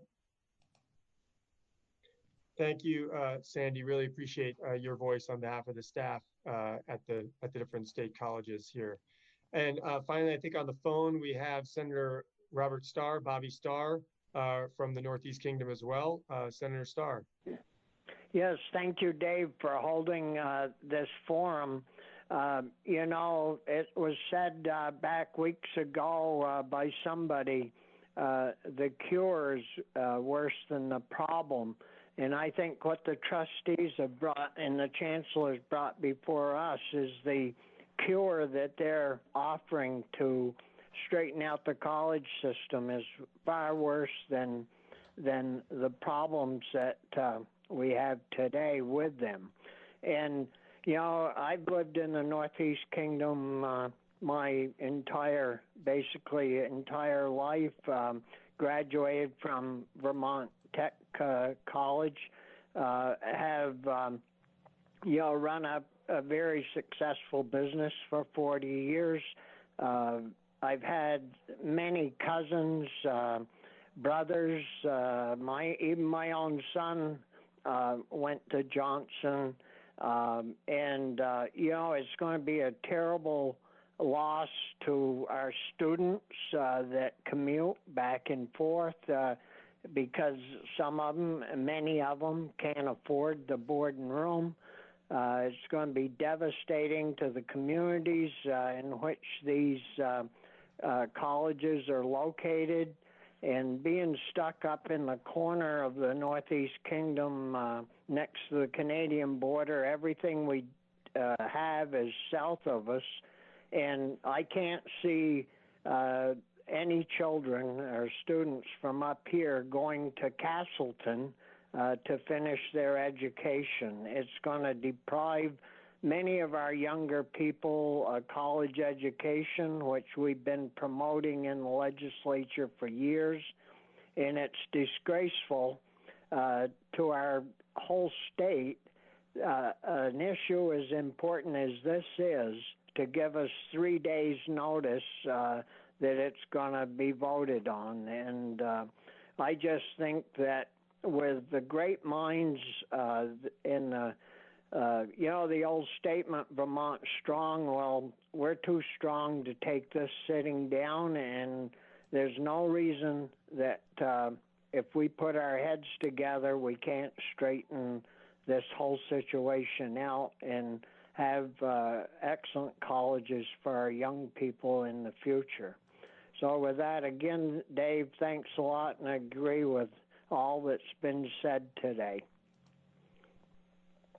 Thank you, Senator Starr. I did get a written comment I'm going to add from Senator Benning, who was unable to join us. They've got some power outages up his way, but he did state for me to read, these colleges cannot simply be looked at as storefronts for profit. For well over a century, they have been an integral part of the community we call Vermont. They carry on the spirit and foresight of the authors of our Constitution, who, looking specifically into the future, put language in that document that demanded support for the education of our youth. These colleges do not simply educate those born here, they are the vehicles that attract youth from around the world to come to Vermont. Many stay and help Vermont grow. Many become Vermont's ambassadors throughout the world, helping perpetuate the cycle that makes Vermont healthy and diverse. Their students fill every business in Vermont's present economy. Their graduates create the very businesses keeping our economic engine running. We cannot abandon the legacy of our ancestors or hamstring our descendants with quick decisions in difficult times. We should remember our history before we become history and take the time to think this through. So in final closing, I want to just mention in the middle of the night when I was working in my barn with some pigs that were farrowing, I was thinking about dairy farmers throughout the northeast part of the state. And if some of them were able to work on their farms, but then attend daytime classes at these institutions, who now would have no possibility of doing so. There's no way you could do chores in the morning, get down to Castleton or one of the farther campuses, and then get back to do chores and help in the afternoon. There are other professions and other people working in situations where that's just not a possibility. And when I think about our agricultural future, the Vermont Technical College, VTC in Randolph, is really where the heart and soul of a lot of our agricultural education is centered for a lot of Vermonters. And so this planned closure or proposed closure for all of these facilities really will leave a hole in our community that will be extraordinarily difficult, if not impossible, to fill for each of those different kinds of professions. I want to now open it up to questions from the media. This is our first time, so I'm going to work with it through the Zoom chat. And I think Rebecca Fleeter, if I pronounced your name right, if yes, you could go ahead and ask your question. okay. So if the board tomorrow refuses to delay the vote and instead chooses to go with Chancellor Spalding's initial plan, does the legislature or you, the lieutenant governor, or the governor have any power to help us? What are those next steps look like? Well, I will partly answer this. I know Senator Polina, Senator Kitchell, and Senator Starr were on a call just on Friday where they discussed this a little bit because it's actually unclear. It seems as though the Board of Trustees has this authority, but at the same time, the state owns the facilities and has say over how the facilities are used. So there is some question in that regard. I don't know if any of the three senators have more input to answer, or a representative. And then I'll go to, it looks like Dom Amato and Rai and Steve have questions in order after that, but I'll call you. So there is some confusion about who has the power to close the colleges. The legislative council lawyers tell us that one reading of the law is that the trustees do have the power to close the colleges, but on the other hand, as David said, the legislature is responsible for the physical sites.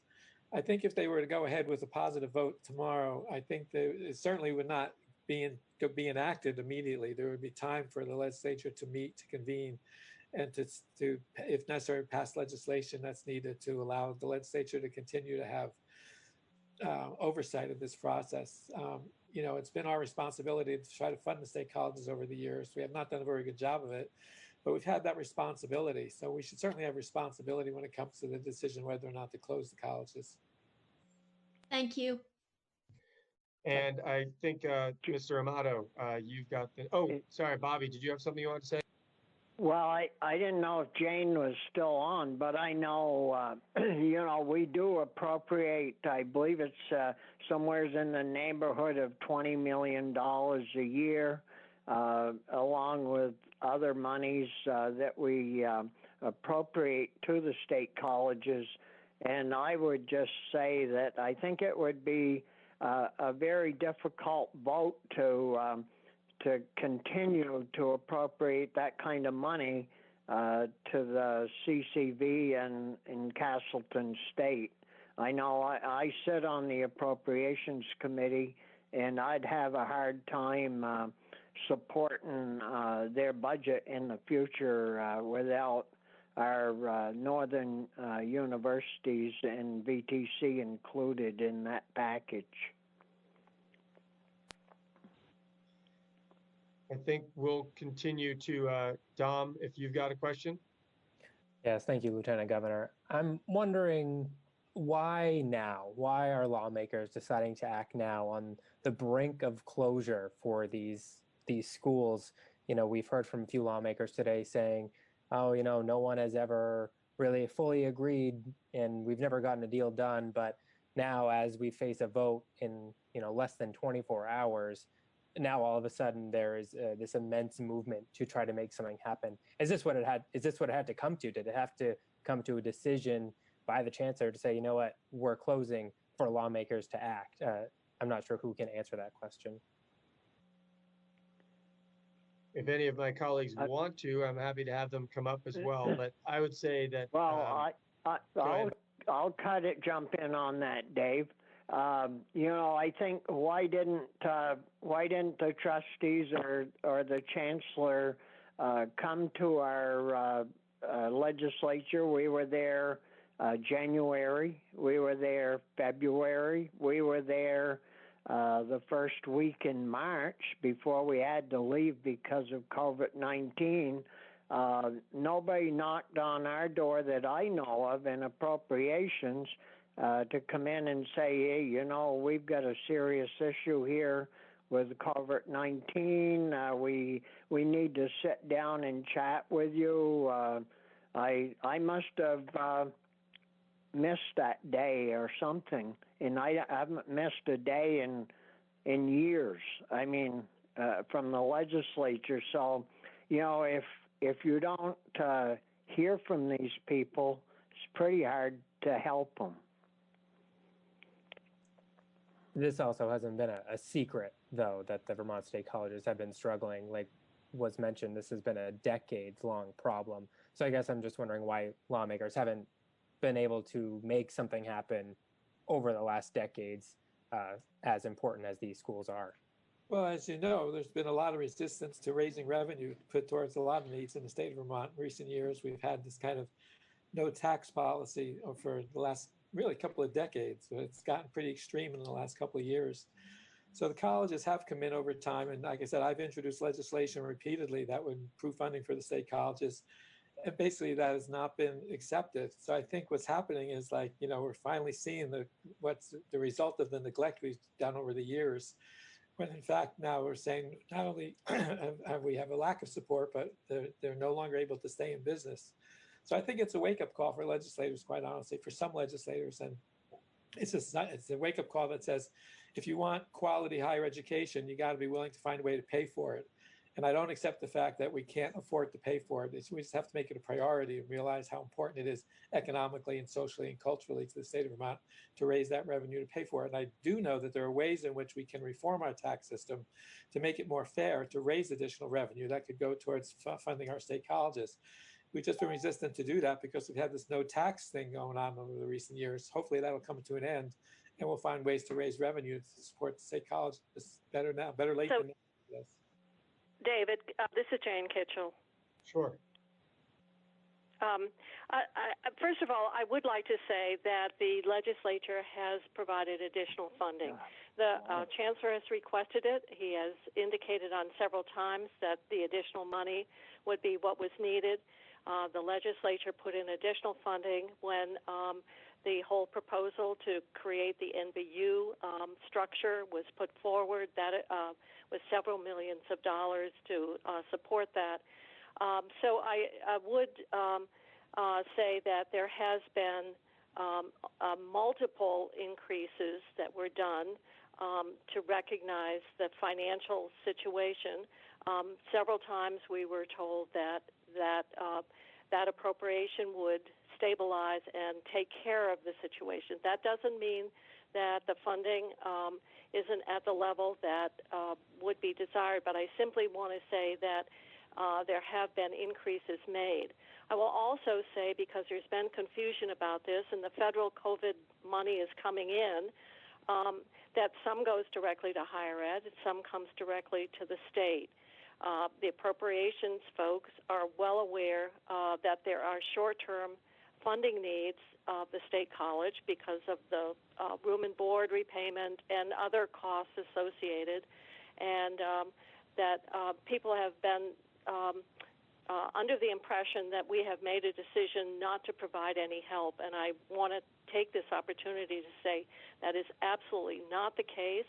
We know that we have to look at that short term so the system can pay its bills, but also if that funding, depending on how it can, we will look at it as it helps us address the longer term, but that transition period. So I just want to make it clear that there have been additional requests, there have been affirmative responses, and even now in the COVID crisis, we know that there's additional need over and above the appropriation, and we are committed to addressing it.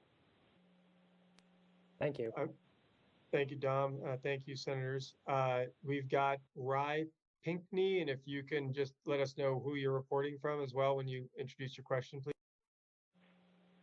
Hi, I'm a Johnson Online student, and I had kind of a question and a concern. I've gotten dozens of emails from various different people, from like students, from faculty, from my advisor, and it was inconsistent what was closing.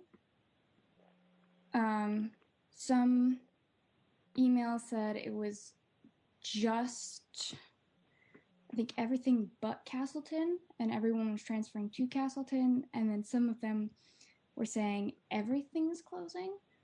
I wasn't sure what the actual case was. It sounds like everyone's transferring to Castleton, and what does it mean for seniors and for online students? Thank you, Rye. I appreciate that question, and we'll try to answer that. I also let people know that this is a press conference primarily, and a lot of other folks have got in because the link was put out there, and that's a good question for clarity for folks, so thank you. My understanding, it's the 3 campuses of NVU Johnson, NVU Linden, and Vermont Technical College. It is not the complete state college system that is being shut down other than Castleton. I think CCV campuses would stay open as well. But if anybody else, Jane, looks like you might have knowledge. on this? Or Yes, the Williston campus of VTC would remain open. That's as proposed, but please remember, we're asking for a delay of that decision. So if in fact that happens and we come up with an alternative plan, then things could change. But right now it's the Randolph campus that would be closed and the Williston one would remain open. David, this is Mike Donahue. Can you hear me? I can. Mike, there were some other people in queue, but now I know you've. I just got an email saying they have postponed the vote tomorrow. Well, all right, everybody. Look at that. I thought. Well, it's good to have a little good news. This is I just got a press release from, it says the Vermont State College System Board of Trustees Chairman J. Churchill Hines announced today that Monday's meeting of the board will be informational in nature. The board does not plan to vote on recent transformational changes at that time. Some background quote, I have listened to my colleagues on the board and want to give them time to consider the very significant decisions we have to make, unquote, said Hines, but delayed action increases the profound financial risks facing all four VSCSs, colleges and universities. Those risks grow daily. We simply do not have the funds to afford a protracted discussion and debate. So there's several paragraphs to this thing, but the bottom line is there won't be a vote tomorrow by the sounds of it. Well, that's Bob, I can't get in here. I think there we go. That's obviously, I think, good news for both what everybody on this call was seeking that I know of, unless there was someone who's watching that had a different idea than the rest of us. I do want to offer the opportunity for those that were in line for questions, if there were other questions you wanted to ask. And Steve Cormier was next from WDEV. And I think there are one or two other questions that will still allow to happen. And then we'll figure out where to go from here. Scoop Donahue does it again. It's amazing. Nice job, Mike. I do want to piggyback a little bit off of Mike's statement there. And can you hear me okay? Yes. Okay. I just want to read something real quick from Tim Ash and Bitsy Johnson's press release, and they're talking about a work group. My question is, I guess it's twofold, is, and I can hear what the chair is saying, you know, time is ticking here, is that there's going to have to be funding put up pretty quickly. How long would you expect this work group to go? Because it looks like Senator Ash and Speaker Johnson are saying that they want to keep all three campuses operational 2020 through 2021. I just wanted to get your thoughts on that, David. Well, I'll answer, and I know Senator Kitchell, I think, also has something she'd like to say, being that she's chair of appropriations. I saw that notice from the speaker and the president pro tem earlier today as well, and I was pleased with the timeline they had put out, because I originally was simply saying we need a few weeks to a month for people to at least figure out what's going on. If the legislative leadership is stating that they think the resources are there to keep these institutions open for a year and, you know, through the next spring, that's a pretty tremendous ask and level of support on their part, and I'm pleased for that. But I imagine that also puts Senator Kitchell and the Budget Appropriations Committee in a tight spot, given the circumstances the state is facing. So I don't know if Senator Kitchell would like to add anything if she's aware of their position. Am I still, I'm not muted, is that right? Correct. Oh, okay. That goes back to my earlier comment. Our hope is that we can, with the COVID money coming in, the federal money, because this is just, hopefully we can say that the situation we're in has been created by the pandemic, is that we would provide the short-term funding that is needed just to finish this fiscal year, because that involves payments of room and board back to students and so forth, and look at allocating money, if at all permissible, which our thinking is that it would be, of money to support this transition year. So that is our hope. That would be what we would attempt to clarify to make sure that that would be a permissible use, but we think that that would be a more orderly and thoughtful way so that we deal with that short-term paying our bills right now and funding a path to really define the future of the system. I'm going to go to Alexandra Huff, who had a couple questions. If you can make them together, and we'll try and get them answered quickly. We're not going to run this on forever. I know there's another parent that had a question. This was oriented as a press conference, but I do want to be able to answer folks' questions. We may take some of them over to the Facebook page and through my office at a later time. Alexandra, why don't you go ahead? Yes, hi. I am a, can you hear me? Yes? Yes. Okay. I am a student reporter for The Critic, the newspaper on the NVU Linden campus. And I was just wondering, to the legislature's knowledge, has a formal additional funding request from the Vermont State College system due to COVID-19 been made? There's been talk back and forth, but nobody knows for certain, and how much was requested. And on top of that, we've heard from many senators and representatives and government officials today and got different aspects on that. And I was just wondering if student Patrick Wickstrom could expand on student concerns at this time with a handful of questions or solutions that the young people, these 19, 20-year-olds are offering, so that we can get more of that perspective. Well, this is Jane Kitchell again. We do not have a firm number. Some of that still needs to be developed, but in all honesty, to repay the room and board, we've heard an estimate of around $5 to $6 million with some other costs. We are probably in the vicinity of $10 million. I hope that's helpful, and that's what's needed immediately. Lieutenant Governor, can you hear me? John, I can, and I've now learned that you and Lola from Vermont Digger were sending some questions through my phone, so I was going to go to you two next. I do want to answer one other quick question. Someone asked, where is the VTC representation? I did reach out to Senator McDonald, and I could not get through to him this morning. I also did speak with Representative Jay Hooper, and he was very pleased that this conversation was happening, but also recognized we had a lot of people on the call as actual speakers. And so I believe he may be watching on FaceTime Live. I'm not certain, but they are certainly very concerned as well. So I can answer that question. But John, why don't you go ahead and ask yours, and then I'll ask Lola's question, and then we'll go back to the group chat. Okay, for years there's been talk about closing one or the other, Johnson or Linden. Has it occurred to any of you that this could be kind of a bargaining opener? We'll threaten to close both of them, making closing only one of them politically more palatable. Have you thought that this is possibly what's in the minds of the people at the chancellor's office? And if so, what would you think of that? Do you think it may be necessary to close one of these campuses? Well, I would start by saying that I would hope that that isn't the cynical approach that is being taken, but I cannot speak for the chancellor or the board. I have to take their actions at their word.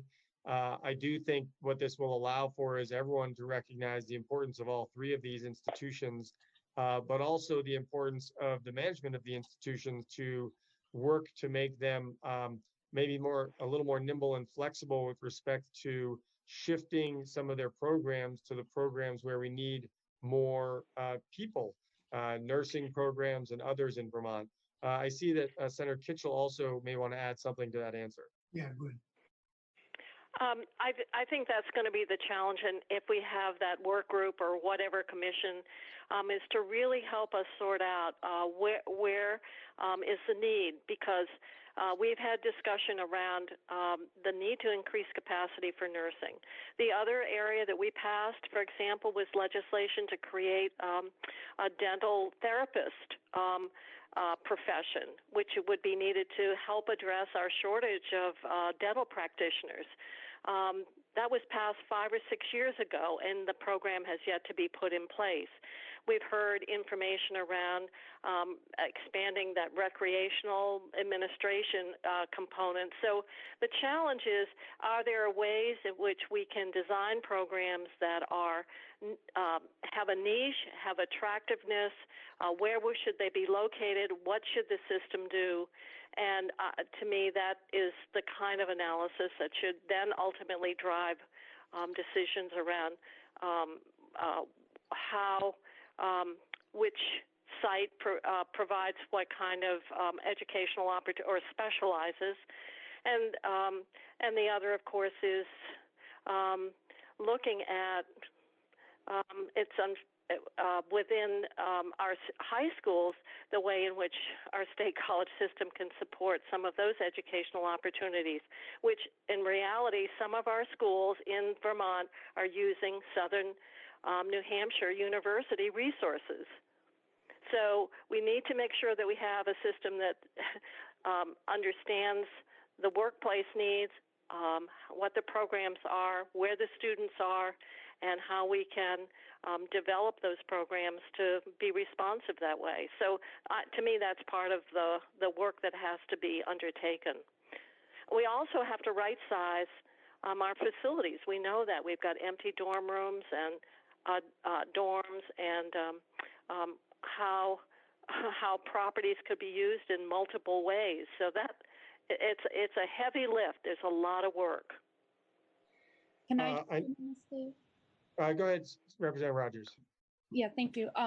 I definitely want to echo everything Senator Kitchell just said, and I think in addition, just to say that I think this idea that we can close 3 campuses and then the whole rest of the system is completely financially sustainable as is an idea that we should be moving away from, because I think really the root of the problem is that we have a 20th century higher education system and we're in the 21st century. And so really, and hopefully if we were able to have a task force and involvement with community leaders in the affected communities, we would be able to come up with more creative solutions. But it's really not even just about the 3 campuses that are being discussed. It's about the entire Vermont State Colleges system, and how do we create a model that is caught up with our times and financially sustainable into the 21st century and serves all geographic regions of Vermont. So I really think that's the question we should be asking and thinking about.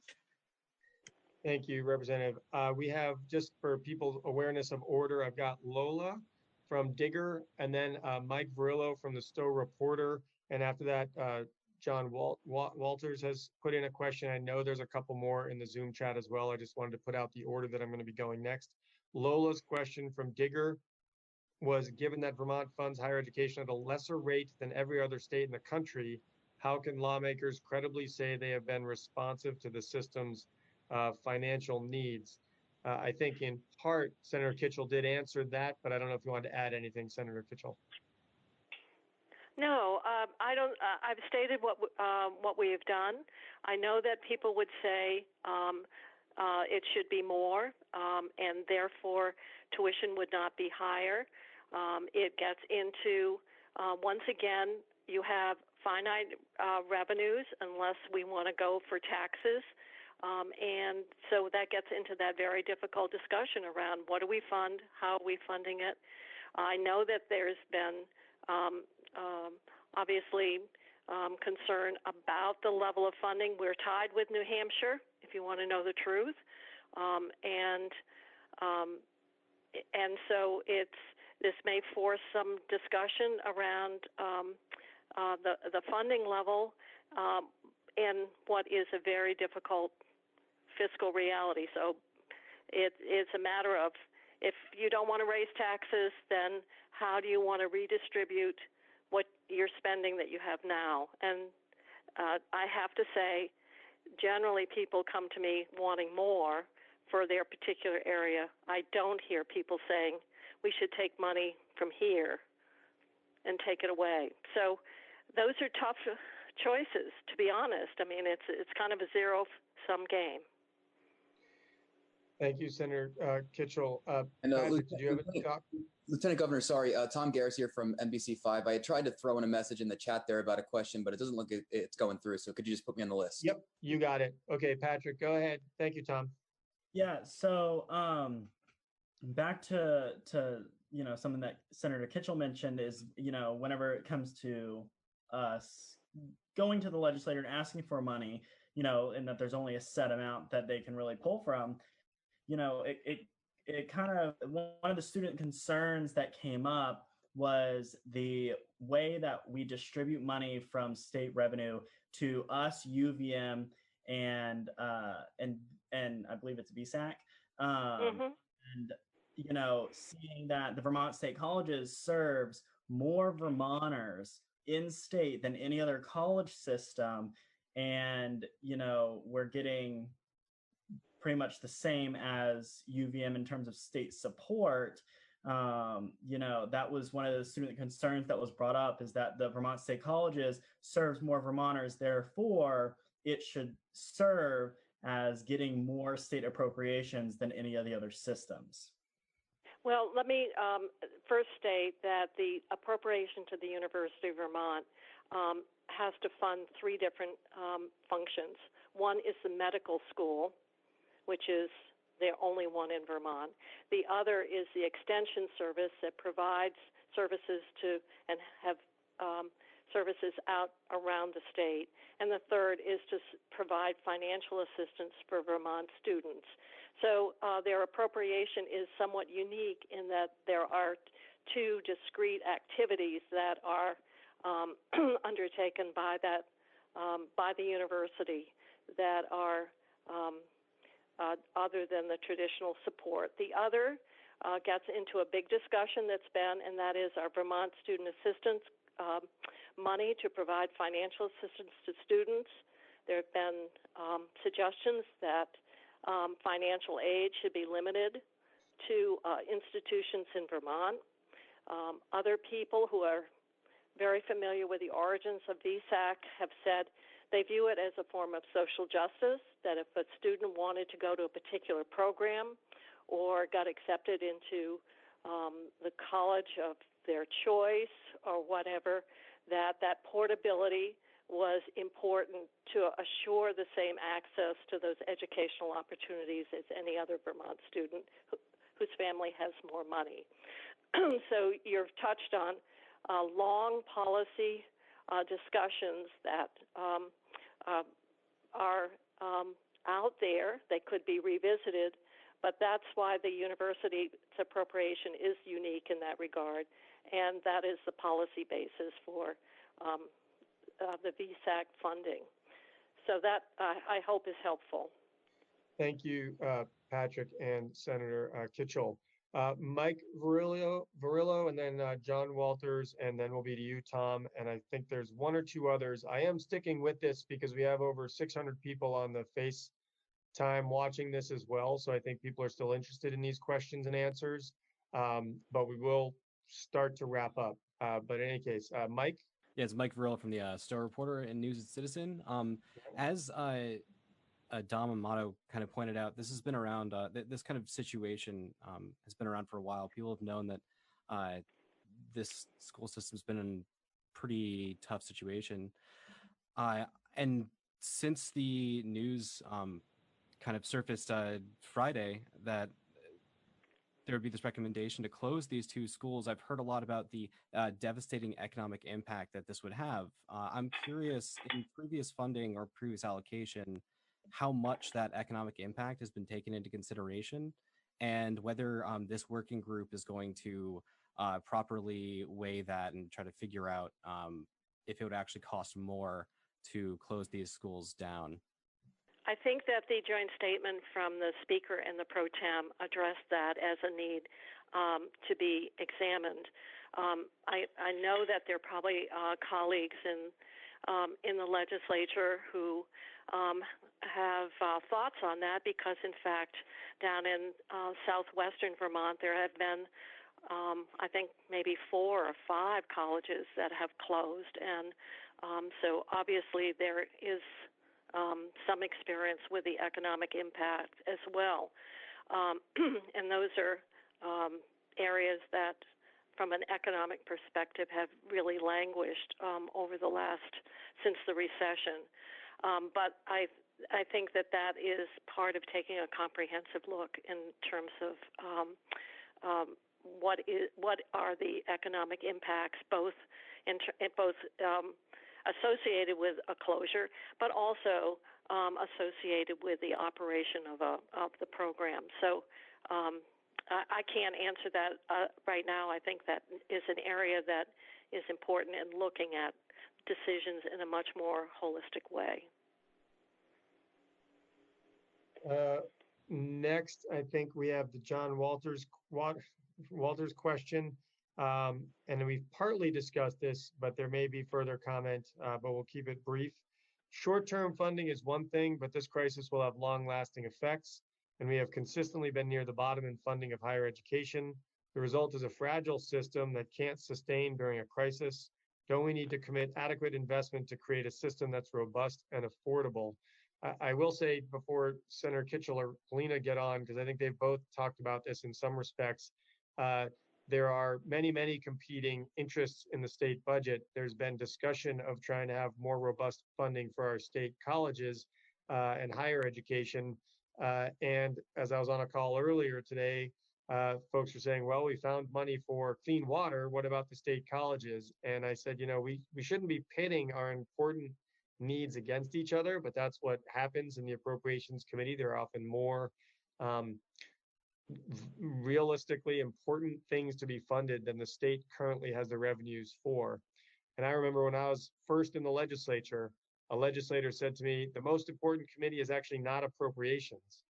It's Ways and Means and Finance, because appropriations can only spend as much money as the state raises through its tax system. And then everybody's competing for those resources. And I think Senator Polina addressed that in some respects of how can we either restructure our tax system so that those who have more put more in, and then the resources would also be available so that the boiling frog syndrome would not occur, because this has been a sort of death by 1,000 small increases as opposed to cuts maybe, but cuts relative to the cost of running these institutions. I don't know if Anthony wants to add any more to that. Well, yes, I would. Even though we have a lot of debates about education funding and nobody likes taxes, you could argue, Vermonters have been very supportive over the years of K through 12 education, consistently passing school budgets, even in controversial issues and even in hard times. I think one of the things we have to do is start looking at education as not K through 12 being public education, but K through 16 being public education, because of the growing importance of college degrees. So I think if we looked at higher education as part of the public educational system, we would be able to think about ways to raise the revenue to support that whole system and not separate out higher education as something special that we repeatedly underfund. It should be seen as part of the system that we have to fund adequately. And just as an aside, we do know also that when it comes to funding public education, K through 12, that higher income people pay a smaller percentage of their income to fund those schools than do lower income people. If we take a look at that system and how it works, I think we can make it more fair. We could ask people to pay their fair share, and we could raise the revenue we need to support higher education along with K through 12 education. So I think we have to see it as one whole system that goes from cradle to career, as the governor likes to say. And I think that would help us better understand how to deal with the funding issues. Jane, unless you have something else to add, we'll go to the next question. No, go to the next question. I think Tom had chimed in. You're up, Tom Garris. Yeah, Lieutenant Governor, thank you.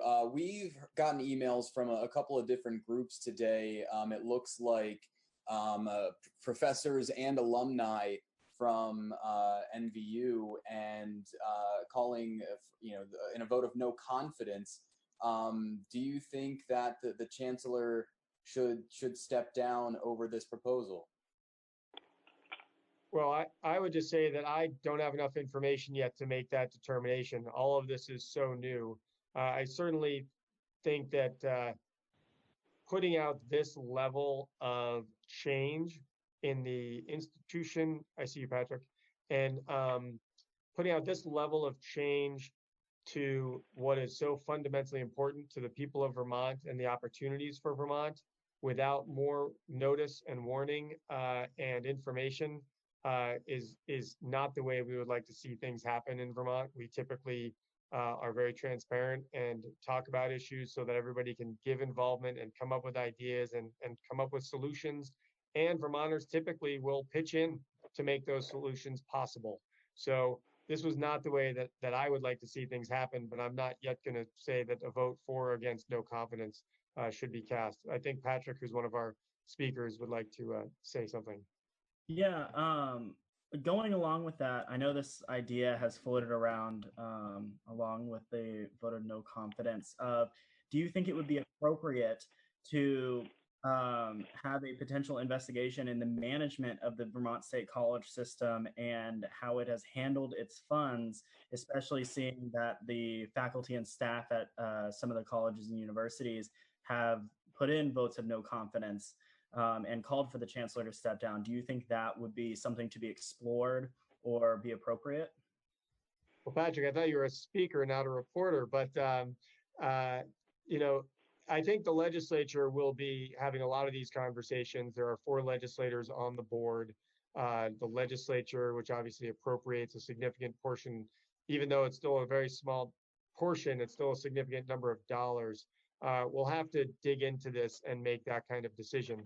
But again, just like I said before, I'd like to analyze a lot more of what happened over the last year before absolutely calling for an up or down vote, just as we right now are responding to this new information. I think it's, we have a tradition in Vermont of taking our time to really analyze things, and that's what I'm going to be going with.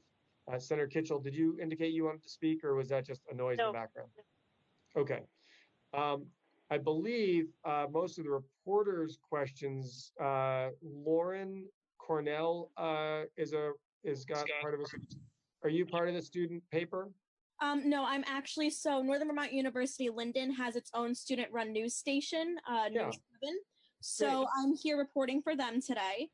Great. And I just have a question about how we were discussing potentially having a group of individuals working and trying to figure out what we can do with the financial situation that we're currently in. So with this proposal to convene a working group to come up with recommendations, how would you suggest that working group be formed, and who do you think needs to be on it?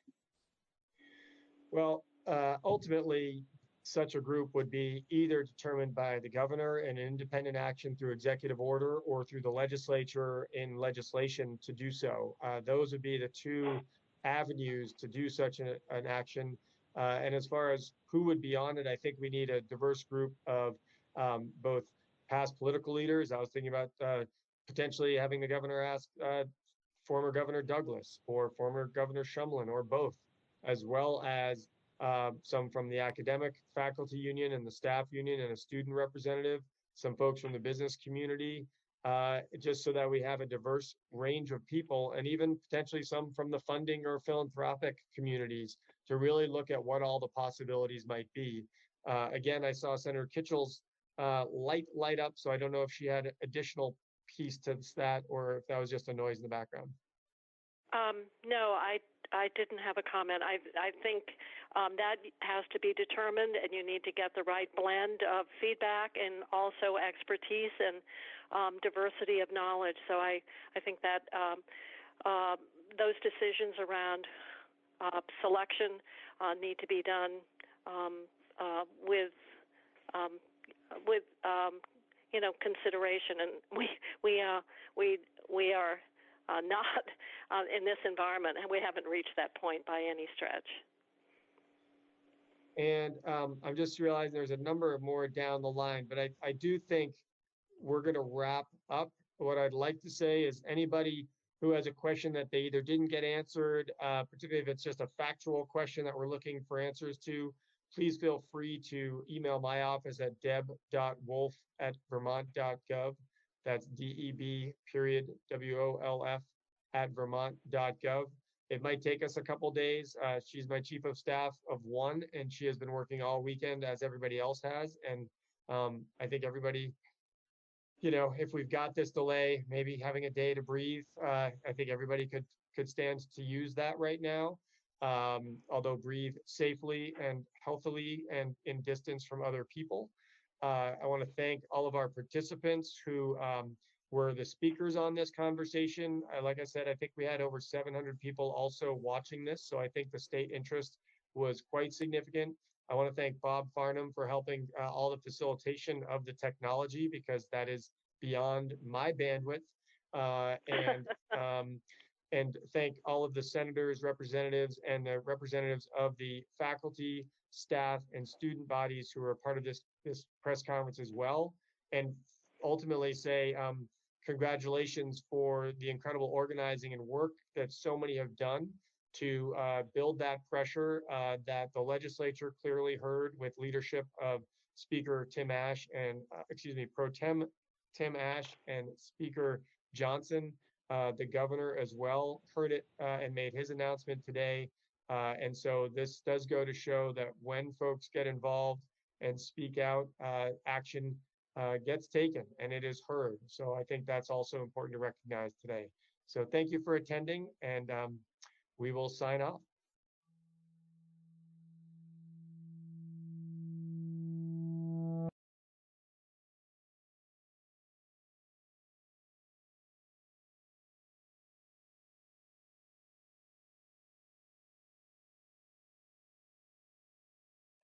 Great.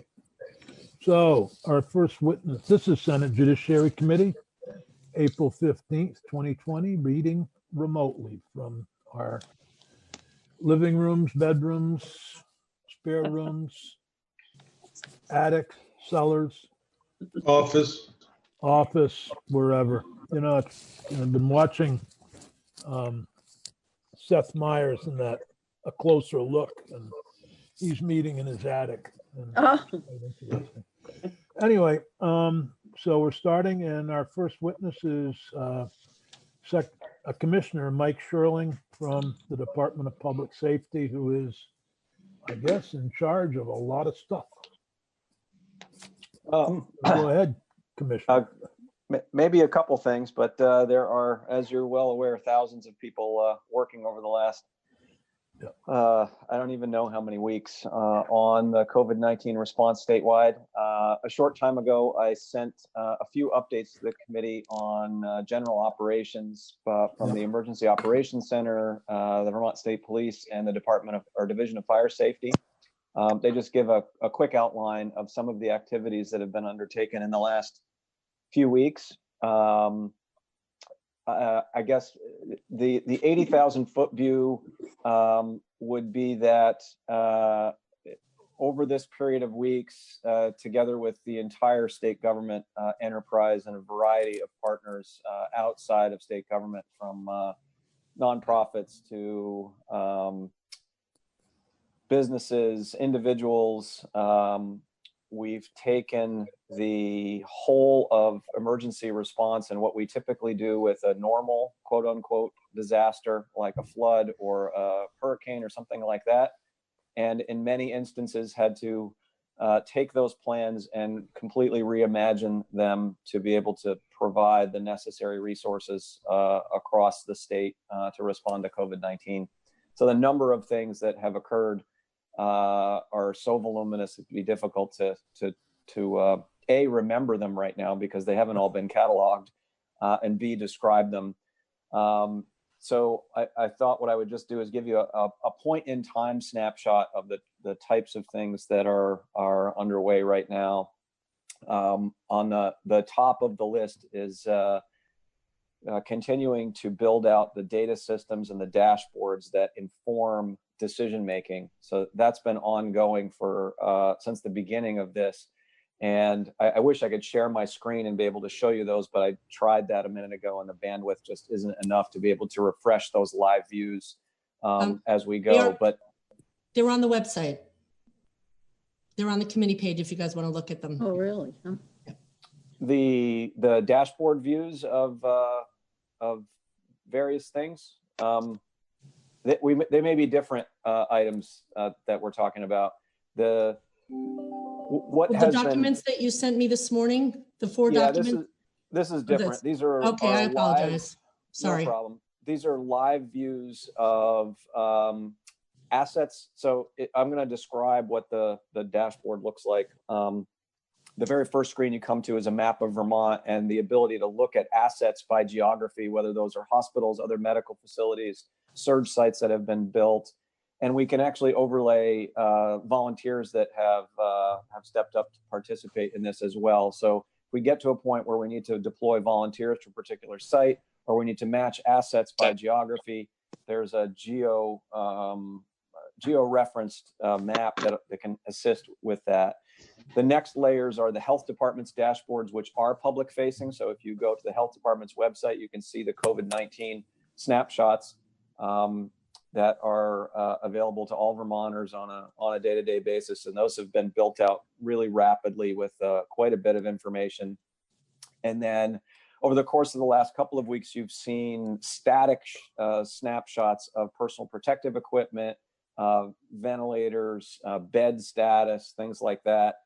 Those continue to be built out as we look at supporting a larger cross-section of our partners with personal protective equipment and other gear. And we're essentially building systems that have never been imagined before. The supply line system for what's called the SNS warehouse, which is run by the health department in conjunction with the Emergency Operations Center, and today in conjunction with the Army National Guard, is designed to supply Vermont's 16 hospitals. What we're doing on an ad hoc basis right now, and soon to have a fully built out system, is supporting nursing homes, long-term care facilities, elder care facilities, first responders, home health workers, and a variety of other frontline populations that need ongoing access to personal protective equipment as we continue to evolve their response to COVID-19. So we're able to see right now on the fly what the PPE levels at hospitals, long-term care, and nursing facilities look like. And we then overlay those models against what we know the existing burn rates are, how many units are being used at any given time. And we can also overlay with a variety of different models around the COVID-19 pandemic itself, and you've seen some of those forward facing at various press conferences, what the expectation of the virus spread looked like in a worst case unmitigated scenario, what it looked like with mitigation, and what it looks like now with Vermonters really doing a great job at heeding the advice and warnings and really suppressing the outbreak to a more manageable level than it would have been otherwise. So we're able to look at that on an ongoing basis, and the teams that do all that work use that as as the backdrop for ensuring that we're getting things out on a day-to-day basis. So there's a data component to all of this in the decision making. There's a modeling component. There is a frontline effort at PPE, which is top of mind right now. And then embedded in those reports I gave you are a host of other activities that are coordinated by the Emergency Operations Center, and then some sub-activities by the State Police and Division of Fire Safety. And without going into all the details and reading you documents, I'll leave it there with just the note that it's been an interesting evolution of how this has all come together. The health department and the Agency of Human Services are really on the front line of what is obviously a health emergency. So the manner in which the work has evolved has looked a little different than in the prior emergencies that you've seen go by. So in addition to what you see on those documents, there is another iceberg of work that's going on in a variety of other areas around state government, so that those do not represent a comprehensive view of everything that's happening. And with that, I'll respond to things that are of interest to you rather than droning on for 15 minutes. Actually, what you were just talking about is extremely interesting to me. I'm sure the rest of the committee. I had a meeting on Thursday remotely with the local hospital, the Southwest Vermont Medical Center. They basically said they had 5 days supply of personal protective equipment available, which would bring us to Tuesday that they would run out. Are we prepared in that area? And I also heard from folks at other, particularly at nursing homes, where obviously the deaths rates have been high. I think 42% in Massachusetts of the deaths are people that were in long-term care facilities. So I'm curious about the supply of our personal protective equipment. I'm knocking on wood. The supply lines, based on current burn rates statewide, particularly in hospitals, nursing facilities, and long-term care facilities, which are the primary areas that have been supplied to date, are holding pretty well. Actually, the numbers are increasing. Supply on hand is increasing. For both the committee's consumption and for anyone listening online, there are two ways people can request personal protective equipment from the state stockpile. One, there's a web form that goes directly to the SNS warehouse. And the other is if you're in an emergency scenario, you open a box and it's empty and you thought there were 1,000 masks in it, you can call the Emergency Operations Center and we can accelerate a delivery from the SNS warehouse.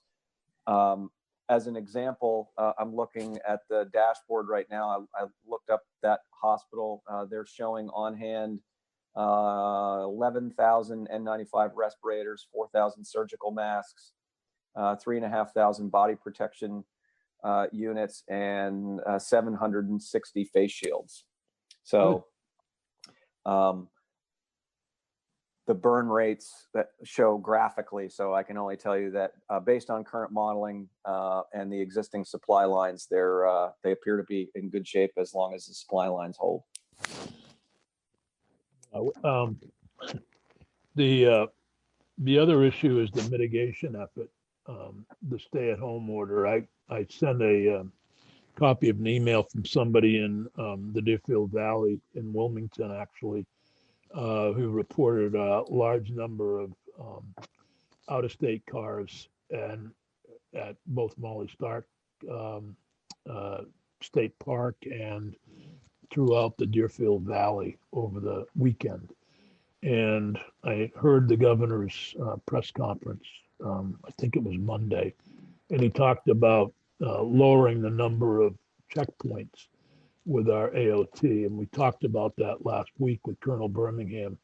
But I wonder if there's a way to patrol those areas of the state where they're seeing people are reporting a high number of out-of-state cars at various venues, which are not motels or anything like that. We could certainly keep an eye on that, Senator. As you're aware, I forgot the number of monitoring points that were set up by 38, VTrans. I think. 38. So we've got some data on what the inflow and outflow of vehicles looks like. As you might imagine, that's primarily New Hampshire and New York, which there's active workforce that is supporting the COVID-19 effort there. So it didn't give a tremendous amount of concern. On the sort of the global picture of out-of-state plates in Vermont, I know what we've taken into account in our modeling for both disease spread and availability of resources is some cross-section of tens of thousands of sort of secondary Vermonters who have homes here or are staying with relatives because they're at-risk population or something of that nature. So the fact that we're seeing out-of-state cars particularly at outdoor recreation kinds of areas is not surprising, given that we've expected, I want to say 30 to 40,000 folks that are not primarily Vermonters, but sort of secondary Vermonters to be in the mix for our planning, and the encouragement that's been given over the last few weeks for folks to be active and get outside, socially distance while you do so, but to stay healthy in that manner. So those observations are not surprising, and absent some other fragment of information, I don't think would give us concern that there are activities happening that are problematic. Good. Mr. Chair? Yeah, Senator White and then Senator Bruce. Yes. If Senator I could just Bruce. tell you, your monitor behind you is broadcasting commercials or something. Oh, thank and you. it's a little distracting. You might want to. It's called product placement. Yeah. It was ESPN. Okay, great. You're watching the Masters from 2012. Yeah, who knows what I'm watching? I mean, the events are so old, I forgot the results. So, Senator White, thank you, Senator Baruth. I forgot it was on. thank you. Thanks, Commissioner. I just have two issues, and one is a question and one is a question suggestion. So I don't know if all the EMS providers have adequate PPEs. We had heard that they did not, that they only had a few days worth of them, and particularly some of the smaller ones. So I'd like to make sure they get their supplies, and then I'll ask the other comment. I don't know if you have if you're part of the team that decides what are essential workers or not. And we are hearing a lot about farmers markets, but I would like to bring up a different issue that has nothing to do with this committee necessarily, but you're here and you're a captive audience, so I'm going to bring it up. Landscapers. Most landscapers work alone or with one or two people, and usually pretty far apart. And what we've heard from, well, I'll give you one example here of why we need to have them be allowed to work, is we have a condo community down here that is right near the woods. And if they don't keep their grass mowed down, they are subject to lots of ticks. They've already seen them there, and their landscaper says he can't come because he's not considered an essential worker. So I would like to put in a plug for allowing landscapers to be essential workers, particularly at this time of the year until fall. And as long as they keep the social distancing and don't have contact with their clients, physical contact. Great. I'll take the PPE part first. Last week, we engaged with all first responders, nursing facilities, long-term care facilities, and home health organizations to do really two things. One, ensure that they have current and second, to ensure that will work on team robust guide. Warehouse and logistics team is building out a larger staff to be able to accommodate faster deliveries to a larger cross section of organizations at the same time. We've also had, in addition to just sending out guidance via email and having the digital realm being the main way to communicate, we've had teams of folks that have had direct phone calls with essential facilities and first responders to ensure that they've got that information beyond just getting an email and having it buried in thousands of messages. There's a lot of work going on there. It is not a perfect system yet, where we've pivoted to supporting a larger array of folks, and we're building out the system to be able to do that efficiently right now. No major flaws. It's just it's building up a new way of distribution. On the essential worker and landscaper piece, you'll be hearing more about what's next in terms of what folks have referred to as restart, or the next phases of getting Vermont back to some semblance of normal in the coming days. And there are teams from Commerce, Health, and DPS Emergency Operations Center that are working together on those plans to help the governor inform his decision making over the next few days. And folks working outside are at the top of that list, as you might imagine. Is there a specific place where we can send suggestions? Because I think that from what I've heard, we have a real outcry about farmers markets, and I understand that, but I'm hearing from landscapers around here, but I haven't heard that as being a big public outcry. So I'd like to make sure that the team understands that from the perspective down here anyway, that's really important. So is there a place, or will you convey the message? I will convey that message because I'll be involved in those conversations today and tomorrow. In terms of other feedback, I would just, folks are welcome to give feedback through the Agency of Commerce, but there's an enormous amount of activity and requests going in. By and large, people should rest assured that there is a wide array of things being considered to try to balance the public health, ensuring we don't have additional outbreaks, but with the need to ensure that people have clear guidance on how they can get back to work on a timeline that we're working on right now. Thank you. Joe, Senator Benning had a question, Mike. Good morning, Commissioner.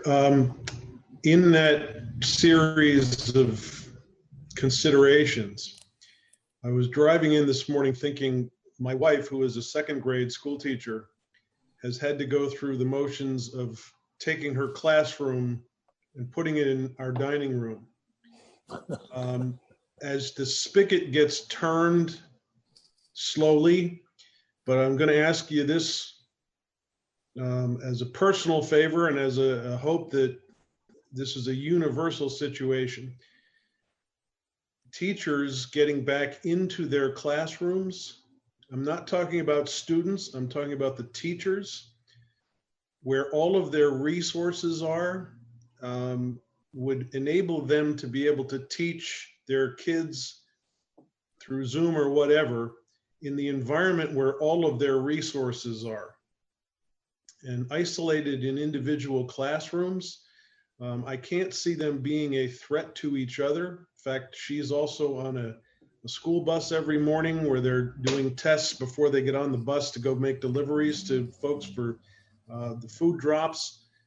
But getting them back into the place where they can better teach from would be a sign, at least to them, that they are getting some relief in how they're trying to perform their jobs right now. As well as I would suggest that students themselves being able to see their classroom would give them some kind of a hope that there's a light at the end of this tunnel. So my normal contact person for this is Kendall. I know Kendall has been very good about responding to requests, and I really do appreciate all of you who are responding. And I know the work you're under. The common denominator that we all have is we've never faced this before. But I'm hoping that you will take that suggestion with an eye toward figuring out how to assemble a path toward normalcy. And that's one step right now that would, in my eyes, be a safe one to take and actually bring some relief to several quarters. As soon as I'm off with you, Senator, I will get that into the mix for near-term consideration. Great. Appreciate it. Any other questions for Commissioner Sherling or Colonel Birmingham? I just wanted to have a question or just a statement for Commissioner Sherling. And that is, I appreciate you speaking to the issue of suicide this morning that I heard. I do have a constituent who I think is getting very depressed with regard to his not being able to get through to, he has only a flip phone and no computer, and all the computer sites that you can park outside in your car or walk there and sit are closed. For instance, the library and the resource center where he goes. And he's been on this mission to get his regular unemployment, and he does require a call to him, but he hasn't gotten it. And he's been calling in every day, all day long, and of course, is getting no place. So there may be other people like this. This guy lives alone, and he's getting desperate at this point. I'm sure he'll get some money at some point, but in the meantime, he's like really depressed. So anyway, just a thought about those people out there who are kind of hidden. Yeah, that's a great point. And I know the Department of Labor is working 24/7 to try to find paths for folks to get through. I have friends and family members who are not able to get through as well. So I will I'll mention to Commissioner Harrington this idea that, or the notion that we've got some folks that don't have any technology at all. Although I do know labor has tried to get folks to use the phone, actually, because it's a more reliable method of communicating and getting the data in. But we'll pass that on as well. And on the suicide mental health, in that realm, the Department of Mental Health has done an amazing amount of work in the last week with a variety of partners. And I know that there's some campaigns that'll be unveiled in the next few days or couple of weeks on that.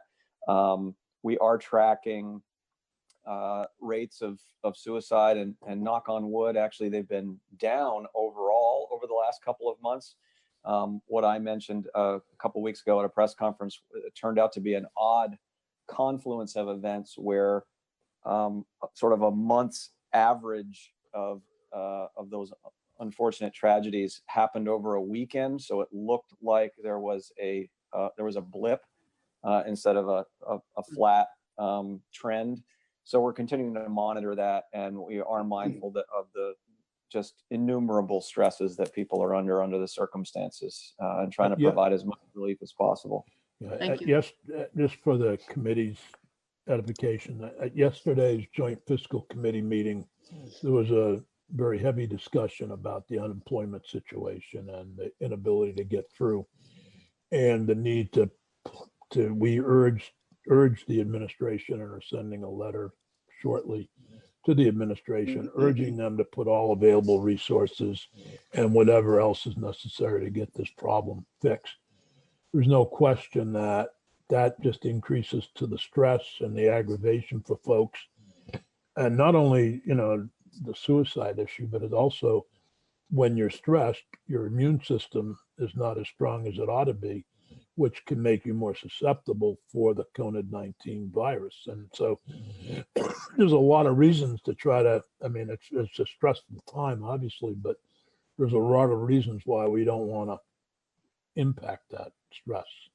And so I hope that, the administration heard the Joint Fiscal Committee, and I think others. I think Senator Ash put it well yesterday.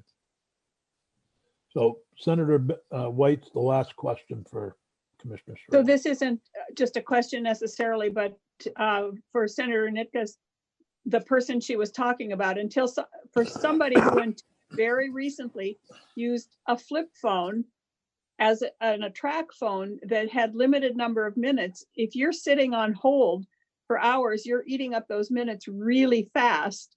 So there needs to be a way to somehow allow people to leave a message and get a call back instead of sitting waiting and eating up their minutes. People who have regular cell phones, smartphones, whatever, don't face that problem. But anybody who has a track phone is eating up all those minutes sitting. I think the Government Operations Committee should get on that as quickly as possible. Thank you. I will pass along that piece of detail as well as we continue to look at ways to build out the systems to try to accommodate that. Thank you. Thank you very much, Commissioner Sherling. And Colonel, if you want to stay on, fine. If you have anything to add. I do not at this time, but thank you for. Thank you. Sorry, Commissioner. I do not, but thank you for having us. Thank you. Now I have Commissioner Baker with an update from Pat last week. Obviously, there's been a lot of developments at Northwest, so we thought we'd hear from you. I think one of the other questions that's been asked, and we continue to hear from various groups about the release of offenders who are over 60 who may be vulnerable, and how that's going. And obviously, I heard Mike Smith say something about the number of people who are left in that age group are certainly very violent. Many of them are very violent criminals. Yeah. Good morning, Senators. Good morning. Trust you're all staying healthy, and thanks for having me back. I think maybe, Senator, where I'll start is just to kind of update you on the population. As about 9:30 this morning, we were at 1406 total population between Mississippi here in Vermont That's up 5 from yesterday. I know there were a couple lodgings, and along the lines of lodgings, just for pandemic protocol purposes, any new lodging we bring in, we separate them from the population and put them into quarantine for 14 days. So if somebody's coming from the outside and they come in, they go into quarantine, they don't go into the general population. It's another mitigation measure that we're taking. I'll get to the question, Senator, in a minute, but I thought what I would do is just give you some numbers right now. We've had 35 inmates test positive. We still have 33 of them in our custody. One of them remains at Northwest in an isolation unit there, a medically isolated unit. 32 of those are at the surge site in St. Johnsbury. And I'll certainly answer questions about the South St. Johnsbury in a few minutes. 2 of those inmates were released because they were ready to be released. And we worked with outside medical care, and they were placed in some of the sites around the state where COVID positive folks were released.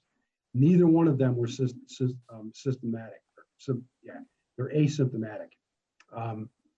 So they've been released off to medical care out there and being monitored on the outside. Most of the inmates, with the exception of a couple, are asymptomatic. We do have a couple that are running fevers, and we're monitoring that situation as we speak. We have 18 staff members that have been tested positive. Most of the staff members, except for one, are recovering at home or at a relative's house. I will tell you that between Sunday and yesterday and today, I've spoken to all 18 except for the one that's hospitalized. I did talk to his fiance, and I'll give you an update on him in a minute. Most of the staff are not exhibiting serious symptoms, but a couple have respiratory congestion and fluctuating temperatures, much like what you hear from reports of people who have gone through the COVID-19 virus. Our one staff member that I briefed you last week is still in an ICU unit, is doing remarkably well considering where we were 2 weeks ago when we first got the report. And he continues to improve, and where he is located, the medical facility he's located at is a top-notch facility and providing him great care. We are now preparing for the next conversation, and I'm hoping by the end of tomorrow. I certainly hope we don't get there, but the next conversation for us is if we get another surge, what are we going to do? We have made the decision that we're making space in the other facilities for a handful of people that we can handle up to a certain level if they test positive, but we're working on trying to isolate those areas in those facilities like we have isolated in St. Johnsbury. There's an article in the Caledonia Record this morning in working with the town of St. Johnsbury. Clearly there was some miscommunication there, and I'm certainly, Senator Benning's been part of this conversation, and I'm willing to clarify anything that the senators need clarified on this. But part of our conversation with the town of St. Johnsbury is we asked their fire chief, their emergency director, who has a great deal of experience on the national level. He's part of the national USAR team. He actually participated in helping with, I believe the term would be, the evacuation of the cruise ship that was off the coast of San Francisco. He has a great deal of knowledge about safety around containing the virus. We asked him to inspect our facility yesterday, and I'm not speaking for him, but the feedback we got, and it's well documented in the paper today, is that the work that we did to create cold, warm, and hot zones, and the way we petitioned off where the infected inmates are, is probably as good as he's seen anywhere. And that was all done based on CDC guidance, along with guidance from Dr. Levine and his staff at the health department. So that's the St. Johnsbury site. A couple other updates. As you can appreciate, we're getting a lot of requests from family members of inmates in our custody. Even situations with some family members who we have people we supervise in the community. The fear factor for everybody is high. It's high for me, it's high for all of you. This is something we've never faced before. The unknown is the worst part of this. And so we've created a website that we launched yesterday.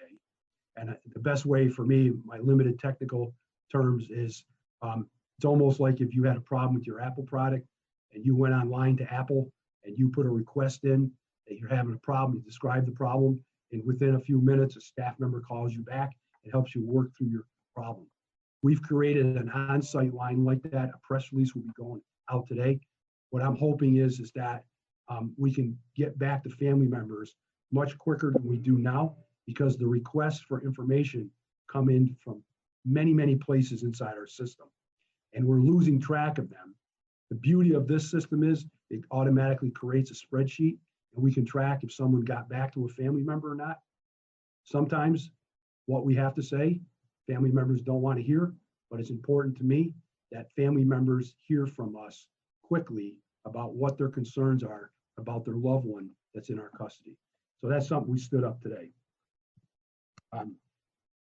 Going back to the Northwest facility, we engaged the health department's epi team, the epidemiologist team, came in and did tracing. And based upon that, they gave us some more advice on how to further isolate that facility to prevent any more cases of the virus breaking out in the facility. They were able to help us better identify where we think inside the jail that it started. So we've been able to better isolate off and try to contain the best we can. A lot of that work came from the work that they did at the nursing homes. So that's another piece that we put in place. I talked about the family webpage, and the last thing I'll say about St. Johnsbury is we've also had medical folks come in and give us advice on the medical care we're giving there. I know there's a lot of rumors out there. There's rumors floating around amongst the inmate population and families that the health care there is not good. And I would push back against that and tell you that every person we've had validate what we're doing there is we've got the best medical care we can on the ground at that facility. And so that's pretty much an update of where we are. I'm certainly open to questions, comments, and feedback. To ask you a question. That one question would be, is Centurion providing the health care, or have you got somebody else in there, or are you doing it with? No, it's Centurion, Senator. Okay, so it's just part of the overall part of the overall contract. They've been very cooperative in moving staff around, so we have enough staff at St. Johnsbury. We staff St. Johnsbury 16 hours a day with staff in the building, and then on 8 hours overnight, they're on call. And we've set up pretty much a telemedicine situation. If staff sees that an inmate is we're checking temperatures. If their temperature is starting to go up, we immediately contact the staff, the medical staff. I also wanted to mention, I know Senator Benning may comment later, but he's been under tremendous pressure representing St. Johnsbury and has done a terrific job, in my opinion, of trying to represent them, but at the same time, recognizing that the state has a problem that needs to be dealt with. And correct.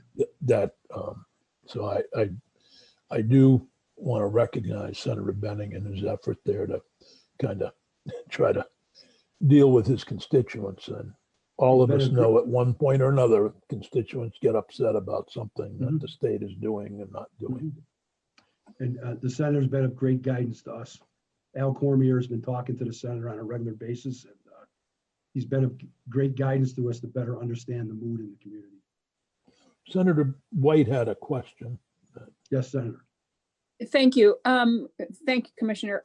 The new site that you've set up for questions to go through, is that noted on the DOC website, so that, because I've had a number of calls from family members who would like to check in and see. So can they go there? It's up there now, Senator. There's a set form there.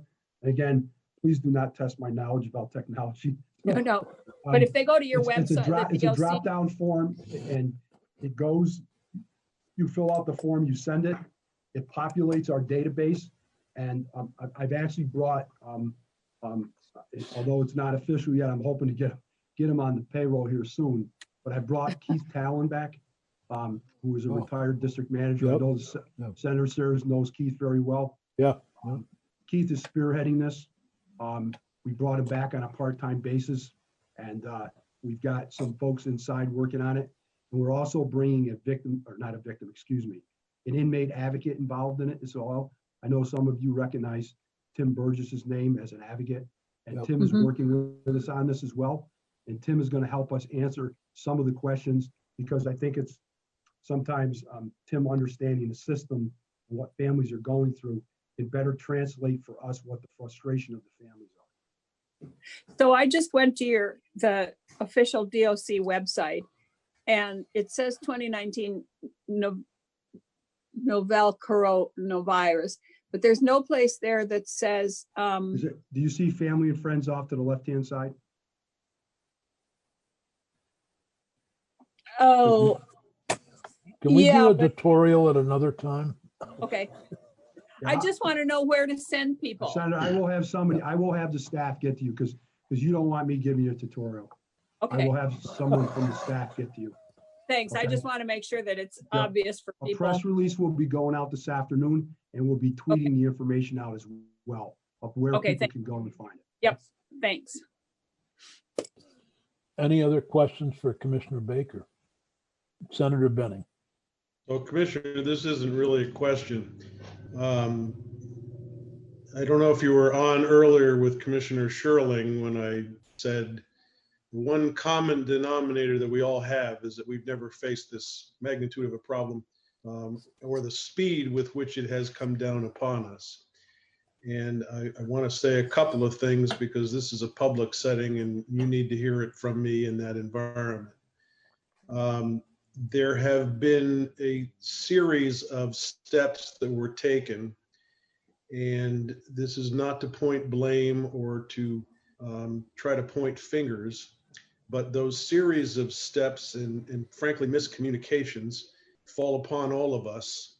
And the situation moving forward sort of tells me that at some point down the road, we need to have a universal conversation that does a post-op on what went down here, because I am very convinced there's going to be a second wave of this somewhere down the road, and we need to have that conversation in order to be better prepared.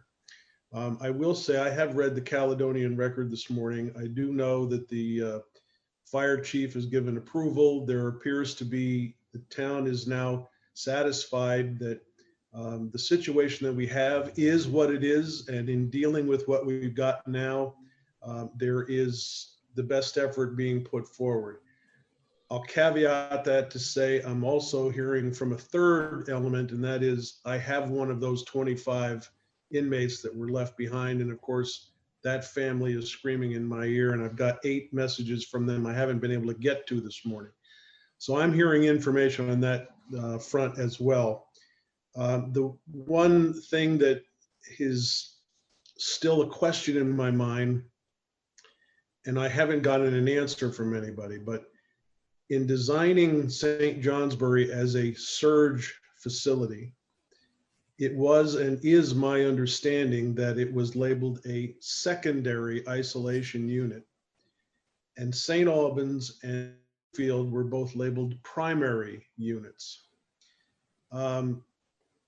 This is something, I guess, to chew on for future discussion purposes.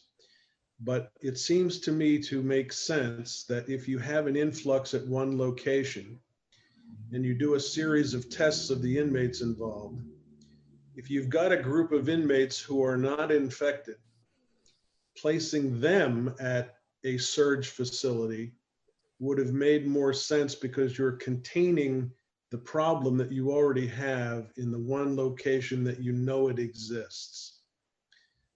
And it's just something to chew on for future purposes, that perhaps a better way of using a surge facility that's listed as a secondary isolation unit would have been to transfer a number of inmates from St. Albans who had tested negative and put them into the facility where you don't have any sign of an outbreak whatsoever. Having said all that, I do understand, and the public should know, that the 25 that are there are in an isolated area of the facility known as Alpha Unit. The folks who have done the inspections on our end have become convinced that they are sectioned off as well as you can possibly be under the circumstances. So I appreciate the fact that attention has been made for that to have happened. I guess all of us are praying and hoping that not one of those 25 suddenly ends up in a situation where we have another outbreak in a different corner. But I just want the public to know, I appreciate the efforts you've gone through, and the size of this has hit us all in a way in a very fast time period that we've all said and done things that are quite interesting, but we're managing to find ourselves getting back together, and I appreciate your efforts.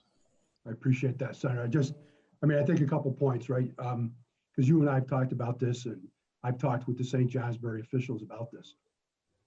The idea that it was going to be a secondary surge, no one anticipated what we got in Northwest. I did not think that we would get that number.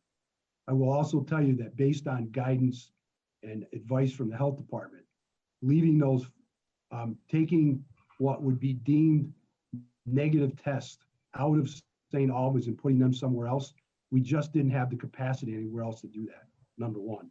Number two, we've already had a negative test come back positive. So to take folks that were there and put them somewhere else, based upon the advice from the epi team, could have been disastrous of moving. So if we had the virus only in St. Albans and somebody tests negative, doesn't mean they won't show up positive later. It would have put us in a position of polluting another facility. And so the surge went into effect only because of the pure number. And again, it's not an excuse, it's a reason. And, I hear you. And I want to say publicly, because I've said this to you, and I've said it publicly to St. Johnsbury Select Board on Monday night at their meeting. The communication problem was my issue, especially around the 25 inmates. I'm not a corrections person, so communications and corrections, like every organization, uses lingo. And when I was briefed that we were leaving kitchen workers behind and cleaners and other workers, I made the assumption that that was staff employed by corrections, when in fact it was the 25 inmates.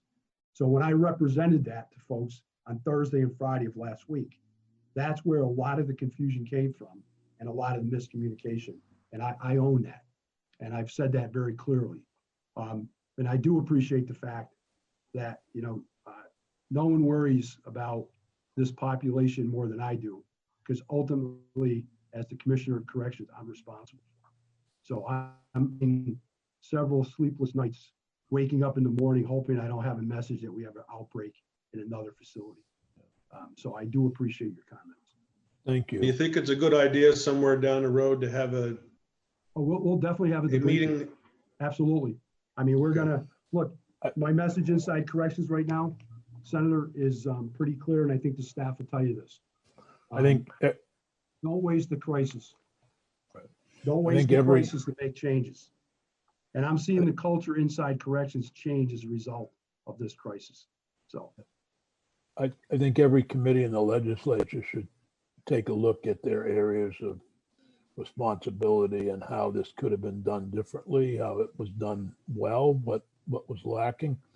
I think when we look back on this, though, we're going to find that testing, whether it be on the local level or the national level, is the big failure of government. And I can say personally that I believe that was the failure of the federal government, but that doesn't matter at this point.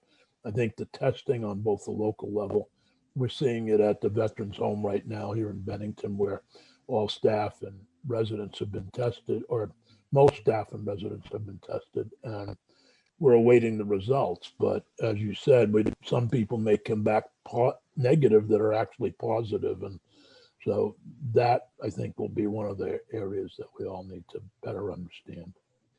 Commissioner, thanks very much for taking time out of your busy schedule. Are there any other questions for Commissioner Baker? You stay safe up there in Arlington. It's You as well, Senator. I thank hope you. everybody stays safe. It's it's very scary times. Yep, it is. But I'm glad you got those pictures of the Marines behind you. Let Don know that we enjoy seeing them weekly. Your good friend Keelan just came in to make me lunch, Senator. So. Oh, how nice. Keeneland Meals on Wheels. Keelan's Meals on Wheels, sir.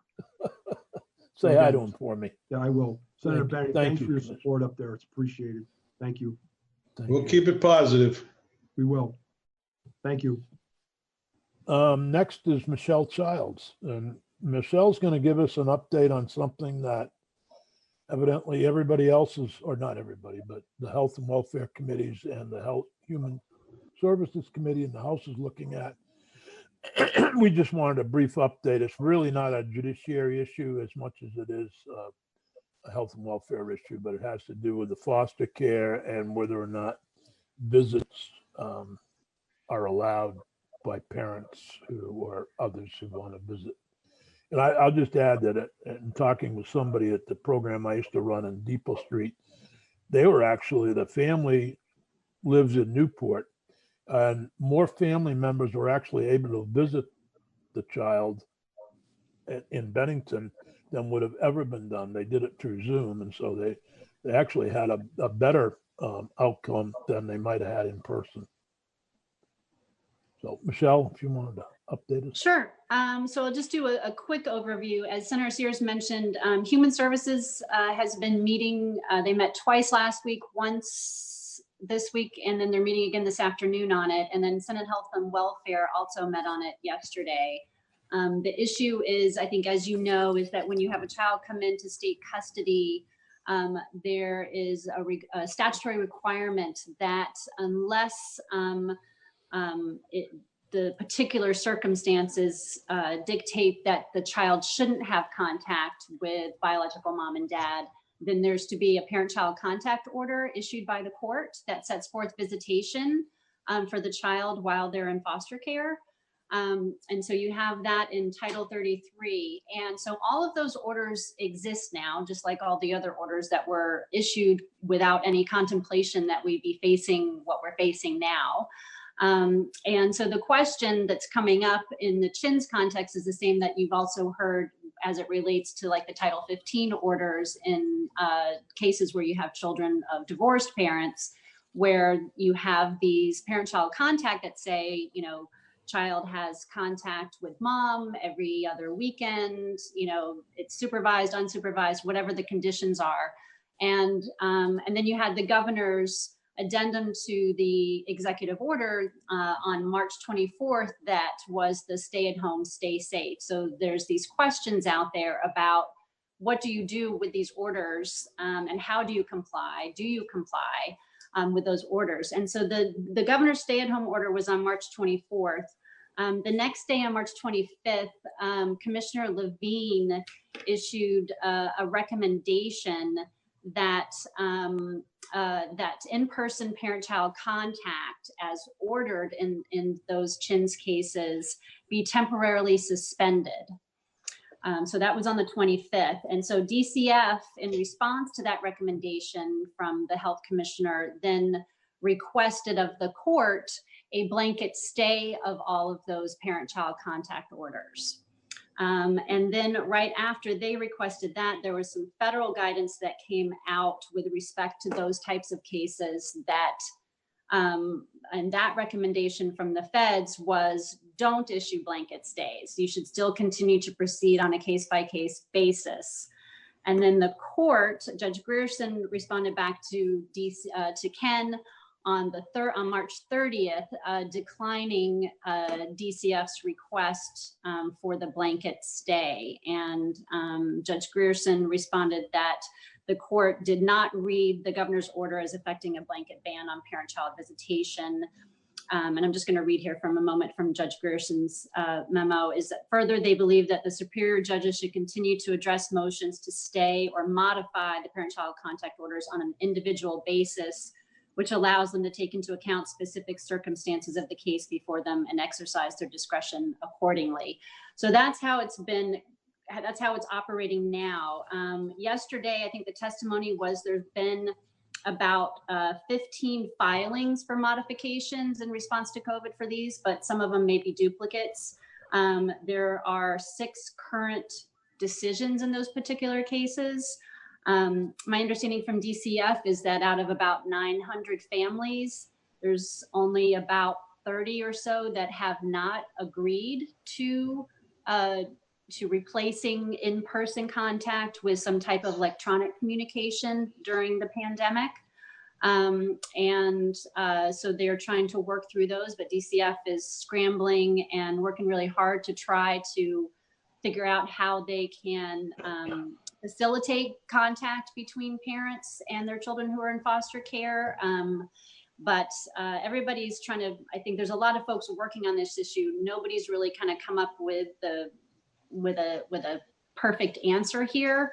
The House Human Services Committee last week was looking as though they were leaning towards doing some legislation, doing some language for session law, saying that during the COVID-19 pandemic and any kind of gubernatorial order for staying at home, that the in-person parent-child contact should be suspended, and then allowing parents the ability to petition the court on a certain basis for having in person, although they've seemed to kind of back away from that. So I'm not really sure what they're going to be doing, but there are a lot of folks involved in this. I know it's been, in talking to the folks at DCF, it's been very overwhelming for them, because what they're trying to do is, in all of those cases where they're replacing in-person with electronic communication, they're trying to get stipulations between the parties to file, because under the current law, anybody can file for a modification of the parent-child contact order, and you don't have to go through and have a hearing and go through all that if you can get folks to agree. So I think what they've been doing is working really hard to try to get agreements on all the parties and then file a stipulation in that case. But you can imagine it's pretty labor intensive. But right now they are going on a case-by-case basis. And I'm not sure what either of the committees are going to do, whether or not they're going to put forth any legislation. Well, thank you for that update, Michelle. I wanted to make clear that as I understood Judge Grierson, the decision was made by the Supreme Court, not necessarily Judge Grierson on his own. Yes, sorry. Yes, Judge Grierson speaking for the court. Because we do tend to shoot the messenger from time to time. I kind of divided this subject into 2 different groups, and I don't know if the committees are.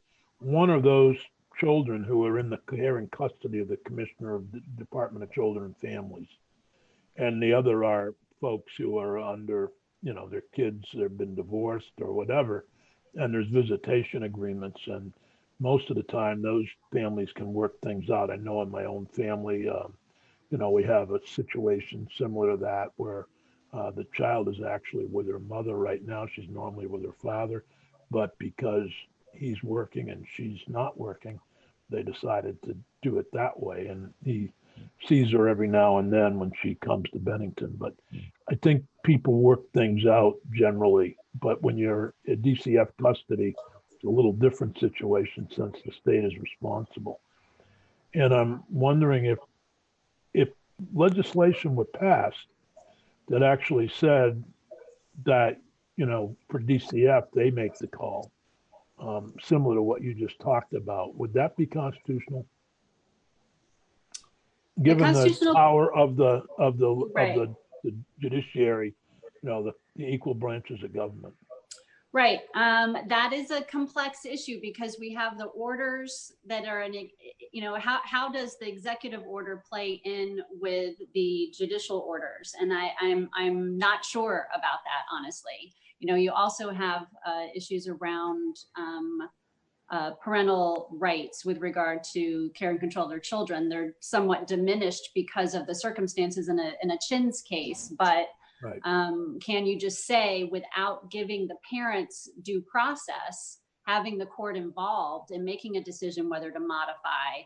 Are you stripping away to a certain point that's unconstitutional the parents' ability to be involved in directing their children's lives? So I don't know, actually. I'm actually very relieved that the Health and Welfare and Human Services Committees are tackling this, and would be happy to. I'm waiting to see what they come up with, but at this point, there are some interesting concepts here. You have the legislative branch, the executive branch saying one thing, the judicial branch saying another, and the legislative branch being asked to take a look at this issue. Right. And obviously time is an issue here. So whether or not if they solve it by next June, then what, and things are semi-normal, or whatever the new normal is going to look like. Senator White had a question.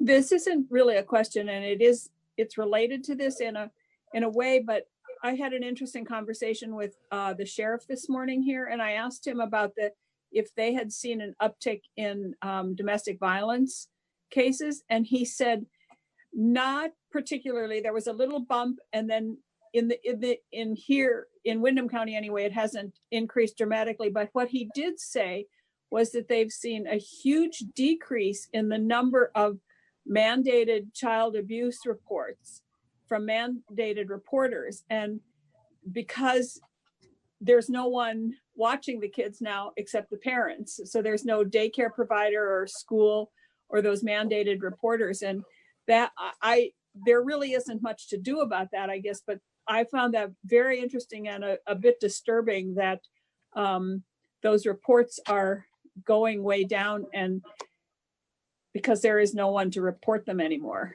I think DCF testified that the reports are going down, but the calls that come in are more to the, I don't know what the term is, but more are verified. What little reports that they do have, a higher percentage of them are actual abuse.